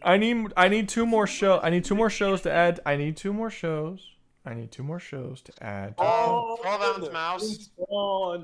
What? 12-ounce mouse. I'm not doing comic book. I'm not gonna do comic book shows. I'm not gonna. I already made that rule. I'm not gonna break it. I'm also not doing anime, so Afro Samurai can't go on either. Damn it. Frisky Dingo is not a bad one, although I've never seen Frisky Dingo, so I can't talk about it. Throw Mr. Pickles up there. Have you seen Mr. Pickles? I have. It's about 6 seasons with a spin-off episode in which it's. Okay, Mr. Pickles is on. I need one more show. I need one more. I'll just put Big Mouth if no one could think of anything. Don't hug. Oh no, I don't want Big Mouth on there. Do you say don't hug me? I'm scared. Yeah, that's not really. That's not really animated. That's adult animation. I mean, I like Don't Hug Me, I'm Scared a lot, and there are parts that are animated. Oh, you know what? I feel dumb. I could just put Love, Death, and Robots on here. Oh yeah, that is true. It is hard. We literally just talked about Love, Death, and Robots, and I totally was like, oh, what am I gonna put? Best episode of Love, Death, and Robots is the World War II Russians on the where they fight the. Do you mean where Hitler? Oh, in the Apocalypse. I thought you were talking about the one where Hitler dies in multiple ways. All right, and you, like, top one gets put on the. You mean top 2? No, because he put Black Dynamite on instead. So you guys pick one, whichever one wins the poll, that'll go up. I don't think enough people know about Space Ghost to even. Yeah, there it goes. Love, Death, and Robots. Yeah. Moral for the win. Moral Oral is tied with it, which is kind of surprising. No, if we keep it tied, he has to add both. I don't think that's how it works. He should add both. I want all the things I want on here. Look, it's a three-way. It's a three-way tie. Just keep it at three-way. Keep all four tied. We're gonna put all four of them on here. I swear. Fuck you. No, Hold up. Do people actually know about like the Space Ghost? So I've I'm not seen gonna Space lie. When you talked about Harvey Birdman, I was thinking about Space Ghost the entire time. well, it's the same concept. They took an older show, which was Space Ghost, who was a superhero show from like the 1960s, and then they brought him back, but gave him a talk show, and then made Space Ghost Coast to Coast. It's basically the exact same concept as Harvey Birdman. I think Moral Oral might win. You know that in Space Ghost Coast to Coast. Well, okay, if it gets voted for, we'll talk about it. But I'm not gonna start talking about fucking some shit that hasn't been put on. Should we continue talking about Blue Eye Samurai then, and why it's great? I think it's an S. Does anyone think it shouldn't be an S? And if not, tell me why. I think it's S. I can't think of anything. I think it's Actually, I would. The only thing I have against it is that it is only 8 episodes. It's one season. Stop saying that. It's like the 4th time you've said that. It's only one season. A season 2 is coming out. You can't get mad at it that it's only 8-hour-long episodes. It's fine. Yeah, I can. I want more. Okay, but that's not a complaint. There's more coming. That's not a complaint of quality. I think Moral Oral has won. Yeah, there's 25 people, but like no one's vote. It's only 9 votes. Some of those people aren't here. If we're in the chat. I went in. Yeah. Well, it's fine. Once we place Blue Eyed Samurai, then I'll just end the poll then. Yeah, I actually think that Blue Eyed Samurai goes above Primal. Ooh. Yeah. I think it goes above Primal just a bit. Because there is a lot of really great character work in this show. And I do think this is one of the show where the action sequences are probably better. I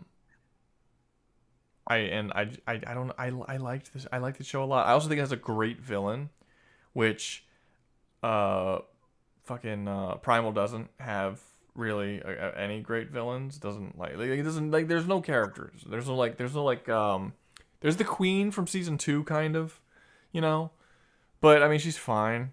Well, you could argue the world itself is like the character. But that's not a villain. No, it's not a character. I know people say, "Oh, well, like the world is the protagonist." No, it's not.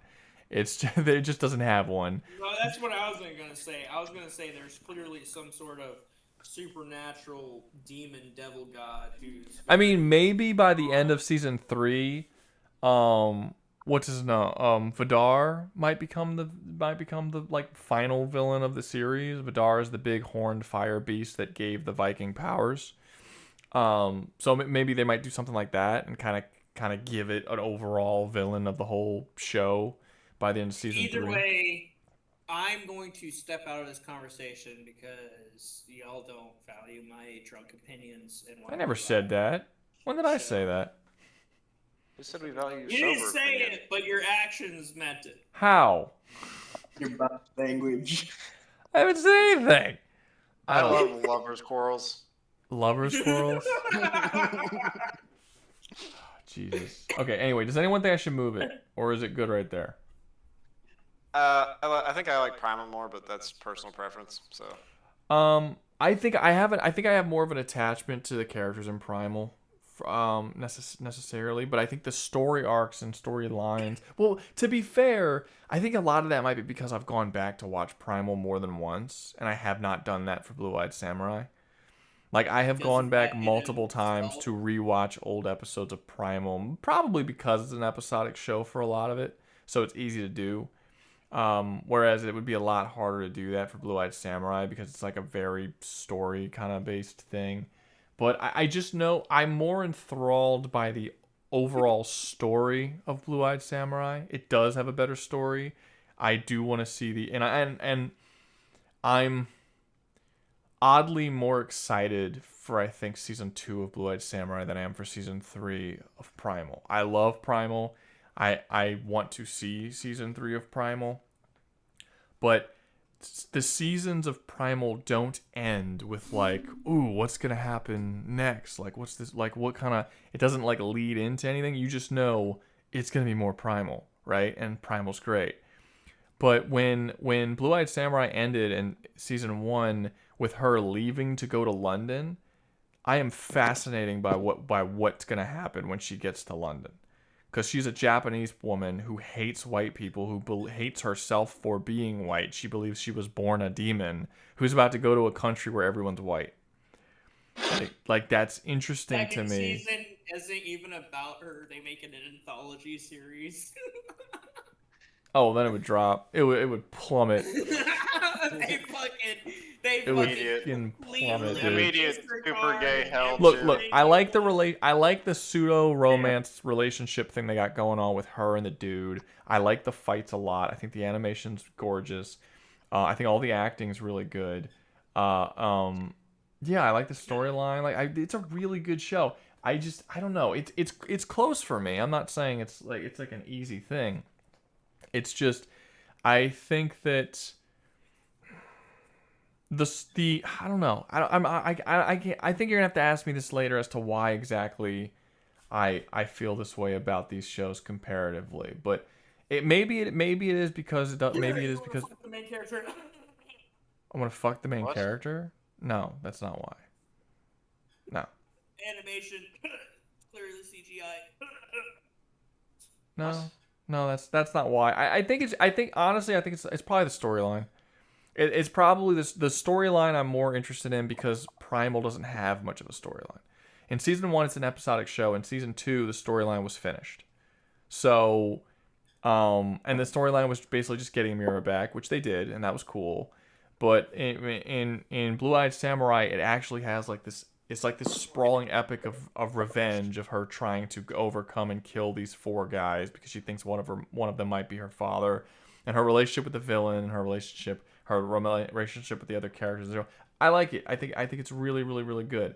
I just think it's a really well done story, and I think that's really where I'm gonna say Primal drops a little bit is with story specifically, because the first season is the story can't have a whole lot of moving parts.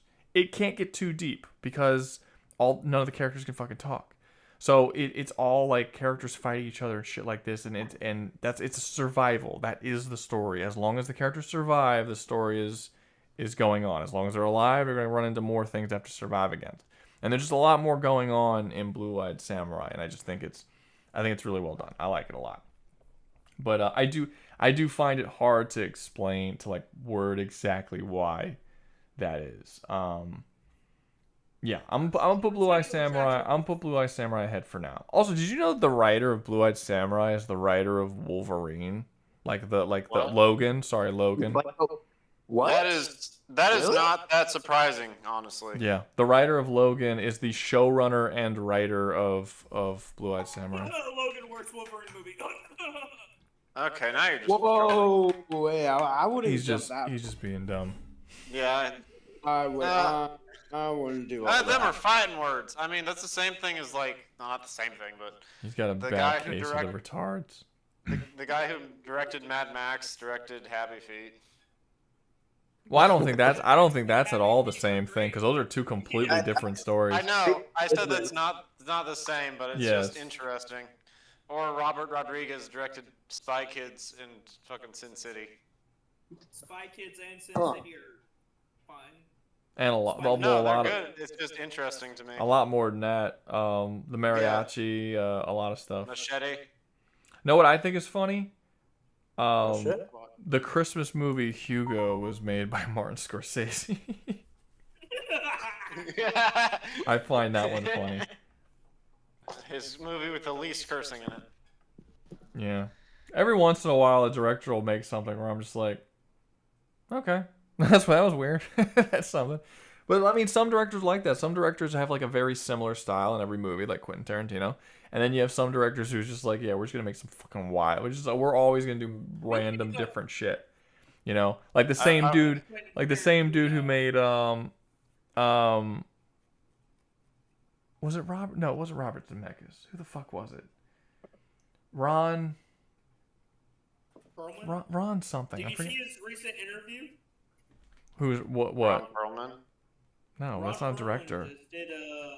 He just did an interview and he talks about how upsetting it was they didn't get to do a Hellboy 3. Yeah, I saw that. Yeah. I actually recently rewatched Hellboy. I haven't seen it in a while.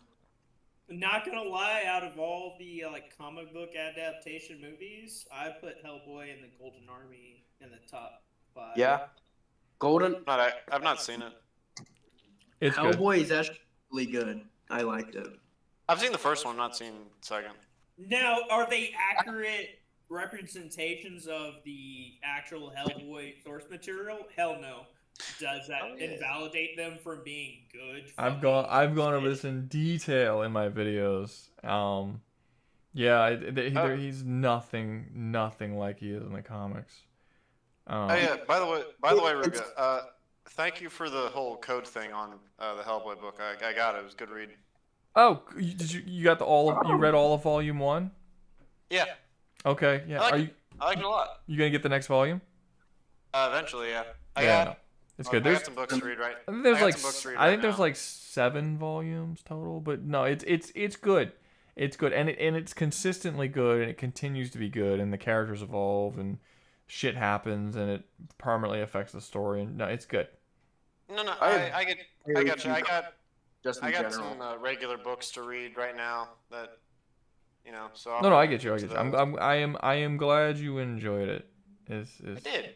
It's cool, but no, what I was gonna say before is with the directors, I was thinking of Ron Howard, because Ron Howard has one of the weirdest fucking histories ever. He directed A Beautiful Mind, right? But he also directed fucking like The Grinch with Jim Carrey. I mean, there's also Francis Ford Coppola, who did Apocalypse Now, and then what is it? God damn it! It's the kids' book that's actually good about like greasers and fucking Outsiders. Yes. Yeah, I don't find that one that weird. I do. Why? I use grease as lube. Cause me too. Because I just think it's different. I guess it's like similar time, but very different parts of culture. I suppose, but they're both like totally normal, like kind of like drama type films. I mean, I don't. I'll be honest with you. I went completely blank on what movies you just said, so I'm just talking out my ass. What movies did you just say? Apocalypse Now and The Outsiders. Yeah, no, I was right. I could have just kept with the lie. Apocalypse Now and Outsiders are two completely different fucking. No, I understand they're completely different movies, but they're not. I understand they're completely different movies, but it's not the same thing as like a children's Christmas, a comedy, and Goodfellas. Like it's not. They're both still. They're different movies about different stories, but I mean that's. I don't think it's not unbelievable that those two things. Happy Feet and Mad Max is wild, right? Like it's not wild for Outsiders and Apocalypse Now. You have a war movie, which is it's a drama, it's a war drama, and then you have a fucking other drama that's just based in with like greasers and gangs fighting, and I mean that's not that unusual. It's fine. I mean, there's also. There's the Joker and the Hangover. Well, that one's That's different. That's so different. Well, the director got pissed because he realized that he couldn't make comedies anymore, because he likes making comedies, and then that guy also wrote Borat, by the way, but he actually has an Oscar when he was nominated for an Oscar for Joker. Like I had thought that was his first Oscar. It wasn't. I realized he won an Oscar for writing Borat, and I was like, "What? That's funny." Very nice. Well, I think he might not have won it, but he was nominated for an Oscar for writing Borat. But But yeah, he actually said the reason why he made Joker is because he realized that he couldn't make comedies anymore because every time he would write a comedy script and bring it to a studio, they would constantly tell him that he couldn't joke about everything. Like, he's like, I can't joke about retarded people, I can't joke about black people, I can't joke about dumb people, I can't joke about short people, I can't joke about anybody. So he's just like, I guess I can't make comedies anymore. He couldn't make like any inappropriate sexual jokes. He couldn't make any jokes that could be construed as sexual harassment or sexism in any way. And he's like, how is this even possible? Like, so he stopped making comedies. That's the loophole he found with the Joker. Well, the Joker's not a comedy.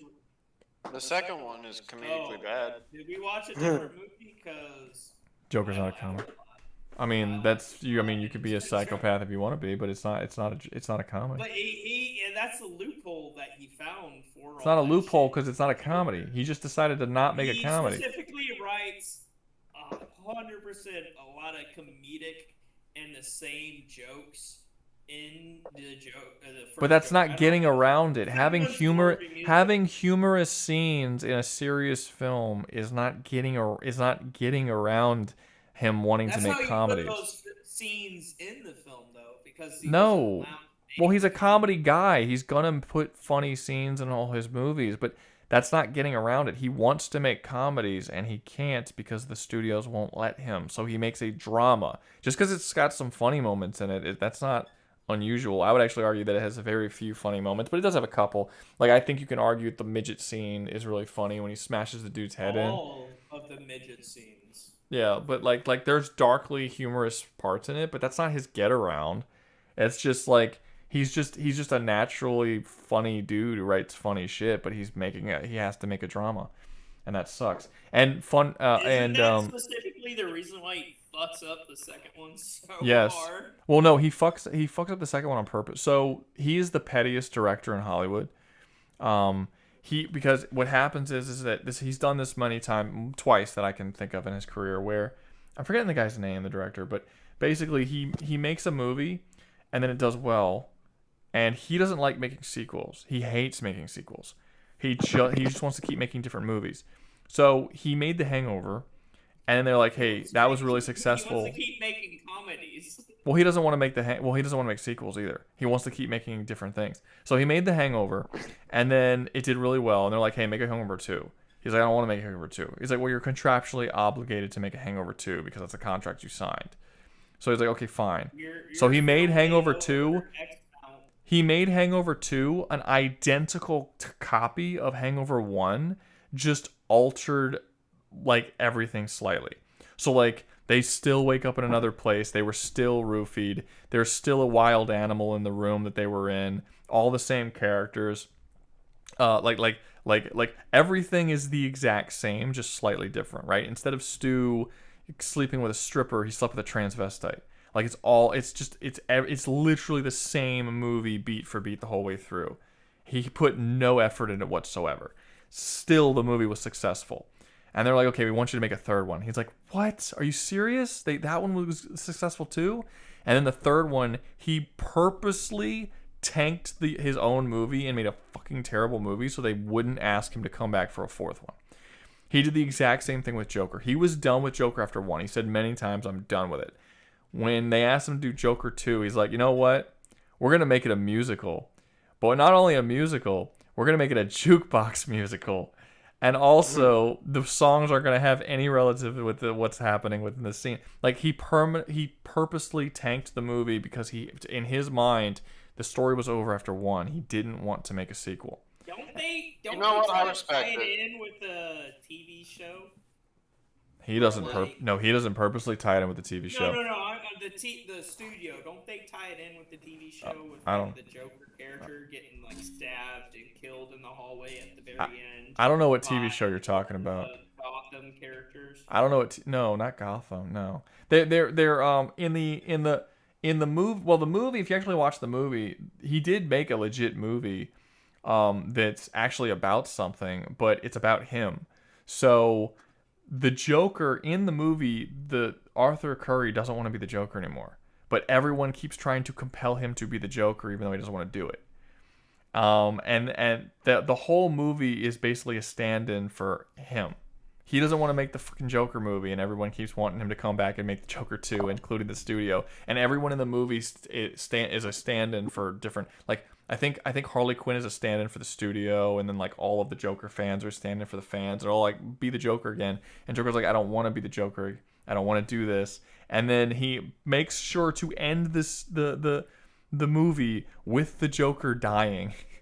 Specifically to piss people off. That's the point I'm making. Didn't the publisher come through No. and do the tie-in with Gotham? No. I'm pretty sure it's the same actor from the goddamn stupid It's Batman not. TV show. It's not. where It's he's a totally kid. no. It's not. It's It's the redhead dude. It's the not. same character. I'm not. 100%. It looks similar. It looks like the guy. Okay, just because it looks like the guy doesn't mean it's the same dude. It's not the same dude. No. Also, it can't be Gotham because Warner Brothers doesn't own Gotham. That's a Fox show. Yeah, no. It's not. It's a totally different person. Yeah, they can't they are not capable of tying it in with Gotham because they do not own the rights to Gotham. The other dude's the gay dude from Shameless. Yeah. Yeah, it's Ian. The gay guy Ian from from Shameless? Ian from I'm Shameless. sorry. I saw redhead hair kid, and I thought they were the same guy. No, Don't have souls. no. I mean that's true, and I know they're black or something, but like racism. Yeah. But like, I mean, whatever. Yeah. Anyway, Black Dynamite. I've seen one episode. They ran out of fried chicken. Anyone else seen Black Dynamite? No, Black I have. Dynamite has enough crossover episodes and just generally guttural like laughs that it's above the Boondocks. Did you see? What? Did you see? I mean- Mike, did you see Black Dynamite? I did. Both the classic 80s Black Dynamite, the live action, and the animation series. It wasn't actually made in the There's 80s. a live action. And I'll tell you what, with the animated series, I don't think there's a better episode than the Michael Jackson episode. See, that's the only episode I've seen. Hey, again, Is it really? Yeah. I've only seen the one where they run out of fried chicken, and then it causes That's like a every different, that's a neighborhood to break different down. episode. The Michael Jackson episode is Michael Jackson's an alien, and Michael Jackson's not just an alien. He's an entire race of Michael Jacksons, and they're all alien.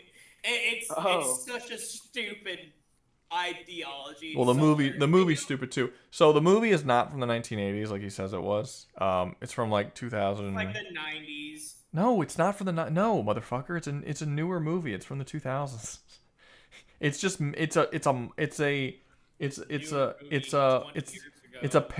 a satire of blaxploitation films, so it's supposed to look like it's from the 80s. But no, Black Dynamite is not from the 80s. Dynamite release. Well, there's a movie. Is There's that- oh, movies shit. and there's TV 2009. So, Really? Yeah. It's not. Yes, you fucking young assholes. Yes, I was a grown man when this came out. Sorry, I'm not 40. Not you. He's fucking 20. He's supposed to be 26. He should know. And even if you weren't 40, it's dude. Look who's in the movie. Look at the actor in the movie. Listen. Do you see who that is? It's hilarious. I'm actually forgetting the actor's name too, but it's Michael Jai White. Oh shit. Okay. Like it would not if he would not be a grown man at that time. He would have been a child or not alive. And well, no, in the 80s he would have been alive, but yeah, he wouldn't have been. Yeah, he would have been much younger. Okay, and this was made in 2009. It's fine. Anyway, either way, the fucking goddamn either the live action TV show, movie, or the TV show that came afterwards that was live action, or the animated series, whatever we're looking at. The animated series is fucking hilarious. The Wizard of Oz episode where it's like it's the Wizard of Oz, but it's all like black community shit. Okay. So where do you think that since I haven't seen enough of it, you're really the only person who could place it anywhere? I would put it on par with the Boondocks. That's a strong statement. The animation is the same level of quality. I know it has good animation. So is the humor. I know it has good animation. That's And the true. storytelling, because it stays pretty consistent with Black Dynamite being a hero of the community, hero of the people. Yeah, I mean, I will say this: if the Michael Jackson episode was the best episode, I don't think based on that it compares with the Boondocks, because I don't think it was like amazing or anything. But I haven't seen the whole show, so I can't really say a whole lot about it. Let's move on, dude. I might end the stream after like this next two because I'm getting fucking tired, and the super chat stopped a while ago. So, all right, moral oral. Where's moral oral? Yeah. A tier. I would A tier, argue it. yeah. Yeah. A tier. All right, Yeah, where I in think A it- tier? Moral oral. Amazing show. Moral, although episodic, carries out a solid story. It's not necessarily that episodic. I mean, it is, I guess, technically, but it does take place within a town. Yeah, no, it's episodic. I'm wrong. It's definitely episodic. It is at first. It stops being. It does that weird thing where it kind of stops being episodic. No, it's episodic with scenes that have lasting consequences in future episodes. Like things do happen that are referenced and do affect future episodes, but each episode is more or less standard. So it's like lightly not episodic or lightly my brain's having a fucking meltdown. Not the opposite of episodic. It's lightly serialized. It's like very lightly serialized, but mostly episodic. But yeah, I get it. So where in A would you put it? I personally, I would put it like probably like either behind or maybe like probably behind Futurama or maybe like in between Black Dynamite and Futurama. I'd put it by Boondocks, honestly. Really? I think Yeah. I like it. It's not better than Boondocks, but it's up there. I do not like how low Harvey Birdman is being pushed down the list. Well, I mean, it's just a very solid list. Mm-hmm. Better than Harvey Birdman, though, huh? Hey, Rouga, you're just denying what I said. I straight up said I don't like Final Space, and I put Moral Oral below Final Space. So. I mean, I didn't deny it. Well, did you watch all of Moral Oral? Yes. I have. Then why'd you watch it all if you don't like it? I don't watch things I don't like. No. So I Twilight like Moral Oral. That's true. I would not say it's a better show. To be fair, it's only one season, and I'm not watching season 2. So. Did you watch Well, the they're Castle, not- or it's did you season watch two, the it's not- Devil May Cry series? No. Trash. Actual garbage. Don't waste your time. I didn't watch because it's made by the same people who made Tomb Raider, which I didn't like, Castlevania, which I didn't like, and Tom Clancy's is another one that's out that's made by the same people. I'm not gonna watch that either. I really like Splinter Cell, but I'm not gonna be watching the Splinter Cell show because I don't like that animation studio has not made anything I liked. Nothing. I haven't liked any of them. I didn't like We're gonna take your main beloved character and we're gonna cuck him and him a useless dude in the background. Have Yeah, fun. I'm good. Bye. I'm fine. I'm not interested in lesbian Laura, or like butch lesbian Laura. I'm not interested in a fucking Devil May Cry game where everyone, or a Devil May Cry show where Lady is constantly dropping F-bombs when she's never once said the F word in the series. It's not even gonna like be Lady. It's a totally different person. Like, no, I'm good. I'm fine. It's just I'm good. I'm not interested. Castlevania was a piece of shit. Like the whole way through, pretty much. I like the first season. The First season's 4 episodes. I think people forget that the first season's only 4 episodes. It's not even. Those 4 episodes were fine. It's barely half. It's shorter than The Lion King. Space Kings was only 4 episodes. Longer episodes. Longer episodes. Yeah. Oh yeah. Hey, Rouga, have you seen Peepadoo and the Super Fuck Friends? Don't watch it. I have not seen people doing the Super Fuck Friends. It's French. I've never heard. I don't know what that is. All right, let's French? move on. Yeah, Let's it's move a on to miserable country. Twilight of the Gods. Twilight of the Gods is a piece of shit fucking show that doesn't deserve to exist. I hate this show. Right hand side fucking has been lesbian. I thought it was awful. I don't care about the lesbian. I care about the show being a piece of shit. It's a piece of shit. It's weird for no reason. It's weird. It's really like extremely overly sexual, but not in like a Viking we don't give a fuck kind of way, but in like a really weird, cucky kind of strange way. The one good scene from Twilight of the Gods is fucking Odin seeing the image of our Lord and Savior Jesus on the cross. That does happen. Jesus does appear in Twilight of the Gods, for one scene. But yeah, I don't like any of the characters. I don't like any. I've never seen this. I'm gonna let y'all deal with that. Okay. I don't like any of the characters. I think the main character is irritating for the most part. I think her husband is a bitch. He sucks. He's awful. Like I don't like anything. It's like I really don't like this show. I don't even want to talk about this show. Are you gonna put in Super Gay Hell too then? No, Super Gay Hell. No, Gay Super Hell Gay too. Hell is devoted for that special little pit that people can super chat shit in Super Gay Hell to fucking people. It's just an awful place. I'm not gonna put things that I just think are bad there because then it's just basically gonna turn into an F tier. And I want to keep Super Gay Hell special. Right now, the whole time, it's just been Mike fucking you up the ass. And that's all it is. It's I'm just, not Jim. All day. it's just y'all's special little I'm not Jim. You sound just like him. God damn it! I curse more than Jim. Y'all are like the same. You'll be Jim tomorrow. Call me No, I'll be Jim Rag tomorrow. Thank you. Okay. Well, my apologies. You guys sound very similar. I keep getting y'all confused. I'll change my voice for you. I don't know if that's better. It don't matter. It don't matter. You can change that accent all you want. I like Twilight of the Gods because of Thor. I didn't think Thor was good either. I didn't give it. Thor didn't do anything to make me like the show more. Like Thor was what he was. He existed. The best part of this goddamn show is Odin hanging himself and seeing Jesus.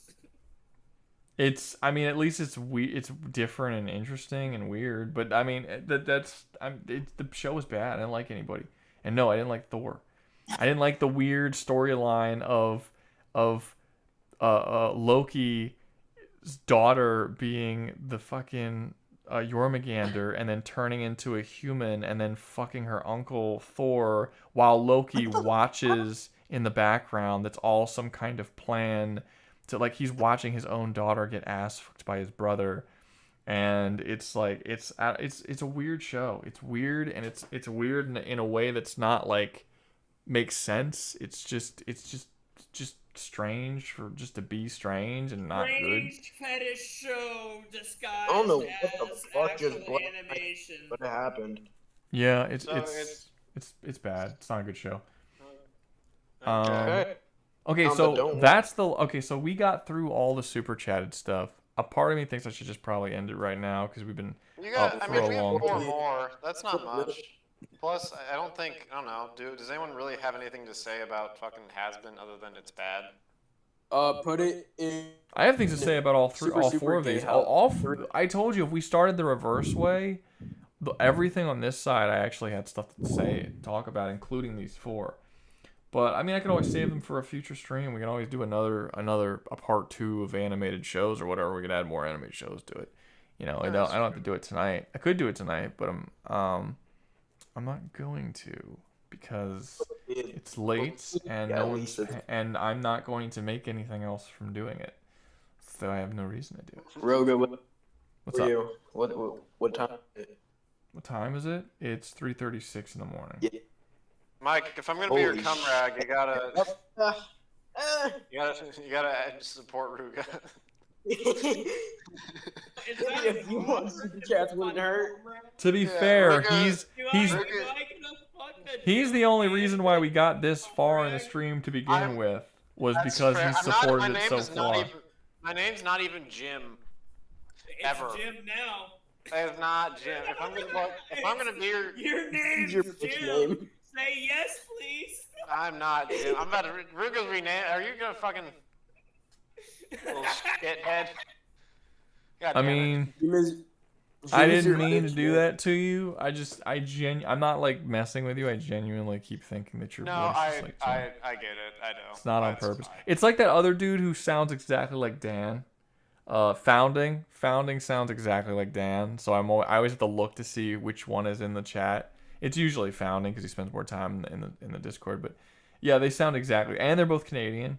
So I can't even like, I don't know, turn the lights off to see which one gets scared to tell them apart. You know, it's just they're both just fucking. Well, I'm not Canadian. I don't know where Jim is from. Sorry, other Jim, original Jim. Also America. So you're both in the same place. Yeah, but I mean, there's a big difference between like Indiana and California. He's not from California. I can get Indiana is such a wild. He's Christian and he doesn't curse. I'm going to assume he wasn't born and raised in Bible California. Belt. Okay. I didn't say that he's from Bible Belt, but he's definitely not. It's Jim now, Jim 2. Okay, you're Jim 2 now. Fucking hell! God damn it! Who did that? Was that you? Yeah, he paid to have you be Jim 2, so you are now Fuck's Jim 2 sake. forever. It's And now Jim. God damn it! it wasn't a I'm surprised small you- amount either. I know. I'm surprised you didn't just make it be Cumrag Holy or some stupid shit like that. It's true. Guys, we got equal. I don't could've. need to give you ideas. You already have them.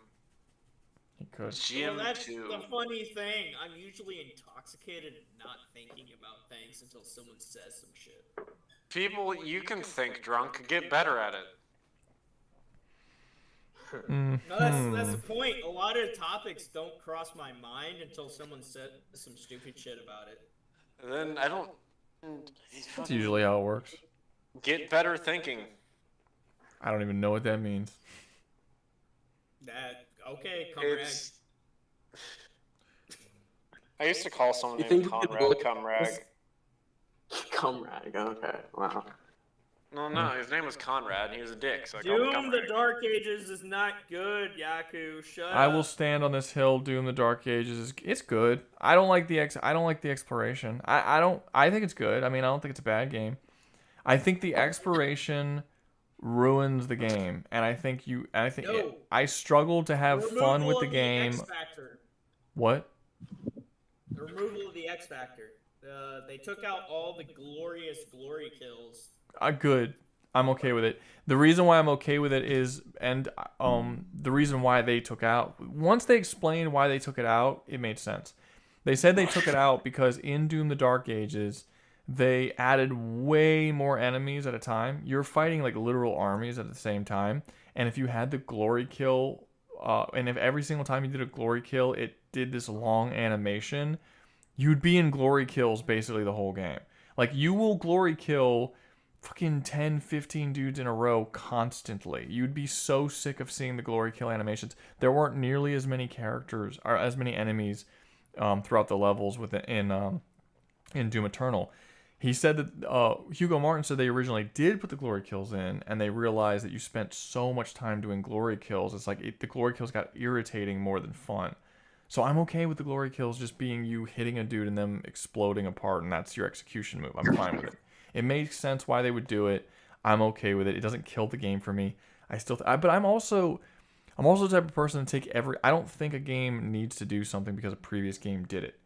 If I think the game suffers because the thing was removed, fine, fair enough.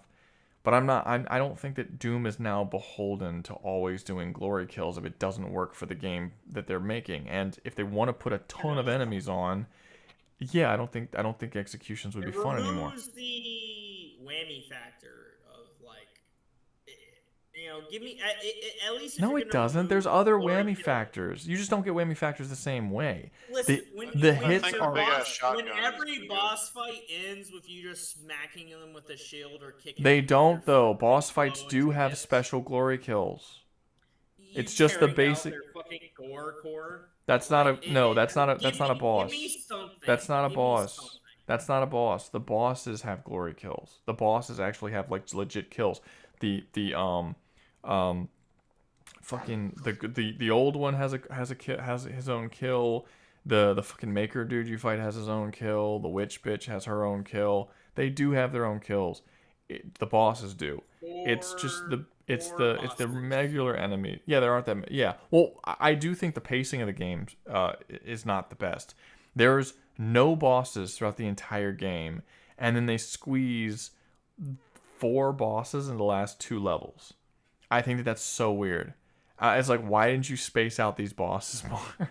Like, it was really, really weird to have no bosses until. It's the mini bosses that you get those glory kills. It's those mini bosses that. I didn't count those as glory. I didn't count those as glory kills. But I mean, I guess whatever. It's fine. But that doesn't kill the game for me. I never played it, so I don't know. That did not kill me. It takes away a specific thing of like, oh, let me rip this guy's spine out of his. Who cares? I don't care because the game care. because the game added others. The game added things to replace, but the game added other things. Like fine, it doesn't have glory kills, but there's way more enemies on screen. You have cool shield executions that are pretty awesome. Like, it's not like you don't have anything. They gave you they explode. You could split them in half. There's good ways of killing people. You get a fucking flail in this game. I love the flail. I like using the flail. Those are great. Yes. I want my goddamn executions. Fine, that is an execution. You just don't. The executions would take too long with that many enemies on screen. It would make the game worse. You would get sick of the executions very quickly. I didn't get sick of it in 2016. I didn't get sick of it. I just explained why. You gotta listen, man. I just explained. There's way less enemies at a time on 2016 and in Doom Eternal. I've played them all. There's way less enemies on screen. Throughout Doom the Dark Ages, you kill like 8 or 9 times the number of people that even existed throughout Doom Eternal. It's a massive difference in enemies that they fit in the game. Don't feel like it. As a matter of fact, because you don't have those executions, it feels like you're killing less. No, it would certainly feel like it if you had the executions, and that sucks. It doesn't matter. What do you mean what it feels like? It doesn't. You're killing more people. The hell do you mean that doesn't feel like it? Doesn't feel like you're killing more people. No, you just don't remember you're killing more people. What do you mean? Does it feel like it? You're watching on screen as you murder them. Until you get to the boss fights, it's like you get a cutscene here or there. It's fine. Like, what you're saying doesn't make sense. That it feels like you're not killing them. The dragon fights and the moments you're in the Atlas, I like more than the generic levels of Doom. They're not generic. They're way better than 2016 and better than especially in variety. They're better than Doom. I would say Doom Eternal's levels are better designed. You got me on variety, not by level design. No. I think that's what I'm saying. I do not. I think exploration kills the game. The levels are way too big, and having me explore these massive areas in a Doom game where you're supposed to, where it's a run and gun kind of style of play, including Doom the Dark Ages is also a run and gun style of play. You don't make levels that big because it breaks the pacing of the action to have me stop and have to look around these massive levels. I think that's a weakness of the game.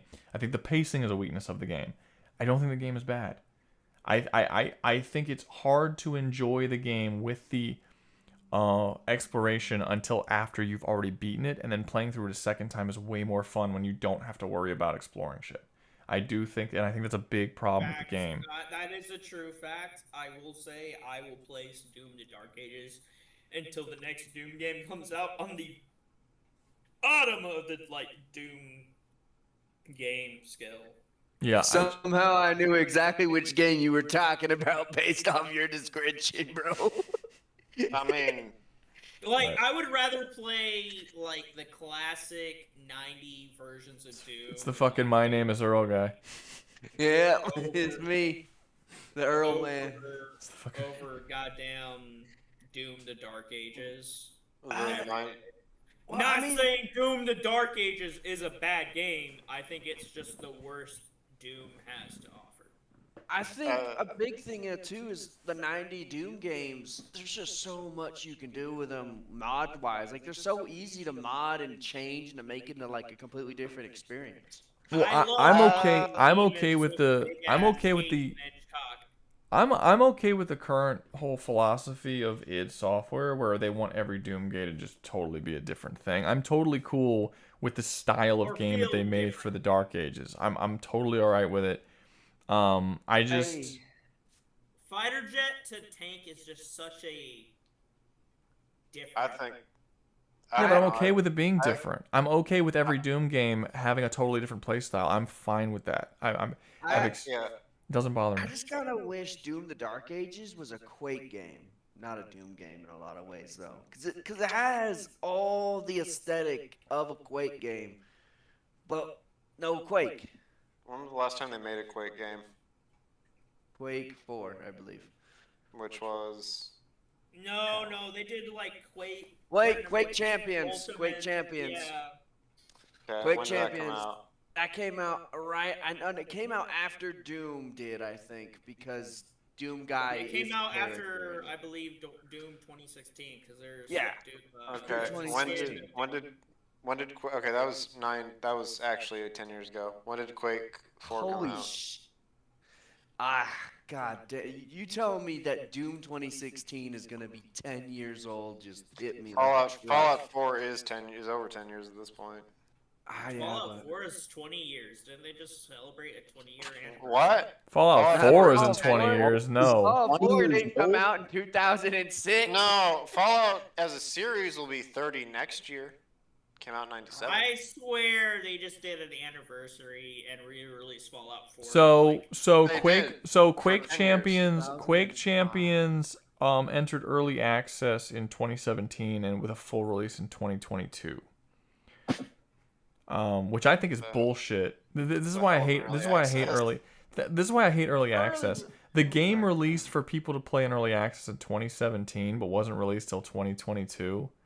I didn't even That's know a fucking 5-year gap that it was in early access. That's either already a release and the full release is just you adding patches, or you didn't release the game. like what is this early access for 5 years for? You just 7 Days to Die was an early access for at least it's not the over 20th. 10 years. It's the 11th year anniversary for Fallout 4. Yeah, that's what Yaku just said in the comments. Yeah. By the way, Also because the show came out. Wait, is today the 11-year anniversary? No. Maybe. No. Well, they did it right before the year ended. Well, I'm just saying it's weird. It's weird that I've had 2 people tell me that it's the 11th year anniversary if it's not actually the anniversary. I think it's the 10 year because I think it came out in 2015. I think it just came out at the end of 2015. I'll look it up real quick. By the way, Quake 4 released in 2005. So, Hey, what's up, Alden? How's it going, man? I hope you had a good night. I didn't. He had a great night. He loves it here. No. November 10th, 2015 is when Fallout 4 came out.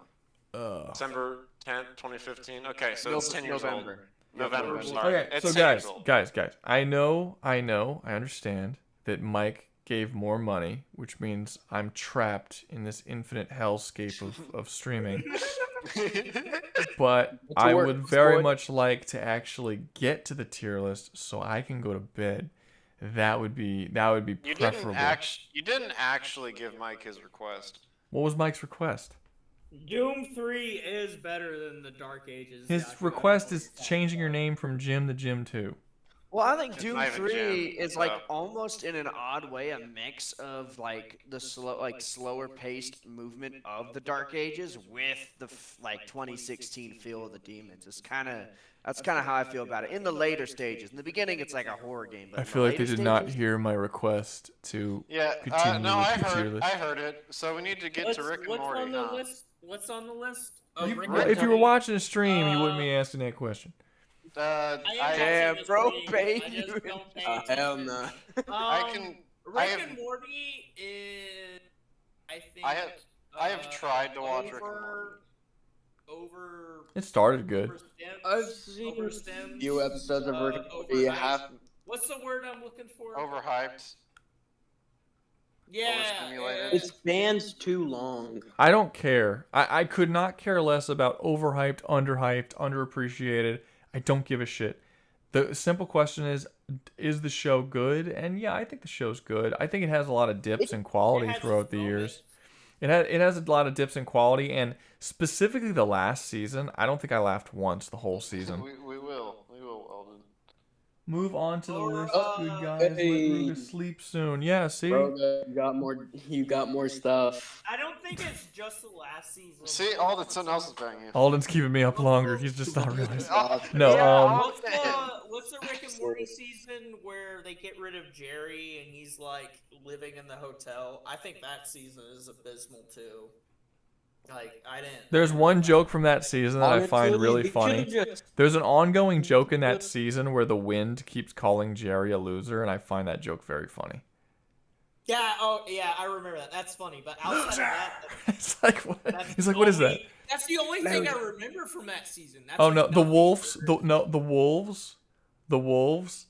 The alcoholics. He gets a tax check from like an unemployment check from the government, and like a hungry dog shows up, and he starts like growling at him and stuff. He's like, wait, you don't want to eat me? You want my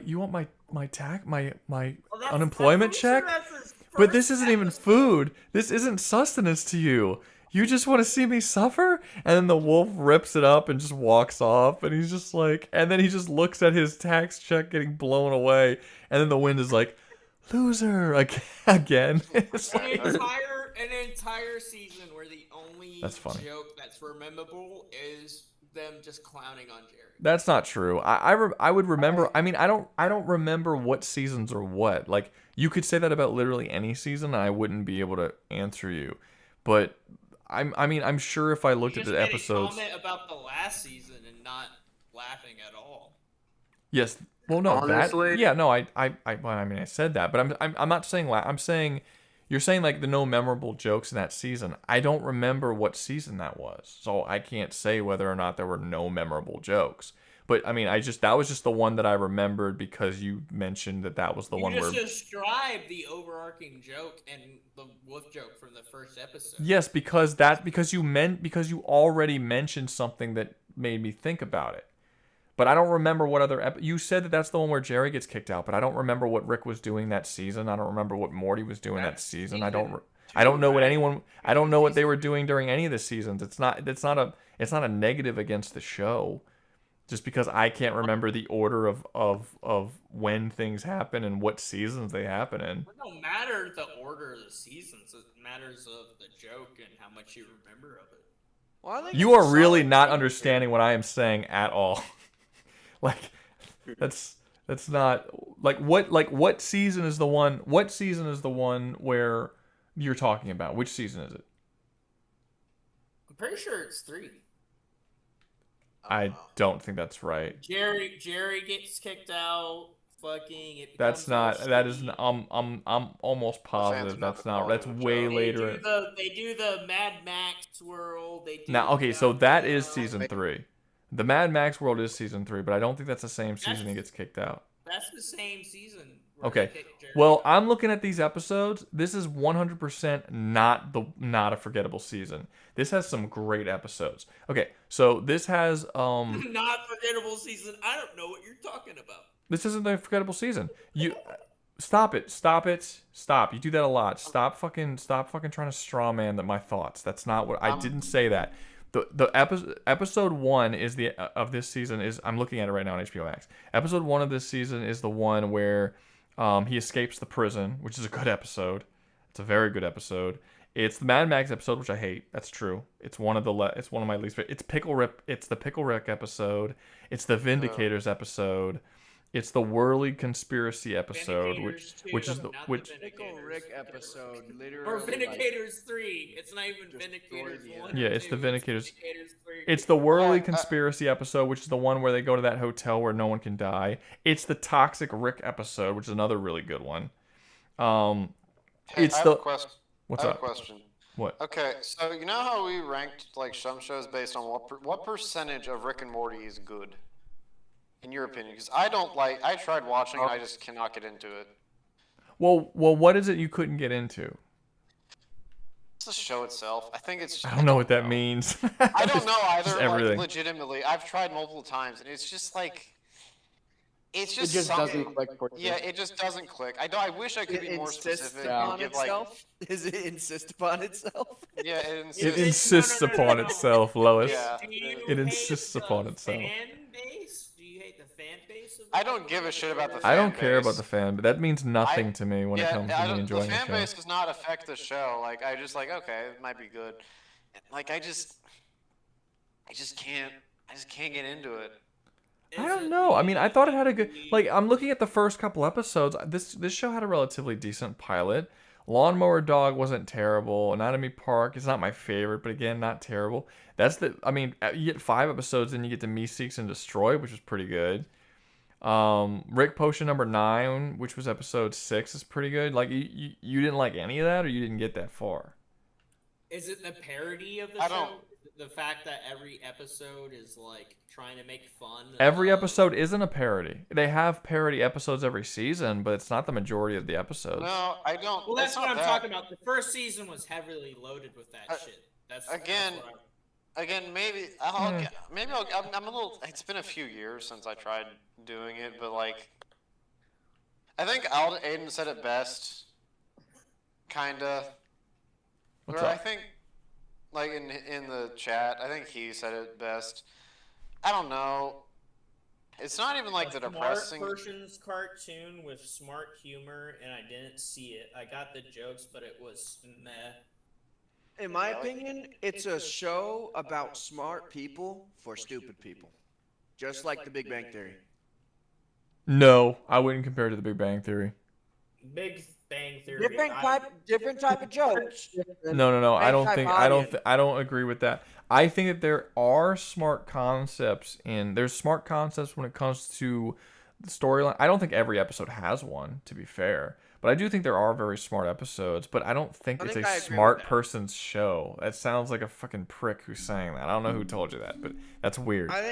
But there are clever. They do cleverly break down certain tropes in movies and shows and very conceptual ideas, like what's the one episode where they go in and it's the Schrodinger's cat episode where they both exist but not exist at the same time, and they do sometimes they take like bullshit versions of scientific concepts and explore them in an interesting way. Even the Toxic Rick episode is pretty interesting. They basically go in and have all their toxins removed, and basically what it does is it my favorite episode. That's a good episode. It's my favorite one. That's a good episode. Like Here's a hypothetical. What would happen if Rick removed the toxins from? No, but basically what it does is the toxins in your body are basically all of your negative the negative traits that you have.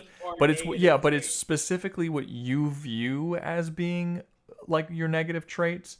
So for different people it's different things. So like Rick actually like becomes a really nice guy and loses all that stuff, but he doesn't care about Morty or his family at all, because Rick himself views the love that he feels for his family as a something that's bad. So the toxic Rick version, who's just a fucking piece of shit asshole, treats everyone like garbage, actually really cares about Morty in a way that the Oh my God, healthy Morty, Rick I just does made not. the toxic equivalent to electricity, Morty. Yeah, and then that? Morty gets all of his toxins removed, so he gets his insecurity removed, his fear removed, and he basically becomes a psychopath.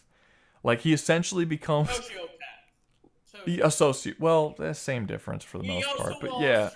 He becomes a fucking high finagling guy. Yeah, he becomes like this massive Wall Street dude who's super manipulative and super competent with everything, and he doesn't care what everything rolls off his back, and he just basically becomes like a psychopathic person. Not a serial killer or anything, nothing like that, but he does become like, it's an exploration of both of those characters' character in a cool sci-fi bullshit kind of way that's just interesting, and they do that a lot. They do explore interesting sci-fi concepts, and then you just have like fun shit, like the Pickle Rick episode where he just has to survive as a pickle, and it's just like he turns himself into a pickle to avoid therapy, and then he rolls off the table and goes in the sewer, and then he has to, from just being a pickle with no arms or legs or anything, he has to figure out how to build a robot body and then fight against an army of rats to get out, and then he ends up being in a. Builds a roach exosuit. Oh yeah. No. There's a lot of really there's a lot of really good episodes. Like it's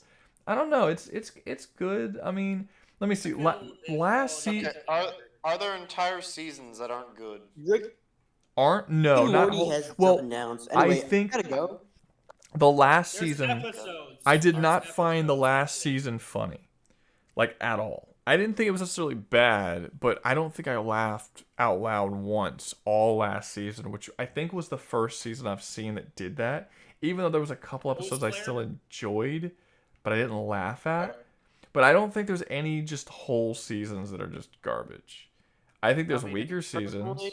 If it but were me, I'd put it behind Smiling Friends. Personally, I think it's just right there. It's that I think it's better. I think it's better than Smiling Friends. I do think it's better than Smiling Friends. Because Smiling Friends, I've to be fair, Smiling Friends 3 seasons. I've only seen 1. So I've only seen 1/3 of the show. Same. I've only seen. But one first. there are so many episodes. There are so many episodes in Rick and Morty that I think blow Smiling Friends out of the fucking water. And there's jokes in Rick and Morty that I still remember that I saw 10 years ago. And I don't remember really that many jokes at all in Smiling Friends. It's just the animation style is more appealing. I'm very simple. It's not the Personally, I think the actual Rick and Morty should be like a solid B, somewhere in the B tier. But yeah, that's just me. All right. Anyway, I gotta go. All right. I'll see you. Good night, everyone. Bye bye. Definitely Don't would rather die. watch Metalocalypse than Rick and Morty though. Yeah, I'm okay with putting it below Metalocalypse. As someone who I think that's where I have to go since I don't. Yeah. Yeah, I think I'm okay with putting it above. I don't think I would put it above Space King.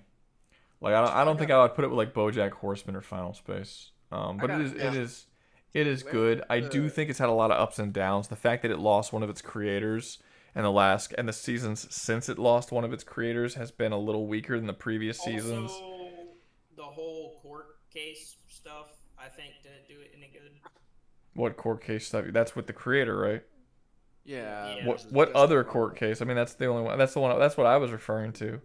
I think that's what The Yeah. the hiatus and all that shit that spread out from it. Did he ever get proven guilty on that or anything? I don't know. No, he actually countersued for No. defamation. Yeah, they were. That's the thing I don't like. That's the thing that bugs me about it.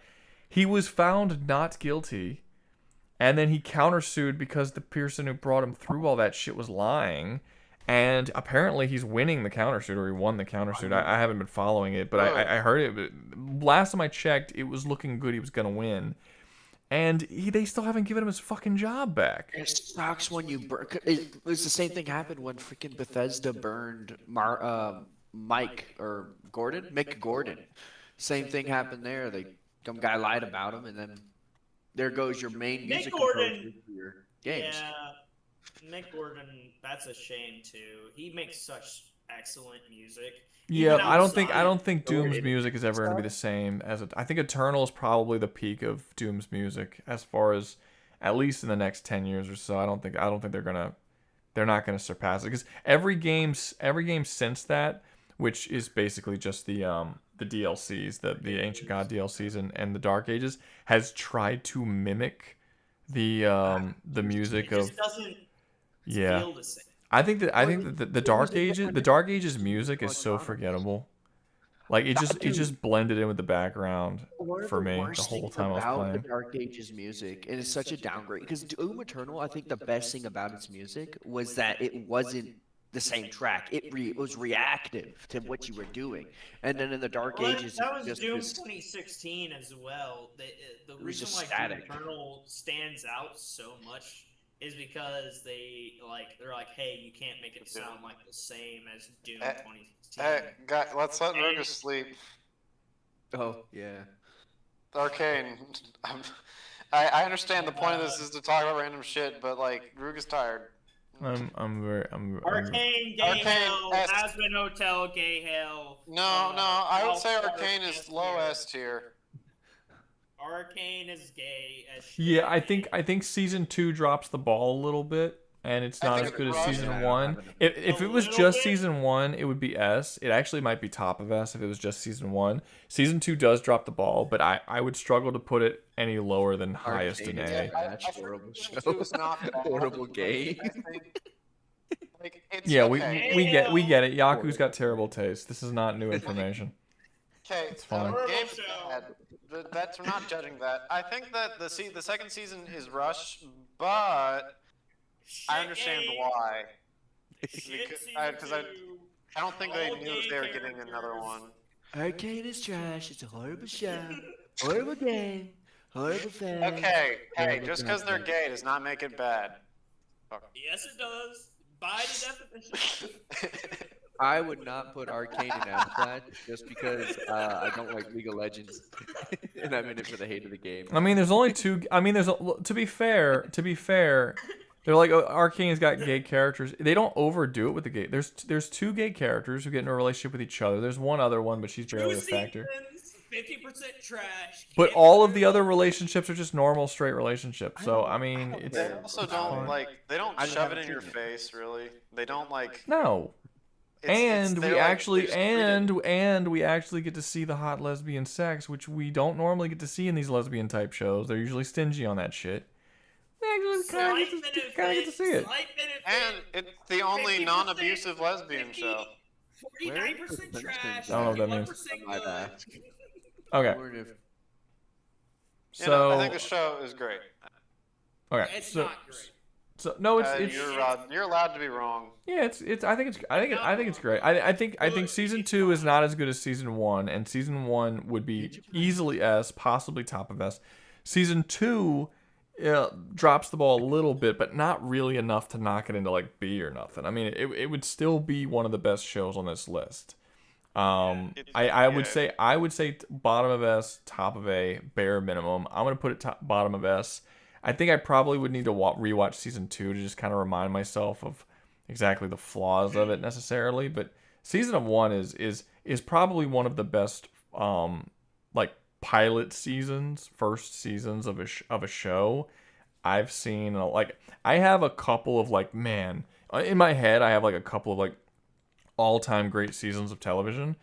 Arcade season 1 is on that list. Like there's no way it wouldn't be on that list. I'd agree with that. It's a really good season of television.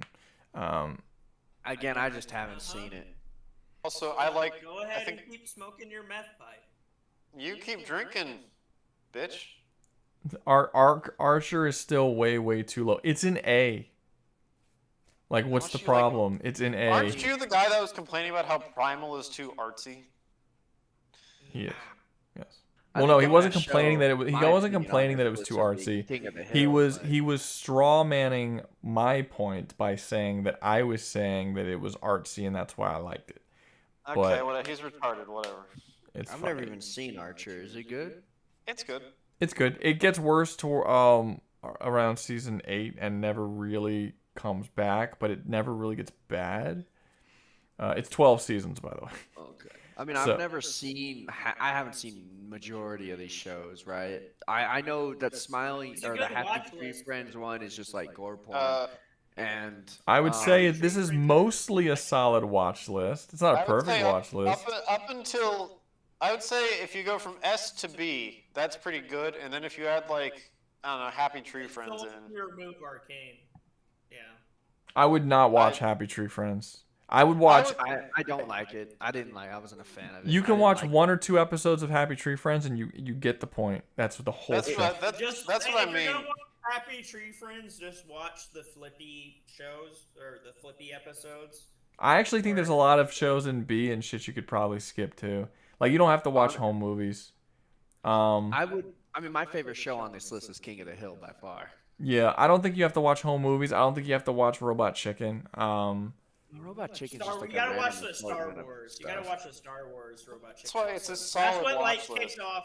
That's what like kicked off all these Star Wars like what do you call that cameo episodes and all the other fucking Adult Swim shows. Like every single fucking Seth MacFarlane has a Star Wars goddamn plot episode series. I Fucking. mean, There's literally Family Aqua Guy. Team Hunger Force has a Star Wars episode because of Robot Chicken. Avakins is saying that Archer should be above King of the Hill at least. I didn't place King of the Hill because I haven't seen King of the I Hill also disagree with that. like that. But I will say this: you're saying it should be at top of A.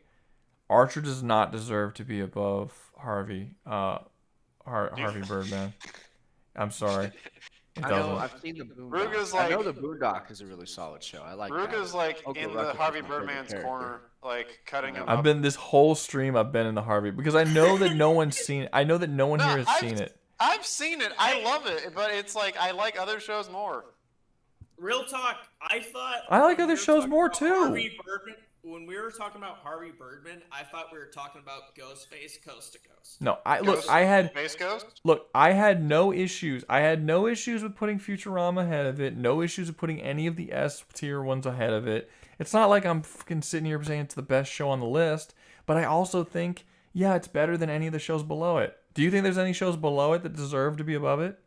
The King of the Hill more, but that's. Is that the only one?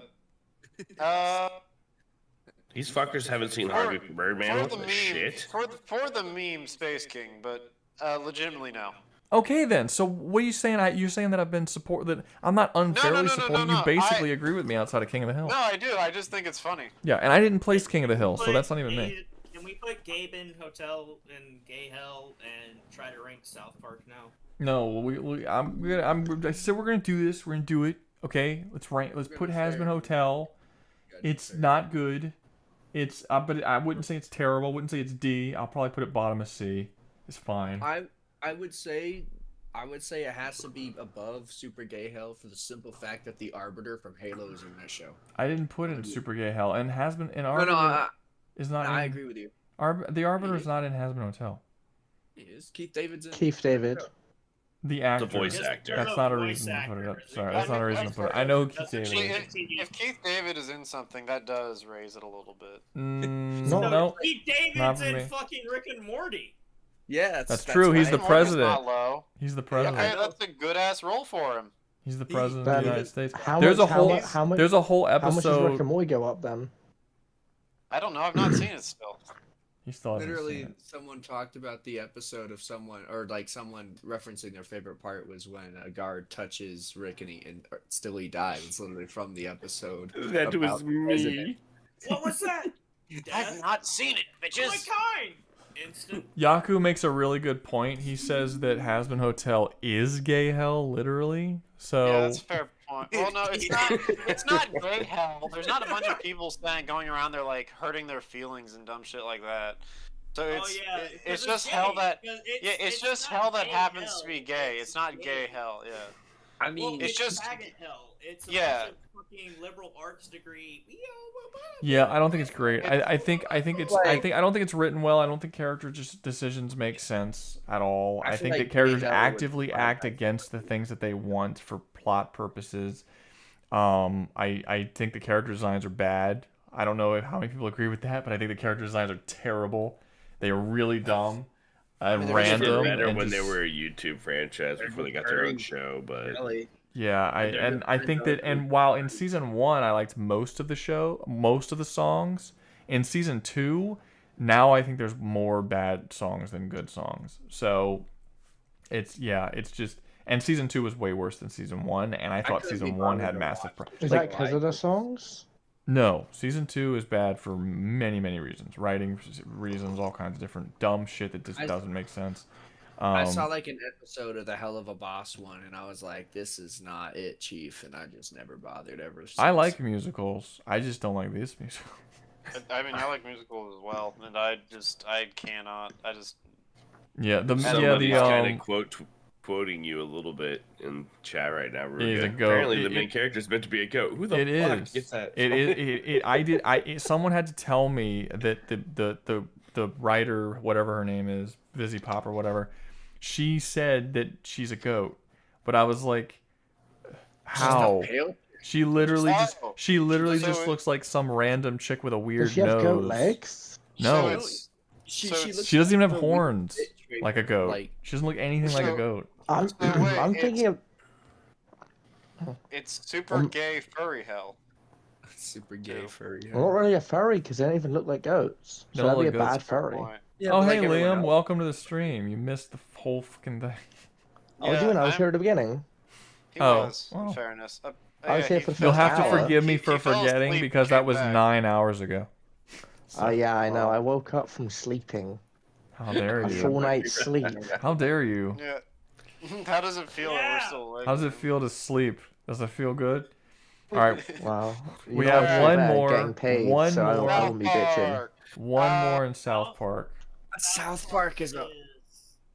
It's got like, I think it's got 2 pretty bad seasons, and I think like the rest of it goes from okay to really fucking good. Yeah, there's some episodes that are unbelievable. Yeah, I think the most recent season wasn't very good, personally, but I feel like there's a lot of good in the show. I also think it's one. I also think it's the one show that you can argue is funnier than Harvey Birdman pretty easily. I would argue that. Also, I would have another argument. Since we're counting, do we count the Venture Brothers movies as movie as part of it? I wasn't really counting it, but I'm. Okay. Oh, so I you, was- oh yeah. Well, South Park movie. Well, no, the Yeah, the movies. Most of the movies aren't actually movies. They're actually in the show. Like the Imagination Land movie is 3 episodes of the show. Well, I know that. I'm saying like the South Park movie musical. Yeah, it's just one movie. House Moms a Bit. Look, there's 20-something seasons of this show. One movie is not going to make a difference. It's not like it's not like, oh, we're going to put it below Boondocks. But you know what? That 90-minute movie and the It's got fucking some good thousands songs of in hours that of I mean, show. it is a really fucking good movie. Maybe adult animated movies tier list at some point, but I mean, heavy metal. that's a different case entirely. But South Park is definitely like it's S. better. That's right.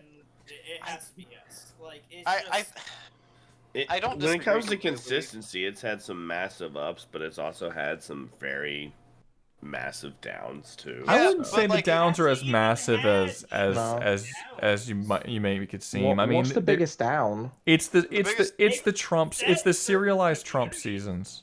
They weren't very good, but I wouldn't. That was the part where I started losing interest in the show. But I don't know though. When you're talking about a show that's 20-something seasons, I don't remember the exact number.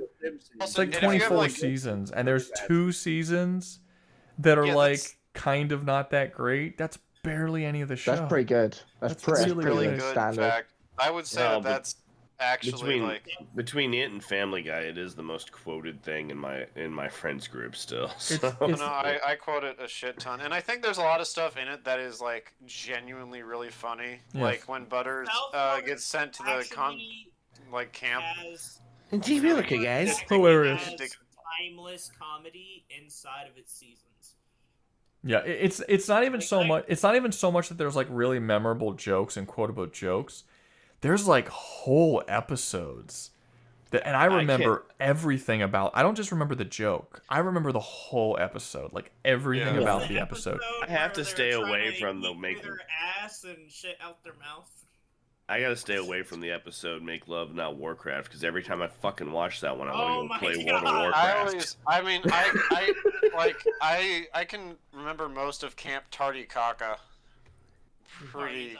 Well, that's the one. That's the one. That's the gay camp where the kid kills himself. No. The gay camp is the Camp Tardycaca is where Jimmy and the guy who yells "Nimby" get in a fight. He tries to assassinate Jimmy. It's the whole retry time. camp.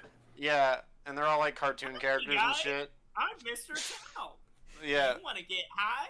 Mr. Towley. I don't like. I might be the only person who doesn't like Mr. Towley. I don't like Mr. Towley, and I don't like the poop one. So funny, Mr. Liam. You and me are on the right page of this because they specifically created Mr. Towley for people to not like him. They wanted to make the worst mascot ever for the show, and it was supposed to be a joke on mascots.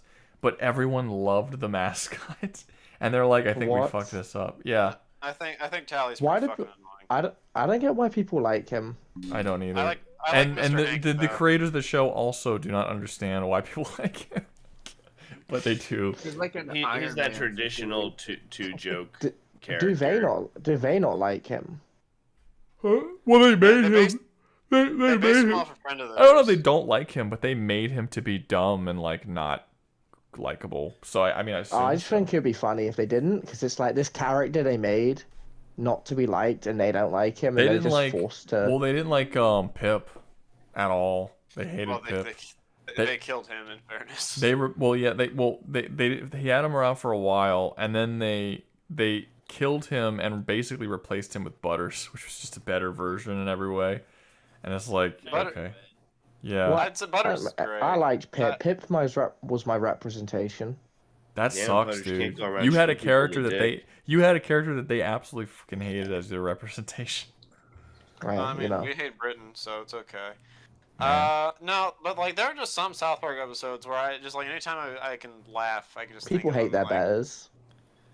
I think Kenny is No. my favorite character. Kenny's personally. great. I Did you love just Craig. say- hold up. Did you say people hate their betters? They're betters. That is what he said. There's a reason we won against you fuckers. We have. So by that French. definition of what you just said, I'm better than you. Far Yeah. more people hate me. Sorry, actually, technically the French are better than you too. No. No, we don't hate the French. People hate What? the French far more than they do the English.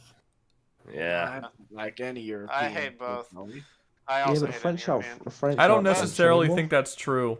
I think more people in the world hate England for all the colonizing. That's probably No. true. But I know I think South Park kind of has to go. It's really weird, kind of ranking because it's 90% of it, 90% of South Park is phenomenal. And the last I wouldn't. 10%. I wouldn't go as the far last as to say 90, but I would it's say like it's way higher. 30. 80, 70, 80, no, it's more than 70. I would say 80, 85 is probably. Okay, yeah, it's 80% pretty is like pretty great, and I would say like another 10% is just okay, and then another 10% is actually bad. I don't think you could put it in don't S. think that. I don't think you could put it in S. I think you could put it over Boondocks, though. I think you could put it I top think of A. that's fair, because I think it does something similar to Boondocks, honestly. Well, they're both satires of American culture. It's just one is focusing on black culture and The other one focuses on old all of culture. it, just Every- all all of American culture. culture. Every Yeah. little fucking One, bullshit thing one, that happens. one thing I who will give annoy South Park you. for, I feel like South Park has a lot more crossover to other like cultures. It Like it's shouldn't. just funny in general. It shouldn't. Bit- Because it's Rouga. extremely American. Check I don't out get Go why you guys like Man. it. I really don't. Because it's just funny. got a It's question just, the core of it is just funny.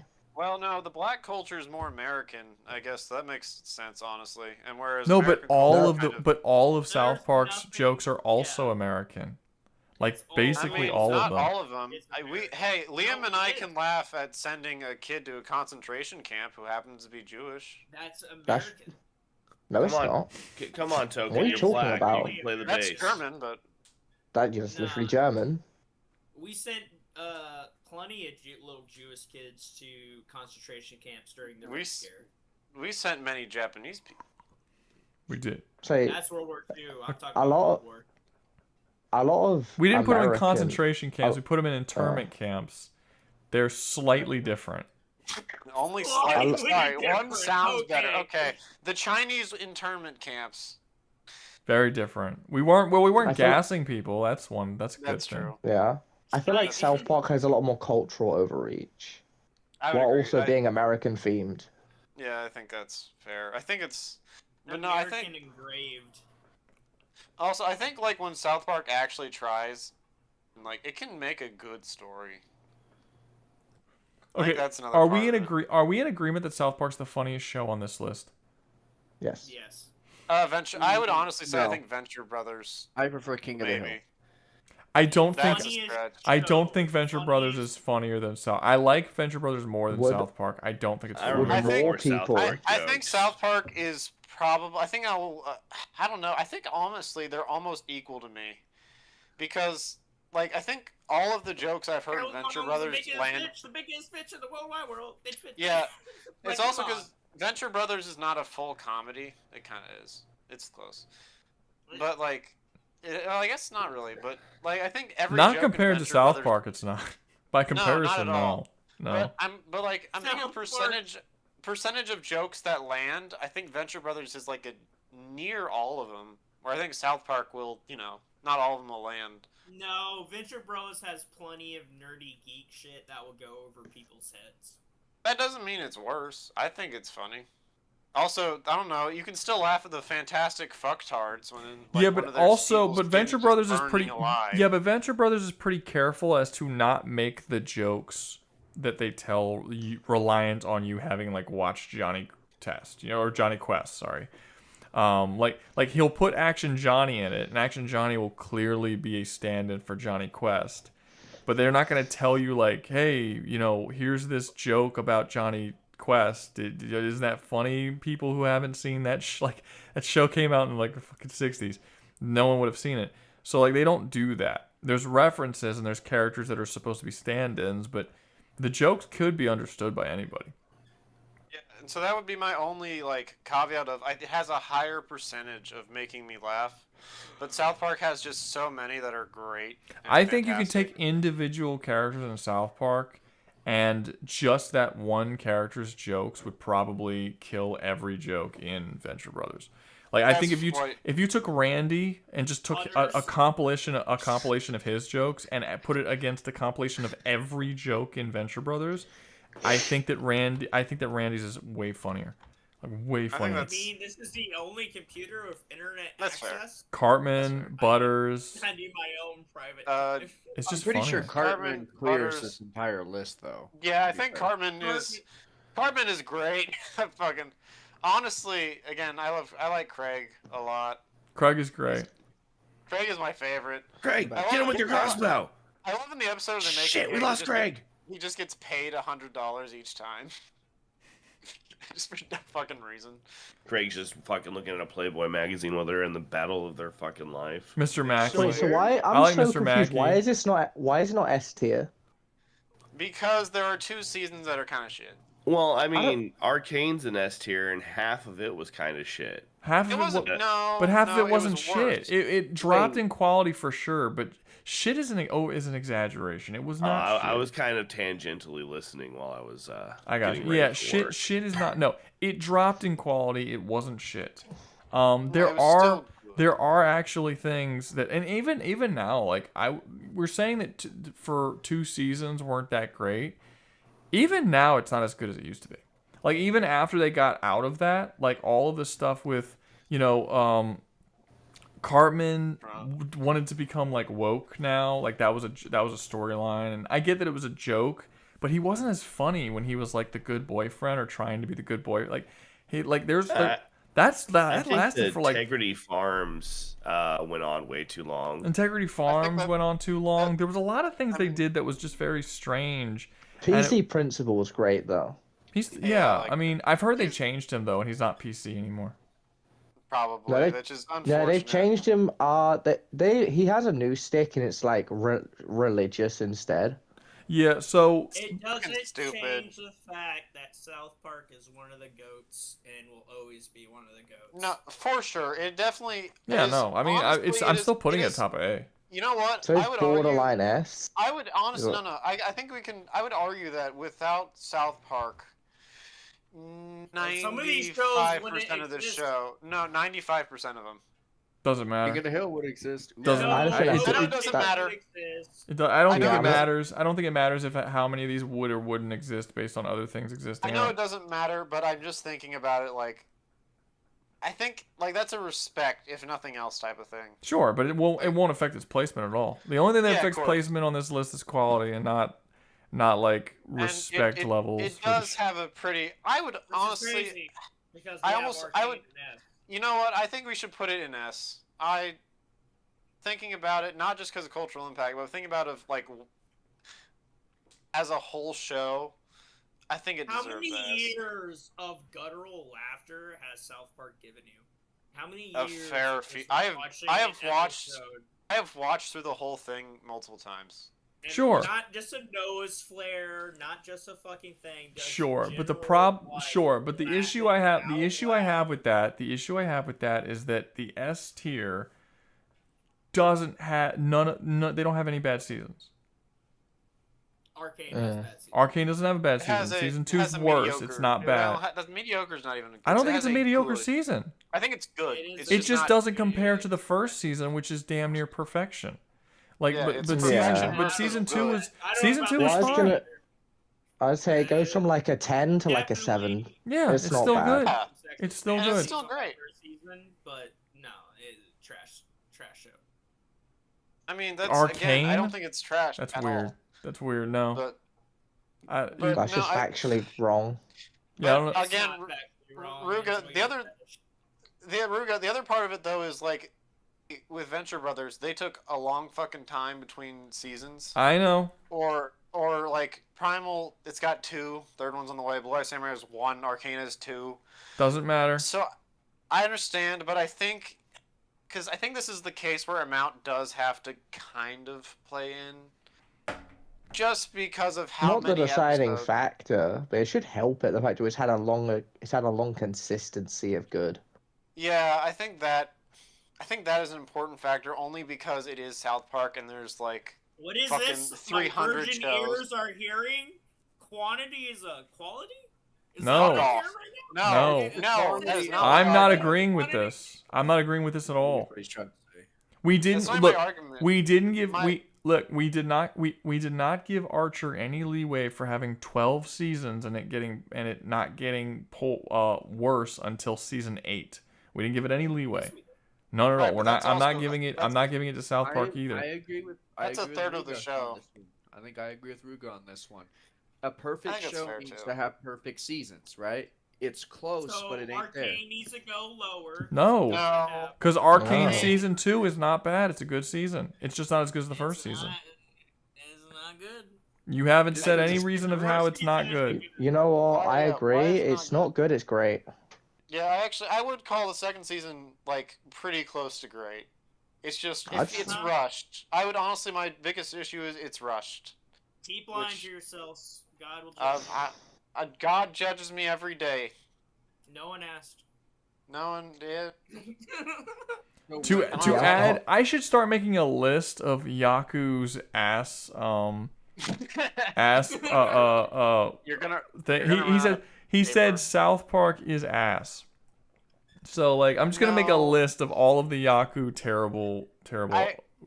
He did make a point earlier ideas or where whatever. it was like I think South Park has toned down the edginess in recent years, which is annoying. Yeah, no, I am not in the realm of agreeing with you guys when you say it only has 2 bad seasons. I think there's more bad stuff in there. I think it has dipped in quality probably since those seasons. I don't think it's been and COVID specifically too. It hasn't been nearly as good as it used to be. Well, I'd say in seasons it has ups and downs as well.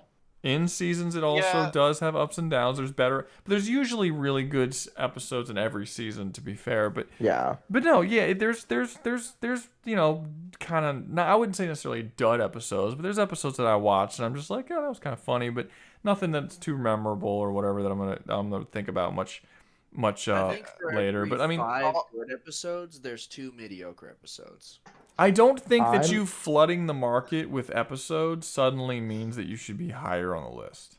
No, Like a show, a absolute 100% perfect show that is 2 seasons, 10 episodes each, that ends, that starts great, goes great the whole way, and ends great, is not going to suddenly go lower than a show that's been going on for 15 seasons that had, 10 amazing seasons and 5 okay or bad Good ones. thing we got Primal up there in S tier, not fucking Arcane or some bullshit. They're both up there. Fuck off. They are both up there. Okay, okay. Well, no, also, the thing I'm saying about edgy does not mean good, but, like, South Park is supposed... It started out by being this thing that tried to push limits. That's not true. Including a limits of episode count. Yeah, that too. No, that is completely true. What do you mean it's not It true? started out as a bunch of people just being like, let's Edgy. A bunch of people? It started out with 2 people. Matt and Trey. Yeah, They're they edgy. literally, like, cut up cardboard and they're like, I'm gonna make a fucking show. Yeah, and then they involved the George rest Clooney of the liked friend it. group that they were making the jokes of. No, he's right to an extent. He's right to an extent. The show didn't used to be when the show first came out. It was not like a satire of American culture. It wasn't lampooning American culture and things that happened like normally throughout the year. And like it wasn't group chat really jokes. specifically meant to like shock you with all kinds of wild shit. They got their balls grew as the show became more popular. And they started doing like more and more horrible shit. They've actually talked about how where they basically took all limiters off of what they did was the episode where they had Cartman feed a dude's parents to him. They said once they made that episode, all bets were off. Like That was a very popular episode. Too, yeah, and he's like we can make Cartman as evil as we want to make him and do as horrific things as he wants to do, and we can get away with it.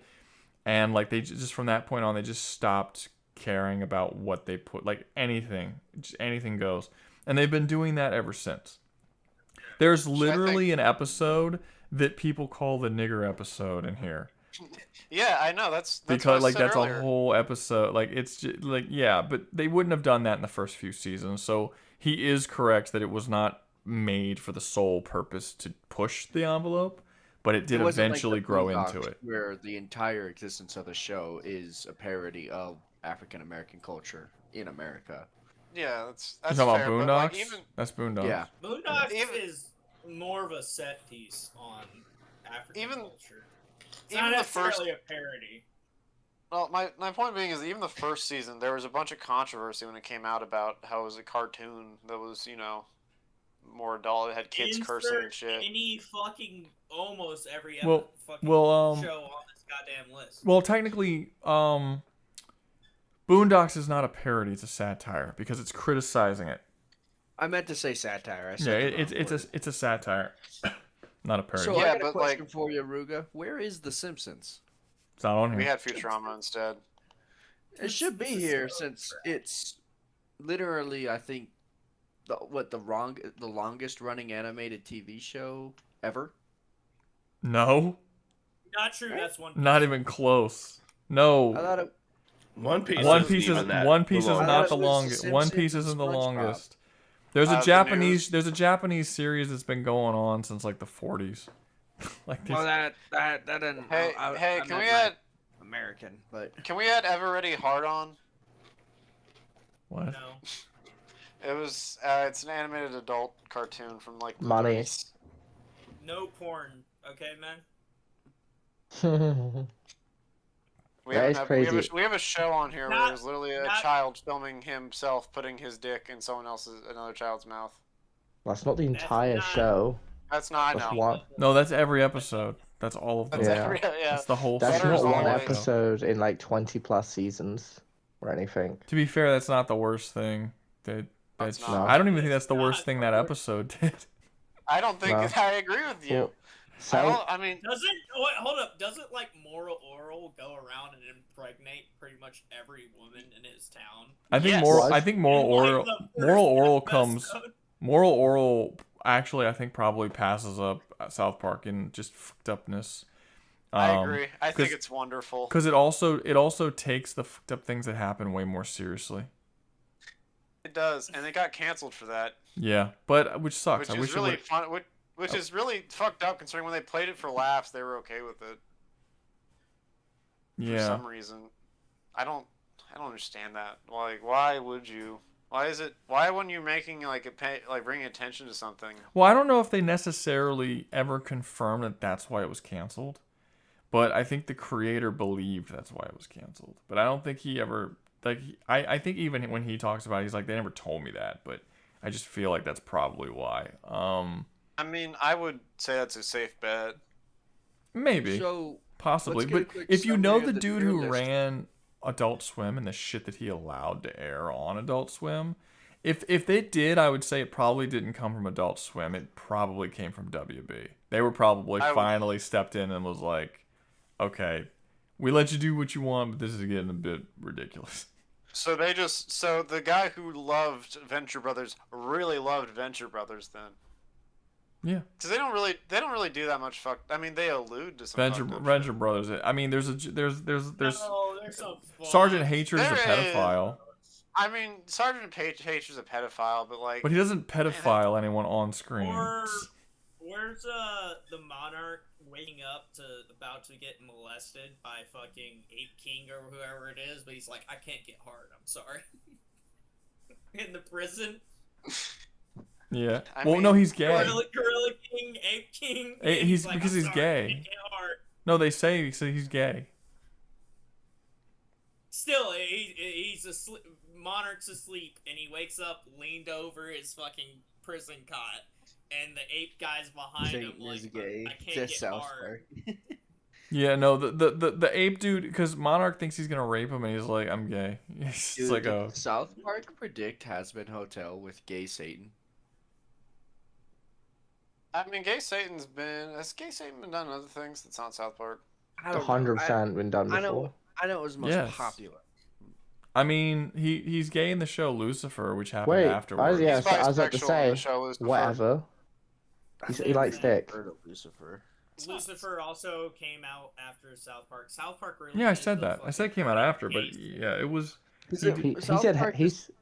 South Park is also the reason, like, why gingers have no soul. It's like a joke. Well, it's true. That's not true. The gingers having no soul. I think the ginger having no soul thing predates it. I think they just made it popular. I'm saying it's like there's whole Celtic wars against redheads because of shit like that. Yeah, I don't think that was a South Park thing. Saying this as someone who was alive before that episode came out and was well on into years, that was way before. I don't even think they popularized it. Honestly, if you really want to say the thing that popularized it, at least to you guys, it wasn't South Park either. It was a video of that kid screaming that redheads have souls on that YouTube video a long time ago. I've never seen that video. I know, but that's what made people bring it up again. But like there was because reinserted it into American culture. Yeah, people have been saying Tosh brought that kid onto his fucking show too. Yeah, but people originally it was always a thing. Like even when you were kids and before South, the reason why South Park made that episode is because it was already an existing joke that people would say, but they just took it a little bit farther. But yeah, no, you would always see a redhead and be like, you don't have a soul. Like even when I was in grade school, we were making that joke. You had redheads. I mean, still, I didn't know any personally, which is probably why the joke was fine. I mean, I didn't know any. No, I'm lying. I knew one redhead when I was a kid. I knew one redhead kid. We all made fun of him because he was Irish. He was redhead, freckled, and he had this ability that he could chug basically any liquid you give him down his throat instantly. And it just all matched, and it was just like, yeah, you're fucking Irish. Please tell me he was an alcoholic later in life. He's not an alcoholic. Well, I don't know. I haven't seen him since he was a child, so probably. Being able to put down liquid doesn't mean you're gonna put down alcohol. He'd be a really good alcoholic. No, but like he's really like the whole joke was that Irish. The whole joke is that Irish are drunks, and there's this child Irish kid who's redheaded, who has this ability to open up his throat so that he can just instantly chug anything. And again, this kid was like 12, so it's like oh yeah, like he's the most Irish person possible that exists as far as we were aware. Like you're all the stereotypes mixed. So we would make fun of him for that, but we also made fun of him for not having a soul. So it was what it was. I mean, good for you. Rouga was a bully confirmed. So why is Venture Bros S tier over everything else? Why is it the number one? Because it's great. We already went over this, bitch. Go rewatch the fucking stream. Have you seen it? Keeping me up to have to explain this shit to you again. Have you seen Venture Bros? There's over 9 hours to comb through here, brother. Yeah, I'm not about to repeat the last 9 hours because you don't feel like fucking watching it. Rouga, can I have a breakdown of the entire stream? No, you can watch the stream. Everything's where it belongs except for Arcane, and that's all you need to know. Mike, I would say King of the Hill would be top of S tier because I'm a biased person. Yeah, a lot of people were biased in here, but as we started talking about it, everybody changed their mind and started lowering it little by little. I didn't change my mind about it. I just realized he just gave up because he's a coward. but everyone else changed their mind. I don't like League of Legends, so I don't like Arcane. Very simple. League of Legends has next to nothing It to has do with Arcane. That has nothing to do It doesn't with the matter. show, I don't exactly, play so League of my Legends. I don't care about League of Legends. I really like Arcane. The entire premise of the show has nothing to do. It's just Like they share a character, but they don't even share a design. By the way, they do though. no, Jinx looked different before. Well, maybe this season, but she's looked different before. Insert League of Legends any also fucking has 1,000 skin from League of skins. Legends. Like Insert any cinematic of Jinx before where she doesn't look like. trash where there's multiple different animation styles. Okay, guys. Yeah, Argue with this shit off stream, because I'm ending this shit. I'm almost on 10 fucking hours. So You actually are on 10 hours 30 in the stream VC. I'm on 9 hours and 38. Well, in the stream itself, I'm on 9 hours and 38 minutes. Wait, I'm on 10 in the Discord. I'm on 10 hours. Yeah, you're on. Because you joined Discord, you're early. on 10 and a half almost. Okay, well I can't see it on my screen, but okay. Arcane is trash. Peace, brothers. You're wrong. It's fine. It's okay. You haven't defended your points, but it's all right. You can run too. It's He's drunk. It's fine. He called it gay and said it's bad. So It is gay, to be fair. I mean, it is, but like that doesn't mean it's bad. There's two. It's yeah, but it's not even the gayest show on here. The gayest show on here is Has Been Hotel. And then I'm sorry. Oh, and Twilight of the Gods is also more gay than it is. I've never seen any of them. I just know Has Been Hotel's infamous for its like gayness. It's yeah. I think it's gone past the line where it's like, okay, it's so gay now, it's unbelievable as an existing real working society. Well, it's like not even that. I mean, it's it like isn't hell. there are so many sinners in hell before the like 20th century. It makes no sense for that many gay people to be there. Yeah. My conspiracy theory is that the hell just concentrates all the gay people into one area. Maybe. That makes if you walk 10 miles in any direction, you're no longer in the gay sections of hell. It's like LA. You leave gay hell. The gay zone. Yeah, no, LA is like the gay zone of America, and so that's like the gay zone of hell. Yeah. It's And I very feel gay. like But yeah, any of the normal. yeah, I do think it's that's the least of that fucking show's problem. If the show was absolutely amazing and had nothing but gay characters, I wouldn't care. But the show has so many fucking problems, and just the fact that all the characters are just weirdly gay at all times is just that just adds to the already existing weirdness with the show and problems that it has, because it's just not believable. I just don't like the way the characters look. They're terrible designs. They're awful designs. You don't like the goat girl who doesn't look like a goat? No.